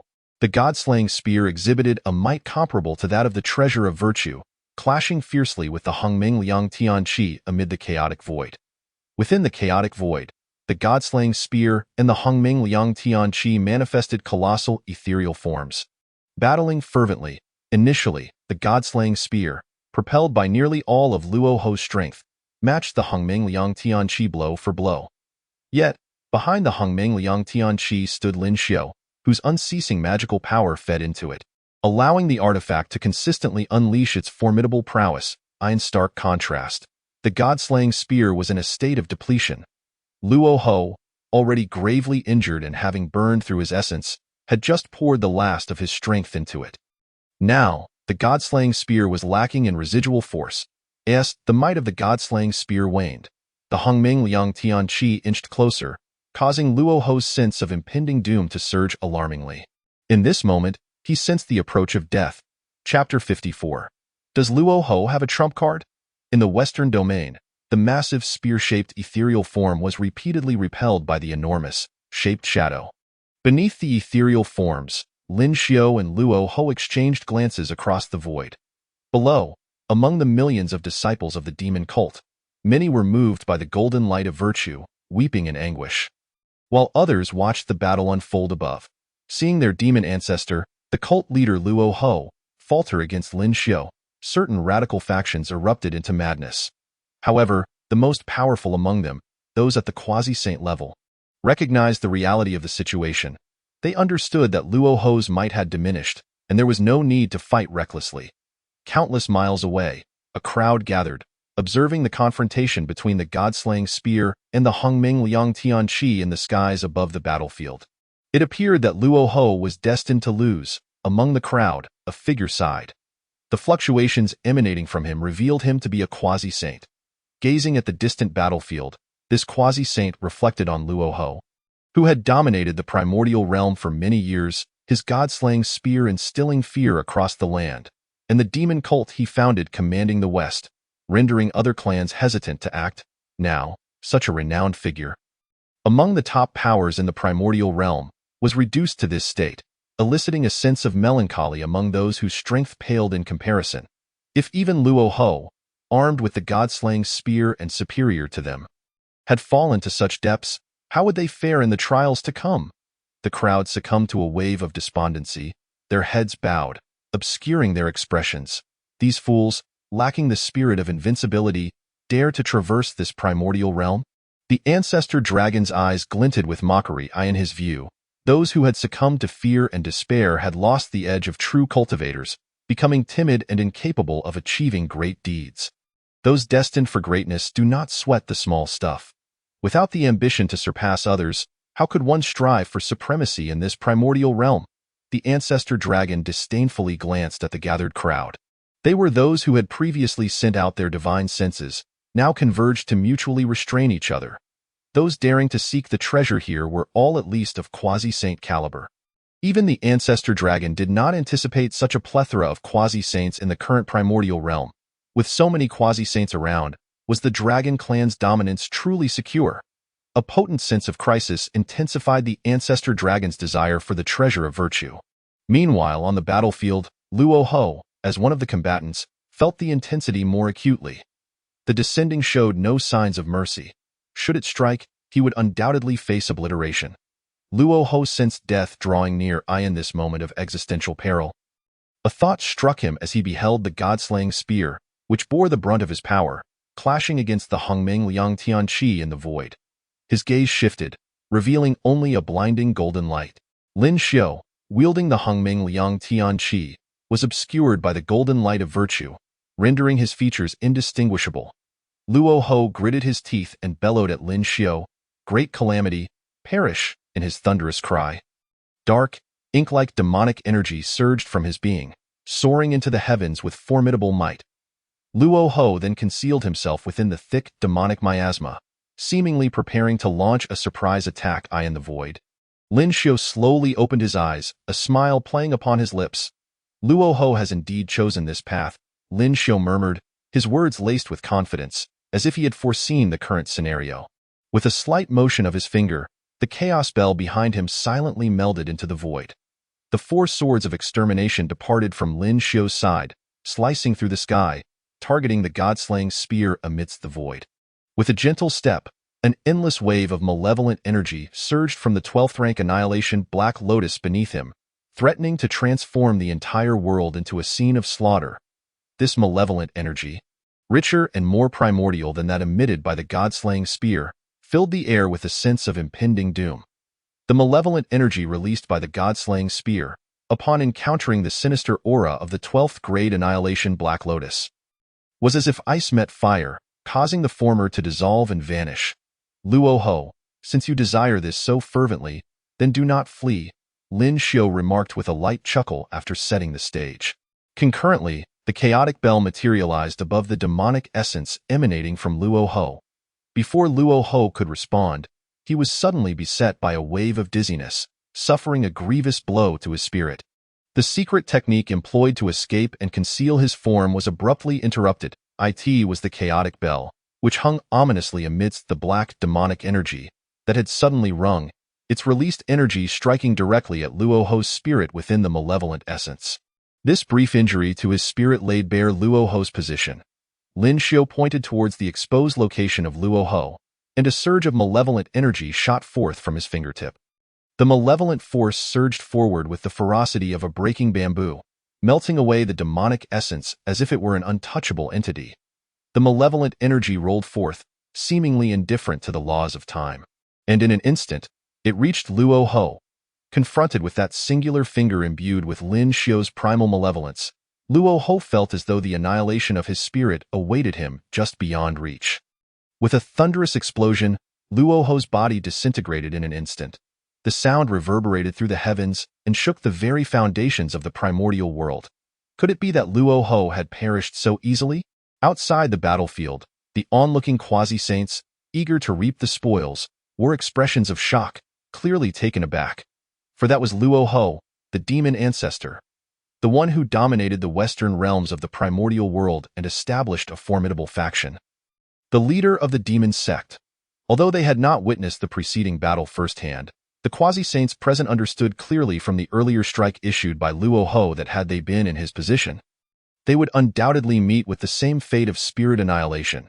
It was evident that all the quasi-saints present would likely perish under such an attack. Even those who might survive would sustain irreparable damage. The strength of Luo Ho far surpassed that of any quasi-saint in attendance. The demise of such a formidable figure as Luo Ho left many quasi-saints feeling contemplative, just as they pondered. Lin Xiao furrowed his brow slightly. There was something amiss with that strike. It seemed he had not slain Luo Ho. "Taijia, I shall remember this incident." Luo Ho's voice suddenly echoed. "Heh, Taijia, I have left you a grand gift. Receive it with gratitude." With that, Luo Ho's voice faded away, his presence entirely vanishing. A grand gift? Lin Xiao pondered for a moment, then suddenly recalled something. He reached into the void and summoned Shen and I from the ethereal realm. Chapter 55. The Forbidden Zone of Practitioners. Lin Xiao stowed Shen and I into his sleeve universe, remaining silent as he prepared to depart. However, the disciples of the demon sect, realizing Lin Xiao's intention to leave, formed a great formation and charged towards him. Many disciples, upon nearing Lin Xiao, detonated their spirits and essence, disrupting the laws of this realm and rendering Lin Xiao unable to teleport away, sacrificing the lives of numerous disciples merely to obstruct Lin Xiao's departure. "Since you do not wish to live, then perish." After being hindered by the demon sect disciples with their lives, Lin Xiao's anger flared. He had noticed earlier that the spiritual veins in the western regions were beginning to spiral into chaos. Before long, it was likely that all the spiritual veins would erupt simultaneously, leaving no survivors in the Western lands unless one had attained the realm of the primordial saint. Yet, as the Dragon Han calamity had not yet concluded, the heavenly Tao remained hidden. Where could a primordial saint arise? Should the Western spiritual veins detonate, even with Lin Xiu's formidable strength and the protective presence of the chaotic bell, and the 12th grade annihilation Black Lotus shielding his primordial spirit, he would still suffer grievous injuries. Even the numerous spiritual treasures would likely sustain heavy damage. This was not the outcome he desired.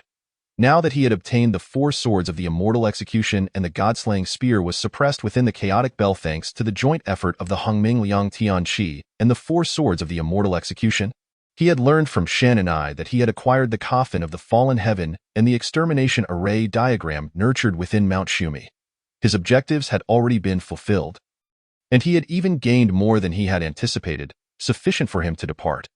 Thus, Lin Xiu intended to leave the Western realms and return to Penglai Island.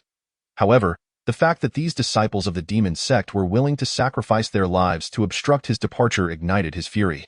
Lin Xiu raised the Hongming Liang Tian Qi high, radiating golden light.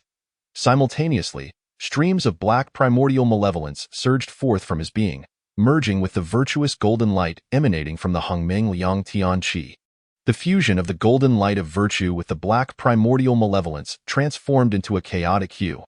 Though it lacked the grandeur and sanctity of the golden light, it imbued a sense of desolation and enigmatic mystery, reminiscent of the primordial chaos before the heavens and earth were formed. The chaotic radiance burst forth, shaking the skies of the Western domain. Even the turbulent spiritual veins reacted violently to the fluctuations in the spiritual essence within the realm. At that moment, the chaos within the Western spiritual veins became evident, signaling an impending explosion. In an instant, the quasi-saints, who had initially intended to observe, realized that the opposing force was Tai Jia, and that they were no match even when banded together. They hastily resolved to seek forgiveness for their earlier intentions. Fortunately, these quasi-saints were positioned at the fringes of the West, allowing for a swift escape from the Western realm. Those who had cultivated to the quasi-saint level were all astute individuals. Coupled with Luo Ho's previous words left suspended in the air, they could easily deduce that Luo Ho intended to detonate the Western spiritual veins. Now, due to Lin Xiu's actions, the fluctuations in spiritual energy had intensified, and the spiritual veins were on the brink of explosion. Once the spiritual veins detonated, every quasi-saint present, without exception, would face the prospect of their spirits scattering and souls perishing. Not a single quasi-saint had the opportunity to utter a word or even bid farewell to those beside them as they hastily fled the scene. The beings of the 100 clans revealed their true forms, lamenting their inability to move any faster. Suddenly, the sounds of dragon roars and phoenix cries echoed, along with the roar of a Qilin. A dragon entwined with a fire phoenix soared into the distance, while a black Qilin ascended through the clouds, fleeing the Western domain in the heart of the battlefield. Lin Xiu swung the Hongming Liang Tian Qi downwards, unleashing an overwhelming might. Merely the force of his presence obliterated all below him, slaying every disciple of the demon sect beneath the golden immortal realm.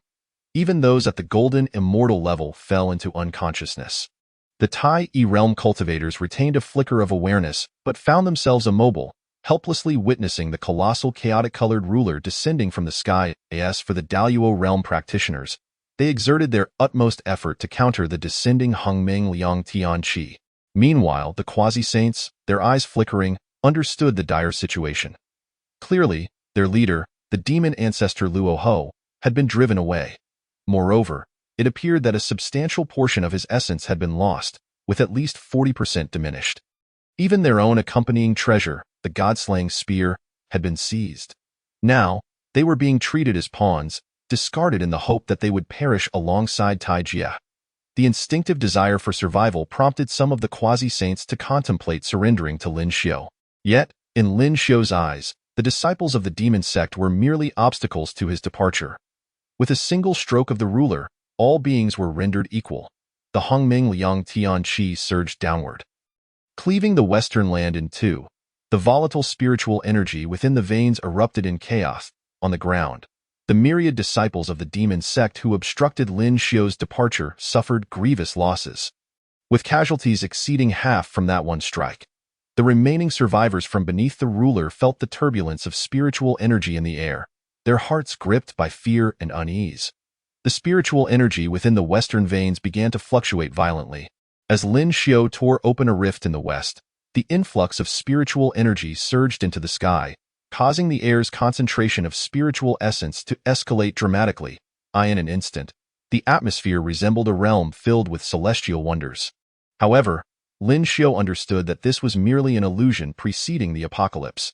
With the demon sect disciples who had obstructed his departure now eliminated, he was free to leave at will. Casting a sympathetic glance at those few demon sect disciples who had miraculously survived beneath him, Lin Xiao turned and departed from the scene. With his strength at least on par with the pinnacle of the quasi-saint realm, Lin Xiao moved with astonishing speed, even outpacing the likes of the ancestor dragon, Yuan Feng, and Shi Qilin, who were lingering at the fringes of the western realm. Shortly after Lin Xiao exited the western domain, as the ancestor dragon, Yuan Feng, and others barely managed to escape. A resounding explosion erupted from the convergence point of the spiritual veins within the western domain, specifically from Mount Shumi. The spiritual veins detonated, unleashing a cataclysmic burst of energy in the western domain. Whether engaged in secluded cultivation or seeking opportunities outside, all felt the shattering of the external spiritual essence, leading many to perish amidst the chaos. The few disciples of the demon sect who had narrowly escaped Lin Xiao's strike met a far grimmer fate. Their bodies overwhelmed by the deluge of spiritual energy that erupted at the epicenter.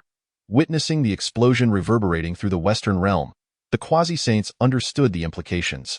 From this moment forth, the West would likely become a forbidden zone for practitioners. Following this cataclysm, it was feared that the western domain would be devoid of spiritual essence entirely.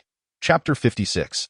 A brief interlude of peace. Upon returning to their respective clans, the numerous quasi-saints who had witnessed the events began disseminating the news of the day's occurrences. Word quickly spread throughout the primordial realm, detailing the emergence of Tai Jia in the west and his fierce battle with Luo Ho on the scene. Luo Ho was struck down, losing at least 40% of his essence. And even his accompanying treasured weapon, the god-slaying spear, was seized by Tai Jia. As the battle concluded, the western spiritual vein was detonated, leading to the complete disappearance of spiritual energy in the region, transforming it into a desolate zone devoid of any spiritual presence for practitioners. The disciples of the demonic sect suffered heavy casualties, with Tai Jia slaying more than half of them, and the remnants perished in the explosion of the spiritual vein. Upon the news breaking, the entire Honghuang realm was left in a state of shock. Since the end of the beast calamity, which saw the departure of the deity, Tai Jia had not made an appearance. It was said that during that time, Tai Jia had already reached the quasi-saint level. After years of absence, his reputation still loomed large. Now, after a prolonged hiatus, Tai Jia re-emerged, confronting the infamous demon ancestor Luo Ho within the Honghuang. This confrontation rendered the entire West into a forbidden zone. It is worth noting that throughout the long history of Honghuang, such an event had never transpired. Even during the most ferocious period of the beast calamity, no area had been reduced to a zone devoid of spiritual energy. This illustrates the severity of the situation. Furthermore, Luo Ho was known for his ruthlessness within Honghuang, yet he found himself stripped of at least 40% of his essence. And even his treasured weapon was taken from him. Despite the countless disciples of the demonic sect, Tai Jia managed to slay a significant portion. In an instant, Tai Jia's fearsome reputation spread throughout Honghuang, akin to a child's cries ceasing at the sound of his name. Within a certain valley in Honghuang, Hongjun sat cross-legged in meditation. Previously, he had colluded with Luo Ho to scheme against the three clans, exacerbating their conflicts and propelling the development of the Long Han calamity.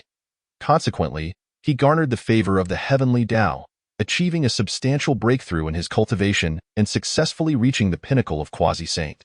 He was now diligently stabilizing his realm to prepare for future advancements. Following the significant disturbances in the West, he had also dispatched his divine sense to investigate the situation. However, exercising caution, Hongjun disguised his divine sense fluctuations as those of an ordinary quasi-saint. This exploration went undetected, allowing him to learn of the events that transpired in the West. Yet for Hongjun, the weaker Luo Ho became, the more valuable he appeared in the eyes of the heavenly Tao, thus yielding him greater benefits. Just as Hongjun was peacefully solidifying his realm, a sudden flash of black light intruded into his cave dwelling, landing nearby. Hongjun halted his meditation and turned his gaze toward the intruding black light. Luo Ho, what brings you here? As the black light gradually dissipated, it revealed the form of the severely wounded Luo Houd. At that moment, he appeared particularly disheveled, his hair unkempt and his body covered in blood.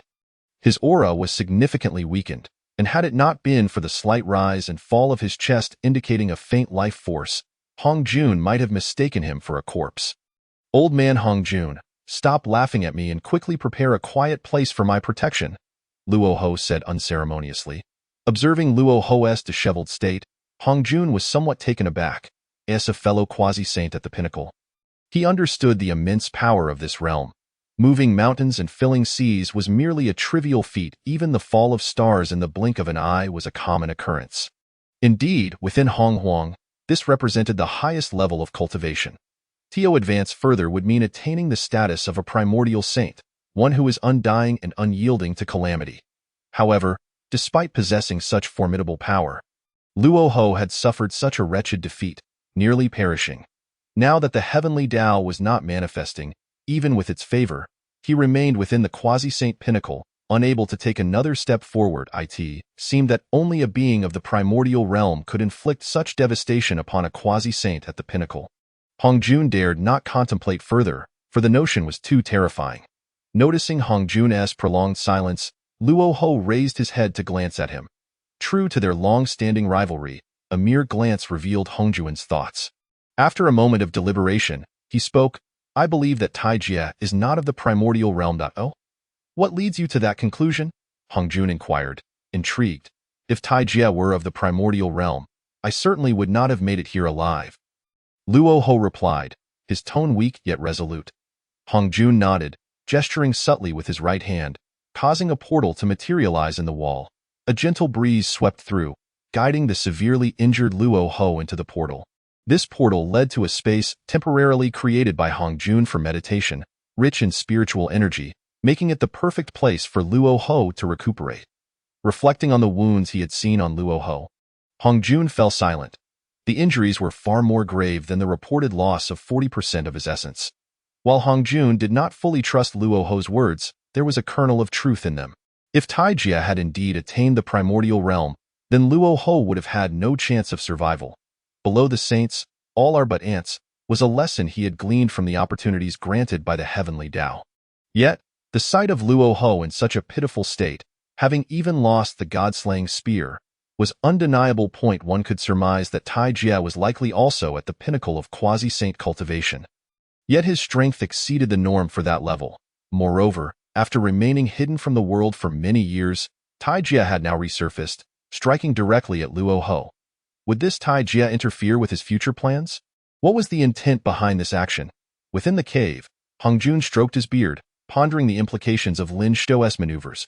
Among the three clans, the Zulong, Yuanfeng, and Shikolin, who had witnessed the final moments of that battle, were equally astounded. The sheer might displayed far surpassed their imaginations. With Taijie's strength, if he were to target their three clans, they might well end up in a situation akin to the current state of the demonic sect. With only a few survivors remaining, indeed, they might fare even worse. After all, the demon lord Luo Ho's power was formidable, and Zulong, Yuanfeng, and Shikolin felt their own strength paled in comparison. Witnessing Lin Xiao's overwhelming prowess, the ambitions of Zulong, Yuanfeng, and Shikolin to dominate Honghuang diminished significantly. With such a formidable entity in existence, the notion of supremacy over Honghuang was but a jest. With a single command, the actions among the three clans exhibited considerable restraint, ushering in a brief period of peace within Honghuang. Chapter 57. What is Luo Ho's hidden card? As the principal figure responsible for detonating the Western spiritual vein and decisively defeating the demon ancestor Luo Ho, Lin Xiao was now making his way back to his stronghold, Penglai Island. Riding upon the divine beast Shen and I, Lin Xiao found himself smiling at the fruitful outcomes of his recent endeavors. Previously, Shen and I had presented him with the heavenly burial coffin retrieved from Shumi Mountain, along with a diagram of the exquisite immortal array, nurtured with the spiritual energy gathered from the spiritual vein. It was indeed an unexpected windfall. He had initially sent Shen and I to Shumi Mountain to reclaim the coffin and the exquisite sword, but upon discovering that the exquisite sword had been split into four, he feared the coffin had also fallen into Luo Ho's hands. However, he did not anticipate that Shen and I had concealed the exquisite sword and the coffin separately. After Luo Ho found the exquisite sword, he was so delighted that he did not pursue further, consequently missing the coffin. Luo Ho had not foreseen that in splitting the exquisite sword for his own refinement, he inadvertently facilitated Lin Xiu's plans. To maximize the power of the exquisite four swords, an array diagram was crafted and nurtured at the convergence of spiritual veins, conveniently near the burial site of the heavenly burial coffin. Thus, as Shen and I retrieved the coffin, he also brought forth the exquisite immortal array. Now possessing both the array diagram and the exquisite four swords, Lin Xiu realized that, if he could successfully deploy the exquisite sword array, its might would surpass that of the original exquisite sword, serving as a more effective defense or an offense against groups. More surprisingly, however, was the God-slaying spear, one of the four innate treasures of malevolence and Luo Ho's cherished weapon. He had always wielded it. Previously, during their encounter in the innate formation, he had sought to seize the spear but had to retreat alongside Hongjun. Now, upon their next meeting, he had successfully claimed the God-slaying spear. With the world destruction mill, the exquisite four swords, the heavenly burial coffin, and the God-slaying spear now in his possession, Lin Xiu had inadvertently gathered all four innate treasures of malevolence. The world destruction mill had already been refined by him, while the exquisite four swords and the heavenly burial coffin were the objectives of his journey, with the God-slaying spear being an unexpected acquisition. Lin Xiu had not anticipated that this outing would result in the complete assembly of the four innate treasures. As the treasures resonated most harmoniously with his attributes, it was likely that they would aid in his future breakthroughs.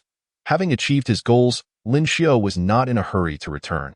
The current state of Hongwang, having previously been marred by the collusion of Hongjun and Luo Ho, which led to the covert slaughter of members from the Dragon, Phoenix, and Qilin clans, resulted in some minor frictions among the three clans.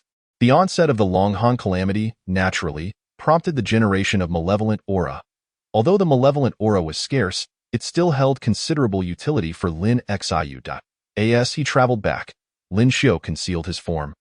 During his previous expedition to the west to procure the heavenly burial coffin and the exquisite sword, he had not hidden his presence, which led to the Zulong, Yuanfeng, and Shikolin seeking him out.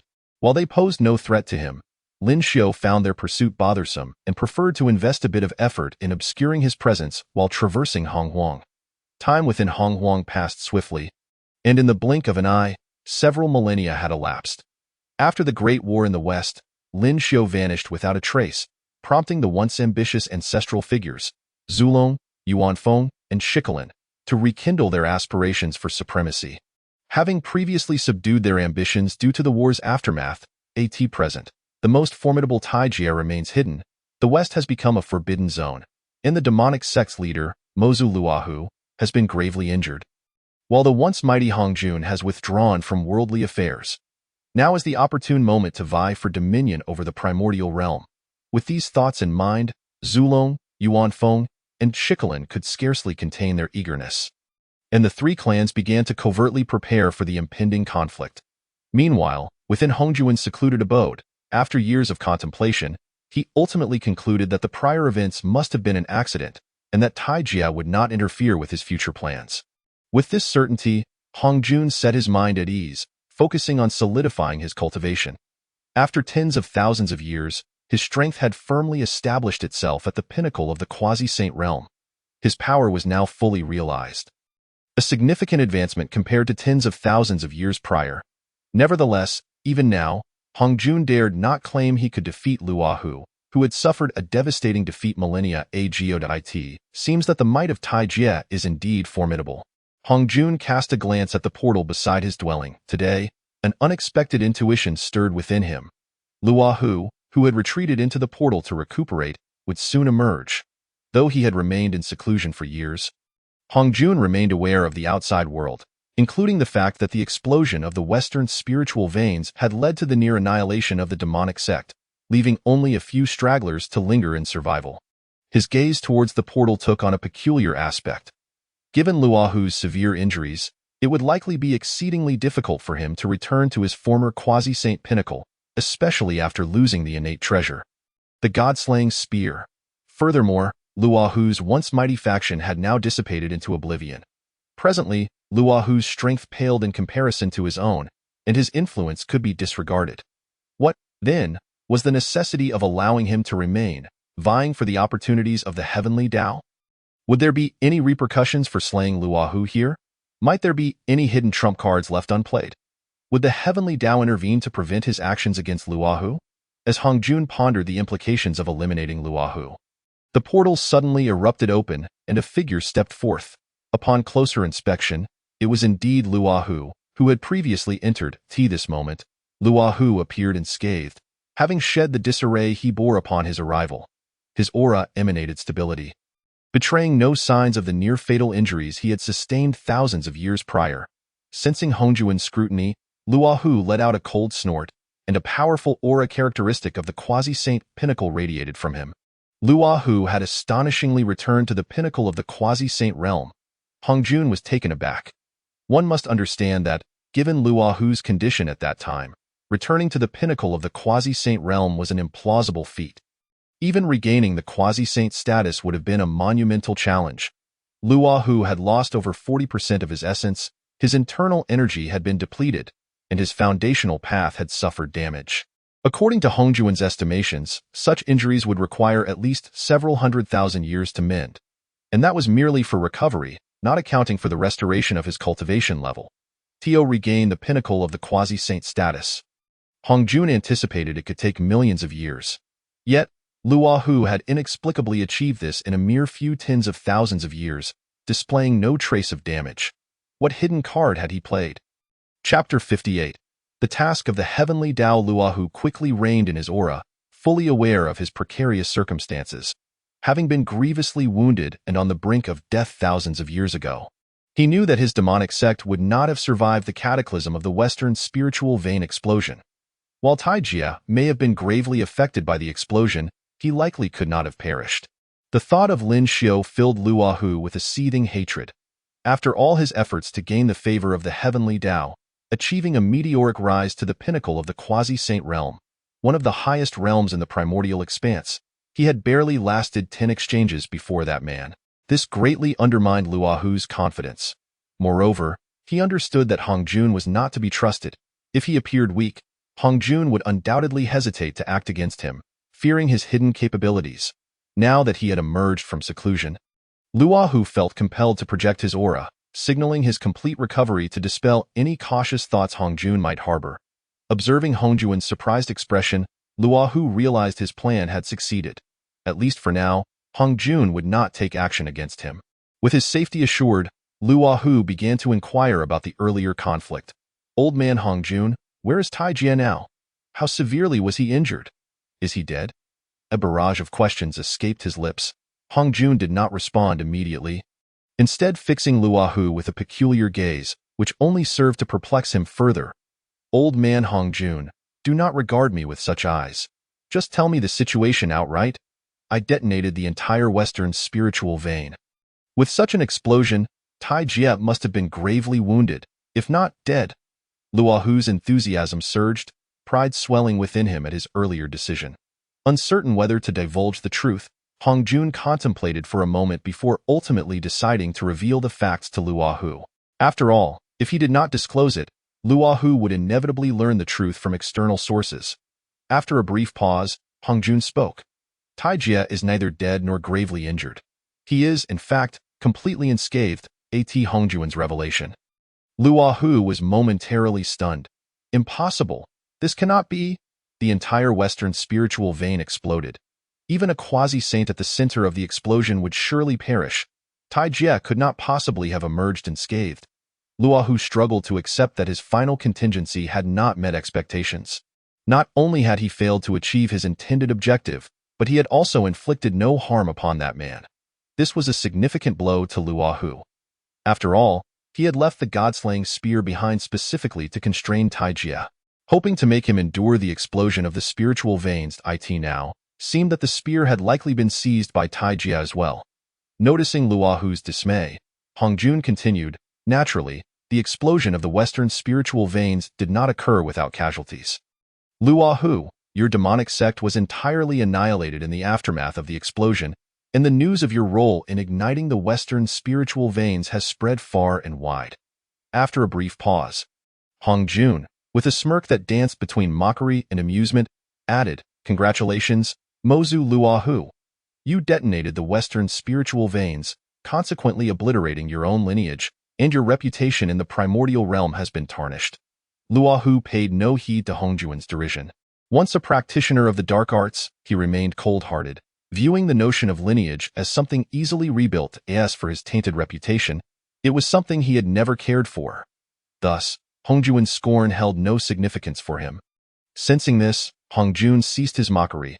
After gathering information about the current state of the primordial realm from Hongjun, Luahu fell silent for a moment before softly stating, "Since my injuries have now healed, this moment presents the ideal opportunity to strike against the Dragon, Phoenix, and Qilin clans. The entire primordial realm believes I have been gravely wounded by Taijia, requiring millions of years for recovery. Thus, the emergence of the three clans shall be deemed unrelated to me." Pausing briefly, Luahu continued, "Now that Taijia remains hidden, the Dragon, Phoenix, and Qilin clans will undoubtedly harbor ambitions for supremacy over the primordial realm. All we need to do is provide them with a sufficient pretext to initiate a great conflict." Listening to Luahu's scheme, Hongjun felt a flicker of surprise. In his memory, Luahu had always been the type to act impulsively without much thought, and even his plans were mere trifles. Yet now, he was cleverly contemplating the use of his injuries to fabricate a plausible deniability. It seemed his intellect had significantly sharpened. Under Hongjuan's unwavering gaze, Luahu felt a surge of irritation. However, having recently received a boon from the heavenly Tao, he was acutely aware of the magnitude of the rewards bestowed upon him. His previous injuries, had they befallen another quasi-saint, would have sufficed to kill them 10 times over. Even he had needed many years to recover, and he had not regained his cultivation level. Fortunately, having once assisted the heavenly Tao by instigating discord among the three clans and laying the groundwork for their conflict, he had reaped rewards from the heavenly Dio. It was through those rewards that he had managed to restore his quasi-saint pinnacle cultivation in a matter of mere tens of thousands of years. Now, having tasted the sweetness of success and comprehended the terrifying extent of the heavenly Tao's gifts, Luahu was all the more eager to fulfill the tasks assigned to him. Perhaps, upon completing the heavenly Tao's directive, it would manifest, allowing him to leverage its rewards to attain saintly status and reach the primordial realm. At that point, what need would he have to fear Taijia? The thought of avenging himself upon Lin Xiu invigorated Luahu's resolve. Hongjun contemplated Luahu's proposed plan. It indeed carried feasibility. The most potent figure in the primordial realm, Taijia, was currently elusive, seemingly in a state of seclusion. Meanwhile, the demonic sect that had once dominated the West lay in ruins, and its leader, Luahu, was gravely wounded and untraceable. Furthermore, Hongjun had previously indicated his disinterest in worldly affairs. In the primordial realm, the Dragon, Phoenix, and Qilin clans had no remaining adversaries. Thus, it was merely a matter of time before a conflict erupted among them, requiring only a spark to ignite the flames of war. Moreover, based on the information he had received of late, it seemed that the three clans themselves harbored intentions to engage in warfare, but were previously deterred by Taijia's overwhelming presence and the lack of a suitable pretext. In the present day, one could secretly eliminate the influential figures of the three clans with the assistance of Luahu, subsequently framing others for the deed. This, undoubtedly, would incite the three clans to wage war against one another. In doing so, one could effortlessly fulfill the task bestowed by the heavenly Tao. Upon the completion of this task, the calamity of Long Han would conclude, and the heavenly Tao would reveal itself. Before that time, seizing the opportunity to eliminate Luahu would allow one to singularly reap the rewards of the heavenly Tao. Achieving sanctity and becoming an ancestor would be all but assured. Contemplating this strategy, Hongjun nodded in agreement with Luahu's proposed plan. Chapter 59. Vermilion Bird. I am bewildered in the primordial wilderness. The three clans temporarily ceased their conflicts. However, numerous beings could sense an impending storm brewing in the unseen realms. The Vermilion Bird, offspring of the primordial Phoenix, was undeniably a high-ranking member of the Phoenix clan. Now, having reached the pinnacle of the great Luo Golden Immortal Realm, he wielded the southern brightly fire with extraordinary finesse. rendering him nearly unmatched beneath the quasi-saint level. As a high-ranking member of the Phoenix clan, the Vermilion Bird was well aware of the plans laid out by the primordial Phoenix. Presently, the Phoenix clan was preparing for war with all its might, and the number of practitioners in seclusion among the subordinate clans had surged dramatically. The atmosphere of an impending great battle was acutely felt by those clans that were directly affiliated with the three clans. With the war approaching, without a breakthrough in strength, survival in the impending conflict would be utterly impossible. Tio encouraged the subordinate clans and instilled some confidence in them. The Vermilion Bird, as the offspring of the primordial Phoenix, took it upon himself to traverse the clans, soothing their anxieties while assessing their current combat capabilities. Only by having a comprehensive understanding of his own clan's strength could he better formulate appropriate strategies for battle. After surveying approximately half of the subordinate clans, as he proceeded to the next, he suddenly halted as he passed through a desolate area. Before him, two mysterious figures clad in black robes floated in the air, blocking his path. Embodying the pride of the Phoenix clan and confidence in his own capabilities, the Vermilion Bird did not hesitate to unleash a torrent of flames. The flames, a haunting blue hue, appeared to be fire yet felt neither hot nor cold. To the untrained eye, they seemed like ordinary flames, yet they left chaos in their wake, incinerating even the fabric of space, thereby revealing their extraordinary nature. This was the Vermilion Bird's signature technique, the Southern Brightly Fire. The Southern Brightly Fire, his innate divine fire, was a legendary force of the innate 8 trigrams, reputed to consume all, confronted by the two figures barring his way. The Vermilion Bird revealed his divine fire, indicating the seriousness with which he regarded the situation. He was no fool. As a high-ranking member of the Phoenix clan, he knew that few in the primordial realm were unfamiliar with his identity. Thus, when two individuals suddenly appeared to obstruct his path, he found it hard to believe they bore no ill intentions. Since they seemed intent on confronting him, he resolved to strike first. With the most potent Southern Brightly Fire at his command, he believed he would swiftly resolve the matter. Possessing the pinnacle of the great Luo Golden Immortal Realm, and wielding his innate divine fire renowned for its unparalleled destructive capacity, the Vermilion Bird was confident that his flames would be sufficient to deal with any threat. In an environment where the unsuspecting were caught off guard, he was certain that anyone below the quasi-saint level would suffer greatly from a direct encounter with his flames. The number of quasi-saints in the primordial realm was limited. Even within the ranks of the Phoenix clan, one of the three dominant clans, only a handful were at that level. Scanning the entire primordial realm, one could surmise that the total number of quasi-saints would not exceed 20. Those who could attain the quasi-saint fruit were all formidable figures and leaders of their respective clans. Once one reached the quasi-saint level, they would certainly understand the might of the Phoenix clan. Thus, it was improbable they would recklessly attack a member of the Phoenix clan. It was common knowledge that the three clans had ostensibly ceased hostilities. All three clans were proud and vengeful. Anyone contemplating an assault on a member of any of the three clans would do well to consider whether they could withstand the inevitable retaliation. Whether Dragon, Phoenix, or Qilin, each clan boasted an abundance of powerful individuals, making any clan among the 100 tribes virtually invincible. Ordinary quasi-saint practitioners stood no chance against them. Therefore, if they were not quasi-saints, it was a foregone conclusion that they would be obliterated beneath the Southern Brightly Fire. The Vermilion Bird chose to disregard the ignorant individuals who he believed were on the verge of being incinerated by his flames, and continued on his path toward the next subordinate clan to conduct his inspection. However, reality did not unfold as he had anticipated. As the Southern Brightly Fire approached within a mere foot of the two shadowy figures, they trembled slightly, and the haunting blue flames, renowned for their ability to consume all, vanished without a trace. The two figures in black robes remained unscathed. Realizing that the Southern Brightly Fire he had just unleashed had suddenly lost contact, he turned to witness the flames dissipate, shocked by the effortless extinguishing of his flames. The Vermilion Bird hastily fled in the opposite direction, quasi-saint. Without a doubt, they were two quasi-saints. The Vermilion Bird roared in his heart, yet his speed did not wane. Only a quasi-saint could extinguish his Southern Brightly Fire with such ease. Infuriated, he pondered where these two quasi-saints had emerged from, daring to strike against him. Could it be that their true aim was the Phoenix clan? With a heart filled with dread, the Vermilion Bird did not reduce his speed. As a high-ranking member of the Phoenix clan and a practitioner at the pinnacle of the great Luo Golden Immortal Realm, his flying speed was remarkable in the blink of an eye. He had traversed thousands of miles. He had no choice but to flee.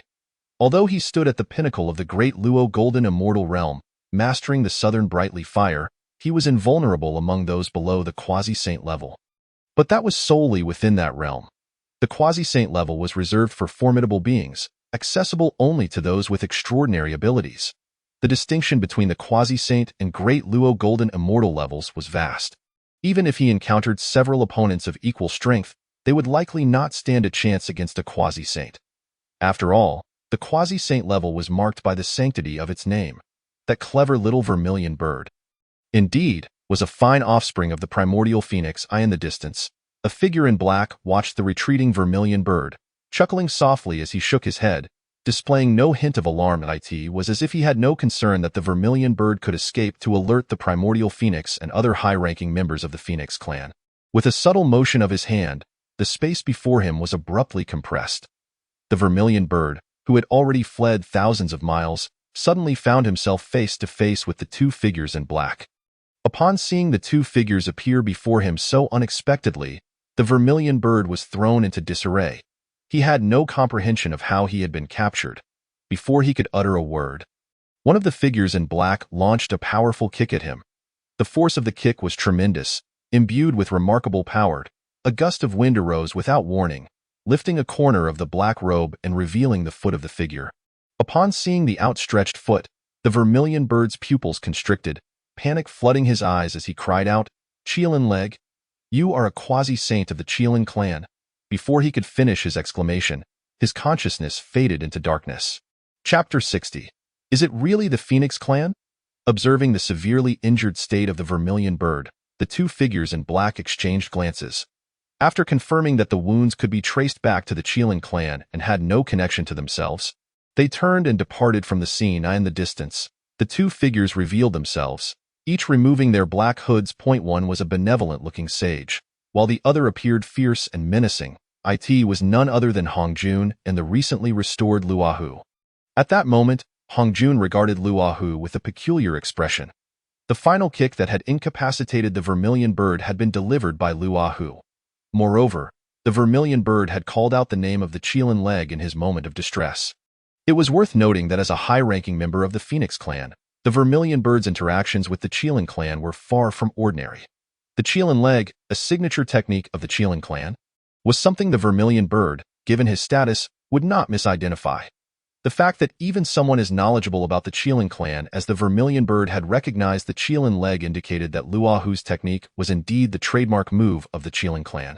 Given that Luahu had mastered the signature technique of one of the three clans, what other hidden abilities did he possess? If the Cheelin leg could deceive a high-ranking member of the Phoenix clan, could it be that the Dragon clan and the Phoenix clan also possessed signature techniques that he was adept in?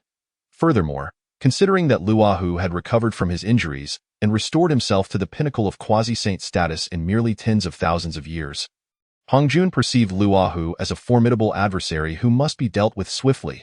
Luahu, too, sensed Hongjuan's gaze and understood the astonishment that accompanied Hongjuan's realization of his familiarity with the Cheelin clan's techniques.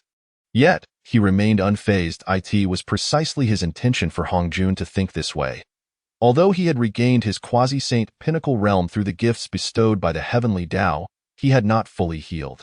The hidden injuries inflicted by Lin Xiao still lingered within him, as long as he did not exert himself to the fullest against an opponent of the same realm. He could manage without significant issues. However, should he engage in a full-scale battle with an opponent of equal strength, his hidden injuries would manifest, revealing his vulnerable state. By showcasing a portion of his hidden prowess, he aimed to instill a sense of caution in Hongjun, thereby buying himself time before facing him directly. If he could complete the task assigned by the heavenly Tao now, the healing of his hidden injuries would be a simple matter. Once fully recovered, he would no longer need to rely on such tricks. With this thought in mind, Luahu's determination to fulfill the heavenly Tao's task intensified. "Let us go, old Hongjun, it's time to move to the next location." After urging Hongjun, Luahu turned and vanished from sight. Hongjun, unwilling to lag behind, followed suit, disappearing as well. The next target is the Candle Dragon. During this temporary truce among the three clans, a fleeting peace has descended upon the myriad races of the primordial world. Yet, within the East Sea Dragon Palace, the Grand Dragon's countenance is as dark as thunderclouds. Before him lies the unconscious form of the Candle Dragon, a figure of considerable significance within the Dragon clan. Now grievously injured and still unresponsive, it is essential to note that after the Grand Dragon ascended to the status of a quasi-saint and led the Dragon clan to the pinnacle of the primordial realm, the Candle Dragon had also acquired a wealth of resources. His cultivation had reached the late stage of the Great Luo Golden Immortal, and with a further advance, he could attain the pinnacle of the Great Luo Golden Immortal. Standing on the threshold of quasi-sainthood, such prowess, in the current primordial world, would not only allow one to traverse it freely but also to do so without fear of reprisal. Those of profound cultivation capable of defeating the Candle Dragon would naturally weigh their ability to withstand the Dragon clan's retaliation. Conversely, those unable to contend with the Candle Dragon would inevitably find themselves at his mercy. In such circumstances, the fact that the Candle Dragon has been so severely injured and left sprawled on the Dragon clan's territory is an affront. A blatant slap in the face to the Dragon clan. For a clan that is typically competitive and vengeful, this is akin to touching a forbidden scale. Grand Dragon, please ensure a thorough investigation and capture the perpetrator, bellowed a dragon whose ebony scales glimmered like polished obsidian. This dragon radiated an imposing aura, unmistakably a Great Luo Golden Immortal. As preparations for the impending conflict among the three clans commenced, the clan was gearing up for battle, yet the Candle Dragon lay grievously wounded, indicating something amiss. A cerulean dragon spoke softly. What the Panlong has said is undoubtedly true, yet the words of the Yinglong also hold merit. Regardless of whether it is a matter of vengeance or otherwise, we must ascertain the identity of the assailant. Dispatch the order. The entire clan is to be on high alert. Any suspicious individuals are to be brought forth immediately. Commanded the Grand Dragon. The assembled dragons responded and began to withdraw. However, as the Yinglong passed by the form of the Candle Dragon, he paused to examine it closely. The Yunlong, following closely behind, collided with the Yinglong. Fortunately, their camaraderie allowed for curiosity to prevail, prompting the Yunlong to inquire, "Yinglong, what troubles you? Is there something amiss with the Candle Dragon?" What began as a mere inquiry was not expected to yield substantial insight. Yet to the Yunlong's surprise, the Yinglong nodded in response. Approaching the body of the Candle Dragon, the Yinglong waved a claw, and with a subtle stir of his wings, a stream of water surged forth and struck the Candle Dragon's form. The magical fluctuations emanating from the Yinglong clearly indicated a quasi-saint level of power. Although his magical intensity was considerably weaker than that of the Grand Dragon, he was nonetheless a quasi-saint. A soft sound resonated as a barrier shattered, releasing a torrent of scorching flames from the point of impact. The flames surged forth with an overwhelming ferocity, threatening to consume the entire East Sea Dragon Palace. The intensity was not at all inferior to the water flow previously unleashed by the Yinglong. The conflagration erupted from the Candle Dragon's form, intent on incinerating all within the palace.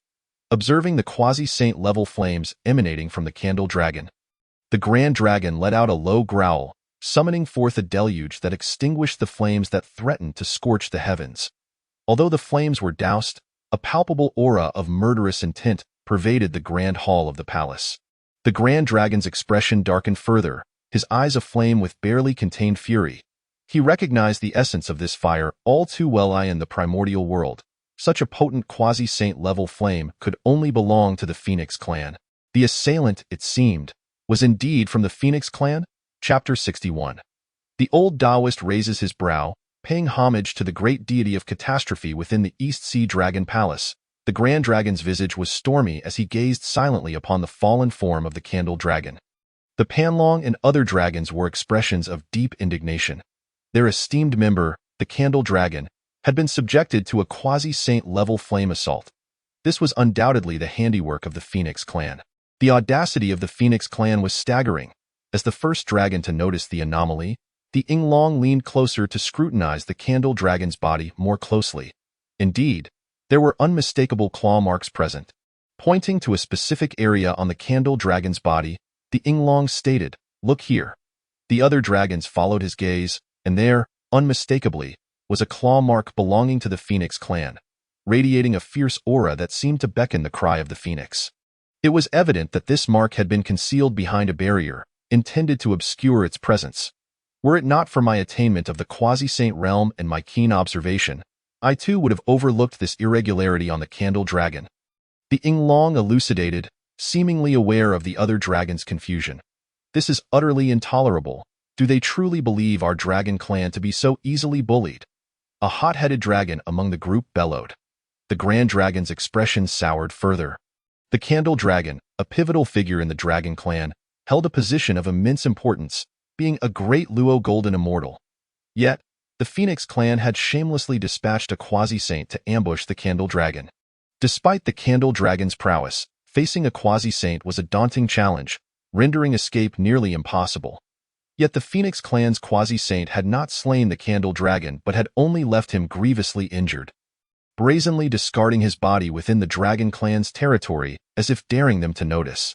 This was nothing short of a blatant disregard for the dragon clan's dignity, an affront that rubbed their pride in the dirt. If the Phoenix clan dares to act in such a manner, then they should not blame us for being unyielding. The grand dragon's fury erupted. Throughout his life, aside from 2 instances of defeat at the hands of the great deity of catastrophe, who dared to treat him with such disdain? The great deity of catastrophe, the most formidable being in the primordial realm, was unmatched and unchallenged. Enduring humiliation at his hands was one thing, as he acknowledged the disparity in power. But the Phoenix clan, with Yuan Feng, was of comparable strength, if not slightly inferior, yet they dared to insult him so brazenly. The grand dragon's wrath ignited, and he immediately commanded the dragons below to prepare for war against the Phoenix clan. Simultaneously, similar events transpired in the Wudong Forest and beneath Mount Buzhou.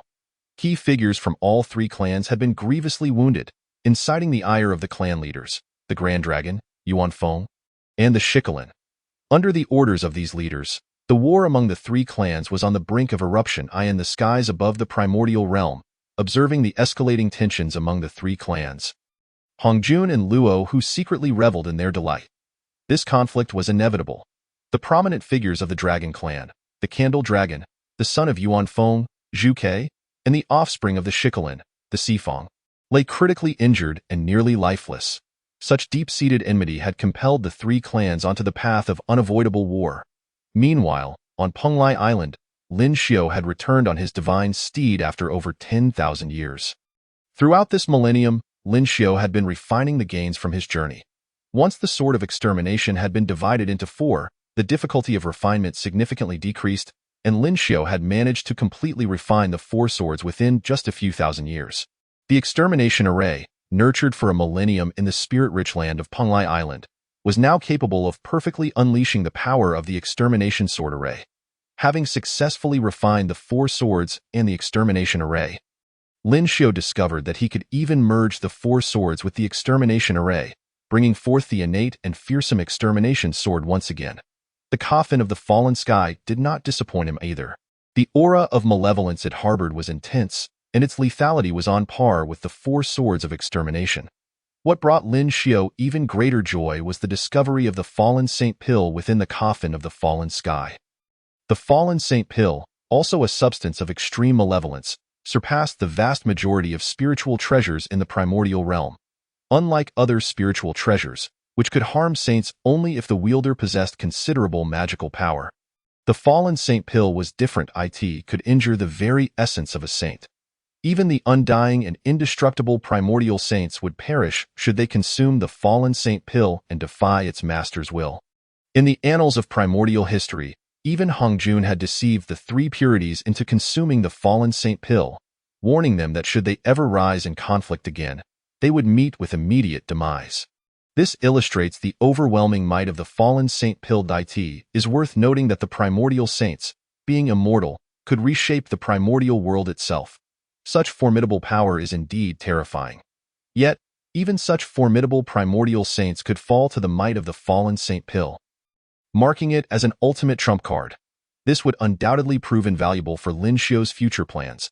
Over the past millennium, with Lin Xiu's strength combined with the coffin of the fallen sky and the fallen Saint Pill, both unclaimed, the refinement process was notably swifter than that of the extermination sword. Ultimately, the only remaining challenge was the God-slaying spear, the sole treasure among the 4 great malevolent treasures that Lin Xiao had yet to refine. The God-slaying spear, being the companion treasure of Luo Hu, was a claimed artifact. Refining it had required considerable effort from Lin Xiao. Upon completing his seclusion and refining the God-slaying spear, Lin Xiao found himself spiritually depleted, yet a vague sense of perception lingered within his soul. It seemed as though a door lay ahead, though it was elusive and difficult to grasp. With numerous experiences of breakthroughs behind him, Lin Xiao understood that this door likely represented his passage into the primordial realm. Should he manage to push it open and successfully step through, he would ascend to the status of a primordial saint. At present, Lin Xiao has merely caught a glimpse of the threshold of the Hunyuan realm, still quite a distance away from successfully stepping into that domain. Nevertheless, even so, this opportunity to perceive the threshold of the Hunyuan realm is of immense benefit to him. Should he enter seclusion now and diligently cultivate, it is not beyond the realm of possibility to find himself at that very door, perhaps even to push it open. The sight of the path ahead has profoundly moved Lin Xiao.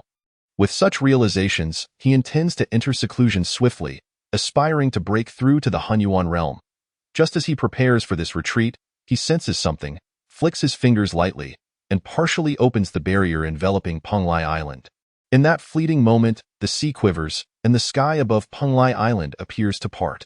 Outside the island, sea water surges back, and a small aperture abruptly materializes in the air. Streams of rich spiritual energy flow forth from this opening, granting the ordinary fish in the nearby waters a sudden awakening of their spiritual essence, akin to a celestial phenomenon. Soon, an elder with white eyebrows approaches through the entrance Lin Xiao has opened. Following the path indicated, the old Taoist raises his brows and respectfully salutes the great god Taijia. Chapter 62. The prelude to the 3 races' great war on Penglai Island, Lin Xiao gazes curiously at the venerable elder Yangmei, who bows respectfully before him, pondering why this esteemed figure has come to visit in the primordial world. Elder Yangmei may not have been particularly renowned, yet he is not one to be underestimated. As one of the incarnations of the 3,000 chaos demon gods, Yangmei wields the power of spatial laws. During the latter stages of the Longhan calamity, he allied with Hong Jun, Chinkuan Laozu, and Yin Yang Laozu to besiege Luo Ho, emerging from that battle unscathed. His strength may even surpass that of Hong Jun, making him a hidden boss-level figure within the primordial realm. Yet, this formidable being has suddenly arrived at his Penglai Island, specifically seeking an audience with him. What could be his intention? Lin Xiao's heart grows wearied in his perception.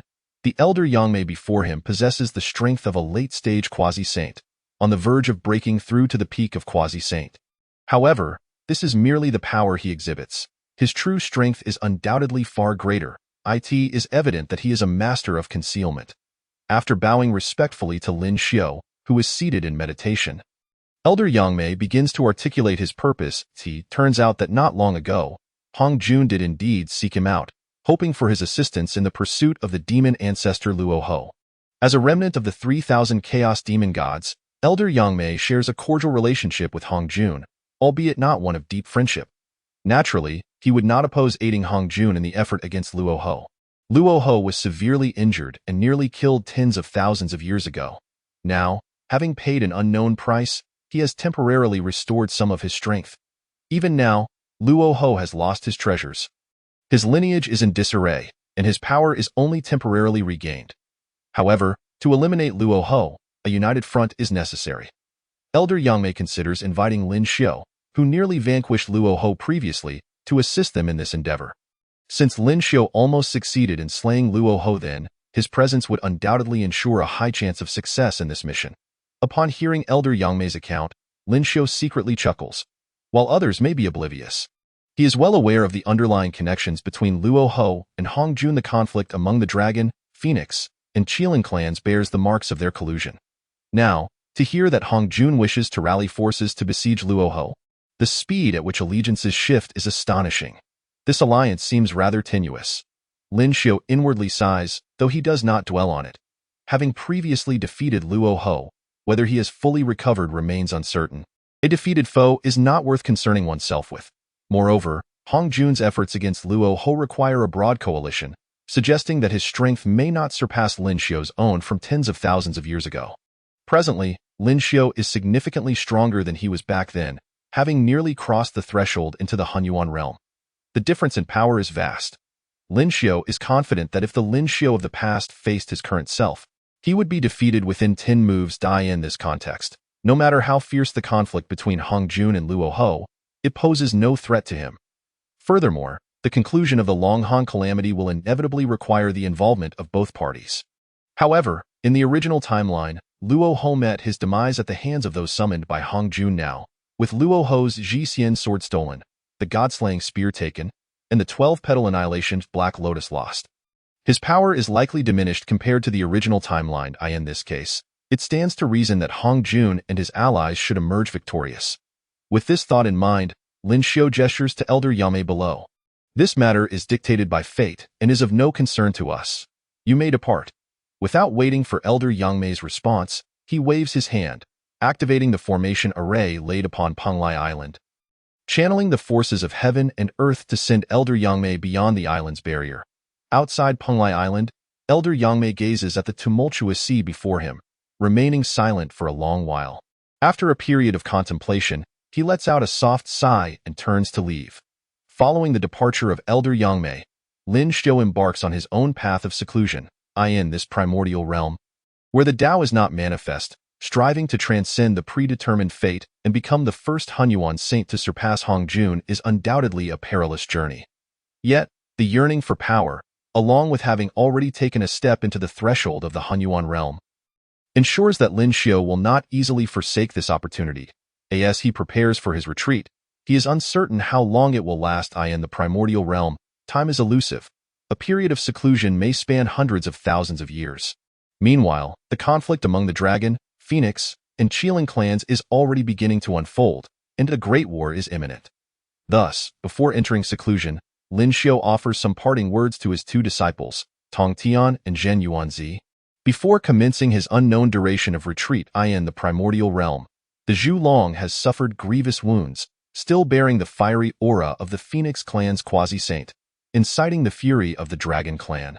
Many members of the Dragon clan witnessed the inferno that erupted in the Dragon Palace that day, directing their ire squarely at the Phoenix clan. The three clans, proud and haughty by nature, would not deign to offer explanations. Let others explain if they wish. Doing so would only lower their own standing. Moreover, the Phoenix clan, a race of equal prestige to the Dragon clan, ignites a direct conflict between the two. Thus, the war between the Dragon and Phoenix clans erupts. Instantly, a fierce battle ensues among the various scaled and feathered races within the primordial realm. Blood flows freely, and countless beings perish. Just as the Dragon and Phoenix clans engage in a fierce struggle, the Qilin clan unexpectedly joins the fray, turning their ire toward the Dragon clan. Simultaneously, the Qilin clan issues a declaration, stating that their progenitor, the Sibu Xiang, was grievously injured and left on the brink of death by a quasi-saint of the Dragon clan, and they have come seeking vengeance. Surrounded by enemies on two fronts, the Dragon clan finds themselves in dire straits. Whether facing the Phoenix or Qilin clan, both are formidable powers, second only to the Dragon clan. Engaging in battle with either would not frighten the Dragon clan. Yet now, they are forced to contend with both clans simultaneously, severely diminishing their territorial influence.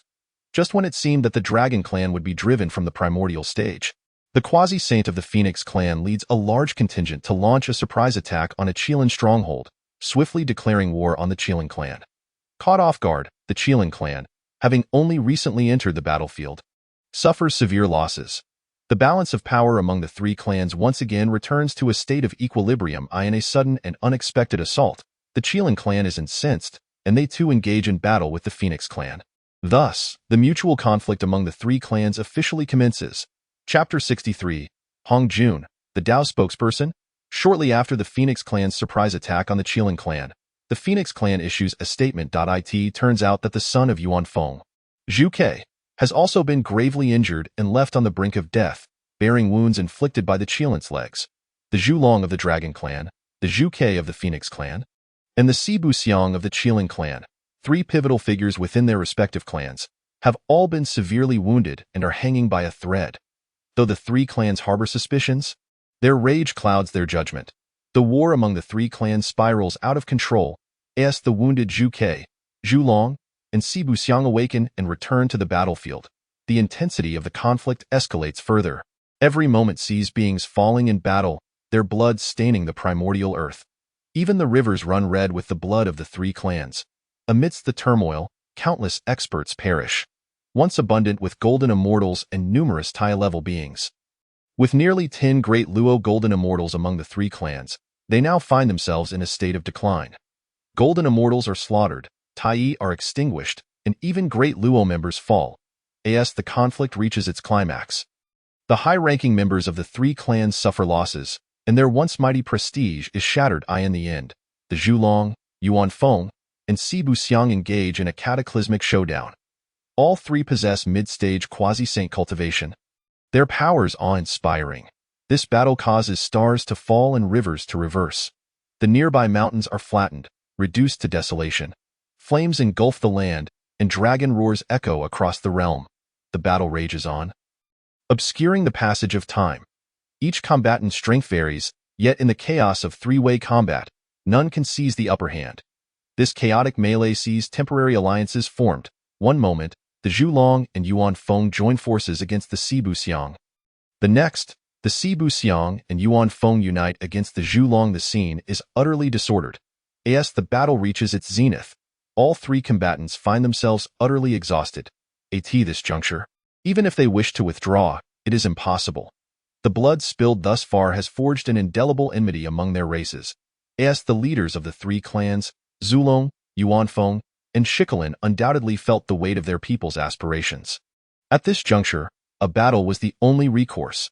However, the strengths of the three were closely matched, and even the final strike failed to claim a single life. Exhausted, they plummeted from the heavens to the mortal realm. During their descent, they witnessed the current state of the Honghuang, a scene of chaos and despair. The conflict among the three clans left devastation in its wake, with countless beings extinguished, including a significant number of their own kin. The Dragon, Phoenix, and Qilin clans, already struggling with low birth rates, found their numbers reduced to a mere fraction due to the cataclysmic war. The losses among their higher echelons were particularly grievous.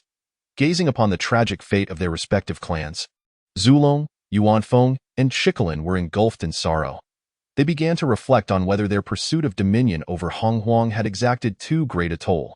With their clans reduced to near extinction, even if they were to achieve the status of sovereign over Honghuang, what value lay in such a title without their people?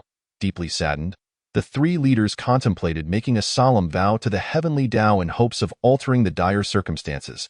As their thoughts shifted, the calamity of the Dragon and Han era drew to a close. The heavenly Tao began to reveal its formidable power. Meanwhile, Hongjun and Luahu, observing the battle from afar, received a message from the heavenly Tao. The heavenly Tao was supreme and singular, with only one representative permitted. Yet, in this moment, two individuals had garnered the favor of the heavenly Tao through significant efforts. In such a scenario, one must inevitably fall. Missing the opportunity to become the voice of the heavenly Tao, Tio resolved this. The will of the heavenly Tao descended, proposing a solution. The two contenders could engage in a battle without restrictions, with the victor becoming the representative of the heavenly Tao, all to be concluded within a millennium. In the vast expanse of Honghuang, time flowed swiftly. A millennium was but a fleeting moment in this realm. Seclusion could span tens of thousands of years, and battles at the golden immortal level could extend for centuries. For those with quasi-saintly cultivation, a life-and-death struggle might last tens of thousands of years. The conflict among Zhu Long, Yuan Feng, and Shikolin had persisted for over 10,000 years.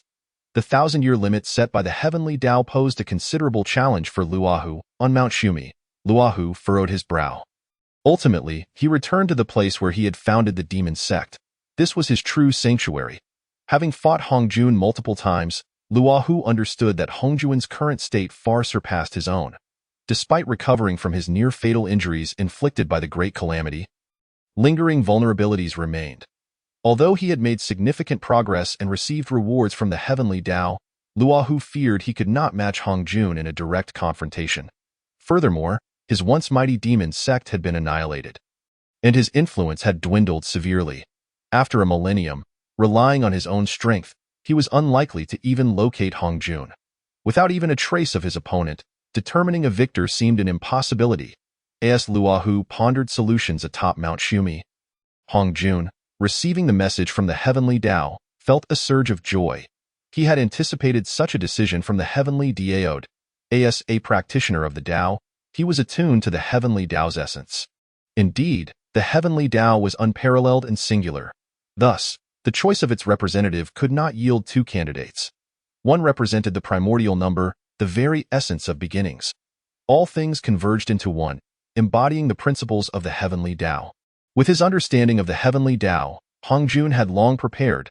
He had invited allies, such as the ancestor of Qinkuan, the ancestor of Yin and Yang, and the ancestor of Yangmei, each remnants of the ancient 3,000 chaotic deities, with whom he had forged bonds in the primordial chaos. Each was unfathomably powerful, at least at the mid-stage of quasi-saintly cultivation, with some even at the late stage. Moreover, these remnants of the chaotic deities each possessed a unique principle, enhancing their combat prowess beyond that of ordinary quasi-saints. Internally, Hong Jun prepared evidence implicating Luahu in the treachery against the three clans. Harnessing the luck of the calamity as protagonists, he sought to rally the three clans against the now isolated Luahu. Hong Jun envisioned himself effortlessly defeating Luahu, receiving the heavenly Tao's blessings, and becoming its rightful representative. With thoughts of his radiant future, Hong Jun felt a swell of pride. He had fortuitously gained the favor of the heavenly Tao and now stood at the threshold of the final challenge, the contest for the title of the heavenly Tao's representative. He had meticulously orchestrated this, knowing Luahu was no match for him. Once Luahu was dealt with, he would be the undisputed and singular representative of the heavenly Tao. The heavenly Tao was supreme, and as its representative, he would attain unparalleled honor. Furthermore, he might receive further rewards from the heavenly Tao, propelling him into the realm of the Hunyuan and securing his status as the foremost powerhouse of Honghuang. Contemplating this splendid future ignited a flicker of excitement within Hong Jun. Suppressing his exhilaration, he descended from the sky to approach Zulong, Yuanfeng, and Shikolin.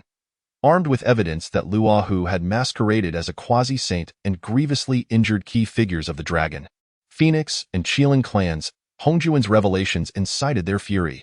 The impulsive Zulong clamored for immediate retribution against Luahu. Had it not been for Hongjuan's counsel, urging a strategic approach, Zulong might have unleashed the full might of the Dragon clan in a reckless pursuit.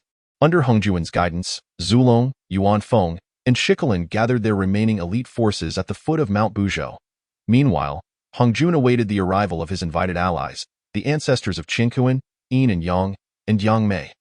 The vastness of Honghuang meant that even with a designated meeting point, it took several hundred years for Hongjuan's allies to assemble. As the remaining time of the heavenly Tao's millennia dwindled, Hongjuan's heart raced with urgency. The decree from the heavenly Tao did not specify the consequences of failing to reach a resolution within the time limit. However, as a practitioner, he understood well the indifference of the heavenly Tao. Should he fail to decisively confront Luahu within the millennium, both he and Luahu could be eradicated. Such an outcome was utterly unacceptable to Hongjun.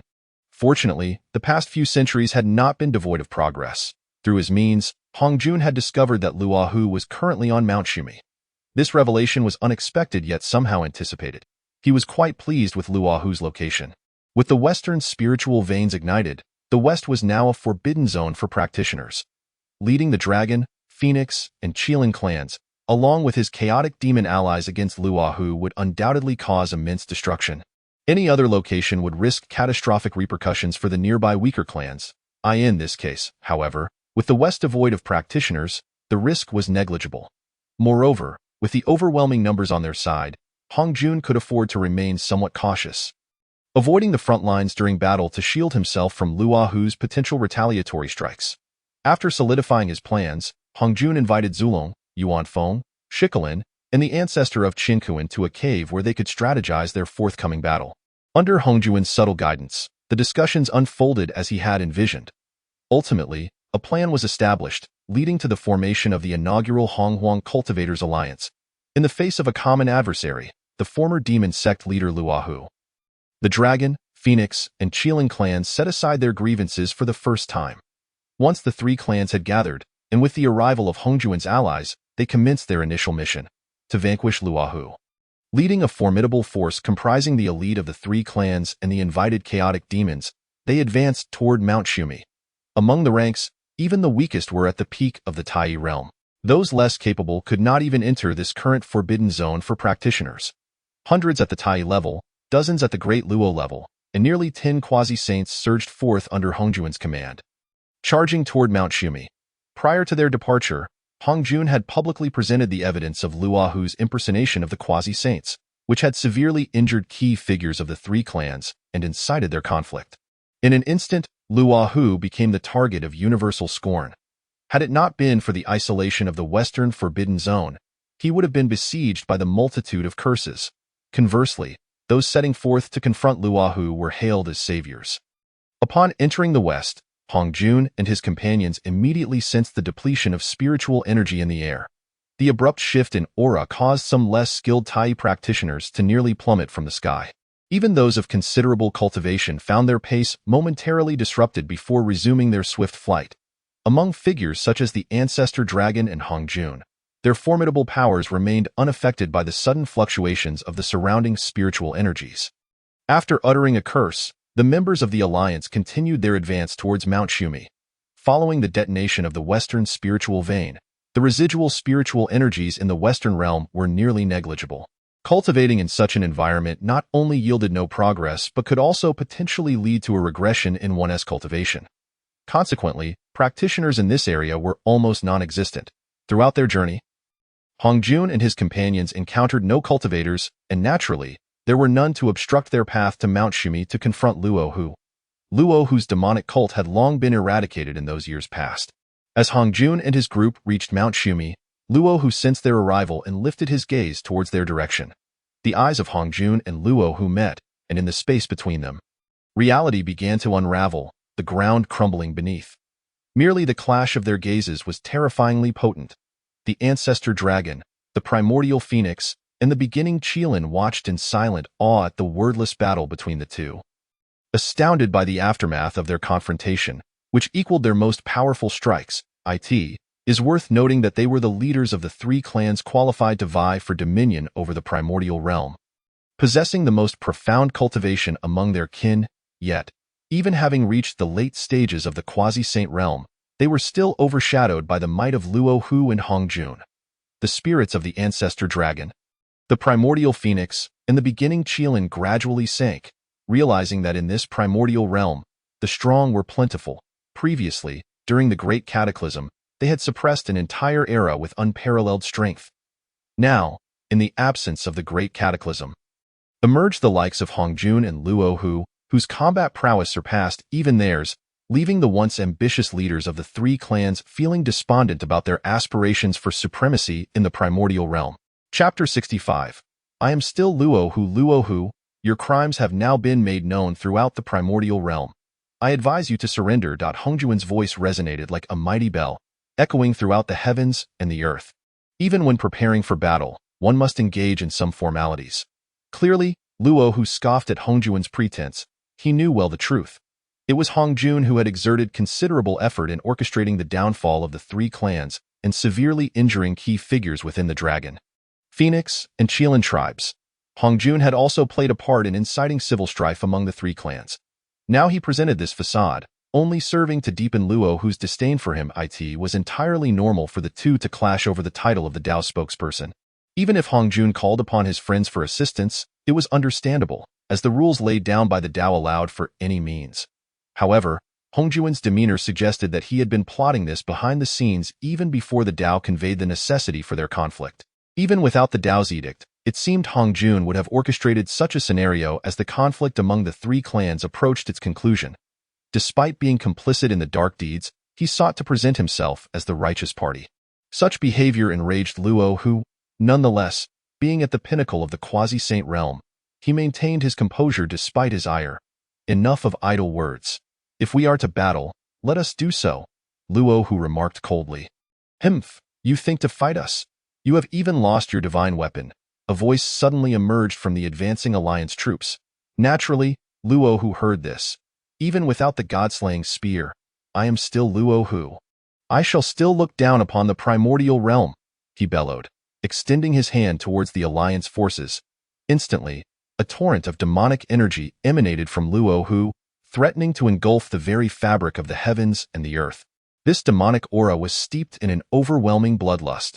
The combination of blood and demonic energy amplified Luo Hu's imposing presence. In that moment, he resembled a demon god descending from the chaos.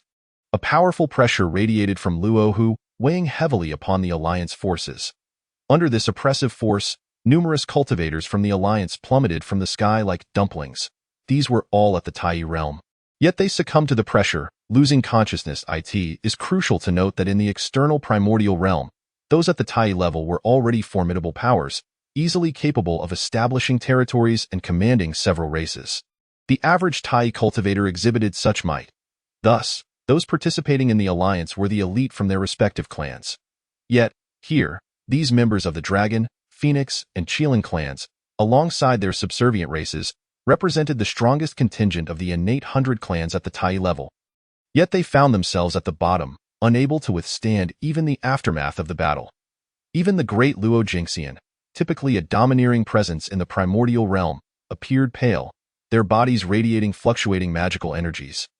Having expended all their power to resist this oppressive force, within the Alliance, the Ancestor Dragon, the Primordial Phoenix, and the beginning Qilin, all still recovering from their wounds, found their power diminished significantly compared to their peak. Now, their strength barely reached the mid-stage of the quasi-saint realm, and under Luo Hu's oppressive aura, they felt the strain. Hongjuan's expression turned serious. The sudden surge of power from Luo Hu was no less formidable than his own. Perhaps even slightly stronger. What secret trump card did Luo Hu possess? Having recovered rapidly from severe injuries, he now seemed to exceed even Hongjun in strength. Hongjun could not comprehend this, yet he understood that they were already at this juncture. There was no choice but to fight for survival. There were no other possibilities. A glance at his companions revealed that, aside from the ancestor Yang Mei, the others were visibly apprehensive, their eyes betraying a hint of fear towards Luo Hu. With fear planted in their hearts, their combat effectiveness would surely suffer. These individuals, already weaker than Luo Hu, would likely struggle to unleash even a fraction of their full potential under the weight of their trepidation. Some might even act irrationally during the battle, endangering everyone present. Hongjun fell silent, unable to fathom how a situation that seemed almost certain could suddenly become so precarious. Was there even a chance of a counterattack? No, absolutely not. There can only be one spokesperson for the Tao, and that must be me. Shaking his head, Hongjun unleashed his own quasi-saint peak aura. However, his balanced and harmonious presence paled in comparison to Luo Hu's fierce amalgamation of bloodlust and demonic energy.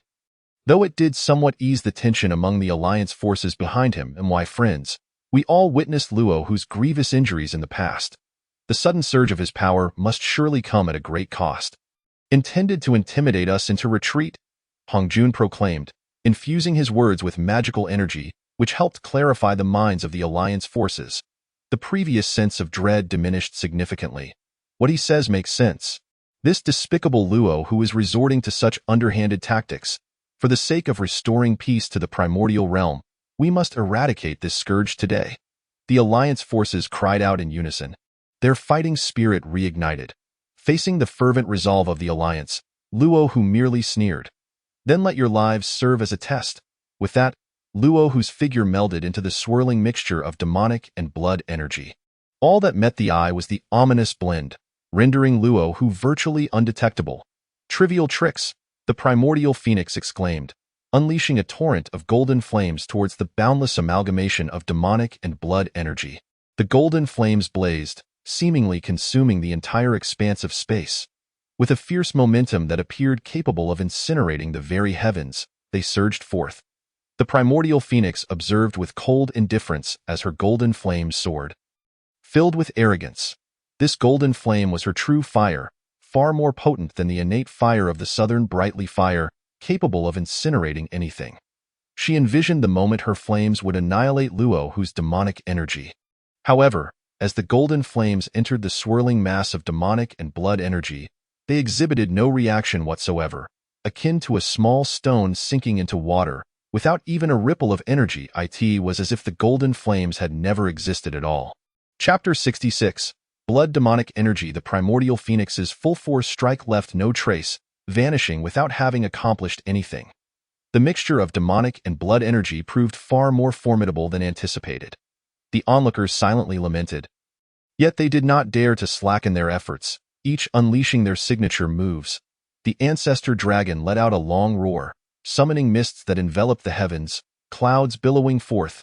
A palpable humidity descended upon the realm. As the tumult grew, a torrential rain began to fall. Before the rain could reach the ground, it transformed into a series of water dragons, charging towards the demonic and blood energy conjured by Luohu.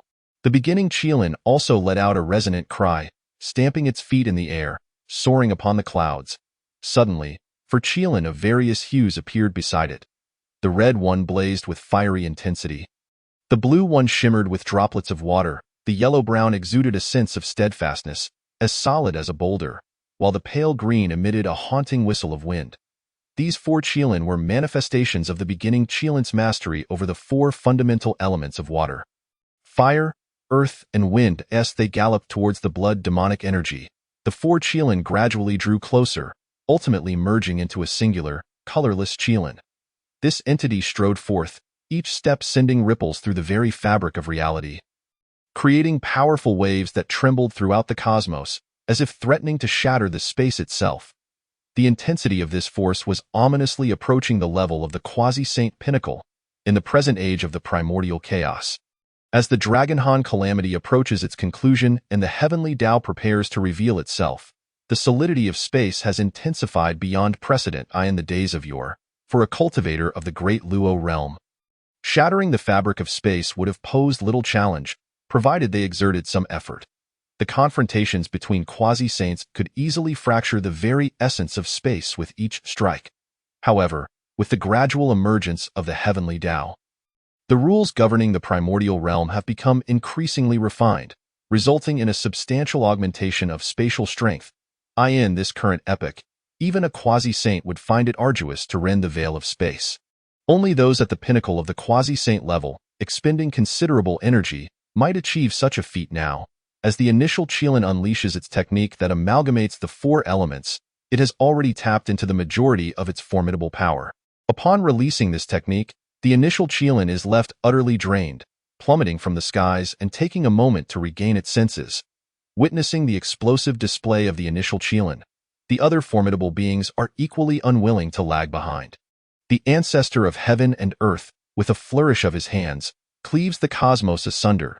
A tremendous force entwines with the blood demonic energy conjured by Luohu, seeking to bifurcate it into the realms of heaven and earth. Yet, this force pales in comparison to that of Luohu. Nevertheless, the entirety of the Primordial Cultivators Alliance is mounting an assault against Luohu, with nearly 10 quasi-saints among them, and several possessing late-stage, or even peak quasi-saint cultivation. In this exchange, the ancestor of heaven and earth manages to separate the blood demonic energy, which is abruptly divided into blood energy and demonic energy.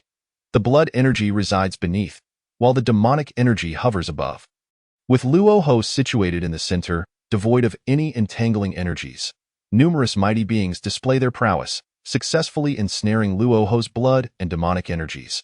Following this encounter, the magical energies of the Alliance's forces have already been significantly depleted. Now, in order to maintain control over the blood and demonic energies, the ancestor of heaven and earth finds himself hampered, relying on the assistance of other Alliance members to channel formidable magic to contain it. At this juncture, with the ancestor of heaven and earth and the majority of the Alliance's forces restrained, only Hongjun, the ancestor Yangmei, the ancestor dragon, and the Yuan Feng retain a sliver of stamina. Facing Luohu, Hongjun finds himself momentarily paralyzed with apprehension. This development is not as he had envisioned. He had anticipated a grand and unassailable approach, decisively overpowering Luohu with overwhelming might.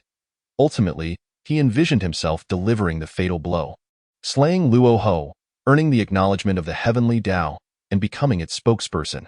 Following this, he would transcend the realm of chaos, subduing the calamities and securing a legacy that would echo through the annals of the primordial realm. This was the scenario he had foreseen.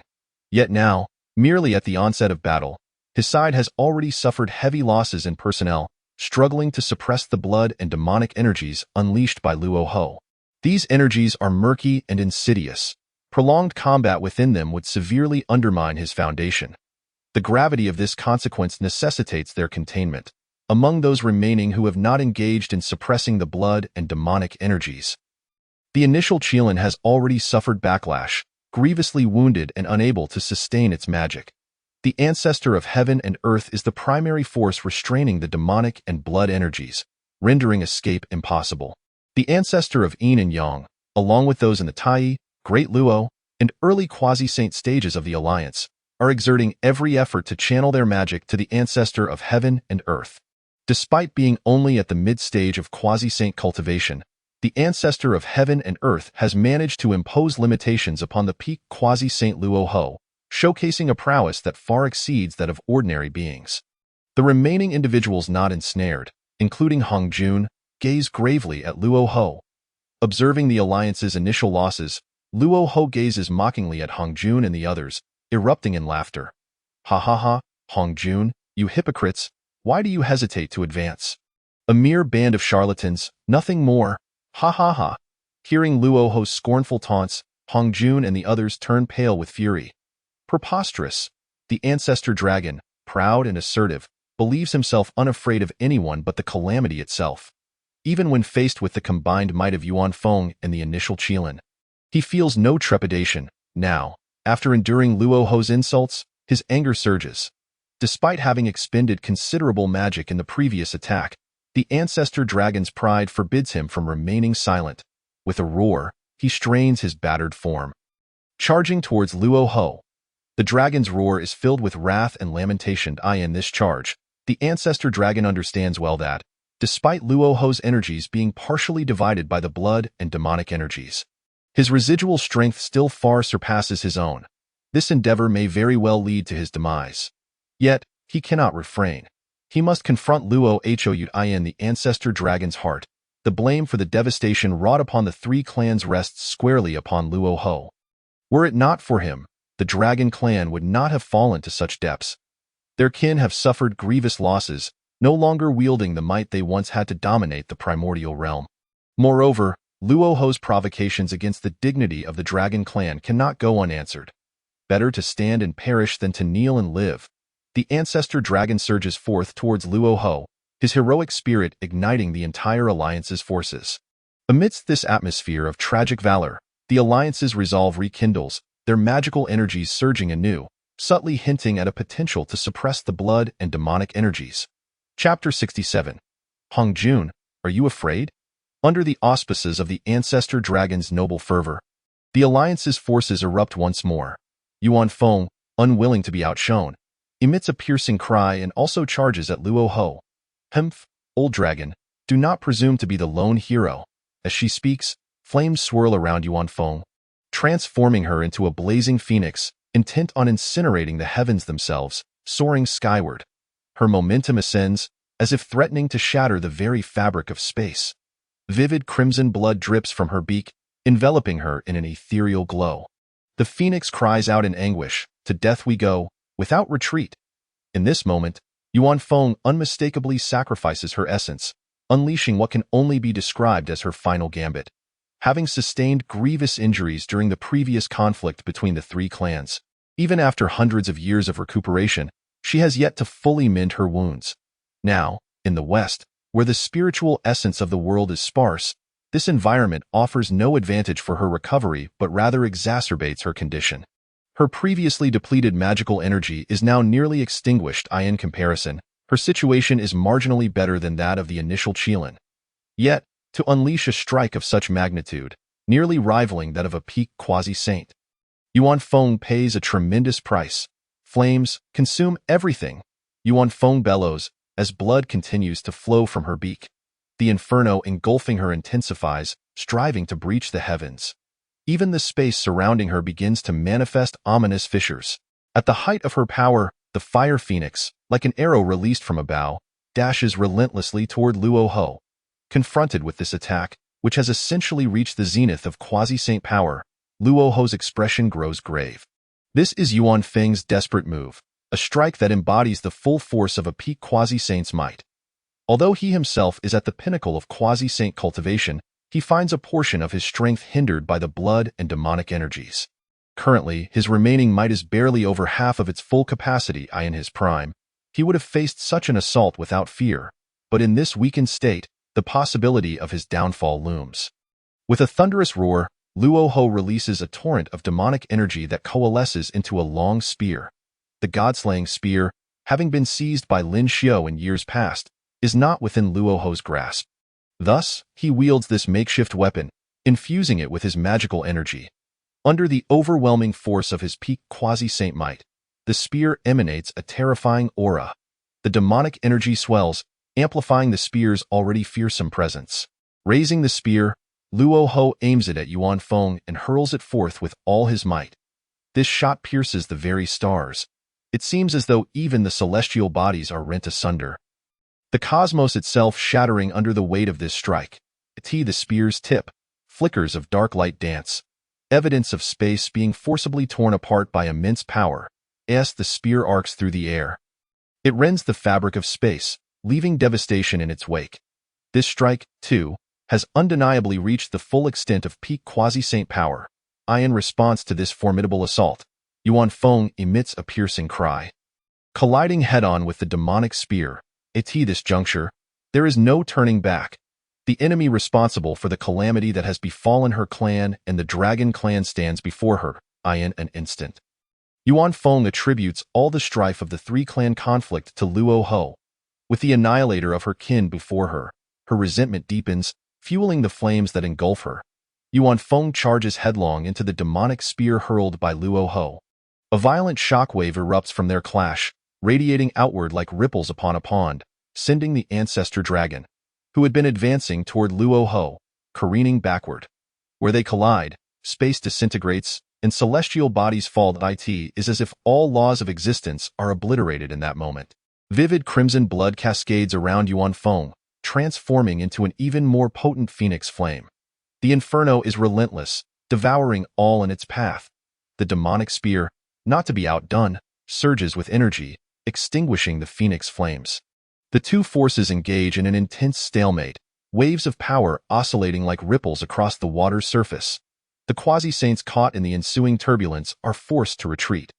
Those of the Tai or Great Luo realms suffer equally. With many reduced to ash, dissipating into the cosmos in the primordial realm, where they once reigned supreme, the Tai and Great Luo cultivators are now as ephemeral as dust.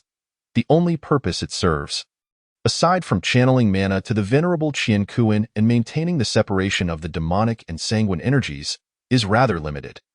Even the distant allied forces have suffered such devastating losses, and the Yuan Feng, being closest to the source of the energy fluctuations, is subjected to even more intense waves. Already gravely wounded, Yuan Feng now transforms into fire, becoming a blazing phoenix, consuming its vital essence. In this brief moment, the majority of Yuan Feng's vital blood has already dissipated. The substantial loss of essence, compounded by the immense energy fluctuations, inflicts severe damage upon Yuan Feng's already phoenix-like form. At this juncture, Yuan Feng has sustained injuries to its very core, its foundation now compromised. With a thunderous roar, Yuan Feng emits a mournful cry in the air. The blazing true fire of the phoenix has dwindled to a mere flicker. Akin to a candle flame, nearly extinguished, a demonic spear has pierced through Yuan Feng's wings, embedding itself within. The phoenix's true blood flows slowly from its wings, only to be absorbed by the demonic spear in an instant. After a sorrowful wail, Yuan Feng plummets from the sky, crashing to the ground and stirring up a cloud of dust. At this moment, Yuan Feng possesses no fighting capability whatsoever. It has even provided a considerable amount of sanguine energy to Luo Ho, rejuvenating him significantly after his recent exertions. Luo Ho, having feasted upon Yuan Feng's flesh and blood, casts a sinister glance towards the unscathed ancestor Yang Mei and Hong Jun in the distance. His expression twisted with malice. "Come on, old Hong Jun," he taunts, yet Hong Jun halts his advance, recognizing the dire state of Yuan Feng and the substantial portion of its blood that has been devoured by Luo Ho. With Yuan Feng in such a pitiful state, Luo Ho's power surges, reaching an apex. To engage in a direct confrontation now would likely result in considerable harm to himself. He aims to become the spokesperson of the heavenly Tao. The benefits of such an elevation are undoubtedly immense, potentially leading to a significant enhancement of his cultivation. Should he be gravely injured now, even if he were to become the spokesperson, the chances of swiftly breaking through to the primordial realm would be greatly diminished. Thus, the risk is unwarranted. However, at this juncture, only he and Ancestor Yang may remain capable of action. It is time for him to intervene. Chapter 68. The Ancestor of Yin and Yang, purging evil and upholding justice. Hong Jun's understanding of Ancestor Yang Mei is rather superficial. Their acquaintance has been merely cursory. His invitation for assistance was predicated on a detailed exposition of Luo Ho's heinous crimes and how utterly irredeemable he is, suggesting that as long as Luo Ho exists in this primordial realm, peace shall remain elusive. Ancestor Yang Mei, who prides himself on his sense of justice, is naturally incensed to learn of such a madman wreaking havoc. Nonetheless, he remains cautious, concealing his true cultivation level. Go Hong Jun's eye. Ancestor Yang Mei appears to be at the mid-stage of quasi-saint cultivation, nearing the latter stages in the primordial realm. He is indeed regarded as a formidable expert. At this moment, the only ones capable of action are Ancestor Yang Mei and Hong Jun. Hong Jun glances at Ancestor Yang Mei. Brother Yang Mei, how about we strike together? In response to Hong Jun's proposal, Ancestor Yang Mei nods. He raises his right hand high and brings it crashing down towards Luo Ho. Space, shatter? Ancestor Yang Mei exclaims. Luo Ho, startled, swiftly sidesteps in the very spot where Luo Ho had stood. The space shatters, creating a massive rift in the ground. The sudden rupture generates an enormous gravitational pull, as if trying to swallow Luo Ho whole and destroy him in the process. This maneuver is Ancestor Yang Mei's signature technique, space shattering. Upon executing the move, beads of sweat immediately form on his forehead. As a quasi-saint, he has long surpassed the stage of refining essence into qi.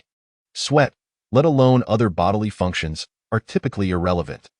Yet here stands a quasi-saint, with perspiration beading on his brow, a testament to the immense energy expended. The act of tearing apart space requires peak quasi-saint mastery. And Ancestor Yang Mei, at the later stage of quasi-saint cultivation, successfully rends the fabric of space. No small feat. The power of this space shattering far exceeds mere spatial disruption. This is largely due to Ancestor Yang Mei's innate affinity for the laws of space, making him more adept than others in manipulating spatial techniques. Had it been anyone else, they would have been unable to execute such a formidable maneuver. This strike ensnares even Luo Ho, a formidable foe among quasi-saints. Sensing Luo Ho caught in the rift of shattered space, Hong Jun recognizes the opportune moment to act. He promptly retrieves a jade plate of a vibrant green hue from within his robes. However, the plate is fractured, with less than a third remaining intact. Yet, it emanates a rich chaotic aura, indicating its extraordinary origins. Such a profound chaotic essence surpasses that of ordinary innate spiritual treasures. Hong Jun casts a glance at the newly retrieved creation jade plate. Positioning it above his head, wisps of chaotic light cascade from the jade plate. Enveloping Hong Jun bathed in this chaotic radiance, he becomes impervious to all forms of attack. Subsequently, Hong Jun swiftly forms several seals with his hands and strikes at the air before him. From the barren ground, resembling a desolate wasteland, immense vines arise, transforming into a colossal hand that descends upon Luo Ho. Simultaneously, a fierce wind howls, heralding the approach of an eagle composed entirely of wind elements. Swooping towards Luo Ho, each of these techniques possesses the power to effortlessly slay a great Luo. Even a quasi-saint would be grievously injured, faced with Ancestor Yang Mei's masterful technique and Hong Jun's fierce onslaught. Luo Ho's fury ignites, his body radiating a swelling demonic energy. Even the long hair that was once restrained bursts forth, cascading wildly. In this moment, Luo Ho resembles a demon god, exuding an overwhelming force of magical energy. True demon immortal body, he bellows, as his form gradually takes on a blood-red hue, as if he has just emerged from a sea of blood. With eyes ablaze, he glares at the intangible wind eagle. And with a mere glance, the two wind eagles, after a mournful cry, vanish without a trace. Luo Ho then raises his hands high and strikes the ground, summoning a gigantic figure sculpted from earth that rises to obscure the sky. Luo Ho leaps onto the head of this earthen giant. Along the way, he is grazed multiple times by the fragments of space shattered by Ancestor Yang Mei, stripping away much of his flesh. However, Having activated his true demon immortal body, Luoho's defensive capabilities have surged, rendering the harm from those spatial shards negligible, and he swiftly recovers. Moreover, with the activation of his true demon immortal body, Luoho's control over demonic and sanguine energies has intensified. Meanwhile, many cultivators within the Primordial Alliance have suffered significant losses due to the aftermath of the recent battle, leading to a considerable increase in the resistance of the demonic and sanguine energies. In this ebb and flow, the venerable Qian Kuan finds himself struggling to maintain control. Cursed Luoho, how can he be so powerful? The ancestor of Yin and Yang roars in frustration. To them, Luoho is already at the peak of quasi-saint cultivation, having previously suffered grievous wounds from the Great Tribulation. His current combat strength should be at the mid-stage of quasi-saint. With Hongjun, a peak quasi-saint, leading the charge and numerous mid-stage quasi-saints in tow, vanquishing Luoho should have been a straightforward endeavor, yet the reality has devolved into this dire situation. Observing Luoho manipulating the earthen giant against the massive plant hand conjured by Hongjun, the ancestor of Yin and Yang grits his teeth and launches himself from behind the venerable Qian Kuan. Suddenly deprived of the ancestor of Yin and Yang's mana infusion, the venerable Qian Kuan glances back, only to see the ancestor of Yin and Yang soaring towards Luoho without a backward glance.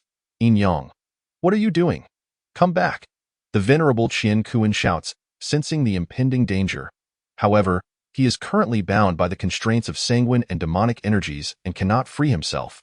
Moreover, with the ancestor of Yin and Yang withdrawing, the infusion of power diminishes dramatically, making the struggle against the sanguine and demonic energies all the more challenging. Hearing the venerable Qian Kuan's cries, the ancestor of Yin and Yang does not look back, merely smiling serenely. We are born into this world merely to traverse it once. Now, in the pursuit of purging evil and upholding justice, what is there to regret? The ancestor of Yin and Yang's demeanor remains calm and indifferent, yet the surge of mana emanating from him is even greater than that of Yuan Feng's vital essence when ablaze, or that of the beginning Qilin consuming its own source. Chapter 69. Feigned death. As the ancestor of Yin and Yang departs with an air of tranquility, the venerable Qian Kuan finds himself momentarily stunned. They have known each other for many years, and he has never realized that the ancestor of Yin and Yang harbored such thoughts. Yin and Yang are meant to complement one another. They have been inseparable since their inception, akin to brothers. Now, as the ancestor of Yin and Yang so resolutely approaches Luoho, the venerable Qian Kuan begins to grasp his intentions. Observing his own dwindling power due to the absence of the ancestor of Yin and Yang's mana, he comprehends that he can no longer control the separation of the sanguine and demonic energies. Ha ha ha ha. If that is the case, let us journey together in the end. The venerable Qian Kuan laughed heartily, subsequently relinquishing his mystical powers and returning his energy to his own being, soaring towards Luohua alongside the Yin-Yang ancestor. Just before departing, Qian Kuan employed his techniques to absorb the vast majority of the formidable energies from the Tai Yi and Deluo behind him into his own body. Upon witnessing Qian Kuan's arrival, the Yin-Yang ancestor smiled. If that is the case, Qian Kuan, let us proceed together. Qian Kuan nodded, and the energy fluctuations within him surged dramatically, soon exceeding the emanations from the Yin-Yang ancestor beside him. After all, the Yin-Yang ancestor's power was only at the mid-stage of the quasi-saint level, and the energy he unleashed was merely of that caliber. In contrast, Qian Kuan's strength already surpassed that of the Yin-Yang ancestor, and now he had absorbed a significant amount of energy from numerous Tai Yi and Deluo practitioners. Although Tai Yi and Deluo levels are not particularly formidable before a quasi-saint, the adage many ants can kill an elephant holds true. When the energies of many Tai Yi and Deluo cultivators converged within Qian Kuan, the resulting fluctuations hinted at a power nearing the late-stage quasi-saint level. As the two soared through the skies, they radiated a golden luminescence. This was the essence of their being, their lifeblood igniting in fervor. Even their very souls were ablaze in this moment, all for the purpose of delivering a final strike against Luohua. Luohua, receive our blow! Qian Kuan and the Yin-Yang ancestor shouted in unison, exchanging resolute glances before plunging towards Luohua without hesitation. A tremendous explosion resonated throughout the cosmos. A cloud reminiscent of a mushroom erupted from the spot where Luohua had just stood. The immense force sent shockwaves rippling outward, enveloping Luohua in a thick shroud of smoke. The The surrounding space fractured like a spider's web, revealing the profound chaos beneath. Hong Jun and the others were pushed back by the colossal aftermath of the explosion. And many among the Tai Yi and De Luo who had their energies siphoned by Qian Kuan were rendered to mere wisps of nothingness. The few who survived found themselves too exhausted to continue fighting. Collapsing to the ground, the self-detonation of the Yin-Yang ancestor and Qian Kuan wielded extraordinary might. Having been previously devastated by the explosion of the spiritual vein, Shumi Mountain had taken years to recover a fraction of its spiritual essence, only to suffer further cataclysm from the self-destruction of these two former quasi-saints. It was likely that Shumi Mountain would remain in a state of spiritual deprivation for decades to come. After all, the magnitude of an explosion caused by two mid-stage quasi-saints was unparalleled. The blood and demonic energies unleashed in this self-detonation scattered across the heavens. "Farewell, Brother Qian Kuan, Brother Yin-Yang," Hong Jun murmured softly, mourning their demise. After all, it was his invitation that had brought forth the Yin-Yang ancestor and Qian Kuan to confront Luo Hua. The two had perished in the explosion, leaving no trace of their souls behind. A true obliteration of their essence. Under such circumstances, it was impossible for Hong Jun not to grieve. For him, in the face of such overwhelming destruction, even he would find it challenging to survive, especially since he had been entangled with Luo Hua at that moment. Though he bore injuries himself, he still possessed the strength to fight. He believed that even if Luo Hua survived, he would be gravely wounded and unable to continue the battle. With this in mind, Hong Jun felt certain of his impending victory. Filled with elation, Hong Jun's gaze remained fixed on the center of the explosion. That was the very spot where Luo Hua had stood, where he had endured the catastrophic self-detonation of Qian Kuan and the Yin-Yang ancestor. As the smoke gradually dissipated, the situation at the epicenter became clearer. When the dust settled, Luo Hua was seen with his head bowed. An almost imperceptible life force lingering around him, his energy fluctuations virtually extinguished. His body was drenched in blood, obscured in crimson, making it impossible to discern whether it was his own blood or that from his earlier transformation into the immortal demon. Seeing Luo Hua suspended in the air, devoid of any signs of life, Hong Jun's heart swelled with joy. The adversary who had opposed him for so many years was finally dead, despite having briefly collaborated due to the mandate of the Heavenly Tao. They belonged to opposing factions, and their relationship had been fraught with tension. Furthermore, Luo Hua had been a rival in the contest for the Heavenly Tao's representation. As Hong Jun breathed a sigh of relief, closing his eyes to recuperate and prepare to accept the rewards of being chosen as the Heavenly Tao's representative, an unexpected shock jolted his senses. Wait a moment, he thought, startled. According to logic, if Luo Hua has fallen, the message should have been conveyed within a millennium. The Heavenly Tao ought to have acknowledged me as its representative by now. Why is there no response? A wave of unease washed over Hong Jun as he prepared to withdraw. But an acrid scent of blood filled the air. Ha ha, old Hong Jun, today is your turn to suffer. Luo Hua's deep voice echoed beside him, followed by a powerful strike that landed squarely on the creation jade plate atop Hong Jun's head. The impact caused the jade plate to tremble, its chaotic light flickering momentarily. Seeing the chaotic azure light dim, Luo Hua seized the opportunity to deliver another punch directly to Hong Jun's body. Struck by this force, Hong Jun coughed up blood and was sent reeling backward.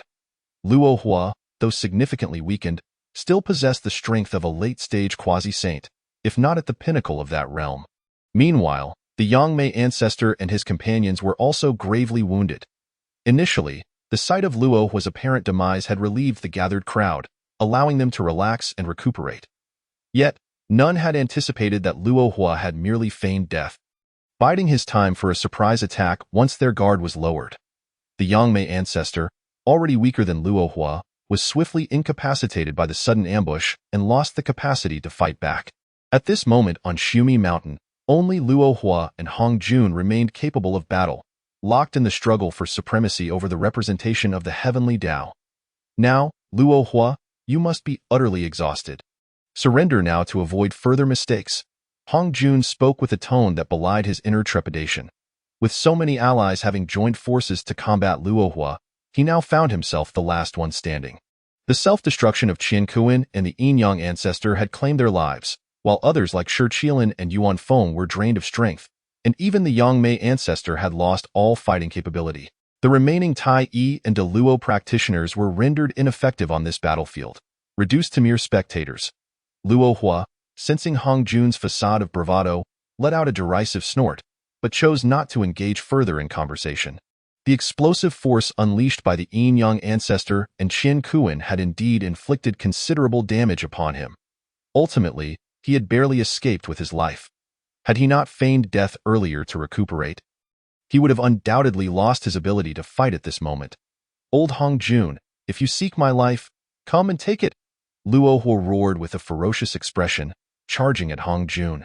Though his current condition was far from optimal, he recognized that Hong Jun's focus was wavering, presenting a perfect opportunity for attack. If Hong Jun regained his composure, Luo Hua knew he would be facing insurmountable odds. In a flash of darkness, Luo Hua was upon Hong Jun, and the two engaged in fierce combat. Caught off guard, Hong Jun found himself on the defensive, struggling to counter Luo Hua's relentless assaults. Energy rippled through the air as the sounds of ruptured air filled the atmosphere. While Hong Jun defended against Luo Hua's onslaught, he was forced to retreat, with Luo Hua pressing the attack without a moment's pause. Any hesitation on Hong Jun's part could lead to his demise. The two clashed violently in the skies, unleashing a torrent of supernatural abilities. Flames engulfed the expanse, torrents of water surged, winds howled, and earth erupted. The wounded Yangmei ancestor and others could only watch in silent prayer as Hong Jun battled against Luo Hua, understanding that the fate of all present hinged upon him. Should Hong Jun prevail, they would survive. Should he falter, they would all perish. In the midst of the chaos, Hong Jun gradually regained his focus. However, Luo Hua's relentless onslaught left him with little room to retaliate. Just then, a thought flickered through his mind. Am I truly out of options? In the realm of quasi-saint cultivation, not only did physical speed increase, but cognitive processes accelerated as well. Suddenly, enlightenment struck Hong Jun amidst the battle, although the realization came in the blink of an eye. It left a gap in Luo Hua's defenses, allowing him to land a few punches on Hong Jun's chest. Though Hong Jun was sent flying by Luo Hua's strikes, a smile crept onto his face. Luo Hua, you have lost all your treasures and are gravely injured. While you may still be powerful, if you can take down one of me, how about 3? With a cold laugh, Hong Jun swiftly began forming seals with his hands. Realizing the impending danger, Luo Hua rushed forward to disrupt Hong Jun's incantation. The creation jade plate descended, enveloping Hong Jun in chaotic light, shielding him from Luo Hua's interference. In but a moment, Hong Jun completed his seals. Exhaling softly, he released a stream of pure energy that extended beyond the chaotic light, dividing into 3 distinct forms of Hong Jun not far away. Clones, as he gazed upon the 3 manifestations of Hong Jun that had emerged. Luo Hua ceased his assault, his brow furrowed in concentration. The 3 Hong Jun figures exuded a palpable aura, unmistakably resonating with the peak of quasi-saintly power. Although Luo Hua possessed the technique of creating clones, the strength of these manifestations was markedly inferior to his own. For instance, at his own pinnacle of quasi-saintly cultivation, any clones he might produce would scarcely reach the initial stages of quasi-sainthood. Only through painstaking cultivation could he hope to achieve an external incarnation that might ascend to the later stages or even the pinnacle of quasi-saintly power. However, the cost of nurturing such an incarnation was exorbitantly high, which was why Luo Hua had refrained from doing so. Aside from external incarnations, he had never heard of any other technique capable of producing manifestations nearly equal in power to the original. This is a technique specifically crafted for you by this humble Taoist. 1 Qi transforms into 3 pure ones.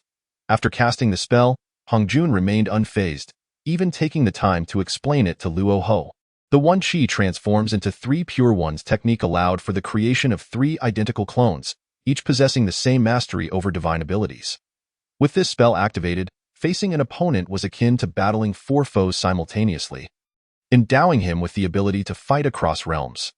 Given that Luo Hua was already gravely injured and devoid of protective treasures, even if he could contend with one of Hong Jun's forms, how could he hope to withstand 4?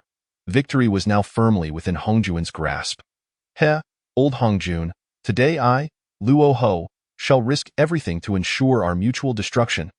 Luo Hua cackled maniacally, his power surging dramatically, radiating a previously unseen aura of annihilation. This destructive energy caused Hongjuan's heart to momentarily falter, as if he had recalled something, and his expression turned pale with dread as he staggered backward. Heh, are you beginning to fear? Is it still too late to retreat?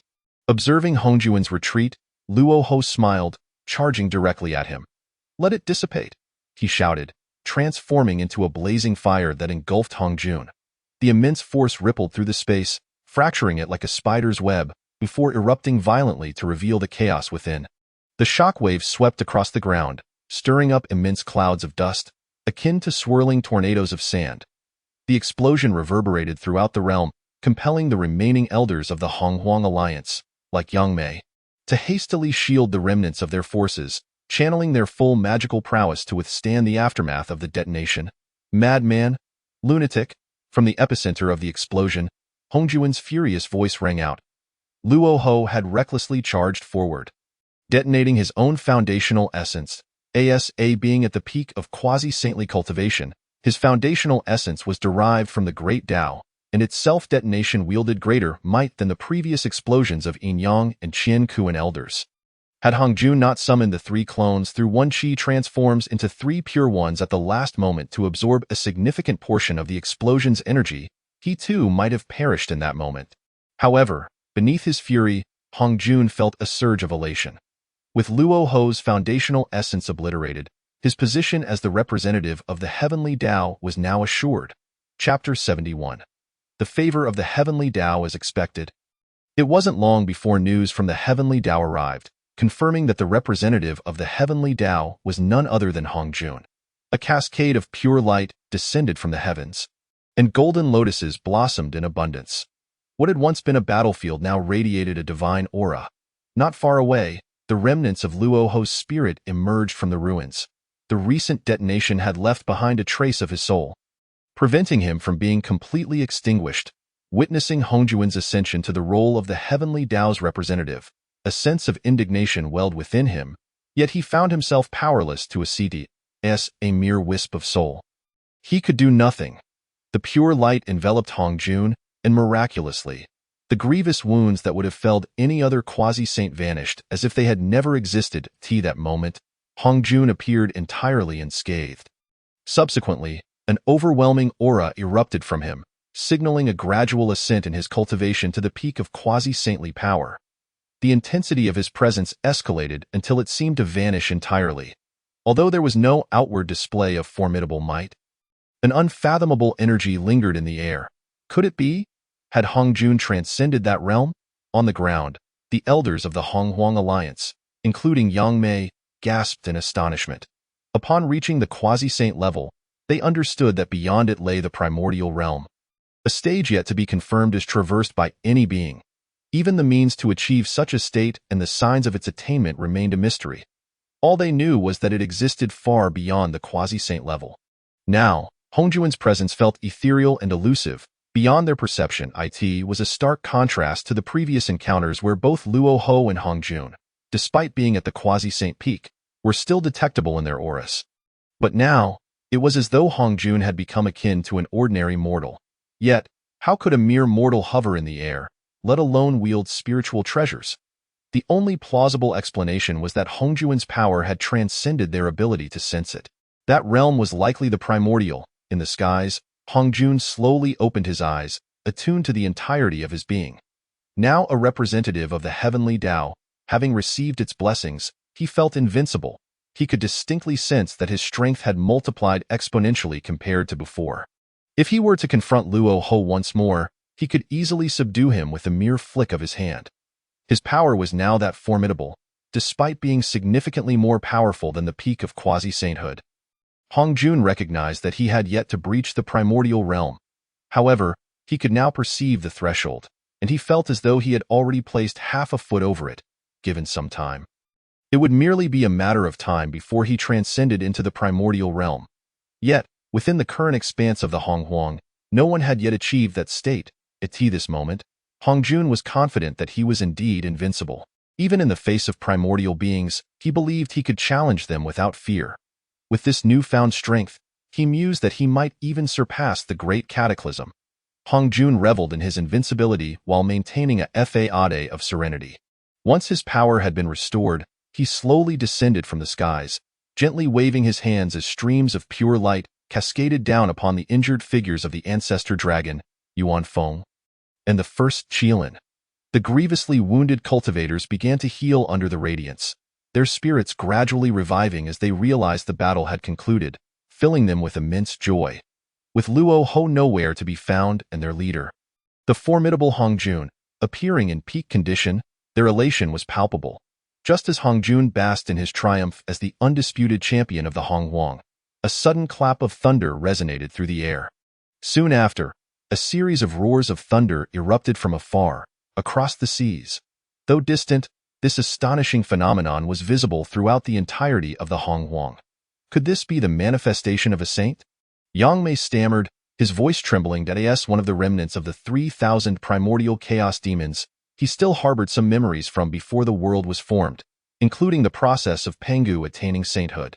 The first step to reaching the primordial realm was indeed the manifestation of a saint.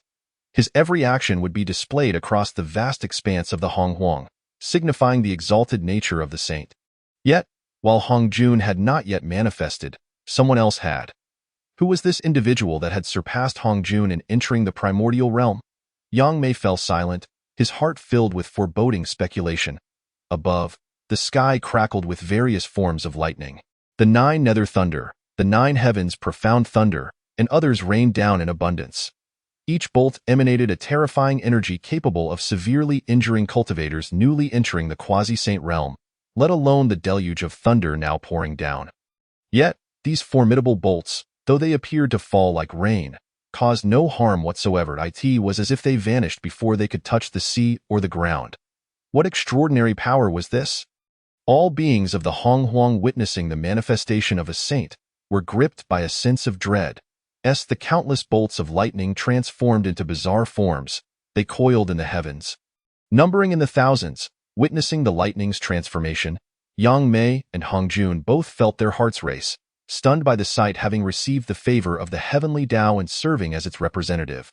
Hongjun felt himself sufficiently prepared to confront the realm of the primordial chaos. Chapter 72.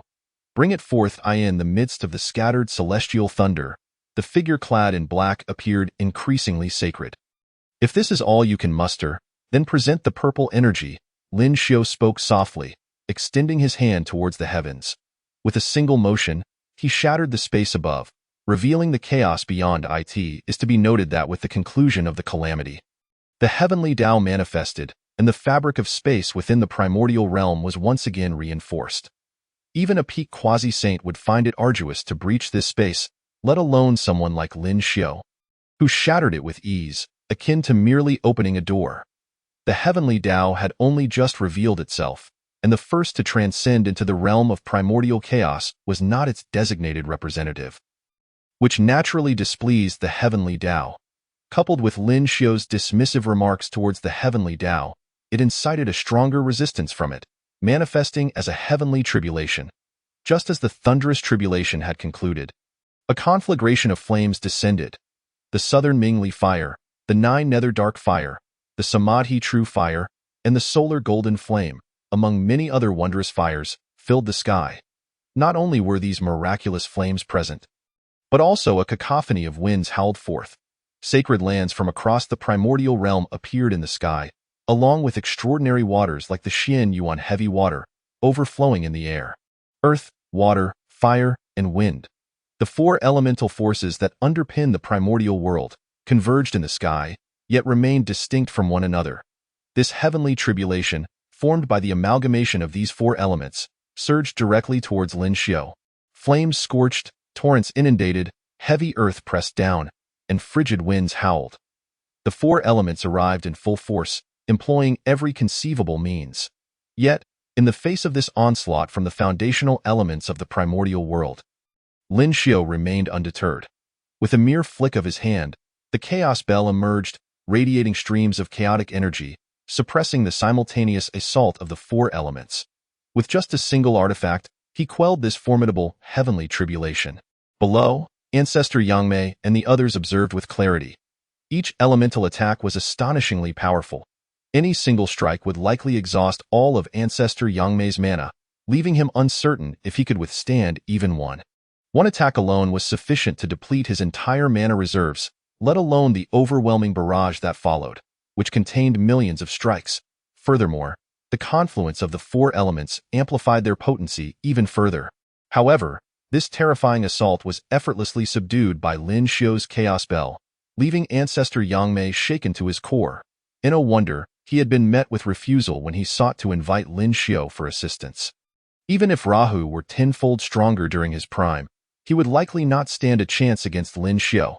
The image of Lin Xiu calmly confronting the heavenly tribulation and effortlessly suppressing the elemental onslaught was indelibly etched in Ancestor Yangmei's mind, stirring a sense of admiration within him. After the Chaos Bell emerged and subdued the heavenly tribulation, Lin Xiu reached into the chaos. Far from the primordial realm, wisps of primordial purple energy floated. This primordial purple energy could validate the status of a saint. Yet, Lin Xiu did not seek it to affirm his sainthood. Rather, he devoured it to enhance his own power. Now that he had broken through to the primordial chaos realm, Lin Xiu was confident that, in terms of combat prowess, he would not be outmatched by any subsequent saints, and might even surpass them. Most later saints achieved their status through the method of severing their three corpses, gaining sainthood through merit. However, Lin Xiu had reached this level through his own exceptional cultivation, making the difficulty of his breakthrough significantly greater. This higher difficulty came with a correspondingly greater reward, by transcending into the realm of primordial chaos. He absorbed the primordial purple energy, anchoring his soul to the heavenly Tao, rendering him immortal and his strength vastly surpassing that of ordinary merit-based saints. Not to mention, Lin Xiu had no intention of anchoring his soul to the heavenly Tao, which further elevated him beyond its reach. Under Lin Xiu's formidable suppression, he effortlessly extracted several strands of primordial purple energy from the chaos. Lin Xiu was unconcerned about the quantity of this energy, seizing it by the handful. Naturally, such actions would provoke a strong resistance from the heavenly Tao. However, the heavenly Tao's resistance was easily quelled by Lin Xiu. Having refined the four great treasures, Zhuxian Sword, Zhang Tian Coffin, Mishi Grand Mill, and Shursun Spear, alongside his own innate malevolent energy, compounded by the vast malevolent energy from the conclusion of the Dragon Han Calamity, Lin Xiu, despite having just broken through to the primordial chaos realm, was making significant strides within it due to multiple influencing factors. The heavenly Tao, still newly manifested and incomplete, exerted only limited resistance, allowing Lin Xiu to easily overpower it. However, seeking trouble with the heavenly Tao at this moment was still a challenge.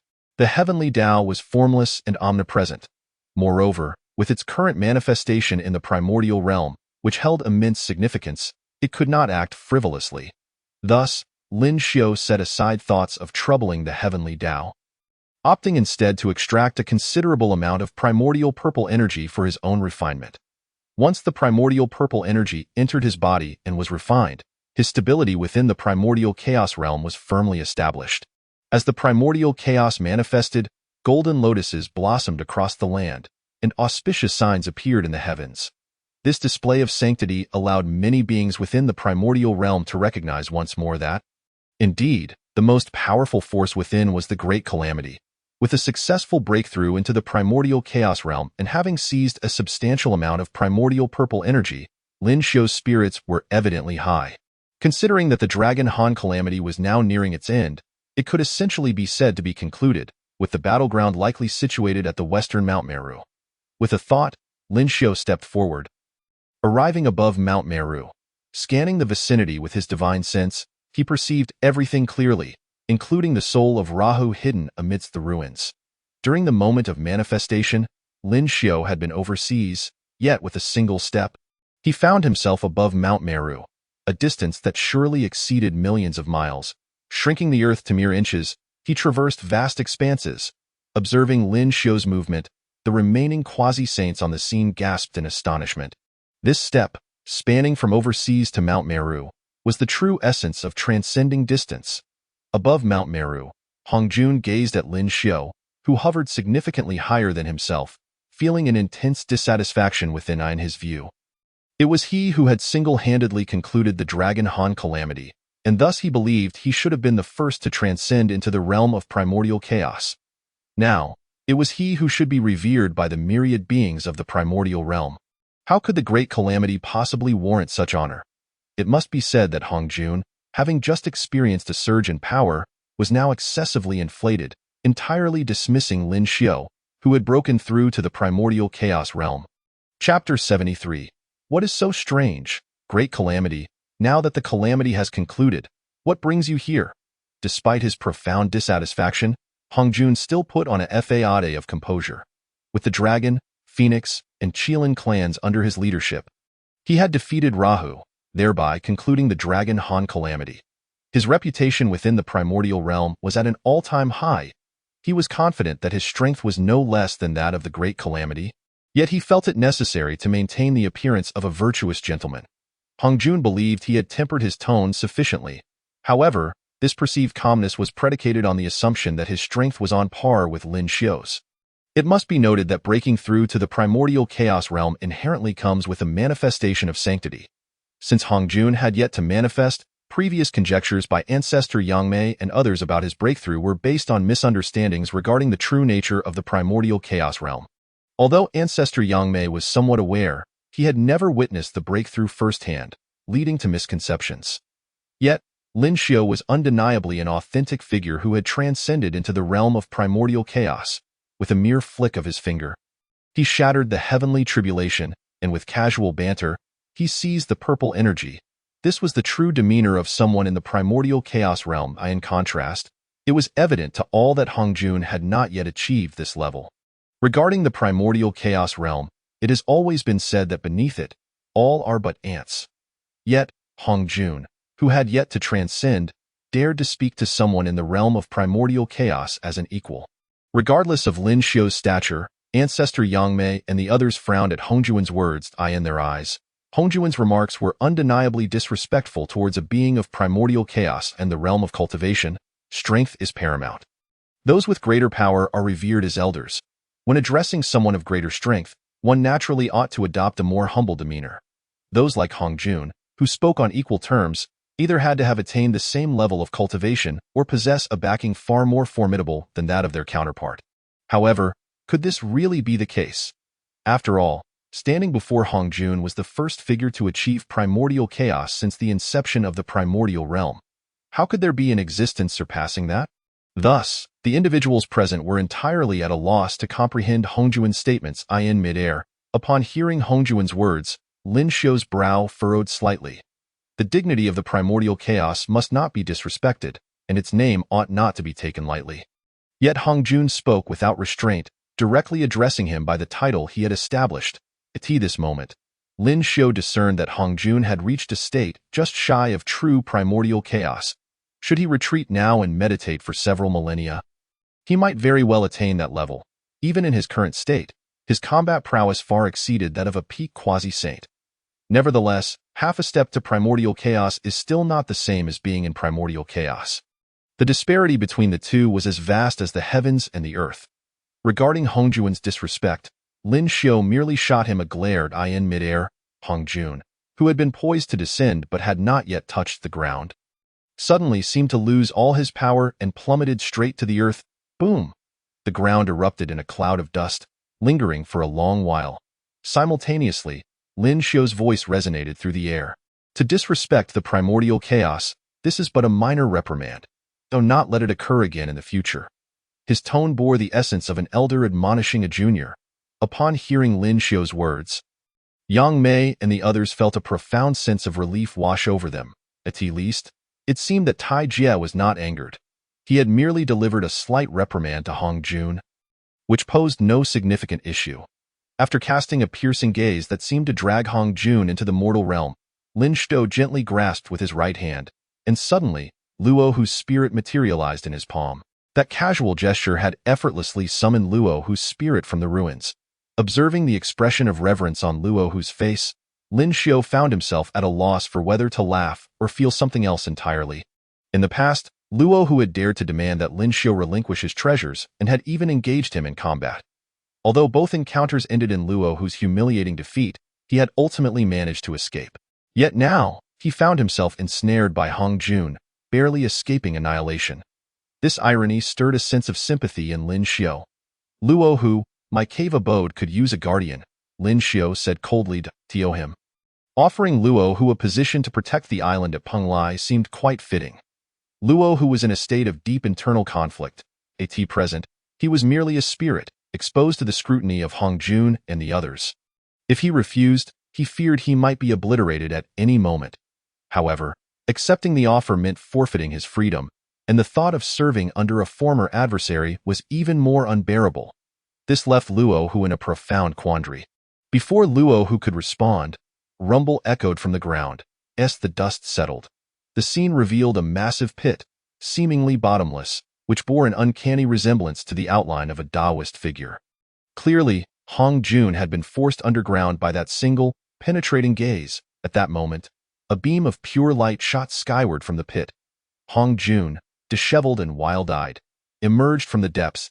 He was now adorned with the chaotic jade plate. Wielding a whisk in his hand, and emanating an aura of half-step Hong Yuan in terms of sheer presence, he was far more imposing than Lin Xiao at that moment. Having reached the Hong Yuan realm, Hong Jun had internalized all formidable powers, returning to his essence. He exhibited no leakage of energy unless he intentionally radiated the pressure of his realm. I see that, Tai Jie. You are indeed in league with Luohu. Hong Jun exclaimed, his fury palpable.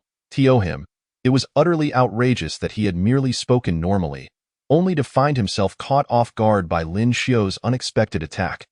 The humiliation of being struck down and relegated to the earth was what infuriated him most. This incident had utterly tarnished his reputation, and the authority he had painstakingly established after overcoming Luo, who was now trampled into the ground. With his dignity in shambles, how could he possibly act as the spokesperson for the heavenly Tao? Would anyone heed his words in the future? Not to mention the pre-existing animosity he harbored against Lin Xiao. The intertwining of old grudges and new grievances had ignited an intense resentment within Hong Jun towards Lin Xiao. Witnessing Lin Xiao attempting to recruit Luohu, he seized the opportunity to accuse him of collusion without hesitation. Lin Xiao merely chuckled at Hong Jun's slander. The words Hong Jun spoke were so absurd that not even he could possibly be taken seriously. It was well known that Lin Xiao had attained the Hong Yuan realm, currently the strongest in the wilderness. It was ludicrous to think that someone of his stature would conspire with Luohu, especially after their prior encounters. Observing Hong Jun's grim demeanor, it was evident that something was amiss, as it was not the typical reaction of a cultivator facing a Hong Yuan powerhouse.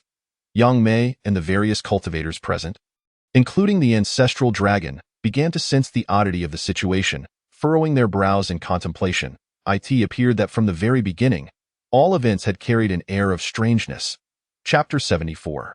One Qi transforming into three pure ones, unaware of the impact his current demeanor had caused. Hong Jun only realized that Tai Jie had humiliated him and that he needed to reclaim his lost dignity. With a deep breath, he exhaled a stream of pure energy, which transformed into three wisps of clear air that floated beside him.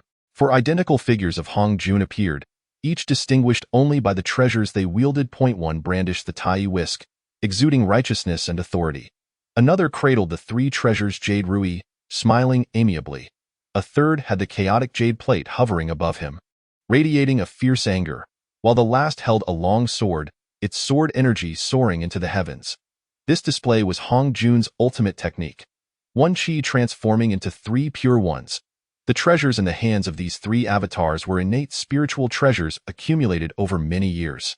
The Tai whisk was forged from the first lotus root discovered in the wilderness, possessing boundless power and immense magical capabilities, even capable of suppressing the fortunes of an entire clan. Truly formidable. The three treasures Jade Rui was equally remarkable. When Pangu opened the heavens, his companion treasure, the chaotic primordial lotus, had become incapacitated due to excessive consumption while nurturing Pangu, leaving it unable to withstand the chaotic energies unleashed during the creation of the world. Amidst the rampant chaotic essence and the tumultuous energies of earth, water, fire, and wind, the chaotic primordial lotus was utterly destroyed, halting its gestation process and leaving behind only 5 lotus seeds. 4 of these seeds vanished without a trace, while the sole mature seed transformed into the 36th grade chaotic purifying lotus on Mount Buzhou. The 36th grade chaotic purifying lotus, an innate supreme treasure, possessed immense power. However, this lotus was the sole surviving mature seed from the chaotic primordial lotus and was thus incompatible with the heavenly Tao. Under the interference of the heavenly Tao, the 36-grade chaotic purifying lotus withered away. Ultimately, it was divided into 3 parts.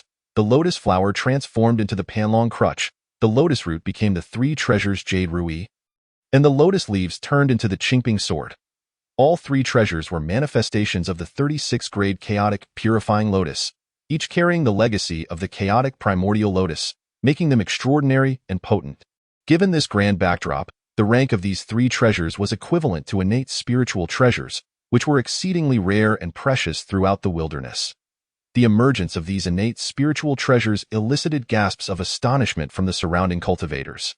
Not only were these 3 innate treasures remarkable, but the chaotic jade plate in Hong Jun's possession was also a highly sought-after treasure. It was known that the chaotic jade plate was one of Pangu's companion treasures. Shattered during the creation of the world, the complete chaotic jade plate had fragmented into an untold number of shards, yet the piece in Hong Jun's possession was a substantial portion, at least 1/24 of the original. After the heavens were opened, the chaotic jade plate had been similarly ravaged by chaotic energies and the ferocious elements. To possess 1/24 of the original was already astonishing. This fragment of the chaotic jade plate had greatly aided Hong Jun, contributing significantly to his rapid ascent in power. Although it may seem insignificant, it was nonetheless a chaotic supreme treasure, and its might should not be underestimated. In the air, Hong Jun, having transformed into 3 pure ones, stood surrounded by Lin Xiu, brandishing 3 innate spiritual treasures while lifting the chaotic jade plate aloft. Such a display suggested that even if Luo Hu were to be resurrected, he would find it difficult to contend with Hong Jun. On the ground, the cultivators pondered this development. The ancestral dragon, witnessing Hong Jun's audacity to confront Lin Xiu, felt an overwhelming joy. Years ago, he had suffered due to Zhu Long's offense against Lin Xiu, leading to the suppression of his entire clan and a loss of face in the wilderness. After painstakingly restoring the dragon clan's honor during the last calamity, he had again faced humiliation at Lin Xiu's hands. That incident had struck a more severe blow to the dragon clan's reputation than the previous one. Had it not been for his unexpected breakthrough to the quasi-saint realm, the dragon clan might not have risen to its current status among the 3 great clans of the wilderness. These 2 significant setbacks had fostered a deep-seated resentment within the ancestral dragon towards Lin Xiu. Yet, in his current weakened state, he felt powerless to confront Lin Xiu, burying his animosity deep within. Now, witnessing someone willing to stand up to Lin Xiu, the ancestral dragon could hardly contain his excitement, nearly leaping with joy. However, he ultimately restrained himself, recalling the extraordinary power Lin Xiu had displayed during his breakthrough to the Hong Yuan realm. In the blink of an eye, the heavenly tribulation had been obliterated, and with a casual demeanor, Lin Xiu had effortlessly seized a considerable amount of primordial purple energy, leaving the ancestral dragon in awe. He understood that during that heavenly tribulation, not only were the subsequent extraordinary elemental tribulations formidable, but even the initial lightning tribulation would have been insurmountable for him. His quasi-saint mid to late-stage cultivation was no match for the power of any single bolt of lightning from that tribulation, which could easily turn him to ash. Faced with such overwhelming might, the ancestral dragon felt no inclination to resist Lin Xiu. Now, seeing Hong Jun preparing to confront Lin Xiu, he pinned his hopes for resistance on Hong Jun, wishing to witness him drive Lin Xiu into retreat. However, a sudden chill coursed through the ancestral dragon's body, a sensation akin to being a fish at the mercy of a butcher. He felt as if a gaze were scrutinizing him, capable of erasing him from existence. Trembling with fear, the ancestral dragon mustered the courage to lift his head and gaze into the sky.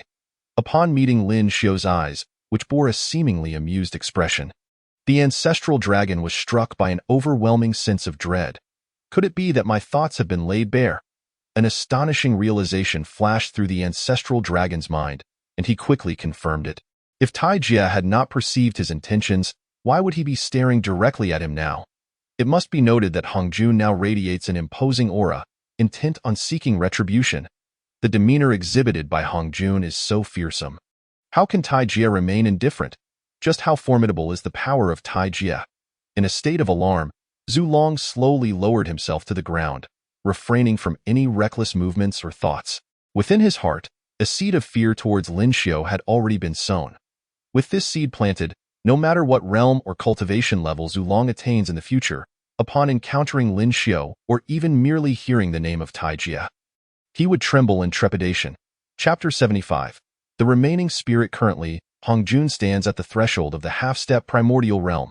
Aside from Lin Xiao, he is the pinnacle of power in the world, his cultivation unparalleled in the vast wilderness. Although Lin Xiao's fleeting glance downward was subtle, it did not escape Hongjuan's keen perception. This action ignited Hongjuan's fury. A great battle was imminent. It is well understood that in confrontations between masters, victory or defeat often hinges on a mere instant. A momentary lapse could yield extraordinarily severe consequences. Indeed, there are instances where a single misstep has led to the downfall of great beings. A fate Hongjun has witnessed on numerous occasions. Yet now, as he prepares to launch an assault on Tai Jia, this very Tai Jia dares to gaze elsewhere. Such disregard for his presence is utterly outrageous. With an overwhelming sense of indignation, Hongjun felt his dignity once again trampled by Lin Xiu. In a fit of rage, he formed a seal with his hands, summoning the 4 elemental forces of earth, water, fire, and wind to coalesce around him. His avatars, born of the 3 purities, brandished their respective magical treasures. The 3 treasures Jade Rui radiated a brilliant light, illuminating the heavens and earth in a resplendent glow. As Hongjuan's avatar wielded the 3 treasures Jade Rui, it unleashed a beam of white light towards Lin Xiao in the sky. Meanwhile, another avatar swung the Qingping sword, aiming directly for Lin Xiao's head. The movement of the Qingping sword resembled the rebirth of the 36th grade primal chaos lotus, floating gracefully in the air, as blossoms of the lotus appeared amidst the radiant light of the 3 treasures Jade Rui. Enhancing its beauty and mystery, however, amidst this dreamlike scenery lies a hidden peril, lurking just beneath the surface. The remaining avatar wielded the Tai dust brush, its numerous white threads soaring skyward, obscuring the sun. For a moment, it seemed as though the entire expanse of heaven and earth was engulfed by this dust brush. Under this shroud, the white light emitted by the 3 treasures Jade Rui sparkled, while the Qingping sword summoned a multitude of eye-catching lotus blossoms.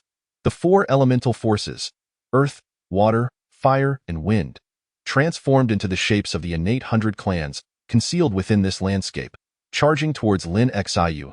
As they drew near, the sword chi emanating from the lotus leaves erupted with ferocity. What was once a stunningly beautiful and picturesque scene was suddenly infused with a chilling aura of slaughter. In that instant, Lin Xiao found himself ensnared within the onslaught of sword chi crafted from the lotus leaves. The white light shot forth by the 3 treasures Jade Rui, the enveloping dust from the Tai dust brush, and the elemental attacks taking the forms of the innate 100 clans. On the ground, Yangmei Laozu was struck with astonishment. This barrage of attacks dazzled the eyes and entranced the senses. It wasn't until the sword chi from the lotus leaves surged violently that Yangmei Laozu regained his composure. Observing the overwhelming sword chi and myriad attacks, he was left in utter disbelief. With Lin Xiao, a true master of the primordial realm, in the forefront, Yangmei Laozu was acutely aware that Hongjun had not yet transcended into the primordial realm. He had merely taken a step beyond the peak of the quasi-saint stage. Yet, the might of Hongjuan's current strikes far exceeded Yangmei Laozu's expectations of the pinnacle of the quasi-saint realm. Drawing perilously close to the threshold of the primordial realm, the sword chi in the sky could easily cleave him asunder. It was vital to recognize that the sword chi from the lotus leaves served merely as a distraction. The true assaults emanated from the divine light of the 3 treasures Jade Rui, the sweeping dust of the Tai dust brush, and the elemental forces transformed into the innate 100 clans. When Yangmei Laozu silently compared these genuine attacks, he was filled with dread. He realized that even the formidable Luo who would likely suffer severe injuries or even face annihilation against such onslaughts. Although they appeared somewhat less imposing, after careful consideration, Yangmei Laozu concluded that these attacks surpassed the destructive power of Luo whose prior self-detonation of his Tao foundation. Such strength had clearly transcended the limits of the quasi-saint peak. Yangmei Laozu gazed at the airborne Hongjun in astonishment. He understood that Hongjun had evidently made significant progress beyond the quasi-saint peak. However, he never anticipated that Hongjun had advanced so far on this path, nearly brushing against the threshold of the primordial realm. In the epicenter of the battlefield, Luo, who looked upon the attacks unleashed by Hong Jun with trepidation. Even though his physical form lay in ruins and his Tao foundation was all but obliterated. Leaving only his spirit intact, his perception remained sharp. Each streak of sword chi around him had reached the pinnacle of the quasi-saint realm. A strike from a quasi-saint peak master would possess slightly greater power than the sword chi from these lotus leaves. Yet, the sheer multitude of the lotus leaves was staggering. The countless blossoms of the Qinglian, each adorned with numerous leaves, created a veritable storm of sword chi, overwhelming for any typical quasi-saint peak master to withstand. Luo, who contemplated how he would respond if he were in Lin Xiu's position, faced with this tempest of sword chi birthed from the lotus leaves. Ultimately, he bowed his head in despair. After running through various scenarios, he concluded that a desperate struggle might yield a chance of escape, albeit at a devastating cost. He would likely need to burn his essence, or even his very foundation. Recalling how Hong Jun had previously led a vast coalition against him, nearly resulting in their mutual destruction, he felt a pang of envy and resentment. A general's triumph is often built on the graves of countless foes. Having lost a single battle, he now found himself reduced to a mere lingering spirit, in the depths of despair. Luo, who felt an overwhelming sense of desolation, his eyes clouded with hopelessness. Just when he believed his demise was inevitable, a voice filled with disdain reached his ears. In that moment, Luo, who remembered that he had been captured by Tai Jie and was now in his grasp. Raising his gaze, he beheld the scornful visage of none other than Lin Xiu. At this moment, Lin Xiu's air of indifference towards the raging onslaught was indelibly etched into Luo, whose spirit. Chapter 76. A moment for reflection. In the heavens, the Qinglian flourished, and sword chi surged skyward. The density of the sword chi formed a domain of blades, within which myriad concealed attacks lay in wait. At the very center of this domain stood Lin Xiu. The numerous assaults of earth, water, fire, and wind, alongside the radiant white light from the three treasures Jade Rui, surged towards Lin Xiu. However, these attacks vanished without a trace within a mere 3 feet of him, as if they had never existed at all. Within this 3-foot radius, an absolute domain of purity was established. Neither the vast expanse of Qinglian nor the lethal sword chi capable of slaying quasi-saints, nor the elemental assaults, nor the divine light of the 3 treasures Jade Rui could breach this hallowed space.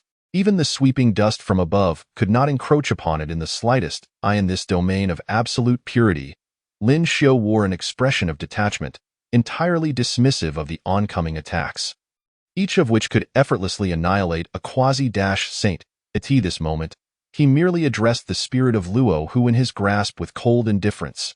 For the second time, my cave requires a guardian. Hearing Lin Xiu's words, Luo, who, though devoid of a physical body, felt an icy chill envelop him. It was as though, should he fail to comply this time, he would be obliterated in an instant, forever becoming a mere footnote in the annals of the wilderness, perhaps never even to be remembered in future tales. Yet now, an opportunity to survive lay before him. Having witnessed Lin Xiu's south might at close quarters, Luo, whose heart was already swayed. Once a demon ancestor, he revered the law of the jungle, where the strong prey upon the weak. The overwhelming power of Lin Xiu made him acutely aware that to aspire to match this individual in his lifetime was but a fleeting dream. When two individuals possess comparable strength, the awareness of their differences may incite a desire to pursue. However, when the chasm between them becomes so vast that it is nearly unfathomable, only reverence remains. Luo, who found himself in such a predicament. After a moment of silence, he knelt before Lin Xiu, his spirit bowing in submission. I, Luo, who pay homage to my master. Luo, whose once proud head bowed low, acknowledging his status and opting for subservience. Lin Xiu, in turn, felt no surprise at Luo, whose submission. He did not particularly require Luo, who to become the guardian of Penglai Island. He merely thought that given Luo, whose prior status as a peak quasi-saint, he would prove to be a valuable protector in the realm of primordial existence. The trivialities of conflict held little significance. At this pinnacle of cultivation, one stands at the zenith of the earthly realm. Moreover, in the current primordial chaos, there exists no other being of the mixed origin realm besides oneself. It can be asserted that Lin Xiu is now capable of effortlessly dominating the primordial world without a rival. Regardless of the demonic entities or cunning schemes that may arise, his immense power is sufficient to vanquish them all. Furthermore, having reached the mixed origin realm, he possesses the ability to resonate with the heavens. His thoughts alone able to envelop the entirety of the primordial chaos. Any conspiracies or deceptions are rendered futile. Below the mixed origin realm, all are mere insects in his eyes. Thus, the question of Luo Hu's subjugation holds little significance for him. Now that he has subdued Luo Hu, it is only natural for him to address other matters. Hong Jun has slandered his reputation and has now even dared to strike against him. It is imperative to understand that the dignity of the mixed origin sovereign is not to be lightly disrespected, nor is the name of mixed origin to be carelessly uttered. Yet, Hong Jun has transgressed on both counts. And although Lin Xiu remains indifferent, he still feels compelled to deliver a reprimand to Hong Jun. Moreover, he has grown weary of the scene of countless azure lotuses and brilliant golden light. Indeed, the pervasive killing intent, where even quasi-saints can be injured merely by contact and perish upon entry, appears to him as nothing more than a rather pleasant landscape. On the ground, the ancestor Yangmei gazes at the dense sword energy in the sky, as well as the myriad spells unleashed by Hong Jun's transformation into the three pure ones, his heart filled with astonishment. His own background is not dissimilar to that of Hong Jun. Both are remnants of the 3,000 chaotic deities from ages past, yet the disparity in their strength is staggering. While he remains at the late quasi-saint level, Hong Jun seems to have approached the mixed origin realm in power, boldly initiating an attack against it. This audacity earns the admiration of ancestor Yangmei. Observing the barrage of attacks, he lets out a gentle sigh. Given the potency of the spells cast by Hong Jun, it is likely that the newly emerged mixed origin being, Taijia, is about to suffer injury. It is paradoxical that one who has just attained the mixed origin state is on the verge of being harmed. It appears that yet another cataclysmic battle is imminent. The clash of quasi-saint levels has already left the western primordial realm in disarray. A battle at the mixed origin level would surely plunge the entire primordial chaos into turmoil. In that moment, ancestor Yangmei begins to worry for the beings of the primordial realm. However, just as he silently laments their plight, the situation in the heavens undergoes a dramatic shift, in an instant. The densely packed azure lotuses and sword energies vanish without a trace, and the myriad of dust particles are forcefully repelled, severing many strands. The three treasures Jade Rui, too, is struck as if by a heavy blow. Sent hurtling away. Originally positioned around Lin Xiu, Hong Jun and his three avatars simultaneously spew forth mouthfuls of fresh blood. The crimson liquid, flecked with glimmers of gold, exudes an irresistible allure. Observing this blood, it seems as if the radiance within it beckons to be drawn in. Ancestor Yangmei momentarily freezes, then quickly realizes the gravity of the situation. This is undoubtedly Hong Jun's essence blood. What kind of catastrophic blow has he sustained to be reduced to this? As ancestor Yangmei's gaze shifts, the scene above becomes evident. The primordial world's first mixed origin being, Taijia, stands calmly at the center, exuding an air of nonchalance. His aura remains profound and unfathomable, reminiscent of an abyss. Devoid of any visible wounds, even his garments remain intact, showing no signs of damage. In his left hand, Luo Hu's divine soul kneels, while his right hand is casually lowered. Clearly, Taijia has merely gestured, the specifics of his actions unknown. Yet, ancestor Yangmei's instincts inform him that Lin Xiu's simple wave of his hand has resulted in the current predicament. With a mere gesture, he has effortlessly dismantled Hong Jun's ultimate technique, a secret weapon, and has severely wounded him. This level of strength surpasses even ancestor Yangmei's expectations of what the mixed origin realm should possess. Has Taijia truly just broken through to the mixed origin realm? Ancestor Yangmei begins to question his own understanding. It is well known that upon breaking through to a new realm, one typically requires time to master the newfound power and insights in the short term. It is impossible to fully harness the combat potential that comes with such a realm. However, this notion is predicated on a standard breakthrough to the mixed origin realm. Generally, upon achieving this level, a practitioner would only reach the initial stage of the mixed origin realm, and without solidifying their power, it is not uncommon for them to be unable to contend with those at the peak of the previous realm. Yet, Lin Xiu defies this norm. His ascent to the mixed origin realm is distinctly unique. While a typical breakthrough involves enduring the heavenly tribulation, which is followed by the Tao of Heaven extracting a wisp of primordial purple energy from the boundless chaos to stabilize the mixed origin realm, Lin Xiao has instead seized a considerable amount of this primordial purple energy himself. He has not waited for the Tao of Heaven to bestow it, but has taken it by force from the chaos itself.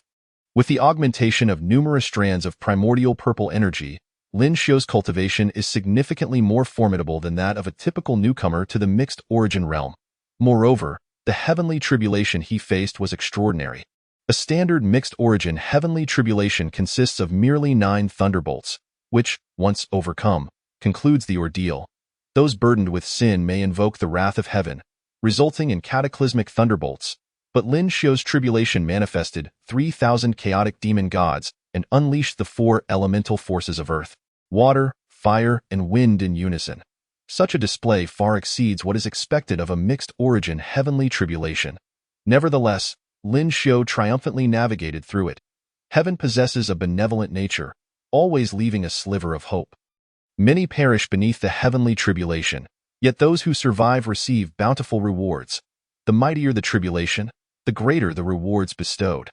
Having endured a tribulation far surpassing the norm for the mixed origin realm, Lin Xiao's gifts have propelled him further along the path of mixed origin. Coupled with the numerous strands of primordial purple energy, he has already traversed a significant distance along this journey. Now, even if his realm is not yet fully stabilized and he cannot unleash his complete power, he remains far superior to a typical practitioner who has just broken through. Ancestor Yangmei's lack of foresight in this regard is understandable. As Lin Xiao is the first being to break into the mixed origin realm since the primordial chaos was established, and he has done so under such extraordinary circumstances. While Ancestor Yangmei is filled with astonishment, Hong Jun is even more taken aback. He believed he had garnered the favor of the Tao of Heaven, receiving its gifts and becoming its spokesperson, with power comparable to that of the mixed origin realm. Even in a complete mixed origin state, he felt that with his 3 innate spiritual treasures and the Tao creation jade plate, he could hold his own. Yet now, his most formidable spell has been effortlessly dismantled. Ancestor Yangmei may be unaware, but as a participant in this battle, Hong Jun is acutely aware. His ultimate technique, which he had deemed invincible, was shattered with a mere casual gesture from Tai Jia. He cannot even comprehend how it was done. It appeared that there was not a single fluctuation of magical power, nor did Tai Jia employ any divine abilities. Had Tai Jia utilized his treasured artifacts to repel the assault, Hong Jun could have consoled himself with an explanation. However, the ease with which his spell was countered fills Hong Jun's heart with indignation. Yet, this indignation only fuels his anger further. Despite his profound frustration, Hong Jun has cultivated his mind for countless years and now restrains his fury, engaging in calm contemplation. This reflection leads him to recognize the vast divide between himself and Lin Xiao. The chasm is not merely that of a mixed origin versus a half-step mixed origin. The power Lin Xiao demonstrates indicates that he has yet to unleash his full potential. To think that a casual strike could dismantle Hong Jun's most powerful move. This realization sends cold sweat streaming down Hong Jun's back. After making a brief mental comparison, he concludes that the disparity between his current strength and Lin Xiao's is akin to that between insects on the ground and dragons soaring through the sky. Furthermore, this assessment is based solely on Lin Xiao's displayed power, not accounting for the entirety of his unexerted strength. The magnitude of this gap leaves Hong Jun devoid of any thoughts of resistance. Taking a deep breath, he transforms the 3 avatars conjured from the 3 pure ones back into pure energy, which he absorbs into his being. The Tai dust, 3 treasures Jade Rui, and Qingping sword that hover in the air hasten back to Hong Jun. At this moment, Hong Jun's sole desire is to reclaim his treasures and flee swiftly. Lin Xiao, initially indifferent to Hong Jun's intentions to retrieve his treasures, suddenly recalls the Qingping sword upon catching sight of it. In the original history of the primordial chaos, this sword was bestowed upon Tongtian by Hong Jun at the Cliff of Dividing Treasures, intended to suppress the fortunes of the Jie sect. Now that Tongtian has become his disciple and is no longer aligned with the 3 pure ones, it is inconceivable that Hong Jun would willingly offer the Qingping sword to his disciple Tongtian after having offended him. However, this Qingping sword, destined to belong to his disciple, the heavenly master, seems to warrant a gift from the master to the apprentice. With this thought arising, Lin Xiao extended his hand toward the Qingping sword.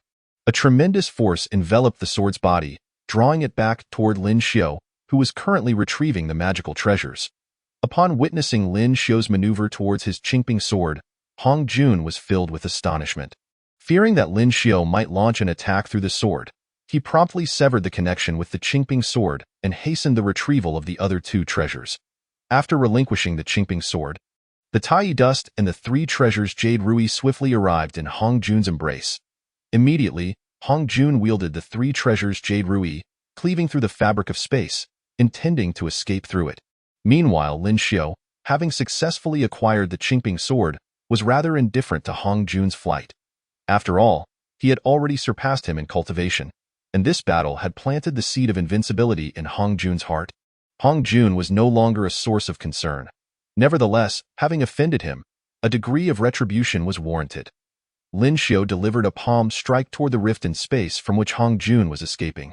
The rift was directly obliterated with a thunderous sound, and a muffled groan emanated from the spot where the rift had been, with vibrant golden blood flowing forth from the void. Chapter 78. Enlightenment with Hong Jun's escape. Lin Xiao withdrew his hand behind his back. His visit had yielded a guardian for his Penglai Island and a gift for his disciple, a satisfactory return indeed. Although he had arrived impulsively after his breakthrough, he inadvertently saved Luo Ho's life and publicly dealt a blow to Hong Jun after this incident. It was likely that Hong Jun's reputation in the primordial world would no longer be as lofty as it once was. While this was not Lin Xiao's original intent, he welcomed the outcome. Lin Xiao was acutely aware that, based on Hong Jun's displayed strength, that palm strike would have at least inflicted severe damage. Without external assistance, recovery would likely take decades, even delaying his entry into the Yuanming realm significantly. Upon reflection, Lin Xiao realized that even if Hong Jun were to break through to the Yuanming realm and attain sagehood, he did not seem to pose a threat. Feeling somewhat reassured, Lin Xiao prepared to turn back to Penglai Island, which was his true abode, where he needed to consolidate his newfound strength. Just as he was about to depart, he detected a faint fluctuation emanating from below. This sensation was familiar to Lin Xiao. It was the aura of comprehending the Yuanming. He had experienced such a fluctuation when he had gathered the 4 innate treasures. Now, having comprehended the Yuanming Dao and breaking through to the Yuanming realm, Lin Xiao understood that this fluctuation indicated that the individual, barring any unforeseen circumstances, could attain the Yuanming. Lin Xiao halted his steps and directed his gaze toward the ground. There, the ancestor dragon, the primordial phoenix, and others cowered, hesitant to speak. In contrast, the elder Yang Mei sat calmly in place, eyes closed, seemingly oblivious to the surrounding world. Upon witnessing elder Yang Mei's demeanor, Lin Xiao immediately grasped the situation. Clearly, elder Yang Mei had attained a realization, gaining substantial insight into the Yuanming realm. If this continued, although elder Yang Mei was currently only at the late stage of quasi-saint, a breakthrough to Yuanming was imminent. Many quasi-saints had sought to enter Yuanming but were stuck at this stage for years. Yet, elder Yang Mei, through this moment of enlightenment, had grasped the key to unlocking the Yuanming realm. Once his cultivation deepened, entering Yuanming would be smooth sailing. The sole obstacle, as Lin Xiao perceived, was that elder Yang Mei's current condition would make passing the heavenly Dao's trials quite challenging. Lin Xiao had harbored suspicions during his own tribulation regarding the unusually formidable heavenly calamity. When the heavenly Dao first manifested, he directly comprehended the Yuanming Dao and broke through to the Yuanming realm. Such an occurrence should not have existed in the primordial world. Originally, it was expected that Hong Jun would defeat Luo Ho, subsequently using this victory to attain sagehood and become the first to break through to the Yuanming realm. However, due to Lin Xiao's presence, this narrative had undergone significant alteration. Luo Ho had not detonated the Western Spirit Vein during their battle. As it had already been triggered earlier against Lin Xiao, Luo Ho had lost the God-slaying spear, the 4 swords of immortal execution, and the 12-grade annihilating lotus, resulting in a drastic reduction in his combat prowess. Yet, despite these setbacks, he almost engaged in a mutual destruction with Hong Jun, suggesting that Lin Xiao's intervention had inadvertently made Luo Ho stronger than his original self. The changes wrought by the battle and Lin Xiao's butterfly effect had shifted many events in the primordial realm. He had unexpectedly become the first to break through to the Yuanming realm, ahead of Hong Jun. According to Lin Xiao's conjecture, this was a script written by the heavenly Dao. Hong Jun was supposed to defeat Luo Ho, thus earning his renown and admiration from the myriad clans, and then be the first to comprehend the Yuanming Dao and attain sagehood. It is known that being the first in the primordial realm offers numerous benefits. Beings would only remember who the first was, neglecting the second. Originally, the title of the first saint since the dawn of the primordial realm, combined with Hong Jun's prestige during the conclusion of the Long Han Cataclysm, ensured that many would flock to his teachings in the Zixiao Palace, greatly benefiting the dissemination of the heavenly Dao. As the number of practitioners increased, the completeness of the heavenly Dao would also rise. Currently, the heavenly Dao was only beginning to manifest, still far from complete. For instance, the wandering souls of the myriad realms lacked a place to reside, exemplifying the incompleteness of the heavenly Dao. Furthermore, even if someone were to attain sagehood through the teachings passed down by Hong Jun, they would still be unable to challenge the heavenly Dao. The final step to becoming a sage involved leveraging the primordial purple energy to merge one's soul with the heavenly Dao.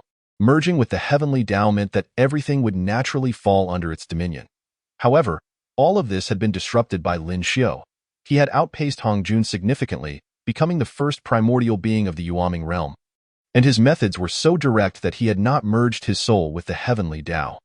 Such actions would inevitably breed resentment from the heavenly Dao, disrupting its established plans, thus giving rise to that terrifying heavenly tribulation. Were it anyone else, they would likely perish instantly under such a tribulation. Yet, Lin Xiu's profound powers, coupled with his merits from the creation of the heavens and numerous magical treasures, enabled him to successfully endure this calamity. However, with Lin Xiu setting such a precedent, it was unlikely that the heavenly Dao would permit another instance. Now, having severely wounded Hong Jun with that palm strike and taken the Qingping sword, Hong Jun was undoubtedly in a weakened state, requiring considerable time for recovery. Even with the heavenly Dao backing him, he would not be able to recover too swiftly. Hong Jun would need at least tens of thousands of years to recuperate, and breaking through to the Yuaming realm would likely take a century or more. However, Elder Yang Mei's situation was different. He had entered a state of enlightenment, which was a remarkable phenomenon capable of yielding immense gains in a short time. Some individuals could attain the Great Luo in a single night of enlightenment, while others might ascend to immortality. Should Elder Yang Mei maintain this state of enlightenment for a time, it was likely he would break through to the Yuaming realm within a few thousand years. At that point, the heavenly Dao would face two choices: either to control Elder Yang Mei and abandon Hong Jun, or to eliminate Elder Yang Mei during the heavenly tribulation. Based on Lin Xiu's observations, the likelihood of the heavenly Dao opting for the latter was quite high. For Lin Xiu, having a Yuanming being beyond the control of the heavenly Dao would be advantageous. With a thought, Lin Xiu enveloped Elder Yang Mei in a barrier, gradually rendering him invisible. Lin Xiu then turned his body and departed the scene. Chapter 79. Manifesting Sanctity in the Primordial Realm. Time flowed without measure. And in the blink of an eye, 10,000 years had passed. The Long Han Cataclysm had concluded, and the forces of the Ancestor Dragon, Primordial Phoenix, and First Qilin returned to their respective clans. The Dragon, Phoenix, and Qilin tribes began to withdraw from the spotlight, no longer flaunting their prowess in the primordial realm. This signified the end of the Long Han Cataclysm. Upon returning to their clans, the remnants of the primordial forces naturally recounted the war's events. Consequently, tales of Luoho's battles and the subsequent confrontation with Hong Jun circulated widely. The primordial realm is vast, so much so that traversing it would require considerable time, even for one capable of soaring 10,000 miles. Yet, it is also quite small. Within the primordial realm, practitioners abound, each possessing unique abilities, leading to rapid dissemination of information. Before long, the entirety of the primordial realm was aware that the first Yuanming being had emerged. The Great Calamity, who had once dominated the ferocious beast tribes during the early days of the primordial realm, who had slaughtered countless beings, and who had subsequently extracted the beast Emperor Shan and I, and severely wounded the Ancestor Dragon at the end of the ferocious beast calamity, had now re-emerged, claiming the Yuanming and manifesting his sanctity within the primordial realm. At this point, many beings in the primordial realm finally realized that there existed a realm beyond the Great Luo, and that after breaking through the quasi-saint realm, one could ascend to the Yuanming realm. With the encouragement of certain interested parties, the battle between Hong Jun and Lin Xiu was also recounted. However, that confrontation hardly qualified as a battle. It was a complete one-sided domination. Following the proposal to establish the Primordial Alliance, and even after defeating Luoho, the prestige Hong Jun had built up was now diminished to a mere shadow in the wake of this crushing defeat. In the Zixiao Palace, Hong Jun sat cross-legged, recuperating from his injuries. As predicted by Lin Xiao on that fateful day, Hong Jun had sustained a devastating blow from Lin Xiao during his escape, a strike powerful enough to obliterate an entire space. Were it not for Hong Jun's own cultivation being at the threshold of the Hunyuan realm, had he merely been a quasi-saint, he might have perished under that single attack. Fortunately, he managed to survive and return to his domain, the Zixiao Palace. Thereafter, with the aid of the heavenly Tao, he began to mend his wounds. After several millennia, he finally restored his condition to what it had been prior to his battle with Lin Xiao. This remarkable recovery speed was attributable to the assistance of the heavenly Tao. Otherwise, any other half-step Hunyuan cultivator would likely still be teetering on the brink of death after such a lengthy period. Now that Hongjuan's injuries had healed, he found himself in a state of quiet contemplation, eager to ascertain the current state of the Honghuang realm. To his dismay, he learned that news of his defeat had spread widely. The entire Honghuang knew of his dismal performance against the Taijia, having not even managed to execute a single move before fleeing in haste. This revelation filled Hong Jun with rage, causing his blood to surge with indignation.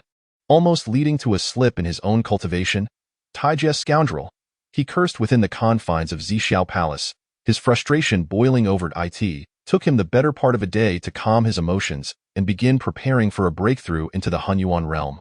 Though he was incensed, he recognized that he currently lacked the strength to confront anyone at the Hunyuan level. Despite being a half-step Hunyuan, he was still not truly within that realm, and beneath Hunyuan, all were but ants. The might of Hunyuan was something he had deeply experienced during his confrontation with Lin Xiao. Now, faced with the reality of his defeat being common knowledge, he felt utterly powerless. After all, as a half-step Hunyuan, he had failed to withstand even a single strike from Lin Xiao, a true Hunyuan. The only means of salvation lay in his ability to break through to the Hunyuan realm. Once he achieved that, with the support of the heavenly Tao, Hong Jun was confident that his power would match, if not surpass, that of the Taijia. He believed that with the heavenly Tao's assistance, he could become an invincible force within the Honghuang. However, this ambition hinged on his successful breakthrough to the Hunyuan realm. The thought that he was already at the cusp of Hunyuan filled Hong Jun with a measure of comfort. Reaching that level could take a maximum of several millennia. At least, when he had retreated in defeat, the strongest beings in the entire Honghuang were merely in the mid-stage of the quasi-saint level, among the remnants of the 3,000 chaos demon gods. The likes of Ancestor Yin Yang and Ancestor Qian Kuan had perished in self-detonation, while Ancestor Yang may have been grievously injured by an ambush from Luohou.it, seemed unlikely that anyone would surpass him in breaking through to the Hunyuan realm. Indeed, Hongjuan's thoughts were quite reasonable. Time was irrelevant in the Honghuang. A retreat could last for thousands, or even hundreds of thousands of years. Moreover, breaking through to the Hunyuan realm required first obtaining the qualification to comprehend the Hunyuan Tao, followed by a trial of manifestation, and ultimately surviving the heavenly tribulation to attain the Hunyuan Tao. The difficulty of this process was far greater than that faced by mortals attempting to ascend to the heavens. The requirement for the qualification to comprehend the Hunyuan Tao had effectively stymied nearly all quasi-saints. Those who could manage to break through seemed to do so effortlessly, but those lacking such opportunities would likely never achieve enlightenment. Even if the Honghuang were to face obliteration, the mere attainment of this qualification was so arduous, let alone confronting the formidable heavenly tribulation. Only Lin Xiao, with his exceptional strength and the merits of opening the heavens alongside numerous treasures, had managed to traverse the heavenly tribulation with relative ease. In this regard, Hong Jun, favored by the heavenly Tao as a half-step Hunyuan, was indeed the closest to breaking through to the Hunyuan realm. Just as Hong Jun settled his mind, preparing to enter seclusion for his breakthrough and seek vengeance against Lin Xiao, a sudden vision appeared before him. Someone was about to manifest their sanctity. Upon realizing this fact, Hong Jun's fury reignited, and the previously subdued blood rage surged anew. With a sudden eruption, he spat a mouthful of blood, which shimmered with golden flecks resembling starlight, exuding an air of mystery. The blood pulsated with potent energy, releasing waves of power into the surrounding space. Clearly, this was no ordinary blood. As he beheld the blood he had expelled, Hong Jun's expression darkened further. In his anger, he had exacerbated his internal injuries, and this single drop of vital essence had obliterated years of arduous cultivation. That he had not yet plummeted in rank was a small mercy amidst his misfortunes. However, the turmoil within his blood would require significant time to settle before he could be prepared for his breakthrough. At this moment, Hongjuan's eyes were crimson, fixated on the spectacle of sanctity unfolding before him. He was determined to uncover who had dared to surpass him and attain the Hunyuan realm before him. Chapter 80. The first Hunyuan of Honghuang on Penglai Island. Lin Xiao sat cross-legged in his cave dwelling, eyes tightly shut amidst a flourishing expanse of golden lotuses. Suddenly, as though sensing something, he opened his eyes, revealing a pair of terrifying orbs. The moment they opened, it was as if an infinite starry sky lay within, with countless worlds flickering in existence and extinction. Should anyone witness those eyes, their very consciousness might be drawn in, risking annihilation of their soul. Having opened his eyes, Lin Xiao felt a stirring within, his fingers deftly forming a gesture, leading to an epiphany. With a mere thought, he vanished from his cave of the west. Shumi Mountain lay in ruins, the aftermath of Luoho's detonation of the spiritual veins and the ensuing battle with Hongjun. The once pristine Shumi Mountain had become a desolate landscape, riddled with craters. Since the explosion of the western spiritual veins, the region had become barren, with few cultivators daring to venture there. Even those who accidentally wandered in would hastily retreat, avoiding deeper exploration. The far western Shumi Mountain had been entirely devoid of cultivators. A fitting description for its current desolation. At present, Shumi Mountain was striving to recover the spiritual veins that had been ravaged. Once a convergence point for the western spiritual veins, it fared slightly better than other regions of the west. At least, it had regained a semblance of verdant life. At the foot of Shumi Mountain lay a shrouded area cloaked in white mist. The ethereal fog concealed the interior, adding an air of enigma. This mist had never lifted, seemingly bound by powerful sorcery, trapped in place and unable to disperse. However, considering the weakened spiritual energy in the west, how could such formidable magic exist? Today, after millennia of silence, the mist-covered area began to stir. The white fog coalesced, gradually revealing its contents. With a soft sound, the white mist vanished, exposing what lay within in that instant. A flash of golden light swept across the sky above Shumi Mountain, and a figure emerged, seemingly materializing from the void, arriving in utter silence. As this figure appeared, golden lotuses blossomed around him, and faint echoes of the Tao's melodies resonated in the air. This figure, with a gaze as cold as ice, surveyed the ground below without uttering a word. It was none other than Lin Xiao, who had vanished from Penglai Island. He had been stabilizing his cultivation within his cave, and now that his power was secure, he sought to advance further. Yet, he discovered that the barrier he had set up millennia ago had been breached. As the one who had personally crafted the barrier, Lin Xiao naturally felt its destruction. With a thought, he deduced the situation and realized that there was commotion within the barrier. Below him, intense fluctuations of energy reverberated, in the wake of Luo Ho's explosion of the spiritual veins and the subsequent dissipation of spiritual energy. This wave of energy stood out conspicuously. Lin Xiao, the essence of Hunyuan was palpable within this energy, and it even hinted at a breakthrough. Lin Xiao comprehended the implication. Ancestor Yang Mei was preparing to break through to the Hunyuan realm. It was noteworthy that throughout the history of the Honghuang, only Lin Xiao had attained the Hunyuan realm. Others, at their highest, were merely half-step Hunyuan like Hongjun. Though they were half-step Hunyuan, they had yet to realize the Hunyuan Tao, and thus did not count as true Hunyuan beings.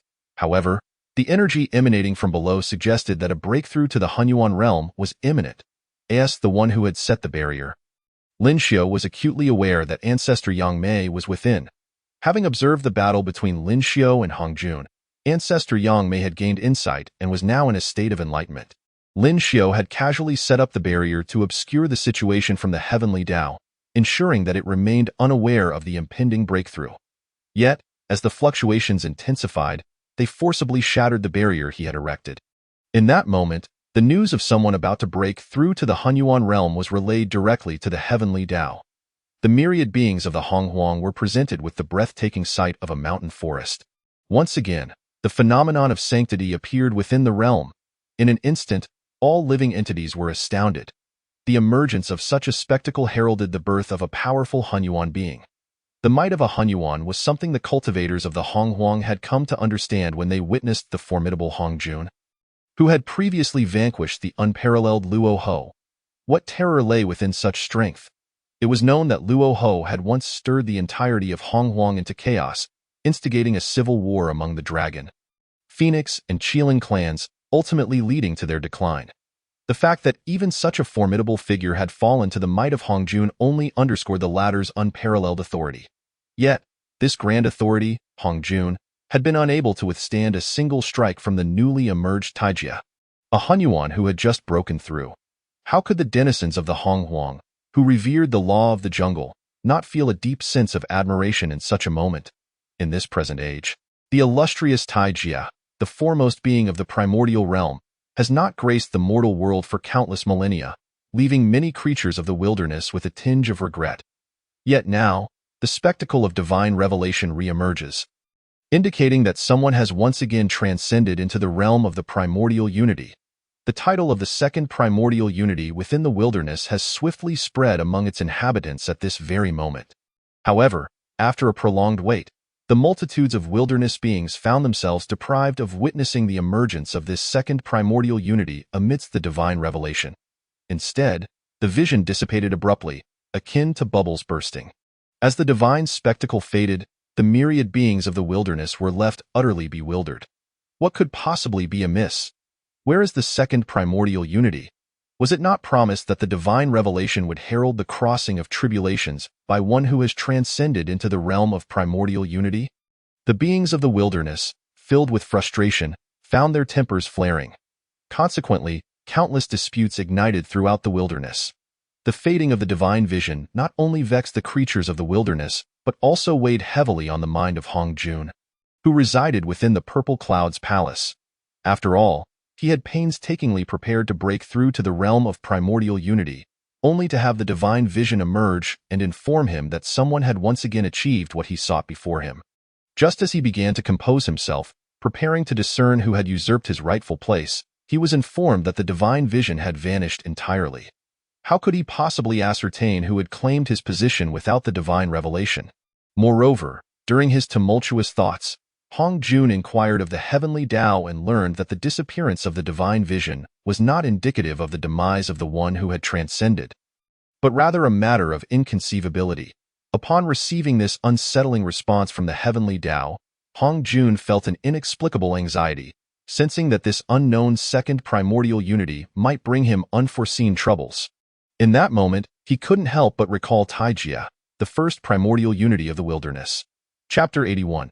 A subtle delight initially engulfed in rage, Hongjun found an unexpected calm as he thought of Lin Xiu.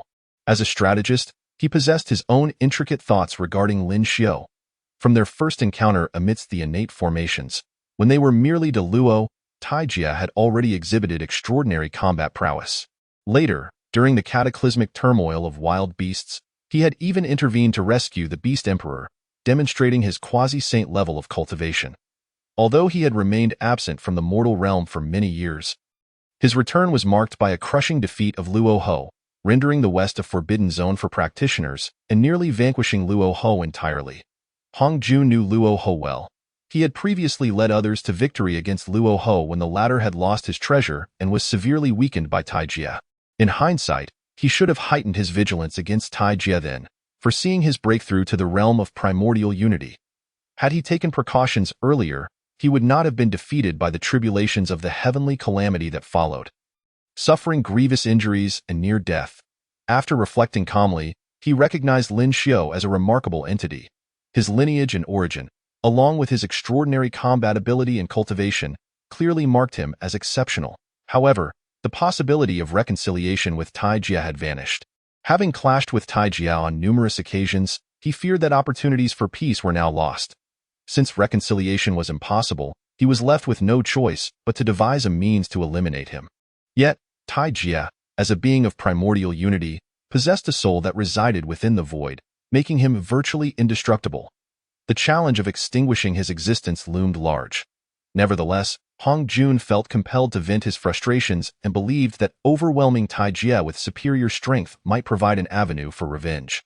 In the wilderness, the law of the jungle prevailed. Strength was paramount. If he could suppress Tai Jia's power, avenging himself would not be insurmountable. Although the position of the second primordial unity had been snatched away, Hong Jun was acutely aware that he still possessed the potential to attain primordial unity himself and redeem his past failures. With the heavenly Tao backing him, he felt assured of his eventual success. Once he steadied his emotions, Hong Jun commenced his seclusion, preparing to break through to the realm of primordial unity. In the west, beneath Mount Shumi, Lin Xiu stood with his hands clasped behind his back, his demeanor tranquil as if nothing had transpired. Below him, a figure emerged, approaching Lin Xiu with utmost reverence and bowing deeply before him. I am eternally grateful for the assistance of the great Tai Jia. The figure emanated the distinct aura of one who had reached the realm of primordial unity. Upon closer inspection, it was none other than the venerable Yang Mei, who had been in seclusion here for many years. Do not mention it, Lin Xiu replied coolly. Now, Yang Mei had indeed broken through to the realm of primordial unity, placing him among contemporaries. It is well known that beings of primordial unity are immortal and indestructible. Naturally, those who could ascend to this realm were exceedingly rare. As it stood, only he and Yang Mei had achieved such a status within the entire wilderness, in light of their shared attainment of the primordial unity Tao. Lin Xiu's attitude towards Yang Mei was somewhat softened. Although Lin Xiu appeared somewhat aloof, Yang Mei dared not express any dissent, regardless of his newfound status as a primordial unity being. Despite Lin Xiu's seemingly indifferent demeanor, Yang Mei was acutely aware of the gravity of the situation. Having successfully comprehended the Tao of primordial unity, he knew that by overcoming the heavenly tribulations, he could solidify his status as a primordial unity being. Nevertheless, the impending tribulations, while not as terrifying as those Lin Xiu faced during his ascension, were still exceedingly formidable, with an array of rare divine thunders capable of severely injuring quasi-saint beings. Yang Mei, possessing self-awareness, understood that he would undoubtedly struggle to withstand this trial. In fact, he suspected that the intensity of this heavenly tribulation was wholly abnormal. Just as Yang Mei feared he would perish beneath the onslaught of these tribulations, he witnessed Lin Xiu's intervention. With a gentle wave of his hand, Lin Xiu summoned a profusion of golden lotuses, their radiant light illuminating the surroundings. The very fabric of the space he occupied was instantaneously severed. Yang Mei, already attuned to the Tao of primordial unity, comprehended this act with profound clarity. What appeared to be an inconspicuous gesture had effectively severed this space from the wilderness, rendering it void of its influence. In that moment, this fragment of space was no longer a part of the wilderness, and thus, it was devoid of the heavenly Tao of the wilderness. Under such circumstances, Yang Mei was astonished to find that the severity of his tribulations had diminished considerably. Although still challenging, they were far less perilous than the near-fatal trials he had anticipated. Now, the tribulations aligned with the concept of survival amidst peril, befitting the challenges of ascending to the realm of primordial unity. After narrowly overcoming the tribulations and solidifying his status as a primordial unity being, Yang Mei marveled at Lin Xiu's earlier actions. Now a being of primordial unity, Yang Mei pondered whether he could replicate Lin Xiu's feat of severing space had he reached the same level of cultivation. However, he recognized that to do so with the same effortless grace, as if it were the most natural of gestures, was beyond his capability. Even as one who had mastered the laws of space during the Chaos era, Yang Mei was humbled by the realization of the vast chasm that separated him from Lin Xiu Dai. In light of his respect for strength, Yang Mei exhibited profound deference. Despite finding Yang Mei's excessive reverence somewhat peculiar, Lin Xiu dismissed it without further thought.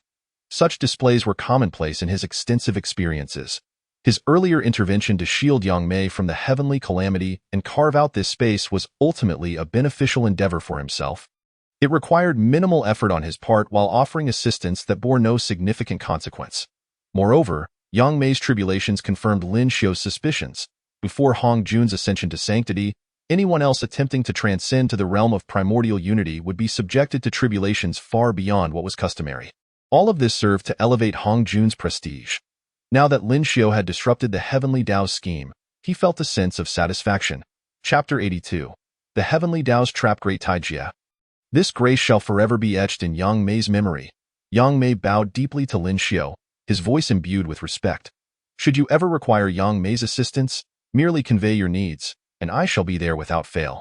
As a being of primordial unity, despite the failure of the divine revelation due to Lin Xiu's intervention in severing this space from the wilderness, he was still a tangible entity of significant power.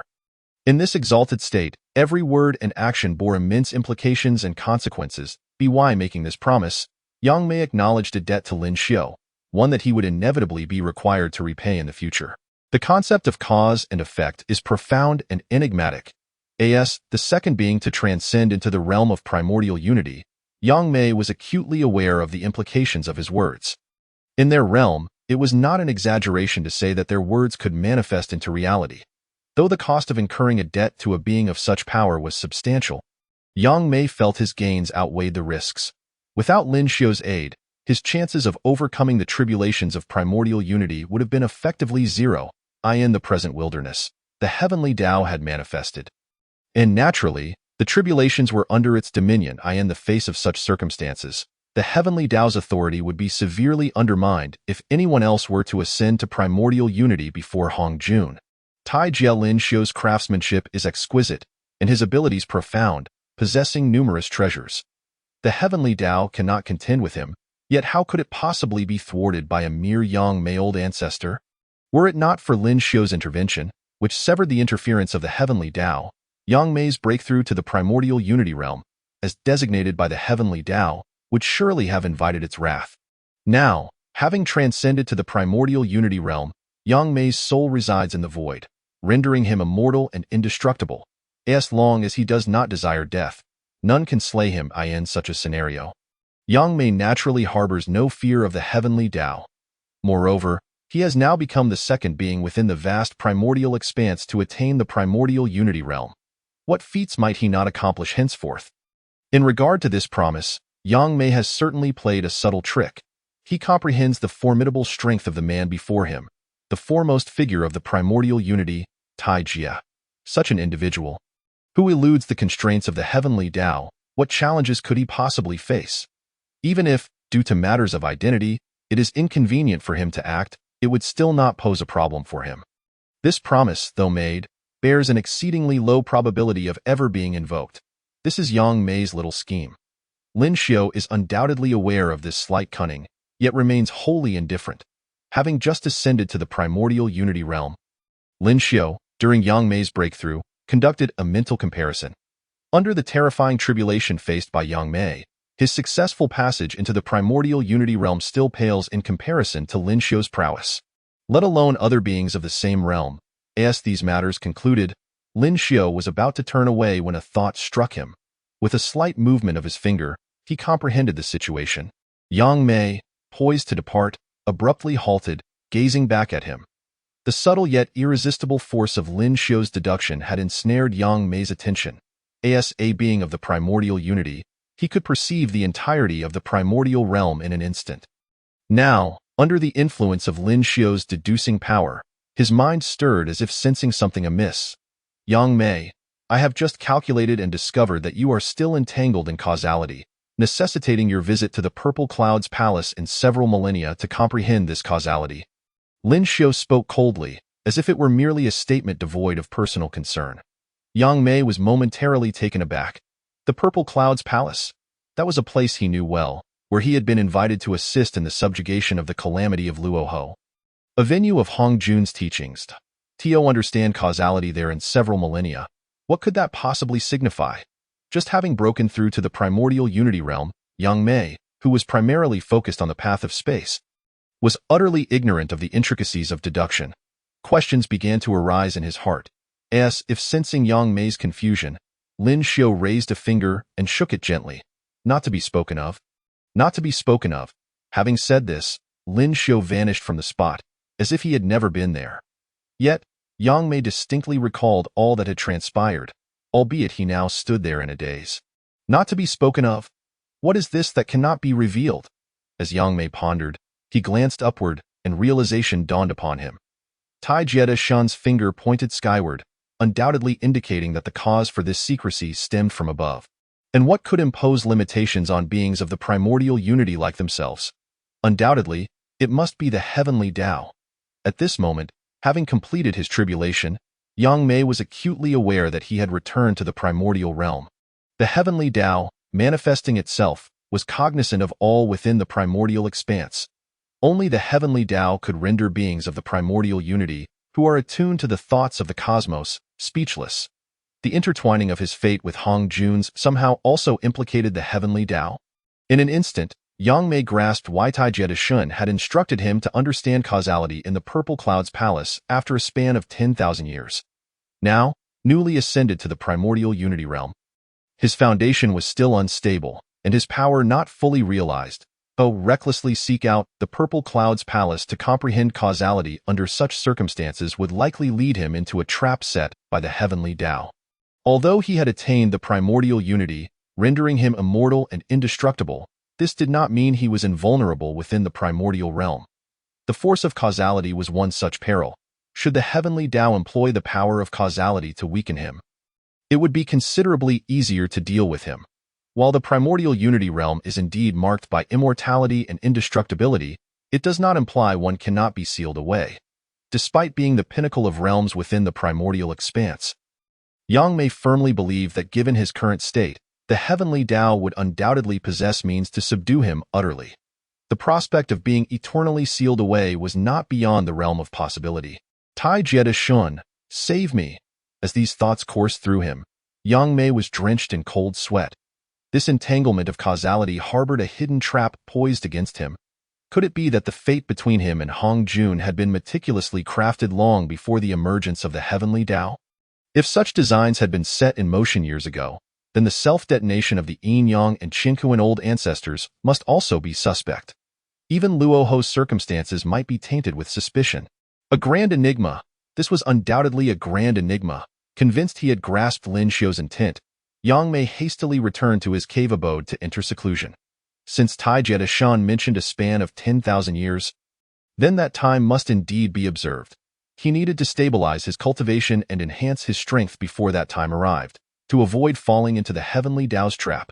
Chapter 83. Causality with Yang Mei's seclusion. The true identity of the second being of the primordial unity in the primordial realm became a mystery. Only Lin Xiu and Yang Mei were privy to his breakthrough into the primordial unity realm. No one else was aware. Now, having returned to his cave abode on Penglai Island, Yang Mei immediately commenced his retreat. Naturally, no one would know who this second being of the primordial unity was. The true identity of the second being of the primordial unity, along with the miraculous scene of his manifestation, became a topic of great intrigue among the beings of the primordial realm for years to come.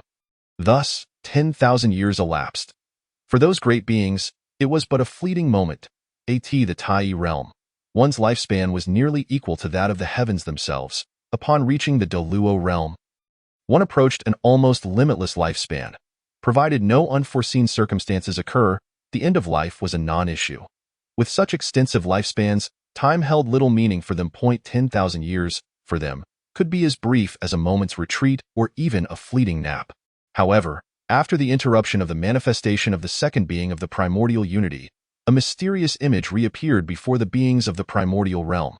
For the long-lived beings of the primordial realm, this image marked their third encounter. The first appearance signified the successful emergence of the first being of the primordial unity, having traversed the tribulation. It was then that they learned this image was referred to as manifestation, heralding the arrival of a powerful being poised to break through to the primordial unity realm, achieving immortality and transcendence. The second appearance, however, was abruptly interrupted. Deprived of any sources of information, the beings of the primordial realm could only speculate based on their conjectures. Yet, lacking the experience of the primordial unity, they could not provide accurate answers. Now, as this image appeared for the third time, the beings of the primordial realm expressed their sentiments, in the span of merely 100,000 years. Three formidable beings had broken through to the legendary primordial unity realm. The power of the primordial unity was said to be unmatched, embodying immortality and transcendence, rendering them the mightiest within the primordial realm.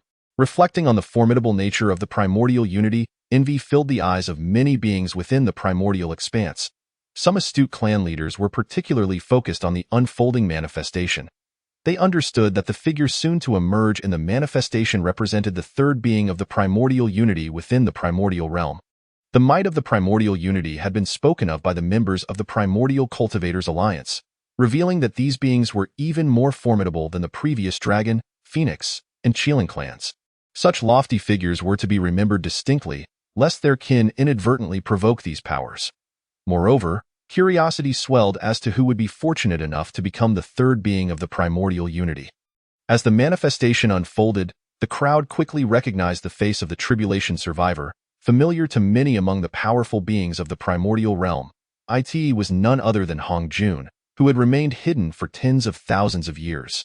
After Yang Mei's premature ascension to the second primordial unity, Hong Jun had grown increasingly incensed, fixated solely on breaking through to the primordial unity realm. Hong Jun possessed commendable talent, coupled with an excellent foundation and the blessing of the heavenly Tao. With these factors combined, he had successfully restored his injuries within the span of a millennium. In the subsequent millennia, he had decisively broken through to the primordial unity realm. Under the protection of the heavenly Tao, Hong Jun seamlessly traversed his primordial unity tribulation, anchoring his soul within the heavenly Tao, achieving immortality and indestructibility, and receiving several strands of primordial purple energy bestowed by the heavenly Tao. Though these strands were far fewer than what Lin Xiao had acquired from the chaos, they still surpassed those of typical breakthroughs into the primordial unity realm. Feeling the power coursing through him after receiving the primordial purple energy, Hong Jun smiled subtly. Following his breakthrough into the primordial unity realm, he truly realized the extent of his newfound strength. Indeed, those beneath the primordial unity were akin to mere ants in comparison. Even those at the half-step primordial unity level were hardly a match. Hong Jun sensed that if he were to confront his former self, who had not yet broken through to the primordial unity realm, he would be utterly unable to withstand even a single blow. The might of the primordial unity realm far surpassed any preconceived notions. Upon reflecting on the time when he had barely stepped into the realm of Hunyuan, he had mistakenly believed himself to possess the formidable power of Hunyuan. In his arrogance, he even dared to confront the first Hunyuan being of the primordial chaos, the Great Calamity, which brought forth a wry smile from Hong Jun. However, now having transcended to the Hunyuan realm, he no longer feared the Great Calamity. Upon emerging from his seclusion, he was determined to seek vengeance against the Great Calamity. Yet, before Hong Jun could set foot outside the Zhixiao Palace, he received a message from the heavenly Tao. A warning was issued, advising Hong Jun to refrain from impulsive actions, for it was not the opportune moment to confront the Great Calamity. Upon receiving this divine admonition, Hong Jun realized that he was entangled in the web of causality, which was intrinsically linked to another individual, Yang Mei Laozu. Blessed by the favor of the heavenly Tao, Hong Jun, as its spokesperson, utilized the Taba jade plate to calculate and discern the truth. He came to understand that he had previously incited a coalition against Luo Ho, alongside his contemporaries from the 3,000 primordial chaotic demons, namely Qian Kuan Laozu, Yin Yang Laozu, and Yang Mei Laozu. Regardless of the outcome, this act had left him indebted in terms of causality. Subsequently, Yin Yang Laozu and Qian Kuan Laozu perished in self-detonation. Their souls vanished from the primordial realm. Even the sole survivor, Yang Mei Laozu, had been ambushed by Luo Ho and narrowly escaped death. In light of these events, the burden of causality naturally fell squarely upon Yang Mei Laozu. The heavenly Tao would not permit Hong Jun to seek vengeance against the Great Calamity without first understanding this causality. With this realization, Hong Jun knew that any actions he took while entangled in causality would be fraught with complications. In the past, when the heavenly Tao was obscure and the nature of causality was murky, no one paid heed. However, with the current manifestation of the heavenly Tao and his own ascension to the Hunyuan realm, Hong Jun became acutely aware of the ramifications of causality. Hong Jun further calculated, discovering that Yang Mei Laozu was en route to meet him to discuss their shared causality. After grasping the situation, he settled into meditation within the Zhixiao Palace. According to his calculations, in order to comprehend the intricacies of causality, he would have to relinquish all of his treasures to Yang Mei Laozu as a form of compensation. Hong Jun believed that his rapport with Yang Mei Laozu was amicable, and thus anticipated that this exchange was merely a formality, after which Yang Mei Laozu would return his treasures. He remained patient, awaiting the arrival of Yang Mei Laozu. Chapter 84. An understanding seated in the Zhixiao Palace. Hong Jun awaited Yang Mei Laozu's arrival to clarify the causality binding them. During this time, he also recognized that even after clarifying this causality, he would not be able to immediately confront the great calamity for retribution. Prior to that, he was obligated to deliver 3 teachings, disseminating the great principles bestowed by the heavenly Tao throughout the primordial realm, ensuring that all beings therein practice the teachings of the heavenly Tao. As long as the beings of the primordial realm adhere to the principles imparted by the heavenly Tao, any future achievements would remain within its dominion. Hongjun was fully aware of this, yet felt powerless to refuse. As the spokesperson of the heavenly Tao, his every action was intended to serve its interests. This was the price of his role, as well as the cost of his ascension to the Hunyuan realm. Although this price appeared exorbitant, sacrificing his own freedom while endangering the entire primordial realm, Hongjun had ulterior motives.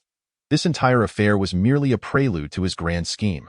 Moreover, even if he were to part with his treasures, he had already transcended to the Hunyuan realm, becoming the 3rd Hunyuan powerhouse since the inception of the primordial realm. This strength was sufficient to instill a sense of pride within him. He harbored no fear of Yangmei Laozu's visit to clarify their causality. Even after understanding the causality, should Yangmei Laozu act unjustly, Hongjun felt confident in his ability to subdue him by force. However, he was also acutely aware that he was a Hunyuan powerhouse, while Yangmei Laozu, in his memory, was merely at the mid-level of the quasi-saint realm. Even after thousands of years of cultivation, he was likely only at the late stage of the quasi-saint realm. This level of power was insufficient to breach Hongjun's Hunyuan defenses. How much leeway would he have to grant Yangmei Laozu to allow him to take his treasures without resistance?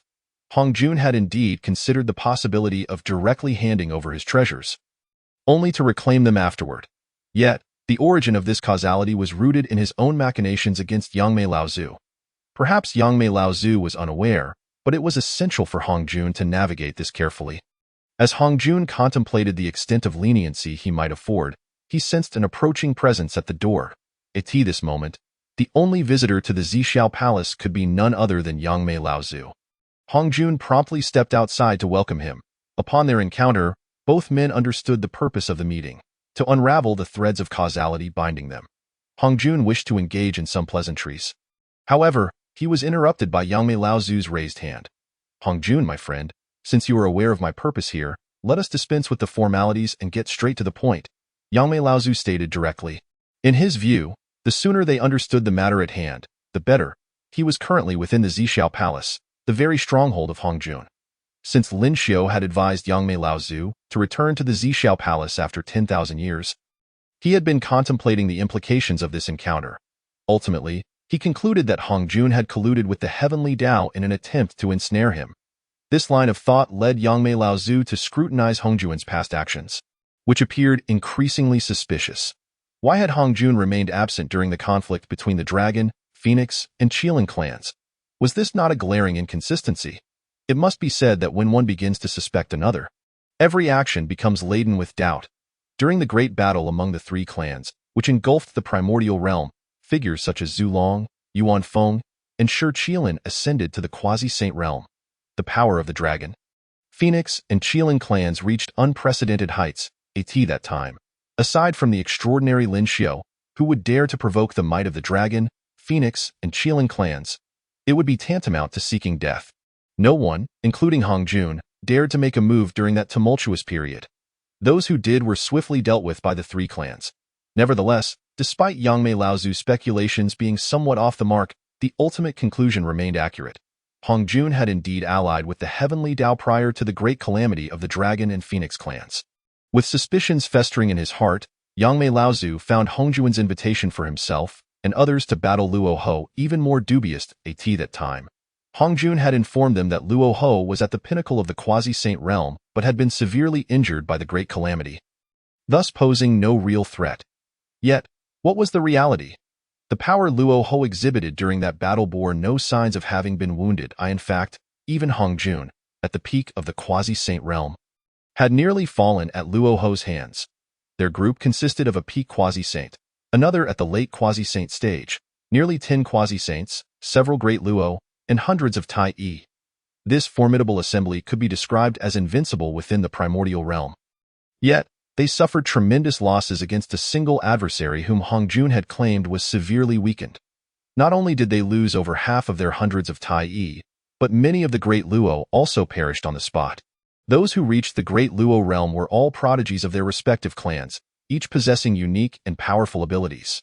Yet, even with such elite combatants, they faced significant casualties. Even the mid-level quasi-saints, Yin Yang Laozu and Qian Kuan Laozu, were forced to self-destruct in their struggle against Luo Hou. It is noteworthy that the leaders of the Dragon, Phoenix, and Qilin clans, Zhu Long, Yuan Feng, and Shi Qilin, were merely at the same mid-level quasi-saint realm. This realm represents the pinnacle among the practitioners of the primordial realm. Given that Yin Yang Laozu and Qian Kuan Laozu were remnants of the 3,000 primordial chaotic demons, they wielded additional methods, making them even more formidable than ordinary mid-level quasi-saints. Such strength still led them to a desperate self-detonation. In retrospect, this series of events appears exceedingly peculiar. Hong Jun, himself at the peak of the quasi-saint realm, should not have delayed his intervention until the last moment, especially not after Yin Yang Laozu and Qian Kuan Laozu had been compelled to self-destruct. All of these actions raised unanswerable questions. The only plausible explanation is that Hong Jun had conspired with the Heavenly Tao to eliminate the 3,000 primordial chaotic demons. Only this reasoning could elucidate Hong Jun's behavior. Thus, the situation became clear. This causality was undoubtedly a trap set by the Heavenly Tao, with Hong Jun, who had previously appeared benevolent, as the accomplice. The Zixiao Palace had become a snare laid for him. Upon realizing this, Yangmei Laozu felt compelled to refrain from entering the Zixiao Palace. Chapter 85. Come here. Noticing that Yangmei Laozu showed no inclination to enter the Zixiao Palace, Hong Jun assumed that Yangmei Laozu was eager to clarify the causality and thought little of it. Since you, my friend Yangmei, are unwilling to enter my Zixiao Palace, let us proceed to the chaos instead. Hong Jun proposed at the entrance of the Zixiao Palace. After a moment of contemplation, Yangmei Laozu acquiesced to Hong Jun's request. The chaos was the most suitable battlefield for beings like them, remnants of the 3,000 primordial chaotic demons. After all, everything here was familiar to them. Despite having been shaped by Pangu's creation of the primordial realm, they still felt an innate affinity for the chaos. Moreover, while the Heavenly Tao had already manifested, its influence over the chaos remained limited. In the midst of chaos, the likelihood of falling victim to the machinations of the Heavenly Tao is significantly reduced. Now, as a practitioner of the primordial unity realm, how could I lack any confidence in my own strength? I have witnessed the manifestation of Hong Jun's ascendance to the primordial unity, and even the esteemed ancestor Yangmei has taken note. While there is some uncertainty regarding the peculiarity of Hong Jun's tribulation, which starkly contrasts with the conventional trials of the primordial unity, it is not surprising when one considers Hong Jun's clandestine dealings with the Heavenly Tao. The sole question that remains is the extent of Hong Jun's power. Despite his recent breakthrough into the primordial unity realm, after all, with the support of the Heavenly Tao, Ancestor Yangmei finds himself quite unsure about this matter. However, at this juncture, there is little to be done. I must comprehend the causal relationship between myself and Hong Jun. Since the great calamity deity once indicated that a millennium hence, one should seek understanding of causality at the Zixiao Palace, it stands to reason that the present moment, a millennium later, is the most opportune time for such enlightenment. Should I miss this chance, I cannot fathom what troubles this causality may bring upon me, having ascended to the primordial unity realm. Ancestor Yangmei has come to appreciate the immense power of such heights. The presence of Lin Xiu further reveals that the primordial unity is not the ultimate zenith. Beyond this realm lie even greater existences.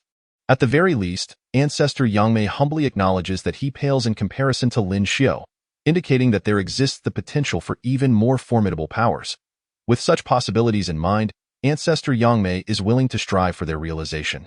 Hence, in pursuit of tranquil cultivation free from entanglements of causality, it is imperative to remain untainted.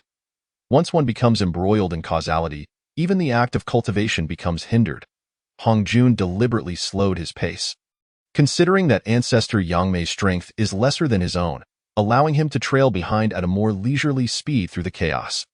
Ancestor Yangmei, in an effort to conserve his energy and avoid revealing his true capabilities, chose to fly at a reduced speed. Although this pace was already relatively slow for Ancestor Yangmei, it still surpassed that of a mid-stage quasi-saint. Even for a late-stage quasi-saint, maintaining such speed would incur considerable expenditure. Surprised to discover that Ancestor Yangmei had progressed beyond the mid-stage quasi-saint realm, Hong Jun remained silent. Thus, The two soared through the chaos in silence. In the heart of the chaos, Ancestor Yangmei and Hongjun faced one another. Hongjun understood that this exploration of causality primarily entailed relinquishing all his treasures to Ancestor Yangmei for the sake of understanding their intertwined fates. Feigning profundity, Hongjun smiled enigmatically and unveiled all his treasures. The creation jade plate hovered above him, while the three treasures of Tai and the jade rui floated carelessly in the air. Despite presenting all his treasures, each one emitted only its inherent radiance, devoid of any infusion of spiritual power. Not a single trace of chaotic light cascaded from the creation jade plate. Faced with Hongjun's display, Ancestor Yangmei hesitated to make a move. What could possibly be his intention to refrain from utilizing these treasures? Such an anomaly surely harbors deceit. Hongjun's unusual behavior caused Ancestor Yangmei to hesitate.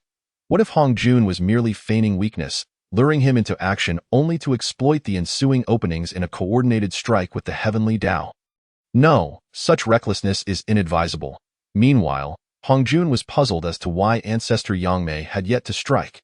He had laid everything bare, refraining from controlling his treasures. It is vital to note that the treasures in Hongjun's possession are of considerable caliber, designed to automatically protect their master when under command. In Hongjun's perspective, although Ancestor Yangmei had made some progress, he remained merely a quasi-saint. The existence at this cultivation level could very well trigger a backlash from Hongjun's treasures, potentially leading to Ancestor Yangmei's demise. If Ancestor Yangmei were to perish, the understanding of this causality might remain elusive, complicating matters further. Thus, Hongjun opted not to take the initiative. And so, within the chaos, these two primordial unity beings engaged in a silent standoff, each observing the other for what seemed an eternity. As practitioners of the primordial unity realm, they were unbound by the concept of time and possessed immense patience. After all, a period of seclusion could span tens of thousands of years. Without patience, success would be unattainable. Thus, amid this silent confrontation that stretched across countless years, Hongjun and Ancestor Yangmei simultaneously voiced their inquiries. "Why do you not make a move?" startled by their synchronized utterance. They paused before hastily clarifying, "I am waiting for you to act." Following their explanations, Hongjun exhibited no notable reaction. He perceived that Ancestor Yangmei was evidently aware of his ascension to the primordial unity realm, yet remained apprehensive of the potential backlash from Hongjun's treasures, prompting him to refrain from initiating an attack. It seemed Ancestor Yangmei wished to compel Hongjun into action, thereby allowing him to exploit any counterattacks. Although Hongjun believed himself riddled with vulnerabilities, Ancestor Yangmei's realization sparked a flicker of understanding in his eyes. Indeed, this cunning old man, Hongjun, awaited Ancestor Yangmei's assault to conspire with the heavenly Tao against him. If he desires me to strike first, then I shall defy his expectations and refrain from action. Thus, amid this peculiar misunderstanding, the two remained locked in their standoff within the chaos, neither displaying any intention to strike. Hongjun feared that should he act first, he might severely injure Ancestor Yangmei, thwarting his quest for understanding causality. Conversely, Ancestor Yangmei was wary of falling into Hongjun's trap, where he would conspire with the heavenly Tao to orchestrate his demise. Under this misapprehension, they continued their standoff in the chaos for an indeterminate number of years, until finally, the heavenly Tao issued a warning to Hongjun. The time for imparting teachings was drawing near. He must comprehend causality before the moment arrived. Chapter 86. Misunderstanding with the heavenly Tao providing a deadline for Hongjun. He could not afford to disregard it. After all, his current level of cultivation had been attained with the assistance of the heavenly Tao. Furthermore, as the spokesperson for the heavenly Tao, defying it would not result in a complete regression of his power. But he would certainly face extraordinary repercussions. The prospect of facing a punishment capable of threatening a primordial unity being, one that would even send shivers down his spine, was something Hongjun dared not contemplate. However, now that he was aware of the impending deadline for imparting teachings, he needed to resolve his understanding of causality with Ancestor Yangmei swiftly. The longer he delayed, the more uncertain the outcome would become. With this thought in mind, Hongjun regained his composure and looked at Ancestor Yangmei, who regarded him with a serious expression. With a silent sigh, he resolved, "Ancestor Yangmei, since you wish for me to make the first move, I shall oblige." Unable to restrain himself any longer, Hongjun finally spoke. At the same time, he gestured grandly, sending a multitude of treasures soaring towards ancestor Yangmei. Each treasure emanated its unique spiritual light, and many exuded an impressive aura. However, upon closer inspection, one would realize that despite their formidable appearance, none bore any actual harm. They were, as the saying goes, thunderous in sound yet meager in rain. For a mid-stage quasi-saint, the mere emanation of these treasures' power constituted a considerable assault. Hongjun played his part to perfection. In his quest to grasp this causality, he not only dispatched the surrounding treasures in this almost generous manner, but also sent forth the fragment of the creation jade plate that had been suspended above his head. In a moment of theatrical fervor, Hongjun even lightly slapped his palm towards ancestor Yangmei. This slap appeared effortless, devoid of any force, yet in truth, Hongjun had infused it with no spiritual power at all. It was a mere expression of the formidable physical prowess he possessed as a being of the primordial unity. His singular desire was to swiftly unravel this thread of causality. Upon witnessing Hongjun finally make his move after so many years of standoff, ancestor Yangmei immediately extended his consciousness, scanning the surroundings to ensure he would not be ambushed. Subsequently, he prepared to counter the treasures Hongjun had directed toward him. However, as ancestor Yangmei's counter collided with these treasures, which bore no infusion of spiritual power and relied solely on their inherent might, he found that they exhibited no intention of resistance. It was as if this encounter was not a battle for understanding causality, but rather a generous offering of treasures from Hongjun. Yet, what benevolence could possibly motivate Hongjun? Ancestor Yangmei harbored profound skepticism regarding this matter, suspecting it to be yet another trap set by the cunning old man. However, upon spotting the creation jade plate among the treasures, he was taken aback. Hongjun was willing to part with the creation jade plate for this charade? Ancestor Yangmei was astounded, yet he concealed his astonishment. The creation jade plate was, after all, Hongjun's most prized possession, containing the 3,000 great avenues of the 3,000 chaos demons and possessing numerous wondrous capabilities. Even the once mighty Pangu had relied upon this treasured it. Could be said that Hongjun's current level of cultivation was inextricably linked to the creation jade plate. Without it, he would never have reached the quasi-saint realm, nor could he have been chosen by the heavenly Tao to become its spokesperson, let alone break through to the primordial unity realm. Although ancestor Yangmei was unaware of the specifics regarding the spokesperson of the heavenly Tao, he was still cognizant of Hongjun's attainment of the primordial unity through the great Tao. The creation jade plate was a treasure even the formidable Pangu had employed. In contemporary times, a breakthrough into the realm of chaos has been achieved, permitting the creation of worlds, albeit limited to mere small worlds. Essentially, these realms remain tethered to the primordial expanse.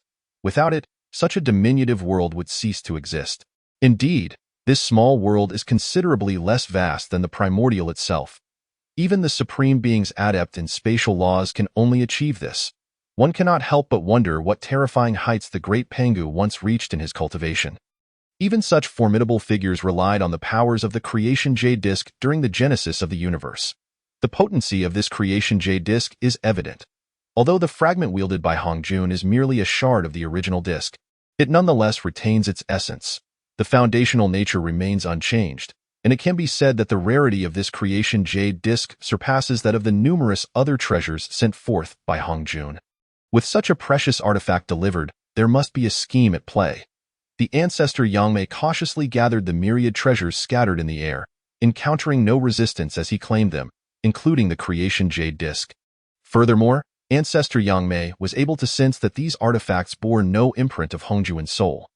This implies that from the moment they were taken by Yangmei, they ceased to be Hongjun's treasures, instead becoming his own. Hongjun, in his attempt to ensnare me, has indeed spared no expense. A deep-seated hatred welled up within ancestor Yangmei, who felt a profound resentment towards Hongjun for plotting against an old friend. However, this was a grave misjudgment of Hongjun. In truth, Hongjun sought to fully comprehend this thread of causality to ensure no further entanglements arose in the future. Perhaps due to his immersion in the intrigue, he inadvertently released all the treasures from their refinement. At the level of chaos, artifacts no longer hold significant utility for them, unless they are treasures such as the Pangu axe, the complete creation jade disk, or the 36 grades of primordial lotus, which would indeed be beneficial. Other artifacts, even those of innate spiritual origin, proved to be of little relevance at the chaos level, rendering them as insipid as a tasteless morsel, something too valuable to discard yet lacking flavor. Moreover, Hong Jun had anticipated this. His understanding of causality necessitated that all his treasures be seized by ancestor Yang Mei. If the mental imprint upon these artifacts remained intact, how could he allow Yang Mei to take them? He is, after all, a supreme being of chaos. How could a treasure at the chaos level be seized and refined by a mere quasi-saint? To ensure a legitimate concession, Hong Jun had no choice but to erase all traces of his consciousness from these artifacts. Yet, this well-intentioned act inadvertently led ancestor Yang Mei to misconstrue the situation. Chapter 87. Shocked with a wave of his hand, ancestor Yang Mei collected all the treasures strewn across the chaos, left behind by Hong Jun. Though there was deception afoot, these artifacts were nonetheless of considerable value and essential for understanding his own causal connections. However, ancestor Yang Mei remained wary. The inherent dangers of these treasures were unclear, and there might still be hidden contingencies left by Hong Jun. Under such circumstances, ancestor Yang Mei dared not mingle these items with his personal collection. Yet, this posed no challenge for him, as a remnant of the chaos demon god who mastered spatial laws and now boasted the prowess of a chaos-level being. Creating a dedicated space for storage was effortless in fact, due to their shared status at the chaos level, and with ancestor Yang Mei's superior mastery over spatial laws compared to Hong Jun. Once these treasures were placed within, Hong Jun could no longer perceive their location. In this scenario, even if residual mental imprints lingered upon the artifacts, they would be rendered ineffective. As Hong Jun attempted to strike ancestor Yang Mei with a gentle palm, he realized he had lost all connection to the treasures, completely unable to sense their whereabouts. For those artifacts, Hong Jun held little concern. His true focus was solely on the fragment of the creation jade disc. It is worth noting that when Pangu cleaved the heavens, the prized creation jade disc shattered, scattering its fragments throughout the primordial and chaotic realms. Although he now possessed the power of chaos and could survey the primordial with a mere thought, he had yet to locate any other shards of the creation jade disc. Searching for these fragments within the chaos was an exceedingly protracted endeavor, so lengthy that even beings like them, who enjoyed near-immortal lifespans, found the passage of 10,000 years to be a drawn-out affair. Under such circumstances, the shard of the creation jade disc in Hong Jun's possession appeared particularly precious, especially as it constituted nearly 1/24th of the original. Even in the realm of chaos, this could be deemed a collectible treasure. Moreover, in Hong Jun's plans, the creation jade disc was an indispensable component. Should he lose it, the very foundation of his scheme would be drastically altered, potentially rendering it unachievable. The ramifications of failing to execute his plan would render all of Hong Jun's efforts futile. While he felt a gnawing anxiety regarding the whereabouts of the creation jade disc, Hong Jun understood that to comprehend the causal link with ancestor Yang Mei, the creation jade disc must be taken by him in this conflict of understanding. Now that ancestor Yang Mei had appropriated all of Hong Jun's treasures, the remaining task was to allow ancestor Yang Mei to gain the upper hand in this encounter, thus providing a pretext for the seizure of the treasures. As long as this strike was thwarted by ancestor Yang Mei, the causal connection between them would be established, and he could reclaim his creation jade disc thereafter. Upon witnessing that ancestor Yang Mei had successfully appropriated a multitude of treasures from Hong Jun remained unperturbed, casually delivering a light strike. At that moment, ancestor Yang Mei felt a surge of fury, yet also began to speculate. Having stripped Hong Jun of all his treasures, why did he still maintain such a demeanor? From ancestor Yang Mei's perspective, Hong Jun was not one to exhibit such indifference. The loss of his treasures would surely provoke a response from him. Even if the necessity to understand the causal relationship compelled Hong Jun to relinquish his treasures, one would expect at least a hint of disturbance. Confident in his own prowess at the chaos level, ancestor Yang Mei believed that despite Hong Jun's equal standing, he had spent far more time in this realm. If Hong Jun's thoughts were to shift, ancestor Yang Mei would undoubtedly perceive it. Yet, to his astonishment, Hong Jun appeared utterly nonchalant. This could only suggest that either these treasures held no significance to him, or he had something of even greater value to pursue. Among the collection of treasures lay fragments of the creation jade disc, an exquisite innate treasure. Even having ascended to the chaos level, ancestor Yang Mei still yearned for such a prized artifact. The loss of such treasures would surely elicit some reaction from Hong Jun. After contemplating for a moment, Ancestor Yangmei recognized that amidst the chaos and upon this battlefield, there indeed existed something more vital than those treasures: his own existence as a chaos being. One of the primary reasons for the immortality of chaos beings lies in their souls being anchored in the primordial chaos. As long as the chaos endures, so too shall the chaos beings persist unendingly. However, immortality does not imply immunity to being sealed, brainwashed, or controlled. While it is said that the chaos level represents the pinnacle of the primordial realm, even within the same level, achieving such feats is a formidable challenge. Yet, under the circumstances of Hongjuan's alliance with the heavenly Tao, such actions could indeed be feasible, and even after their execution, one might remain oblivious to any changes. Hongjuan's intentions were truly nefarious. Fortunately, the great deity of the past had warned Ancestor Yangmei, and he had long since prepared for this eventuality. In his rising anger, Ancestor Yangmei felt an increasing admiration for Lin Xiao. Conversely, his hatred for Hongjun intensified. A surge of wrath surged within him, and Ancestor Yangmei unleashed a mighty punch, striking against Hongjuan's seemingly languid palm. This punch represented the full force of Ancestor Yangmei's prowess, a culmination of his chaos-level strength. Although it appeared unremarkable, akin to Hongjuan's gentle strike, Ancestor Yangmei recognized it as a true embodiment of his power. Even among other chaos beings, none would dare to withstand such a blow.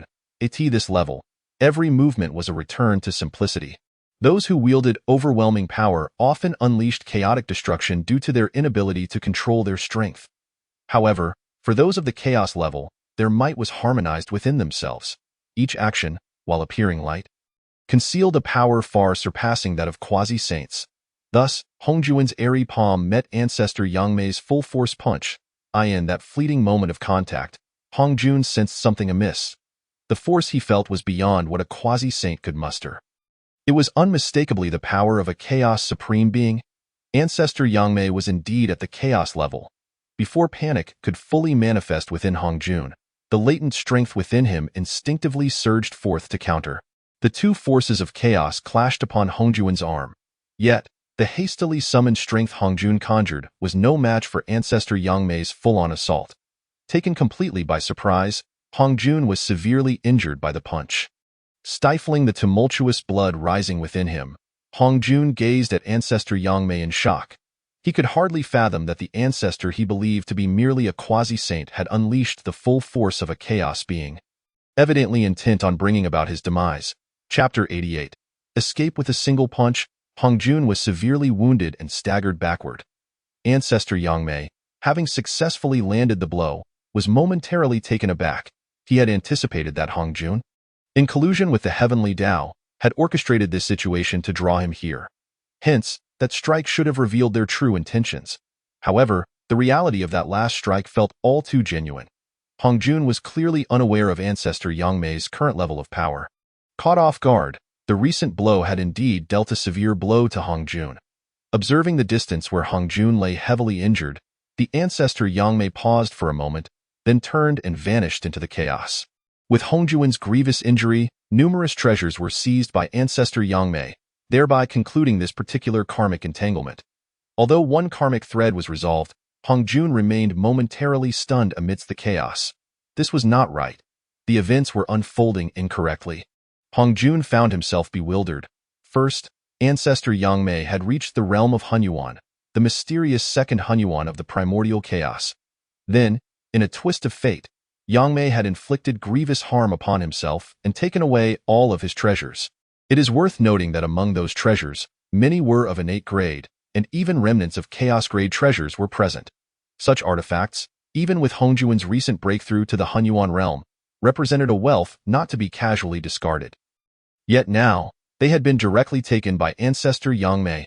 Hongjun could be said to possess not a single treasured eye. In fact, in the vast expanse of the primordial chaos, any conscious being of significant cultivation would possess more treasures than he did. With none at his disposal, Hongjun, the poorest Hunyuan in the primordial chaos, seethed with rage. After comprehending the karmic implications, he still intended to hold a sermon to disseminate the laws of the heavenly Tao throughout the primordial chaos. Furthermore, he planned to accept disciples post-sermon. Without treasures, these undertakings would be exceedingly difficult. This disruption even hindered the progression of subsequent calamities. Hongjun felt an acute sense of urgency, yet at that moment, he was utterly powerless. Should a Hunyuan be determined to flee, he would find it impossible to track them down. All Hongjun could do was commit this incident to memory. Suddenly, he received a revelation from the heavenly Tao regarding the unexpected turn of events. Moments later, a formidable aura erupted within the chaos. Among the beings of the primordial chaos, only a few at the quasi-saint level could vaguely sense the disturbance in the chaos. However, with the Dragon Han catastrophe not long concluded, these quasi-saints had no inclination to investigate further. Presently, several Hunyuan had already emerged within the primordial chaos. Although the second manifestation of the Hunyuan had been abruptly interrupted, the identity of this second Hunyuan remained unknown. Nevertheless, how many could attain such a realm with ease? These quasi-saints believed that the individual who had become the second Hunyuan was undoubtedly someone who had successfully broken through to that level. Now, within the primordial chaos, there existed 3 Hunyuan. Many quasi-saints had witnessed the formidable power of the Hunyuan realm. At this moment, their greatest aspiration was to break through to the Hunyuan realm. Without attaining Hunyuan status, they were ultimately no more than ants. Consequently, a fervor for cultivation surged once more across the primordial chaos. Tai Jia! Hongjun gritted his teeth and shouted in anger. Earlier, he had utilized the heavenly Tao's calculations to comprehend why this karmic event had gone awry. What he discovered was an unexpected yet anticipated name: Tai Jia. This was the very force that had caused his current plan to fail. Previously, on Mount Shumi, this same entity had severely wounded him and had even surpassed him to become the first Hunyuan in the primordial chaos. Hongjun yearned for vengeance, but the will of the heavenly Tao obstructed him. He realized that his cultivation was now inferior to that of Tai Jia, and his treasures paled in comparison. He lacked the strength to exact revenge. Naturally, Hongjun understood the implication conveyed by the heavenly Tao. He indeed had no capacity for vengeance. All he could do was silently record this matter in his heart. After a brief period of recuperation within the chaos, he turned and returned to the Zhixiao Palace. At present, completing the task entrusted to him by the heavenly Tao was far more important than seeking revenge. Tio preached within the Zhixiao Palace. Disseminating the laws of the heavenly Tao among the beings of the primordial chaos was now Hongjuan's mission. On Donghai's Penglai Island, Ancestor Yangmei stood before Lin Xiu, his demeanor calm and composed. Now, Ancestor Yangmei had also attained the Hunyuan realm, standing at the same level as Lin Xiu. However, due to his lingering gratitude for Lin Xiu's kindness, he adopted a slightly lower stance. Seated in his place, Lin Xiu exuded an air of tranquility, showing no signs of panic.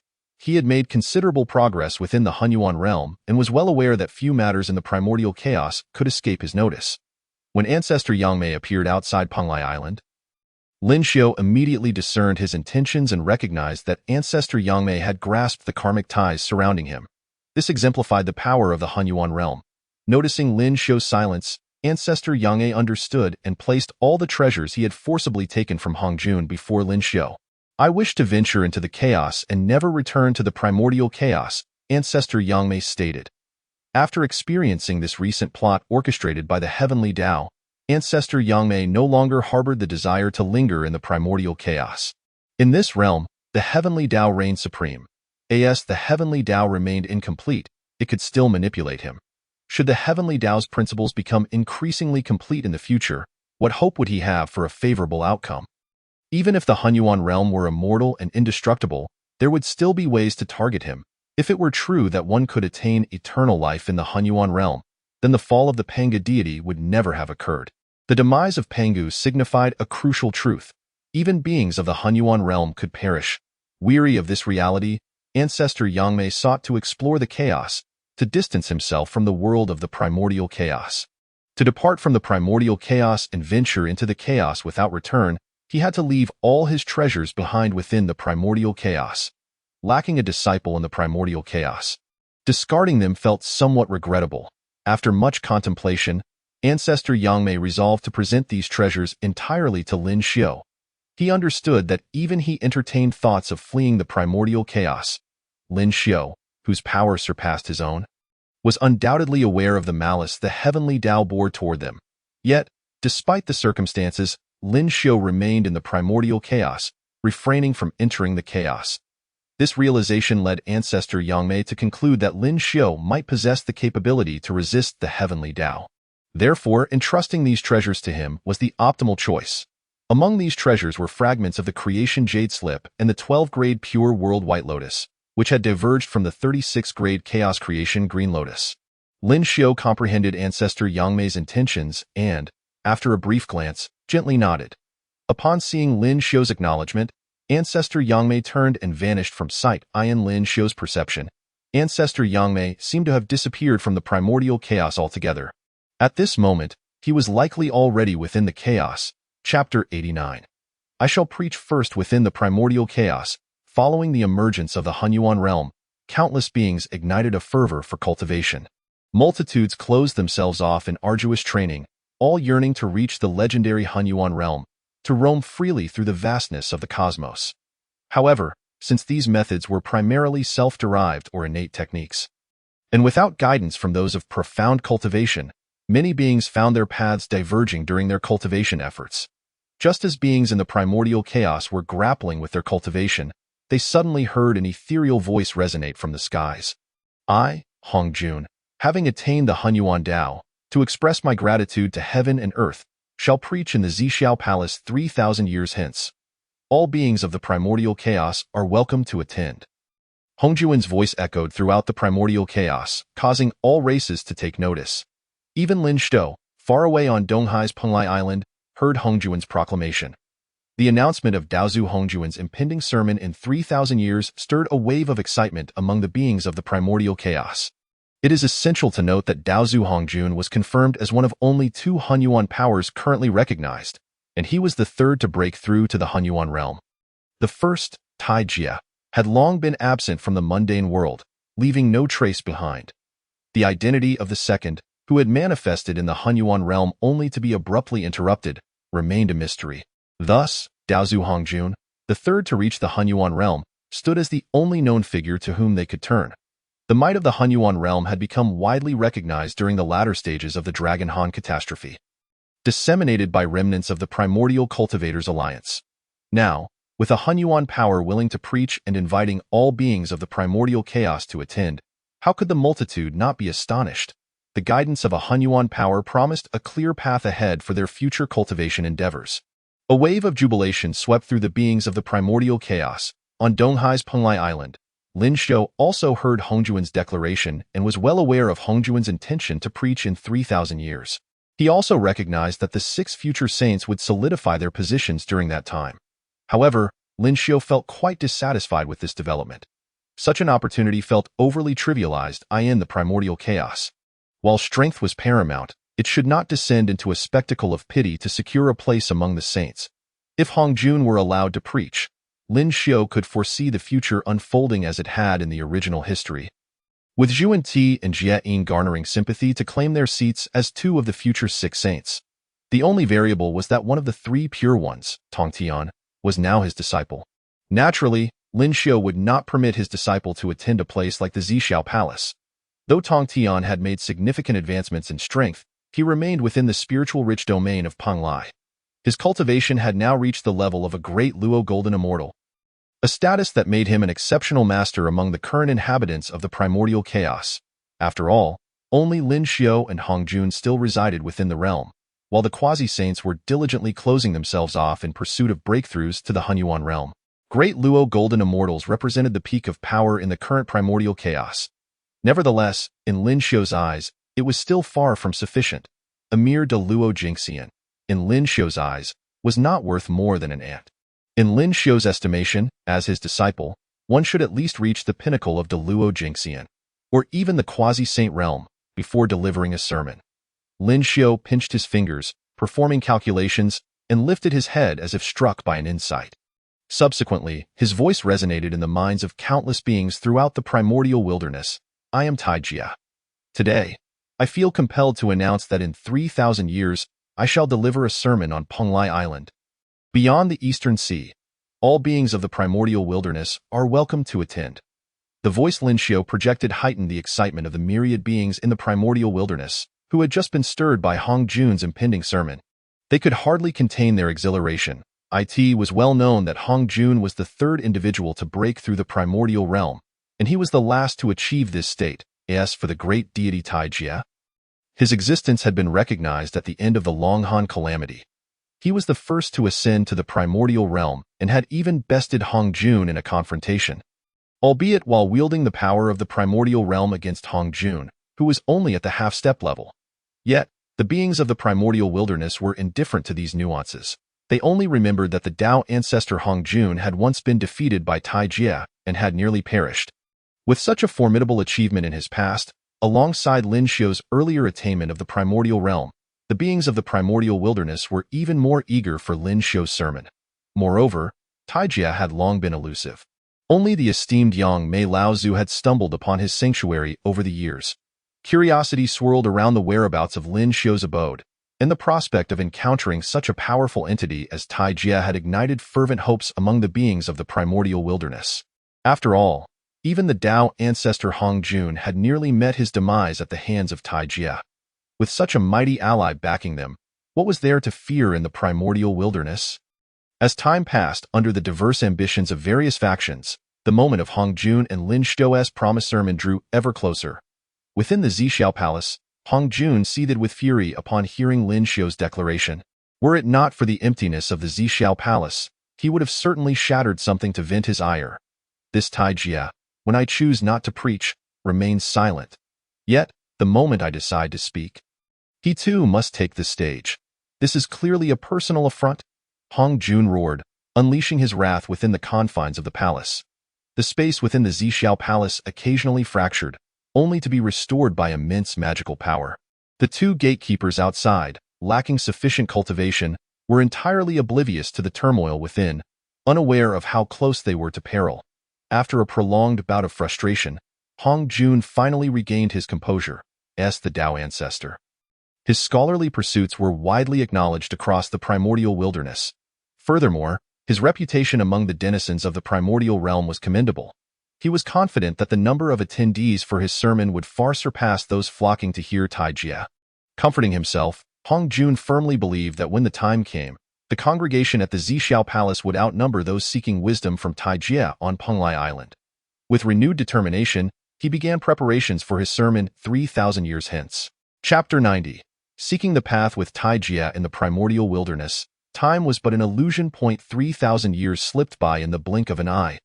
Above the eastern sea, a throng of beings surged, vibrant rainbows illuminating the sky. They were drawn to the legendary sanctuary of the great deity Tai Jia. 3 millennia prior, Lin Xiu had utilized his celestial powers to spread word of his impending sermon throughout the primordial wilderness. Consequently, the beings of the primordial realm became aware that Lin Xiu's sanctuary lay upon the eastern sea. However, the name Penglai was altogether unfamiliar. No one had ever heard of it. Thus, the quest for Penglai and the pursuit of wisdom from Tai Jia became the prevailing trend among the denizens of the primordial wilderness. Who among them was unaware that the prowess of the great deity Tai Jia far surpassed that of the Tao ancestor Hong Jun? With a better choice at hand, the beings of the primordial wilderness, who thrived on the principle of survival of the fittest, began their search across the eastern sea. The Long Han calamity had passed less than 100 millennia ago, and many beings had begun to recover. The demon race was gradually emerging, while beneath the Mount Buzhou, entities claiming to be part of the witch race had also surfaced.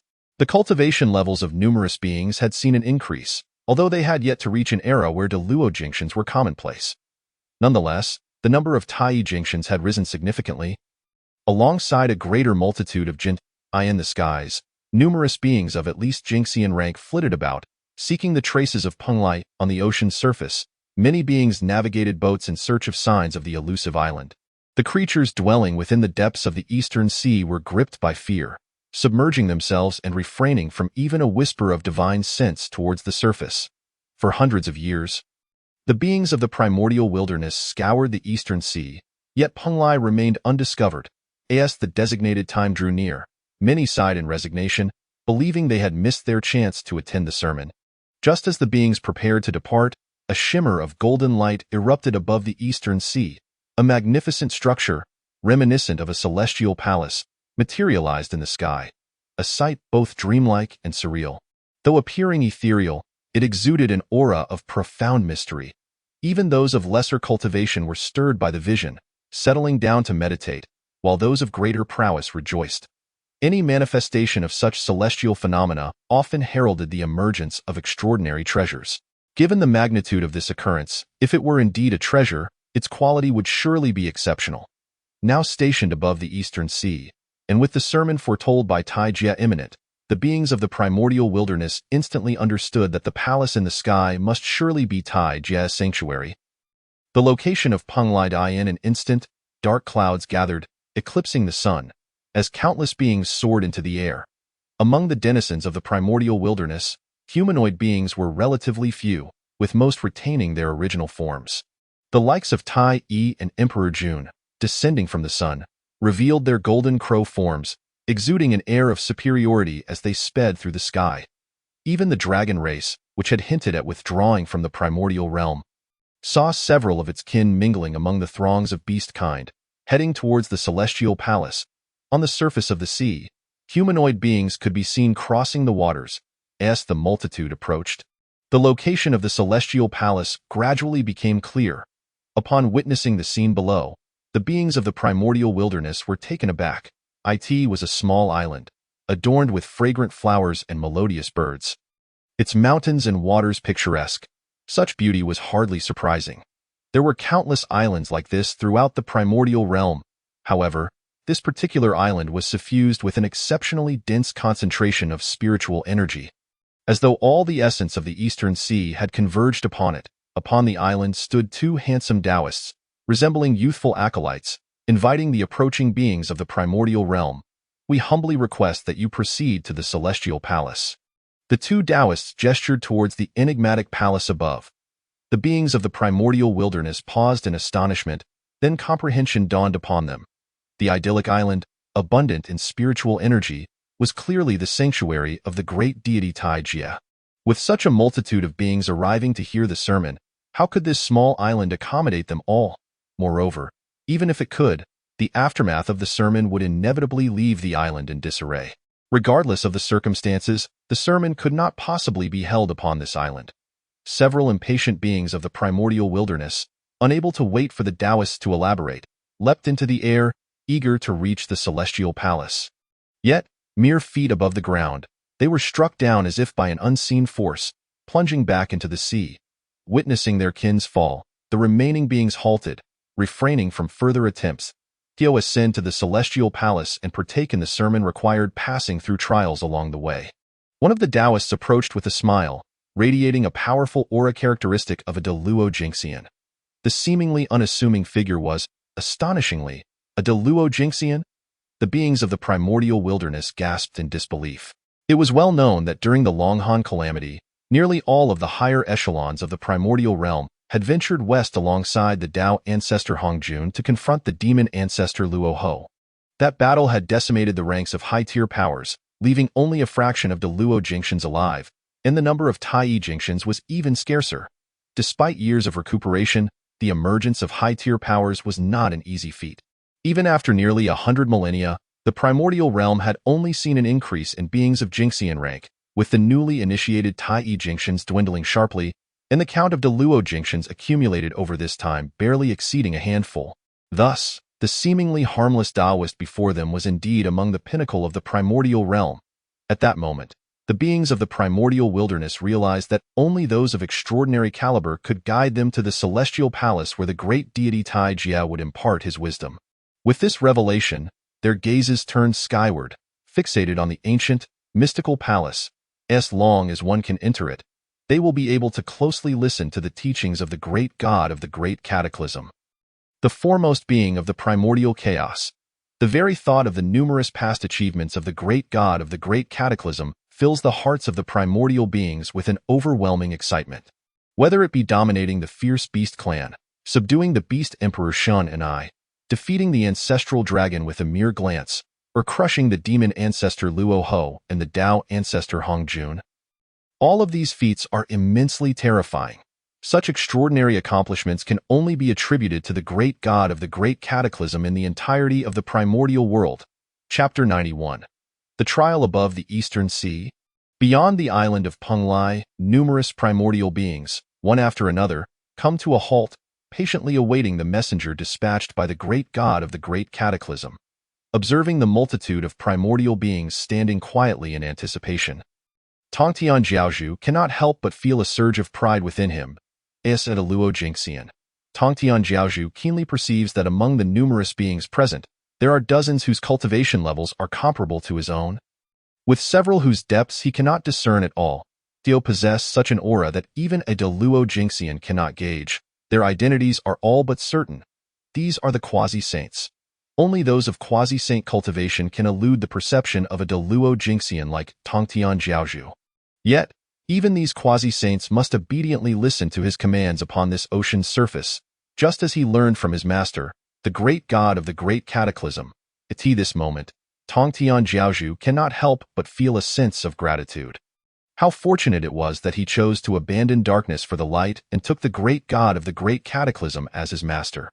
After a moment of reflection, he gazes at the myriad primordial beings before him and speaks calmly. There are numerous trials to be had in the heavenly palace. Those who succeed in the trials shall gain entry to the heavenly palace and listen to my master's teachings. After a brief pause, he notices the expressions of disappointment on many faces and continues, "Naturally, my master, embodying the celestial heart, possesses great benevolence. Thus, those who have yet to enter the heavenly palace need only sit quietly in the nearby waters." As soon as his words fall, a tremor shakes the very earth. Beneath the multitude of beings, a colossal island rises from the depths of the sea. In the heavens, several quasi-saints are filled with astonishment.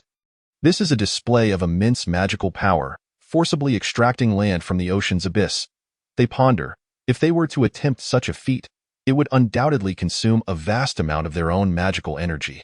For this is the primordial realm, which, following the calamity of the Dragon Han era, saw the Tao manifest and the rules of the world significantly reinforced. In the past, celestial immortals could split mountains and shatter stones with ease. Yet now even those of the golden immortal realm require substantial magical energy to perform such acts. The depths of the eastern sea are unfathomable, and to draw the seabed to the surface from such a chasm is a feat that earns the admiration of all primordial beings. This invisible hand evokes a deep respect for the great god of the great cataclysm among the primordial beings who have never met him. Many who believe they cannot pass the trials and ascend to the heavenly palace directly descend onto the suddenly emerged island. This island is vast enough to accommodate all the primordial beings present, allowing them to reveal their true forms. However, even with many beings having landed, there are still numerous primordial beings in the sky, their eyes gleaming with anticipation. "Now, please proceed." Tongtian Jiaozhu gestures with his hand and steps aside to stand with Zhang Yuanzi.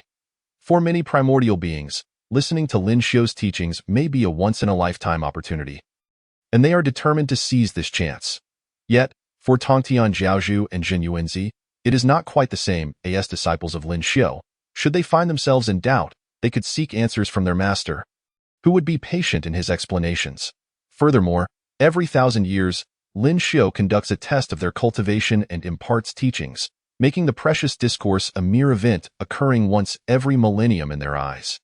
Though still valuable, it does not compel them to scramble for it like the others. Indeed, at this moment, the primordial beings are rushing towards the heavenly palace with great fervor. The heavenly palace is so high that it is visible across the entire eastern sea. Yet upon closer inspection, the primordial beings realize that the celestial palace suspended in the sky is not very large.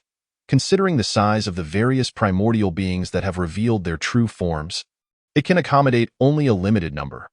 This implies that the number of beings that can enter the heavenly palace is exceedingly restricted. As for the notion of shrinking their forms to allow more beings to enter and listen to the teachings, that thought never crossed their minds. Although the calamity of the Dragon Han has concluded, enmities still exist among the myriad clans, who would permit their adversaries to enter the heavenly palace and gain proximity to the teachings of a primordial being, thereby enhancing their own power. The sentiment of such thoughts is not isolated. Rather, it permeates the majority of the primordial beings, each harboring grudges against one another. Thus, on the path to the trials for the heavenly palace, the primordial beings find themselves under immense pressure, while also entangled in battles with those nearby. In this sacred space of the primordial beings' teachings, no one dares to employ lethal force. fearing the wrath of the great god of the great cataclysm within the heavenly palace. If they were to perish, so be it, but to involve their clans would be an unwise trade-off. As the primordial beings consciously hold back, those who retreat land directly upon the surface of the sea, on that suddenly risen island. The multitude that once blotted out the sky has dwindled significantly by the time they approach the heavenly palace. Those who stand here possess at least the cultivation of golden immortals. Having successfully navigated the trials on the path to the heavenly palace, they enter it one after another. The Golden Crow Tai E and Emperor June, descending from the Sun Star, also successfully gain entry. Even 2 members of the Wu clan are among those who enter the heavenly palace. Moreover, Nuwa and her brother Fushi are present as well. In the outer heavens, within the Zixiao Palace, Hong Jun sits in meditation, his heart filled with extreme agitation. The 3,000-year period has arrived, yet only a scant few have reached the Zixiao Palace in his imagination. The myriad beings of the primordial world should have gathered to listen to the teachings of this sage. However, the few who sit within the Zixiao Palace now bring him little satisfaction. Among those seated is the being transformed from the first red cloud of heaven and earth, which is commendable. Then there is the demon clan member, Kuan-peng, also a worthy candidate for imparting teachings. What brings Hong Jun joy is that 2 of the 3 pure ones are present, as the representative of the Tao. Hong Jun is well aware that after Pangu opened the heavens and forged the primordial world, his primordial spirit divided into 3 parts, giving rise to the 3 pure ones. It is a pity that only 2 have arrived. Chapter 92. It's all the fault of the great cataclysm in the primordial world. 2 beams of rainbow light soar from the west, streaking through the sky toward the outer heavens. Within these beams are 2 Taoists, their expressions laden with sorrow, since that year when Lin Xiu completely plundered the primordial entity of Zhuanti. The Gongjin Bodhi tree, the severely wounded Zhuanti, has spent a long time recovering. Even before he could take shape, he suffered severe damage when the western spiritual vein was detonated. By the time Zhuanti was able to take form, it was already the end of the Dragonhan calamity.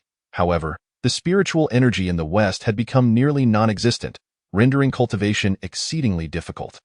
After years of self-recovery, the spiritual energy in the west remains painfully sparse. Under such circumstances, Zhuanti has yet to break through to the golden immortal realm. 3,000 years ago, upon hearing the news that Tao ancestor Hong Jun and the great god of the great cataclysm would impart teachings, Zhuanti hesitated.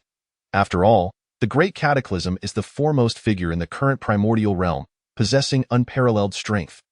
Furthermore, he is the first being in the entire primordial world to break through to the primordial realm. Having been able to achieve such an understanding of the Tao over so many years, it stands to reason that his comprehension surpasses that of Tao ancestor Hong Jun. Yet, every time Zhuanti thinks of the great cataclysm, he is seized by an involuntary fear. The memory of that day when the great cataclysm stripped him bare remains vivid in his mind, although it is unlikely that he would act against all primordial beings. The depths of the primordial realm are unfathomable. Even if he secretly laid some trap, Zhuanti might not even be aware of it. After all, the gap between his current realm and that of the primordial realm is simply too vast. Thus, considering the past grievances with the great cataclysm, it seems more fitting for him to listen to Tao ancestor Hong Jun's teachings. However, that is indeed the great cataclysm imparting teachings, and with the great cataclysm concurrently teaching. Zhuanti imagines that the Zixiao Palace will be quite crowded. He and his senior brother, Jejing, were born and raised in the West, and the current spiritual energy of the West is still thin due to the detonation of the spiritual vein by Luo Ho years ago. Although it has been repaired over many years, it remains exceedingly sparse. Furthermore, the final battle of the Dragonhan calamity took place in the West, where there was even a confrontation involving a half-step primordial challenging a primordial. Under multiple factors, the strength of both Zhuanti and his brother Jejing has diminished significantly. In the primordial world, strength reigns supreme. Those with power wield considerable influence in all matters, while the weak can only be oppressed. The feeble strength of Zhuanti and Jejing likely means that upon arriving at the Zixiao Palace, they may not even secure a place to sit in meditation. However, their weakness in strength dictates that they cannot forcibly seize a place, let alone act against a primordial being. Thus, it became imperative to approach the matter from alternative angles. Zhuanti pondered in the air, resolving that when the time came to arrive at the Purple Cloud Palace, He would resort to evoking sympathy. He would lament the current plight of the western regions, bemoan the tragic state of affairs there, and recount the substantial contributions he and his fellow disciples had made towards the resurgence of the West. Daozu Hongjun had once participated in the battle against Luo Hu in the West, and there was a certain connection between the decline of the West and his past endeavors. If he could leverage this angle, he might sway Daozu Hongjun and gain his favor. While Zhu Ti contemplated what to say later at the Purple Cloud Palace and how to elicit sympathy, he made his way towards the outer heavens. Upon Zhu Ti and Jie Yin's arrival at the entrance of the Purple Cloud Palace, they were struck by an unsettling sight. The palace stood desolate and devoid of any presence. It was inconceivable. In the vastness of the primordial world, life was abundant beyond measure. Even if merely 1/10 of the living beings had come to the outer heavens to listen to the teachings, it should have been a gathering of celestial beings, a sight to behold. At the very least, there ought to have been numerous souls, lacking the qualifications to enter, yet waiting outside the palace to hear the discourse. Yet, now, the exterior of the Purple Cloud Palace was utterly empty. Not a single creature, not even a demon, could be found within its confines. The absence of life rendered the Purple Cloud Palace extraordinarily quiet and isolated. Although he had suspected as much, Zhu Ti and Jie Yin were still taken aback upon stepping inside the palace. There were only a handful of individuals present, counting Zhu Ti and Jie Yin. The total barely exceeded 5. The startlingly sparse attendance left Zhu Ti in a state of shock. Given that Daozu Hongjun and Tai Jie's teachings were being delivered simultaneously, if the Purple Cloud Palace was so empty, the scene at Tai Jie's venue must have been quite the spectacle. Furthermore, the fact that the two brothers had chosen to come to the Purple Cloud Palace while both Daozu Hongjun and Tai Jie were delivering their teachings would surely offend Tai Jie. This realization paled Zhu Ti's countenance. Nonetheless, in the presence of the great Pangu, he managed to steady his emotions. Inside the Purple Cloud Palace, upon noticing the arrival of newcomers, Kuan-Ping merely cast a fleeting glance before disregarding them entirely. Hong Yun sat cross-legged atop a mat, offering a warm smile to the newly arrived Zhu Ti and Jie Yin. Laozi and Yuan Shitianzun observed with a detached demeanor, remaining silent. High above, Hong Jun sensed the entrance of living beings into the Purple Cloud Palace. A sweep of his divine awareness brought him a modicum of solace. These two possessed commendable backgrounds, one of whom was even transformed from the innate Gongjin Bodhi tree. Originally destined for greatness, they showed signs of attaining the status of a saint. However, in Hongjuan's eyes, they now appeared to be in decline. The path ahead seemed dim. Nevertheless, as a being of primordial power and the voice of the heavenly Tao, altering destinies was not a challenge for him. Now that these two had arrived at the Purple Cloud Palace, it was their opportunity. Hong Jun said nothing but directly guided Zhu Ti and Jie Yin to the remaining 2 mats. Originally, these 6 mats represented the positions of sages, places that all living beings in the primordial world sought to claim through their own fortunes. Yet now, it was nearly impossible to gather even 6 individuals. Leaving Hong Jun deeply contemplative, his anger towards Lin Xiao intensified. Had Lin Xiao not been delivering teachings today, the Purple Cloud Palace would never have been so desolate. All of this was the fault of Tai Jie. Chapter 93. The beginning of the Heavenly Palace teachings, accepting disciples among the 3,000 guests on Penglai Island. Within the Heavenly Palace, Lin Xiao sat cross-legged in the void, nodding slightly at the myriad beings entering the palace. The number of arrivals exceeded his expectations by a considerable margin. He had anticipated that only 3,000 would gain entry, but observing the current trend, it was evident that the count would far surpass that.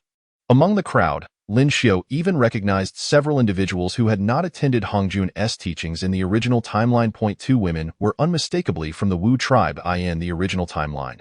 The Wu tribe neglected the cultivation of their primordial spirit and disrespected the heavens. Naturally, they held no regard for Hongjun's teachings and did not attend. Yet now, members of the Wu tribe had appeared in his heavenly palace to listen to his lecture. The number of women in the Wu tribe was limited, and those capable of reaching the heavenly palace were even fewer. If he was not mistaken, these 2 women should be Ho Tu and Xian Ming among the 12 ancestor witches. Other familiar figures were also present, such as the 2 golden crows from the Sun Star, Tai Yi and Di Jun, as well as the serpent-bodied Fuxi and Enhua. Even the venerable ancestor of the Blood Sea, Ming He, had made an appearance in the heavenly palace. Seeing that the heavenly palace was now graced by 3,000 souls, Lin Xiu focused his thoughts, causing the gates of the palace to close with a resonant chime. Outside, many primordial beings who had yet to enter wore expressions of disappointment as they descended, lingering on the island. Meanwhile, within the heavenly palace, 6 lotus platforms gradually ascended, suspended in midair. Noticing Lin Xiu's silence and the extraordinary nature of the lotus platforms, the 3,000 beings instantly recognized that opportunities lay upon them. They eagerly sought to claim the platforms. Yet, as this was the domain of the heavenly palace and the place of Tai Jia's teachings, they refrained from resorting to violence. Numerous beings endeavored to seize the 6 lotus platforms using their own strength. Nearest to the platforms, Enhua and Fushi swiftly darted onto the platforms, claiming 2 of the positions. The remaining 4 platforms, however, yielded unexpected results for Lin Xiu.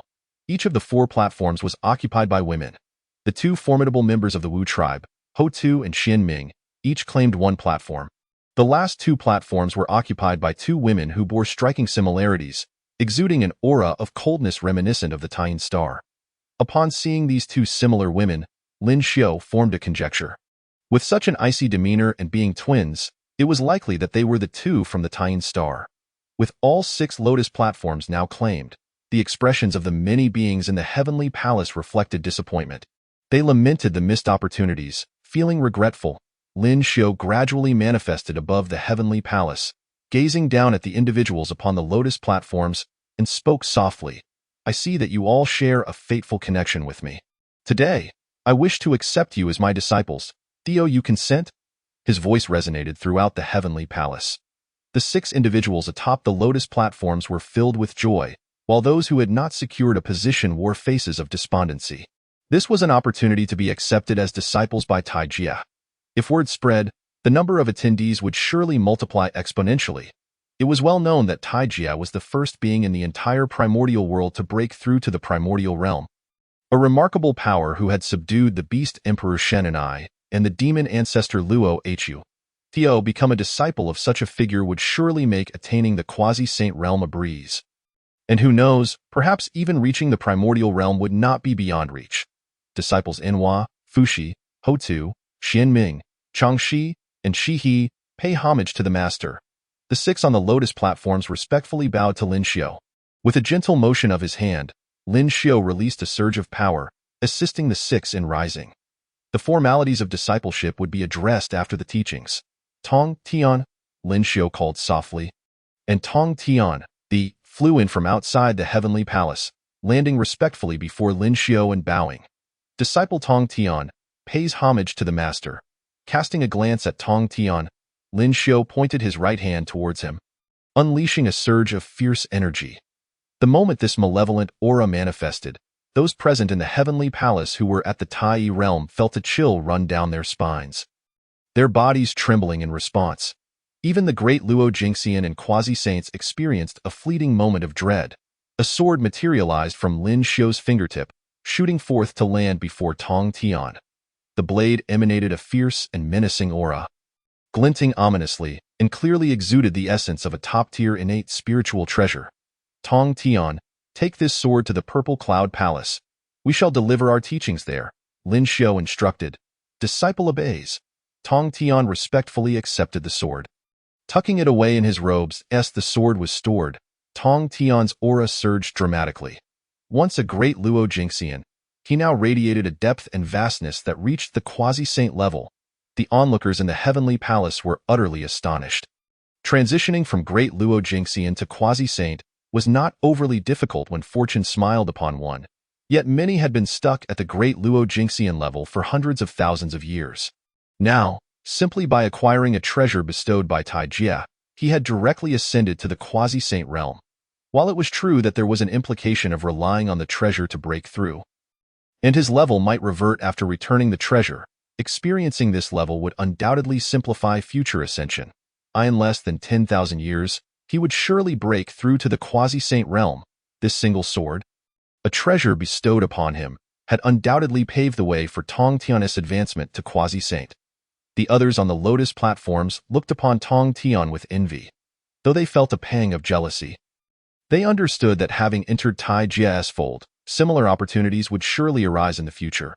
Achieving the quasi-saint realm through the gifting of a single treasure would likely be a straightforward endeavor in the presence of their master. Each was filled with hope for their futures. Tong Tian, realizing the change in his cultivation, understood it was a chance granted by his master, and he bowed once more in gratitude to Lin Xiu. Disciple Tong Tian, I express my gratitude to my master. Only Tong Tian comprehends that, with the aid of the Zhuxian sword, he has surmounted to the quasi-saint realm. Following this breakthrough, he intends to retreat into seclusion on Penglai Island, where, given a millennium at most, he shall firmly establish his status as a quasi-saint. Presently, Penglai Island has undergone a unification of 3 islands, now abundant in spiritual energy, rendering the process of transcendence considerably simpler. After paying his respects, Tong Tian, bearing the Zhuxian sword from the heavenly palace, ascending into the celestial realm beyond. Chapter 94.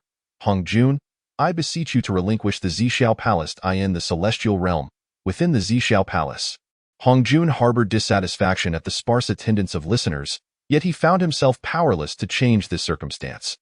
Although he had attained the Hunyuan realm, compelling the beings of the Honghuang to come forth and listen to his teachings would be contrary to the natural order. Reluctantly, Hong Jun eased the restrictions, thereby attracting numerous lower-tier innate beings, gathering a total of 3,000 worldly guests. Once the assembly of 3,000 was complete, Hong Jun commenced his discourse as requested by the heavenly decree. In an instant, the sound of the Tao resonated throughout the palace, with Hong Jun's voice echoing within the Zhixiao Palace. However, not long into his teachings, a surge of malevolence interrupted him. The doors of the Zhixiao Palace burst open, and a figure, cradling a long sword, entered with an air of indifference. The attendees within the Zhixiao Palace, engrossed in Hong Jun's lecture, turned in astonishment towards the entrance. After all, the Zhixiao Palace was, in essence, Hong Jun's sacred ground, and he was one of the few Hunyuan powers in the Honghuang. How could such a formidable figure's sanctum be so brazenly intruded upon? Upon recognizing the intruder, the expressions of Laozi and Yuanshi Tianzuan shifted dramatically. The man, holding the long sword, was none other than their brother, the Tongtian. During the primordial chaos, when Pangu's essence split into 3, it transformed into the Sanqing. Under the suppression of the Great Calamity, Laozi and Yuanshi Tianzuan managed to escape with the protection of the Pangu banner, while their third brother, Tongtian, was seized by the Great Calamity. This event had long since instilled a deep-seated resentment within Laozi and Yuanshi Tianzuan, preventing them from daring to attend Lin Xiu's teachings. Yet now, their brother had unexpectedly reappeared before them, leaving them utterly astonished. Through years of arduous cultivation, both Laozi and Yuanshi Tianzuan had attained the great Luo Golden Immortal Realm in this diminished Honghuang. Due to the Dragonhan calamity, they were considered formidable beings. This bred a sense of confidence in their own strengths. They believed that after so many years, their brother Tongtian, who had been taken away by the Great Calamity, would have only attained the Golden Immortal Realm at best. Yet upon their reunion, they found that their brother's cultivation was so profound it eluded their comprehension. It was a shocking realization. They were, after all, great Luo Golden Immortals. The fact that they could not discern his level of power left them hesitant to ponder further. After all, that realm could easily suppress them with a mere gesture. This realization only deepened their envy towards Tongtian's current prowess and the significance of his presence here. While they were still contemplating how to become disciples of a Hunyuan powerhouse, their third brother, the Tongtian, had already positioned himself as a representative of such an entity. Unbeknownst to Tongtian, who was oblivious to the myriad thoughts swirling in his brother's minds, he had long since relinquished any expectations of them after being abandoned during the chaos. Faced with Hong Jun, who was delivering a lecture in the Zhixiao Palace, Tongtian raised his voice and proclaimed, I humbly request that sage Hong Jun vacate the Zhixiao Palace, for my master shall deliver teachings here. Although Tongtian's words were courteous, their underlying meaning was anything but in the vastness of Honghuang, who was unaware that the Zhixiao Palace was Hong Jun's sanctum. Moreover, he had publicly announced that he would lecture today within the Zhixiao Palace. To relinquish his domain during his own discourse would be an immense humiliation. Should he yield, how could he maintain his reputation within Honghuang?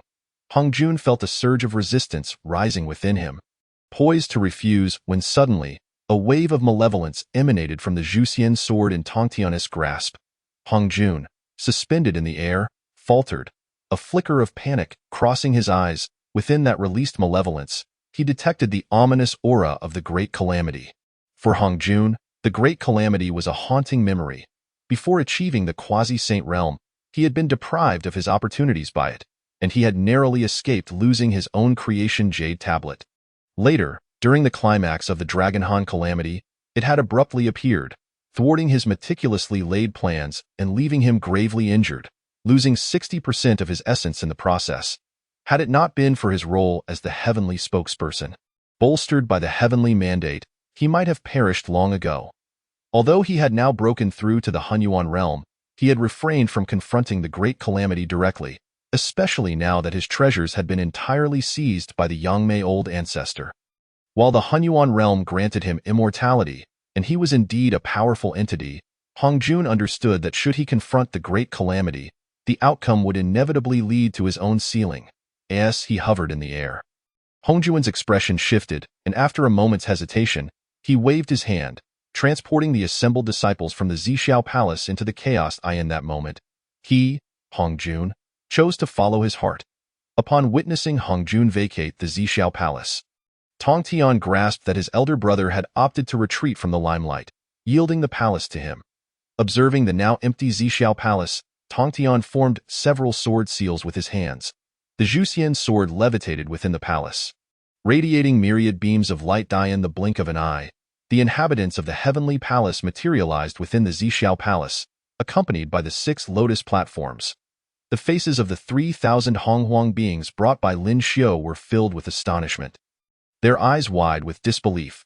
The distance from Penglai to the Zixiao Palace in the celestial realm was vast.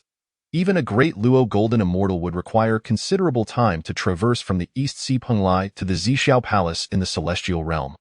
Yet, they had traversed that distance in an instant.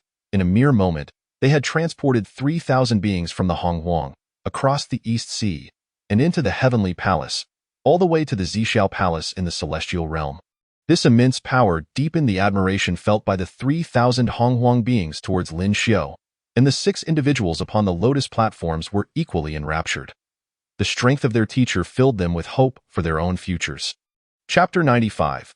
A humiliation that echoes throughout Honghuang within the celestial realm. Outside the Zixiao Palace, although Hongjun had yielded his domain due to Lin Xiu's formidable reputation, he still harbored a sense of discontent. He was confident that, despite his slight inferiority in power compared to the Great Calamity, he was undoubtedly superior in the realm of teachings, as a remnant of the 3,000 chaotic demons. He had acquired fragments of the creation Jade Tablet that recorded the 3,000 paths. Furthermore, he was the spokesperson for the heavenly decree. Under these circumstances, he believed his understanding of the Tao was unparalleled within Honghuang, which fueled his confidence in his teachings. Hongjun's consciousness spread beyond the Zixiao Palace, yet he dared not intrude upon his former domain. He distinctly sensed a presence within the Zixiao Palace that rivaled his own, perhaps even surpassing him. Now that he had reached the Hunyuan realm, there were merely 3 others in the entirety of Honghuang who could claim the same. The aura of the Yangmei Old Ancestor, who had stolen all his treasures, was familiar to him. He would recognize it without hesitation. However, the presence within the Zixiao Palace was not that of the Yangmei Old Ancestor. Thus, the identity of this aura's owner was evident. Deep within Hongjun's heart, a shadow of fear regarding the Great Calamity lingered. After all, during their initial confrontation, he had been defeated in a single blow while still at the half-step Hunyuan realm. Had the Great Calamity been willing, he might have perished on Shumi Mountain. Though he had narrowly escaped, achieving the Hunyuan realm with the aid of the heavenly decree had inflated his ego, leading him to consider seeking vengeance against the Great Calamity. However, upon regaining his clarity and sensing the aura within the Zixiao Palace, Hongjun understood that his strength was still far inferior to that of the Great Calamity. Though both were in the Hunyuan realm, the path of cultivation was endless. It was evident that the Great Calamity had traversed many more steps within this realm. His level of mastery was well beyond Hongjun's, and he possessed numerous powerful treasures. The disparity in strength between Hongjun and the Great Calamity was insurmountable. At this moment, Hongjun began to entertain the notion of abandoning his quest for vengeance against Lin Xiu. Nevertheless, a lack of strength did not equate to a lack of prowess in teachings. As Hongjun contemplated the unfolding events surrounding Lin Xiao, he suddenly perceived a violent fluctuation in the space outside the Zixiao Palace. In the blink of an eye, a multitude of beings appeared before the Zixiao Palace. Among these beings, the weakest possessed the strength of a celestial immortal, and many were golden immortals. The sudden emergence of such a multitude of Honghuang beings left Hongjun utterly astonished. The sudden emergence of these primordial beings numbered in the thousands. It recalled the time when the disciples of the Great Calamity had approached him with the divine sword, requesting that he relinquish the Zixiao Palace. Claiming they would expound the Tao here in that moment, Hongjun realized that these primordial beings were indeed those who had come to participate in the Great Calamity's lecture. However, to his knowledge, these beings should have been in Panglai. Beyond the Eastern Sea, the distance from the Eastern Sea to this heavenly realm was immense. Even for Hongjun himself, traveling from the Eastern Sea to this heavenly realm would require considerable time. Observing the astonished expressions of these beings, it seemed they too had not anticipated finding themselves outside the Zixiao Palace in this heavenly realm. A terrifying thought flashed through Hongjun's mind. He couldn't be. He murmured softly. Fortunately, he had not yet resumed his lecture and was seated in meditation amidst the void, his whispered words unheard by anyone. Outside the Zixiao Palace in the heavenly realm, although the many primordial beings had been abruptly transported from the island beyond the Eastern Sea and were somewhat flustered, they soon regained their composure when the master of Tongtian emerged from the Zixiao Palace wielding the sword of extermination. Among these primordial beings, none possessed a cultivation level surpassing the Great Luo realm.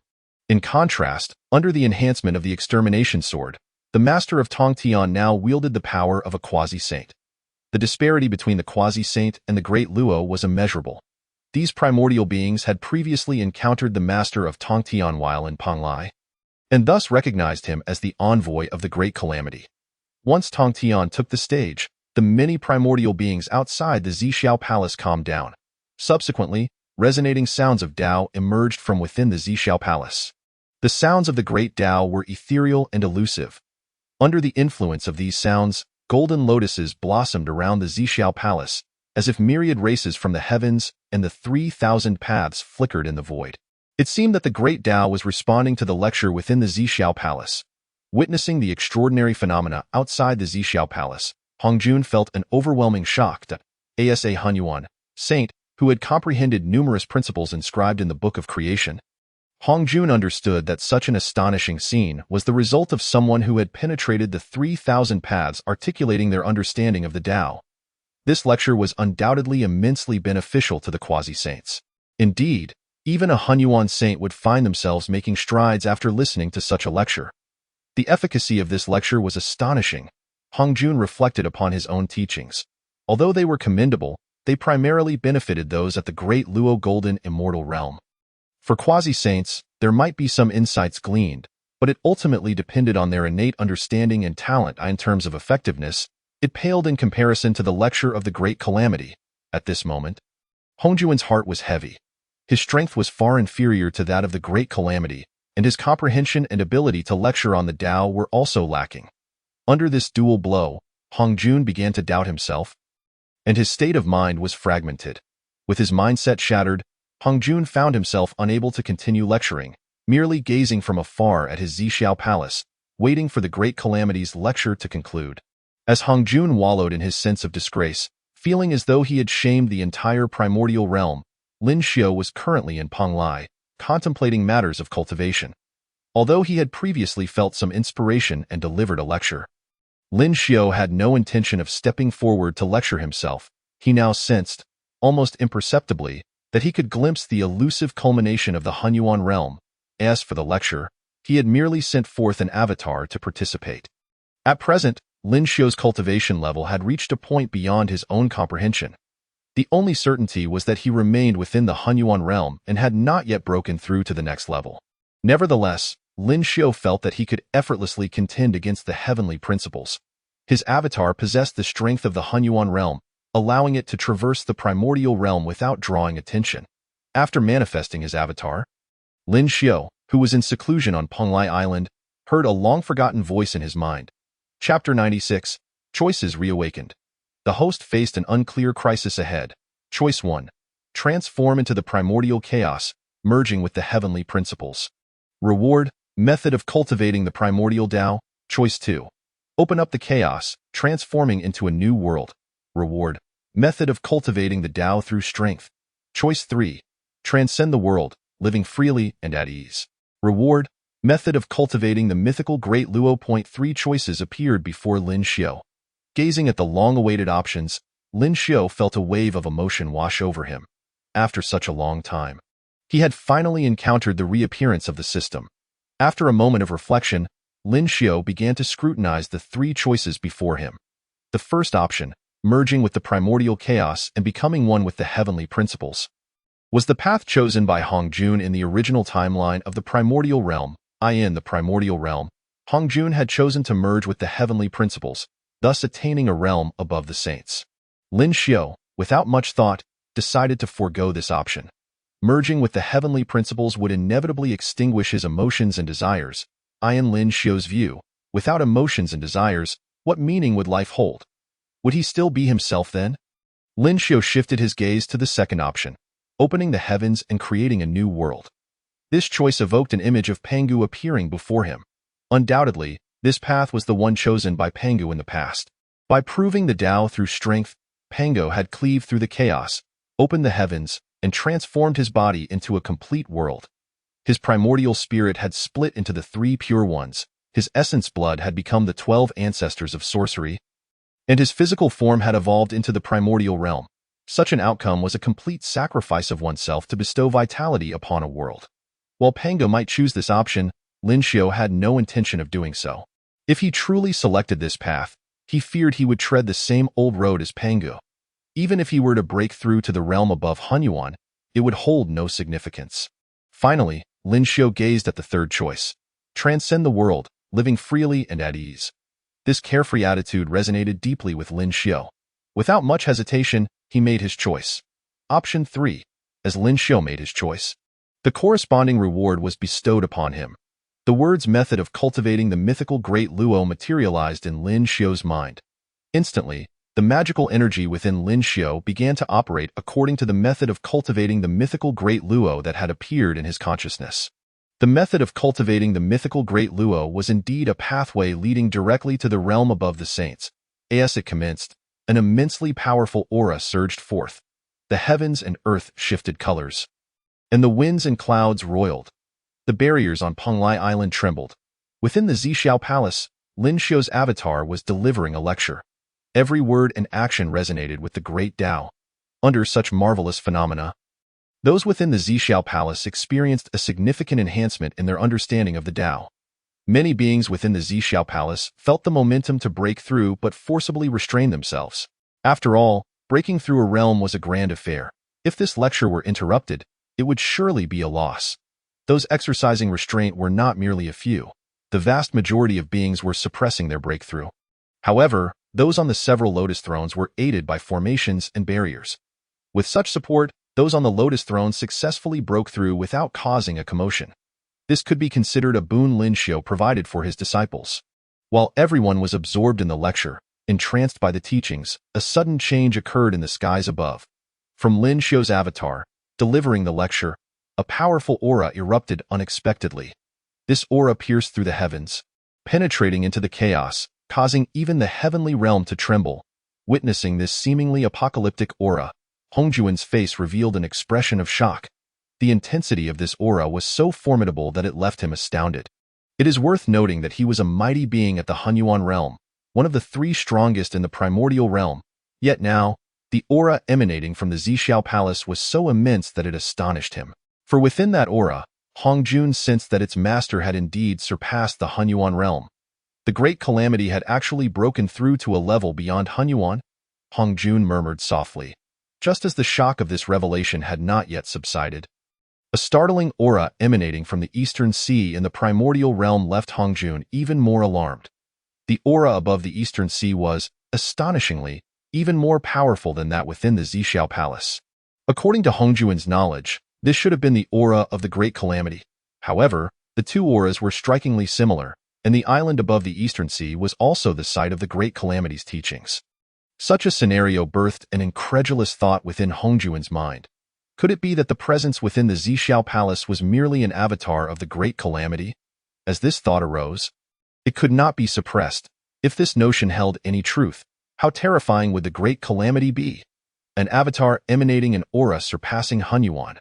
The essence of the true body seemed to be on the verge of transcending the primordial realm. At this moment, Hongjun also sensed the dread of the heavenly principles. Despite being the heavenly principles of the primordial realm, which should have been the most powerful existence therein, it now trembled in fear before the might exuded by the Great Calamity. This realization left Hongjun deeply apprehensive. After all, his greatest support was the heavenly principles of the primordial realm. His plan was to merge with the heavenly principles once they had perfected themselves, thereby usurping their position.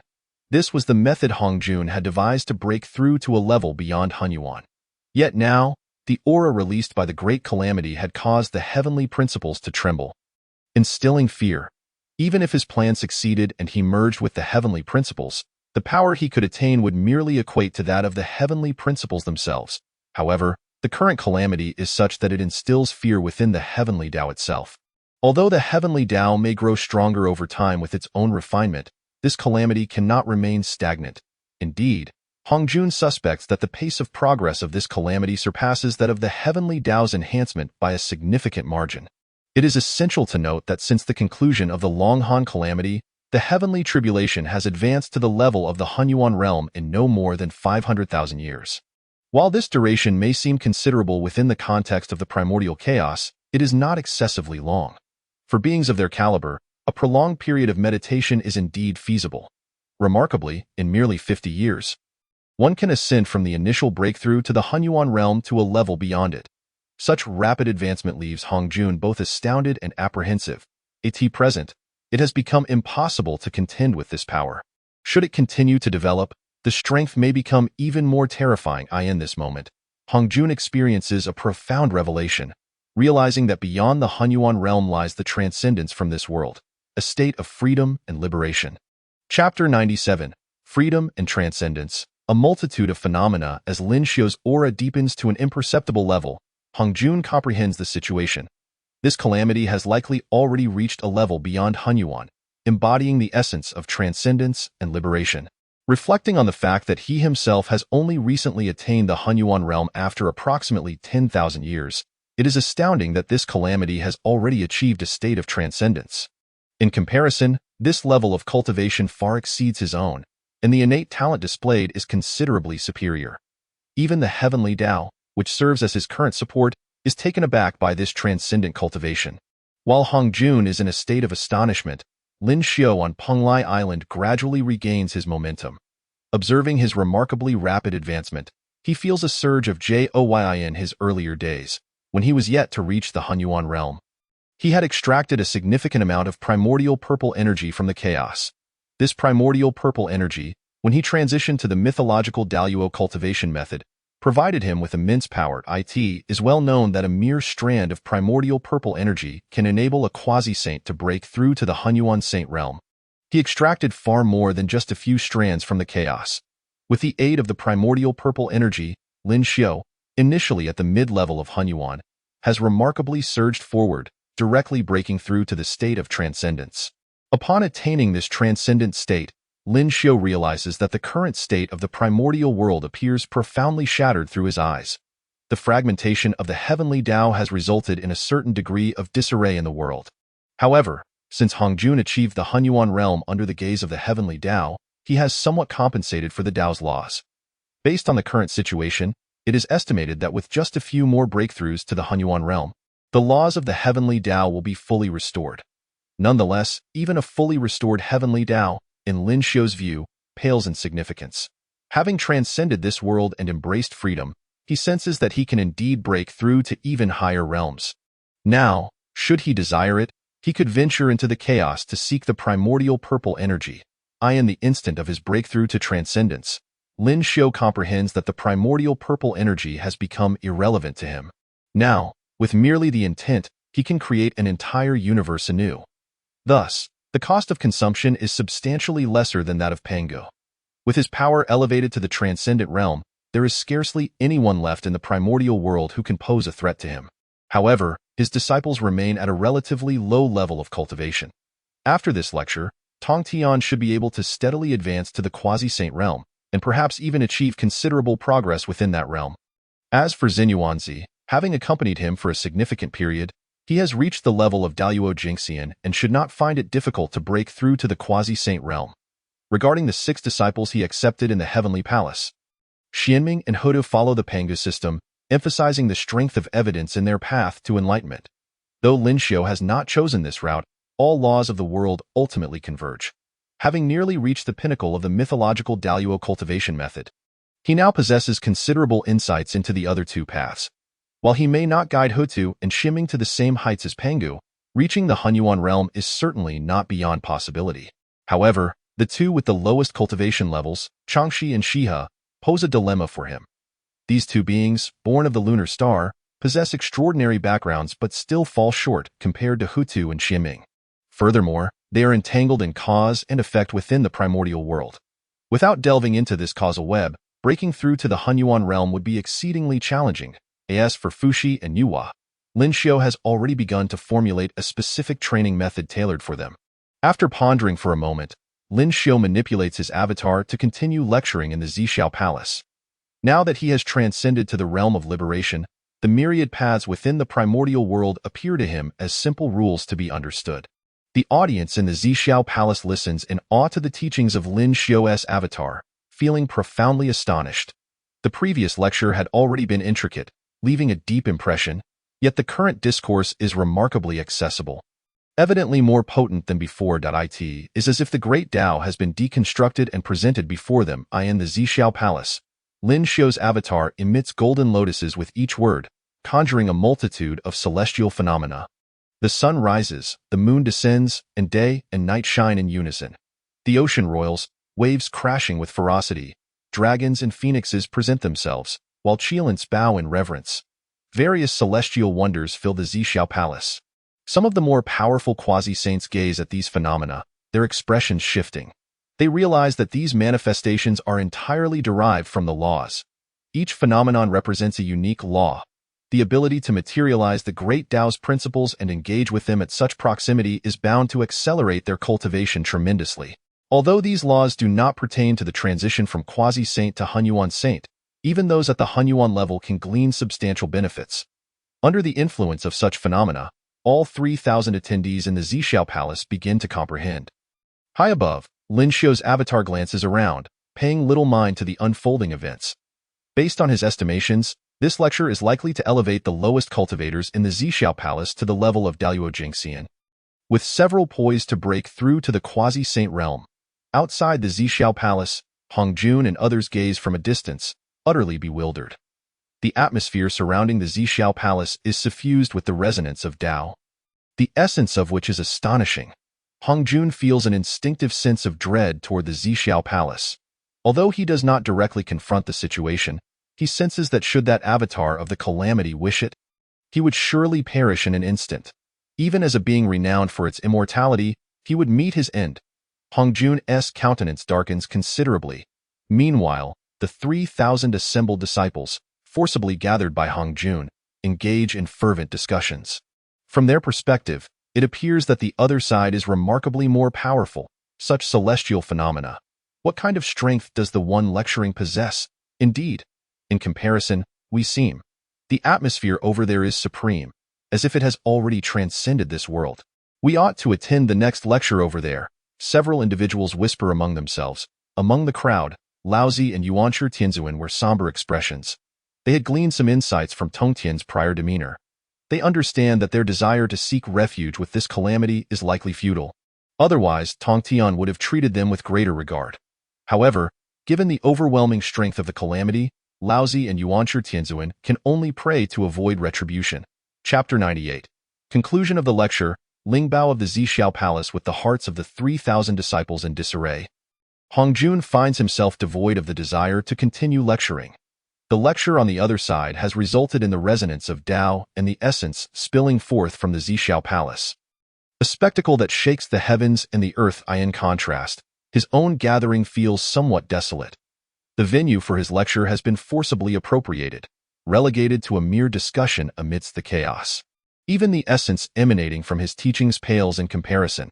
Amidst this vast gulf of disparity, the 3,000 disciples, whom Hongjun painstakingly assembled, have lost all interest in his teachings, under the weight of Hongjuan's grim expression. The first lecture concludes in this manner. Within the Zixiao Palace, Lin Xiu's teachings also approach their conclusion. He intends to deliver several lectures in total.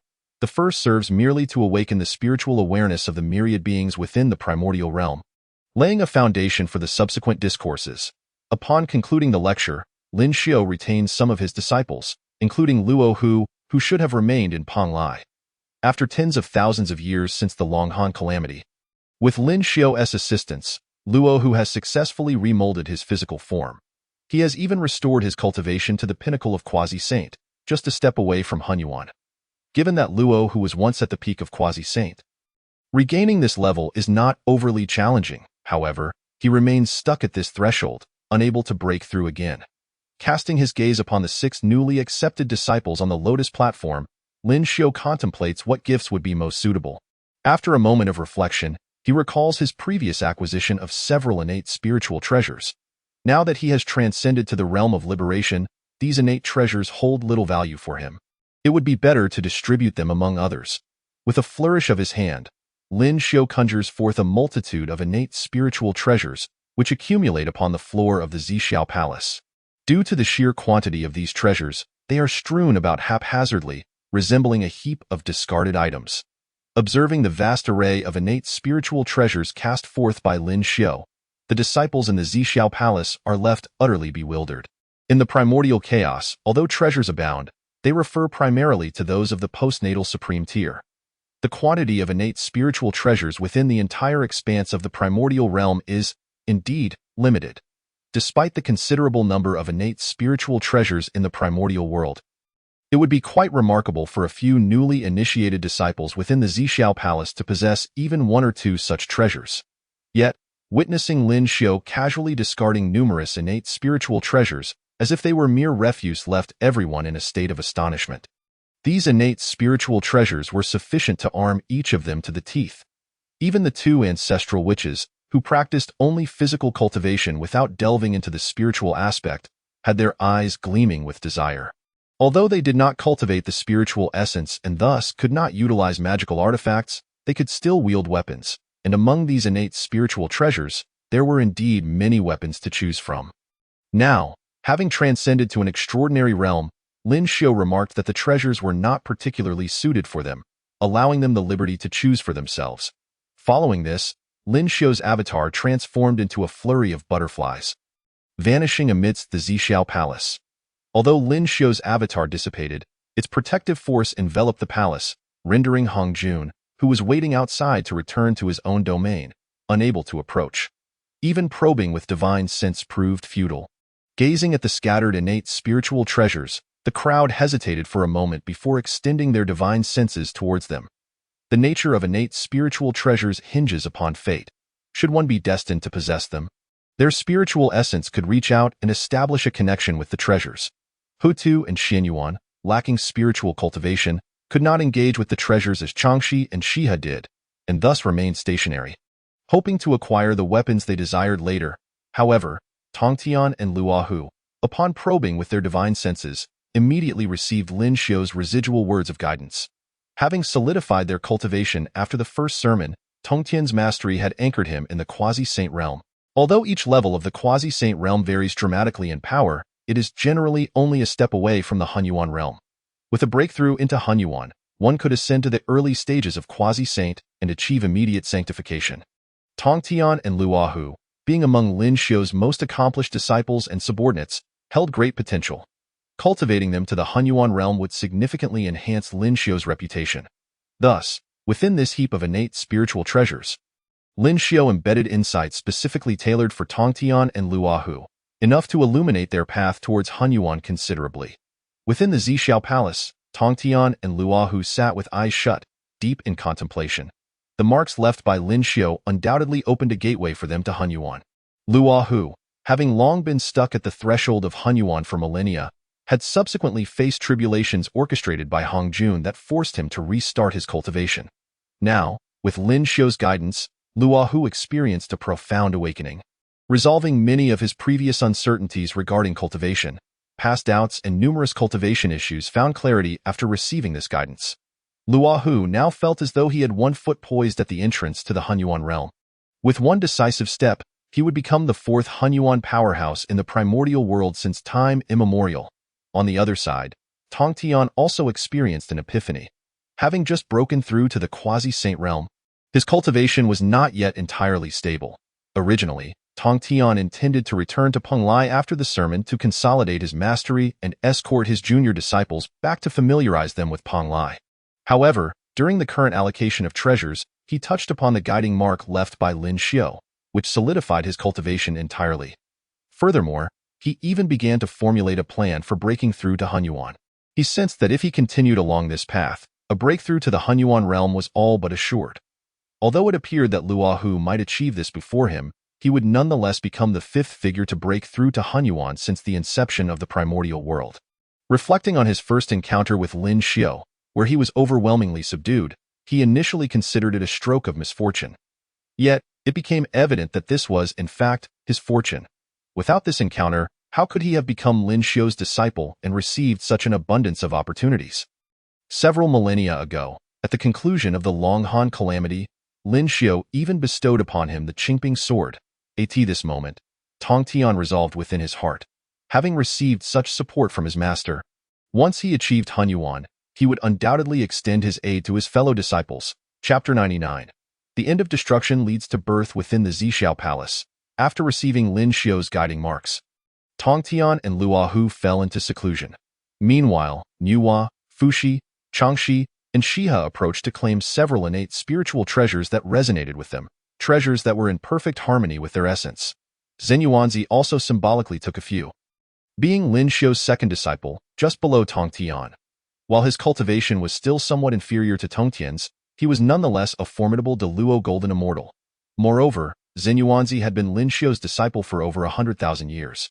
In the spirit-rich environment of Penglai Island, combined with Lin Xiu's occasional guidance, although Zenyuanzi had yet to break through to the quasi-saint realm, his foundation far surpassed that of an ordinary quasi-saint. Given his current pinnacle of Deluo golden immortal cultivation, challenging a mid-stage quasi-saint posed no difficulty for Zenyuanzi. After they collected their treasures, Hutu and Xinyuan took a few suitable weapons. They held no grievances regarding the final selection of treasures. After all, the 12 ancestral witches did not cultivate spiritual essence but focused purely on physical form, i.e. the primordial realm. Aside from the witch clan, nearly every other faction practiced spiritual essence cultivation to varying degrees. Even those who solely refined their bodies typically engaged in some form of spiritual essence training, albeit to differing extents. After all, wielding magical artifacts necessitates the use of spiritual essence. However, the witch clan possessed not a trace of spiritual essence. They even preferred to rely solely on their physical forms, considering them the ultimate weapon.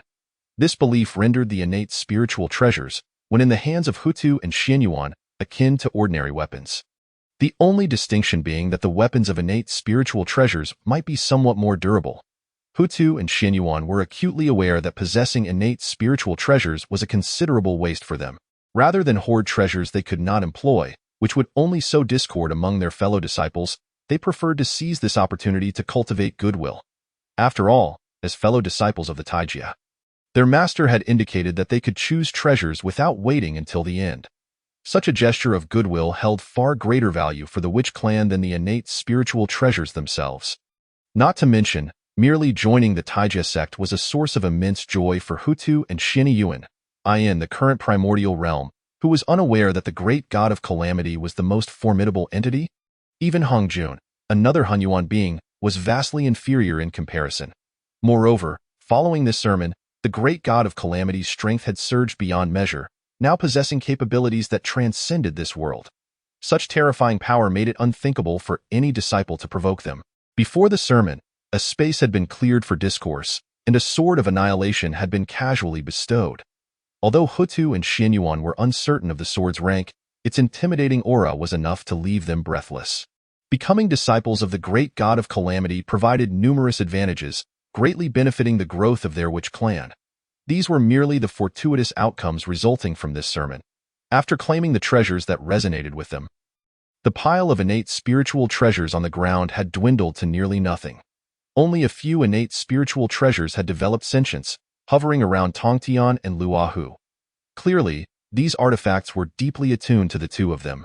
Luohu, having swiftly comprehended Lin Xiu's guidance, suddenly opened his eyes. Upon doing so, the crimson hue within his gaze seemed poised to engulf the entire world in a torrent of bloodlust.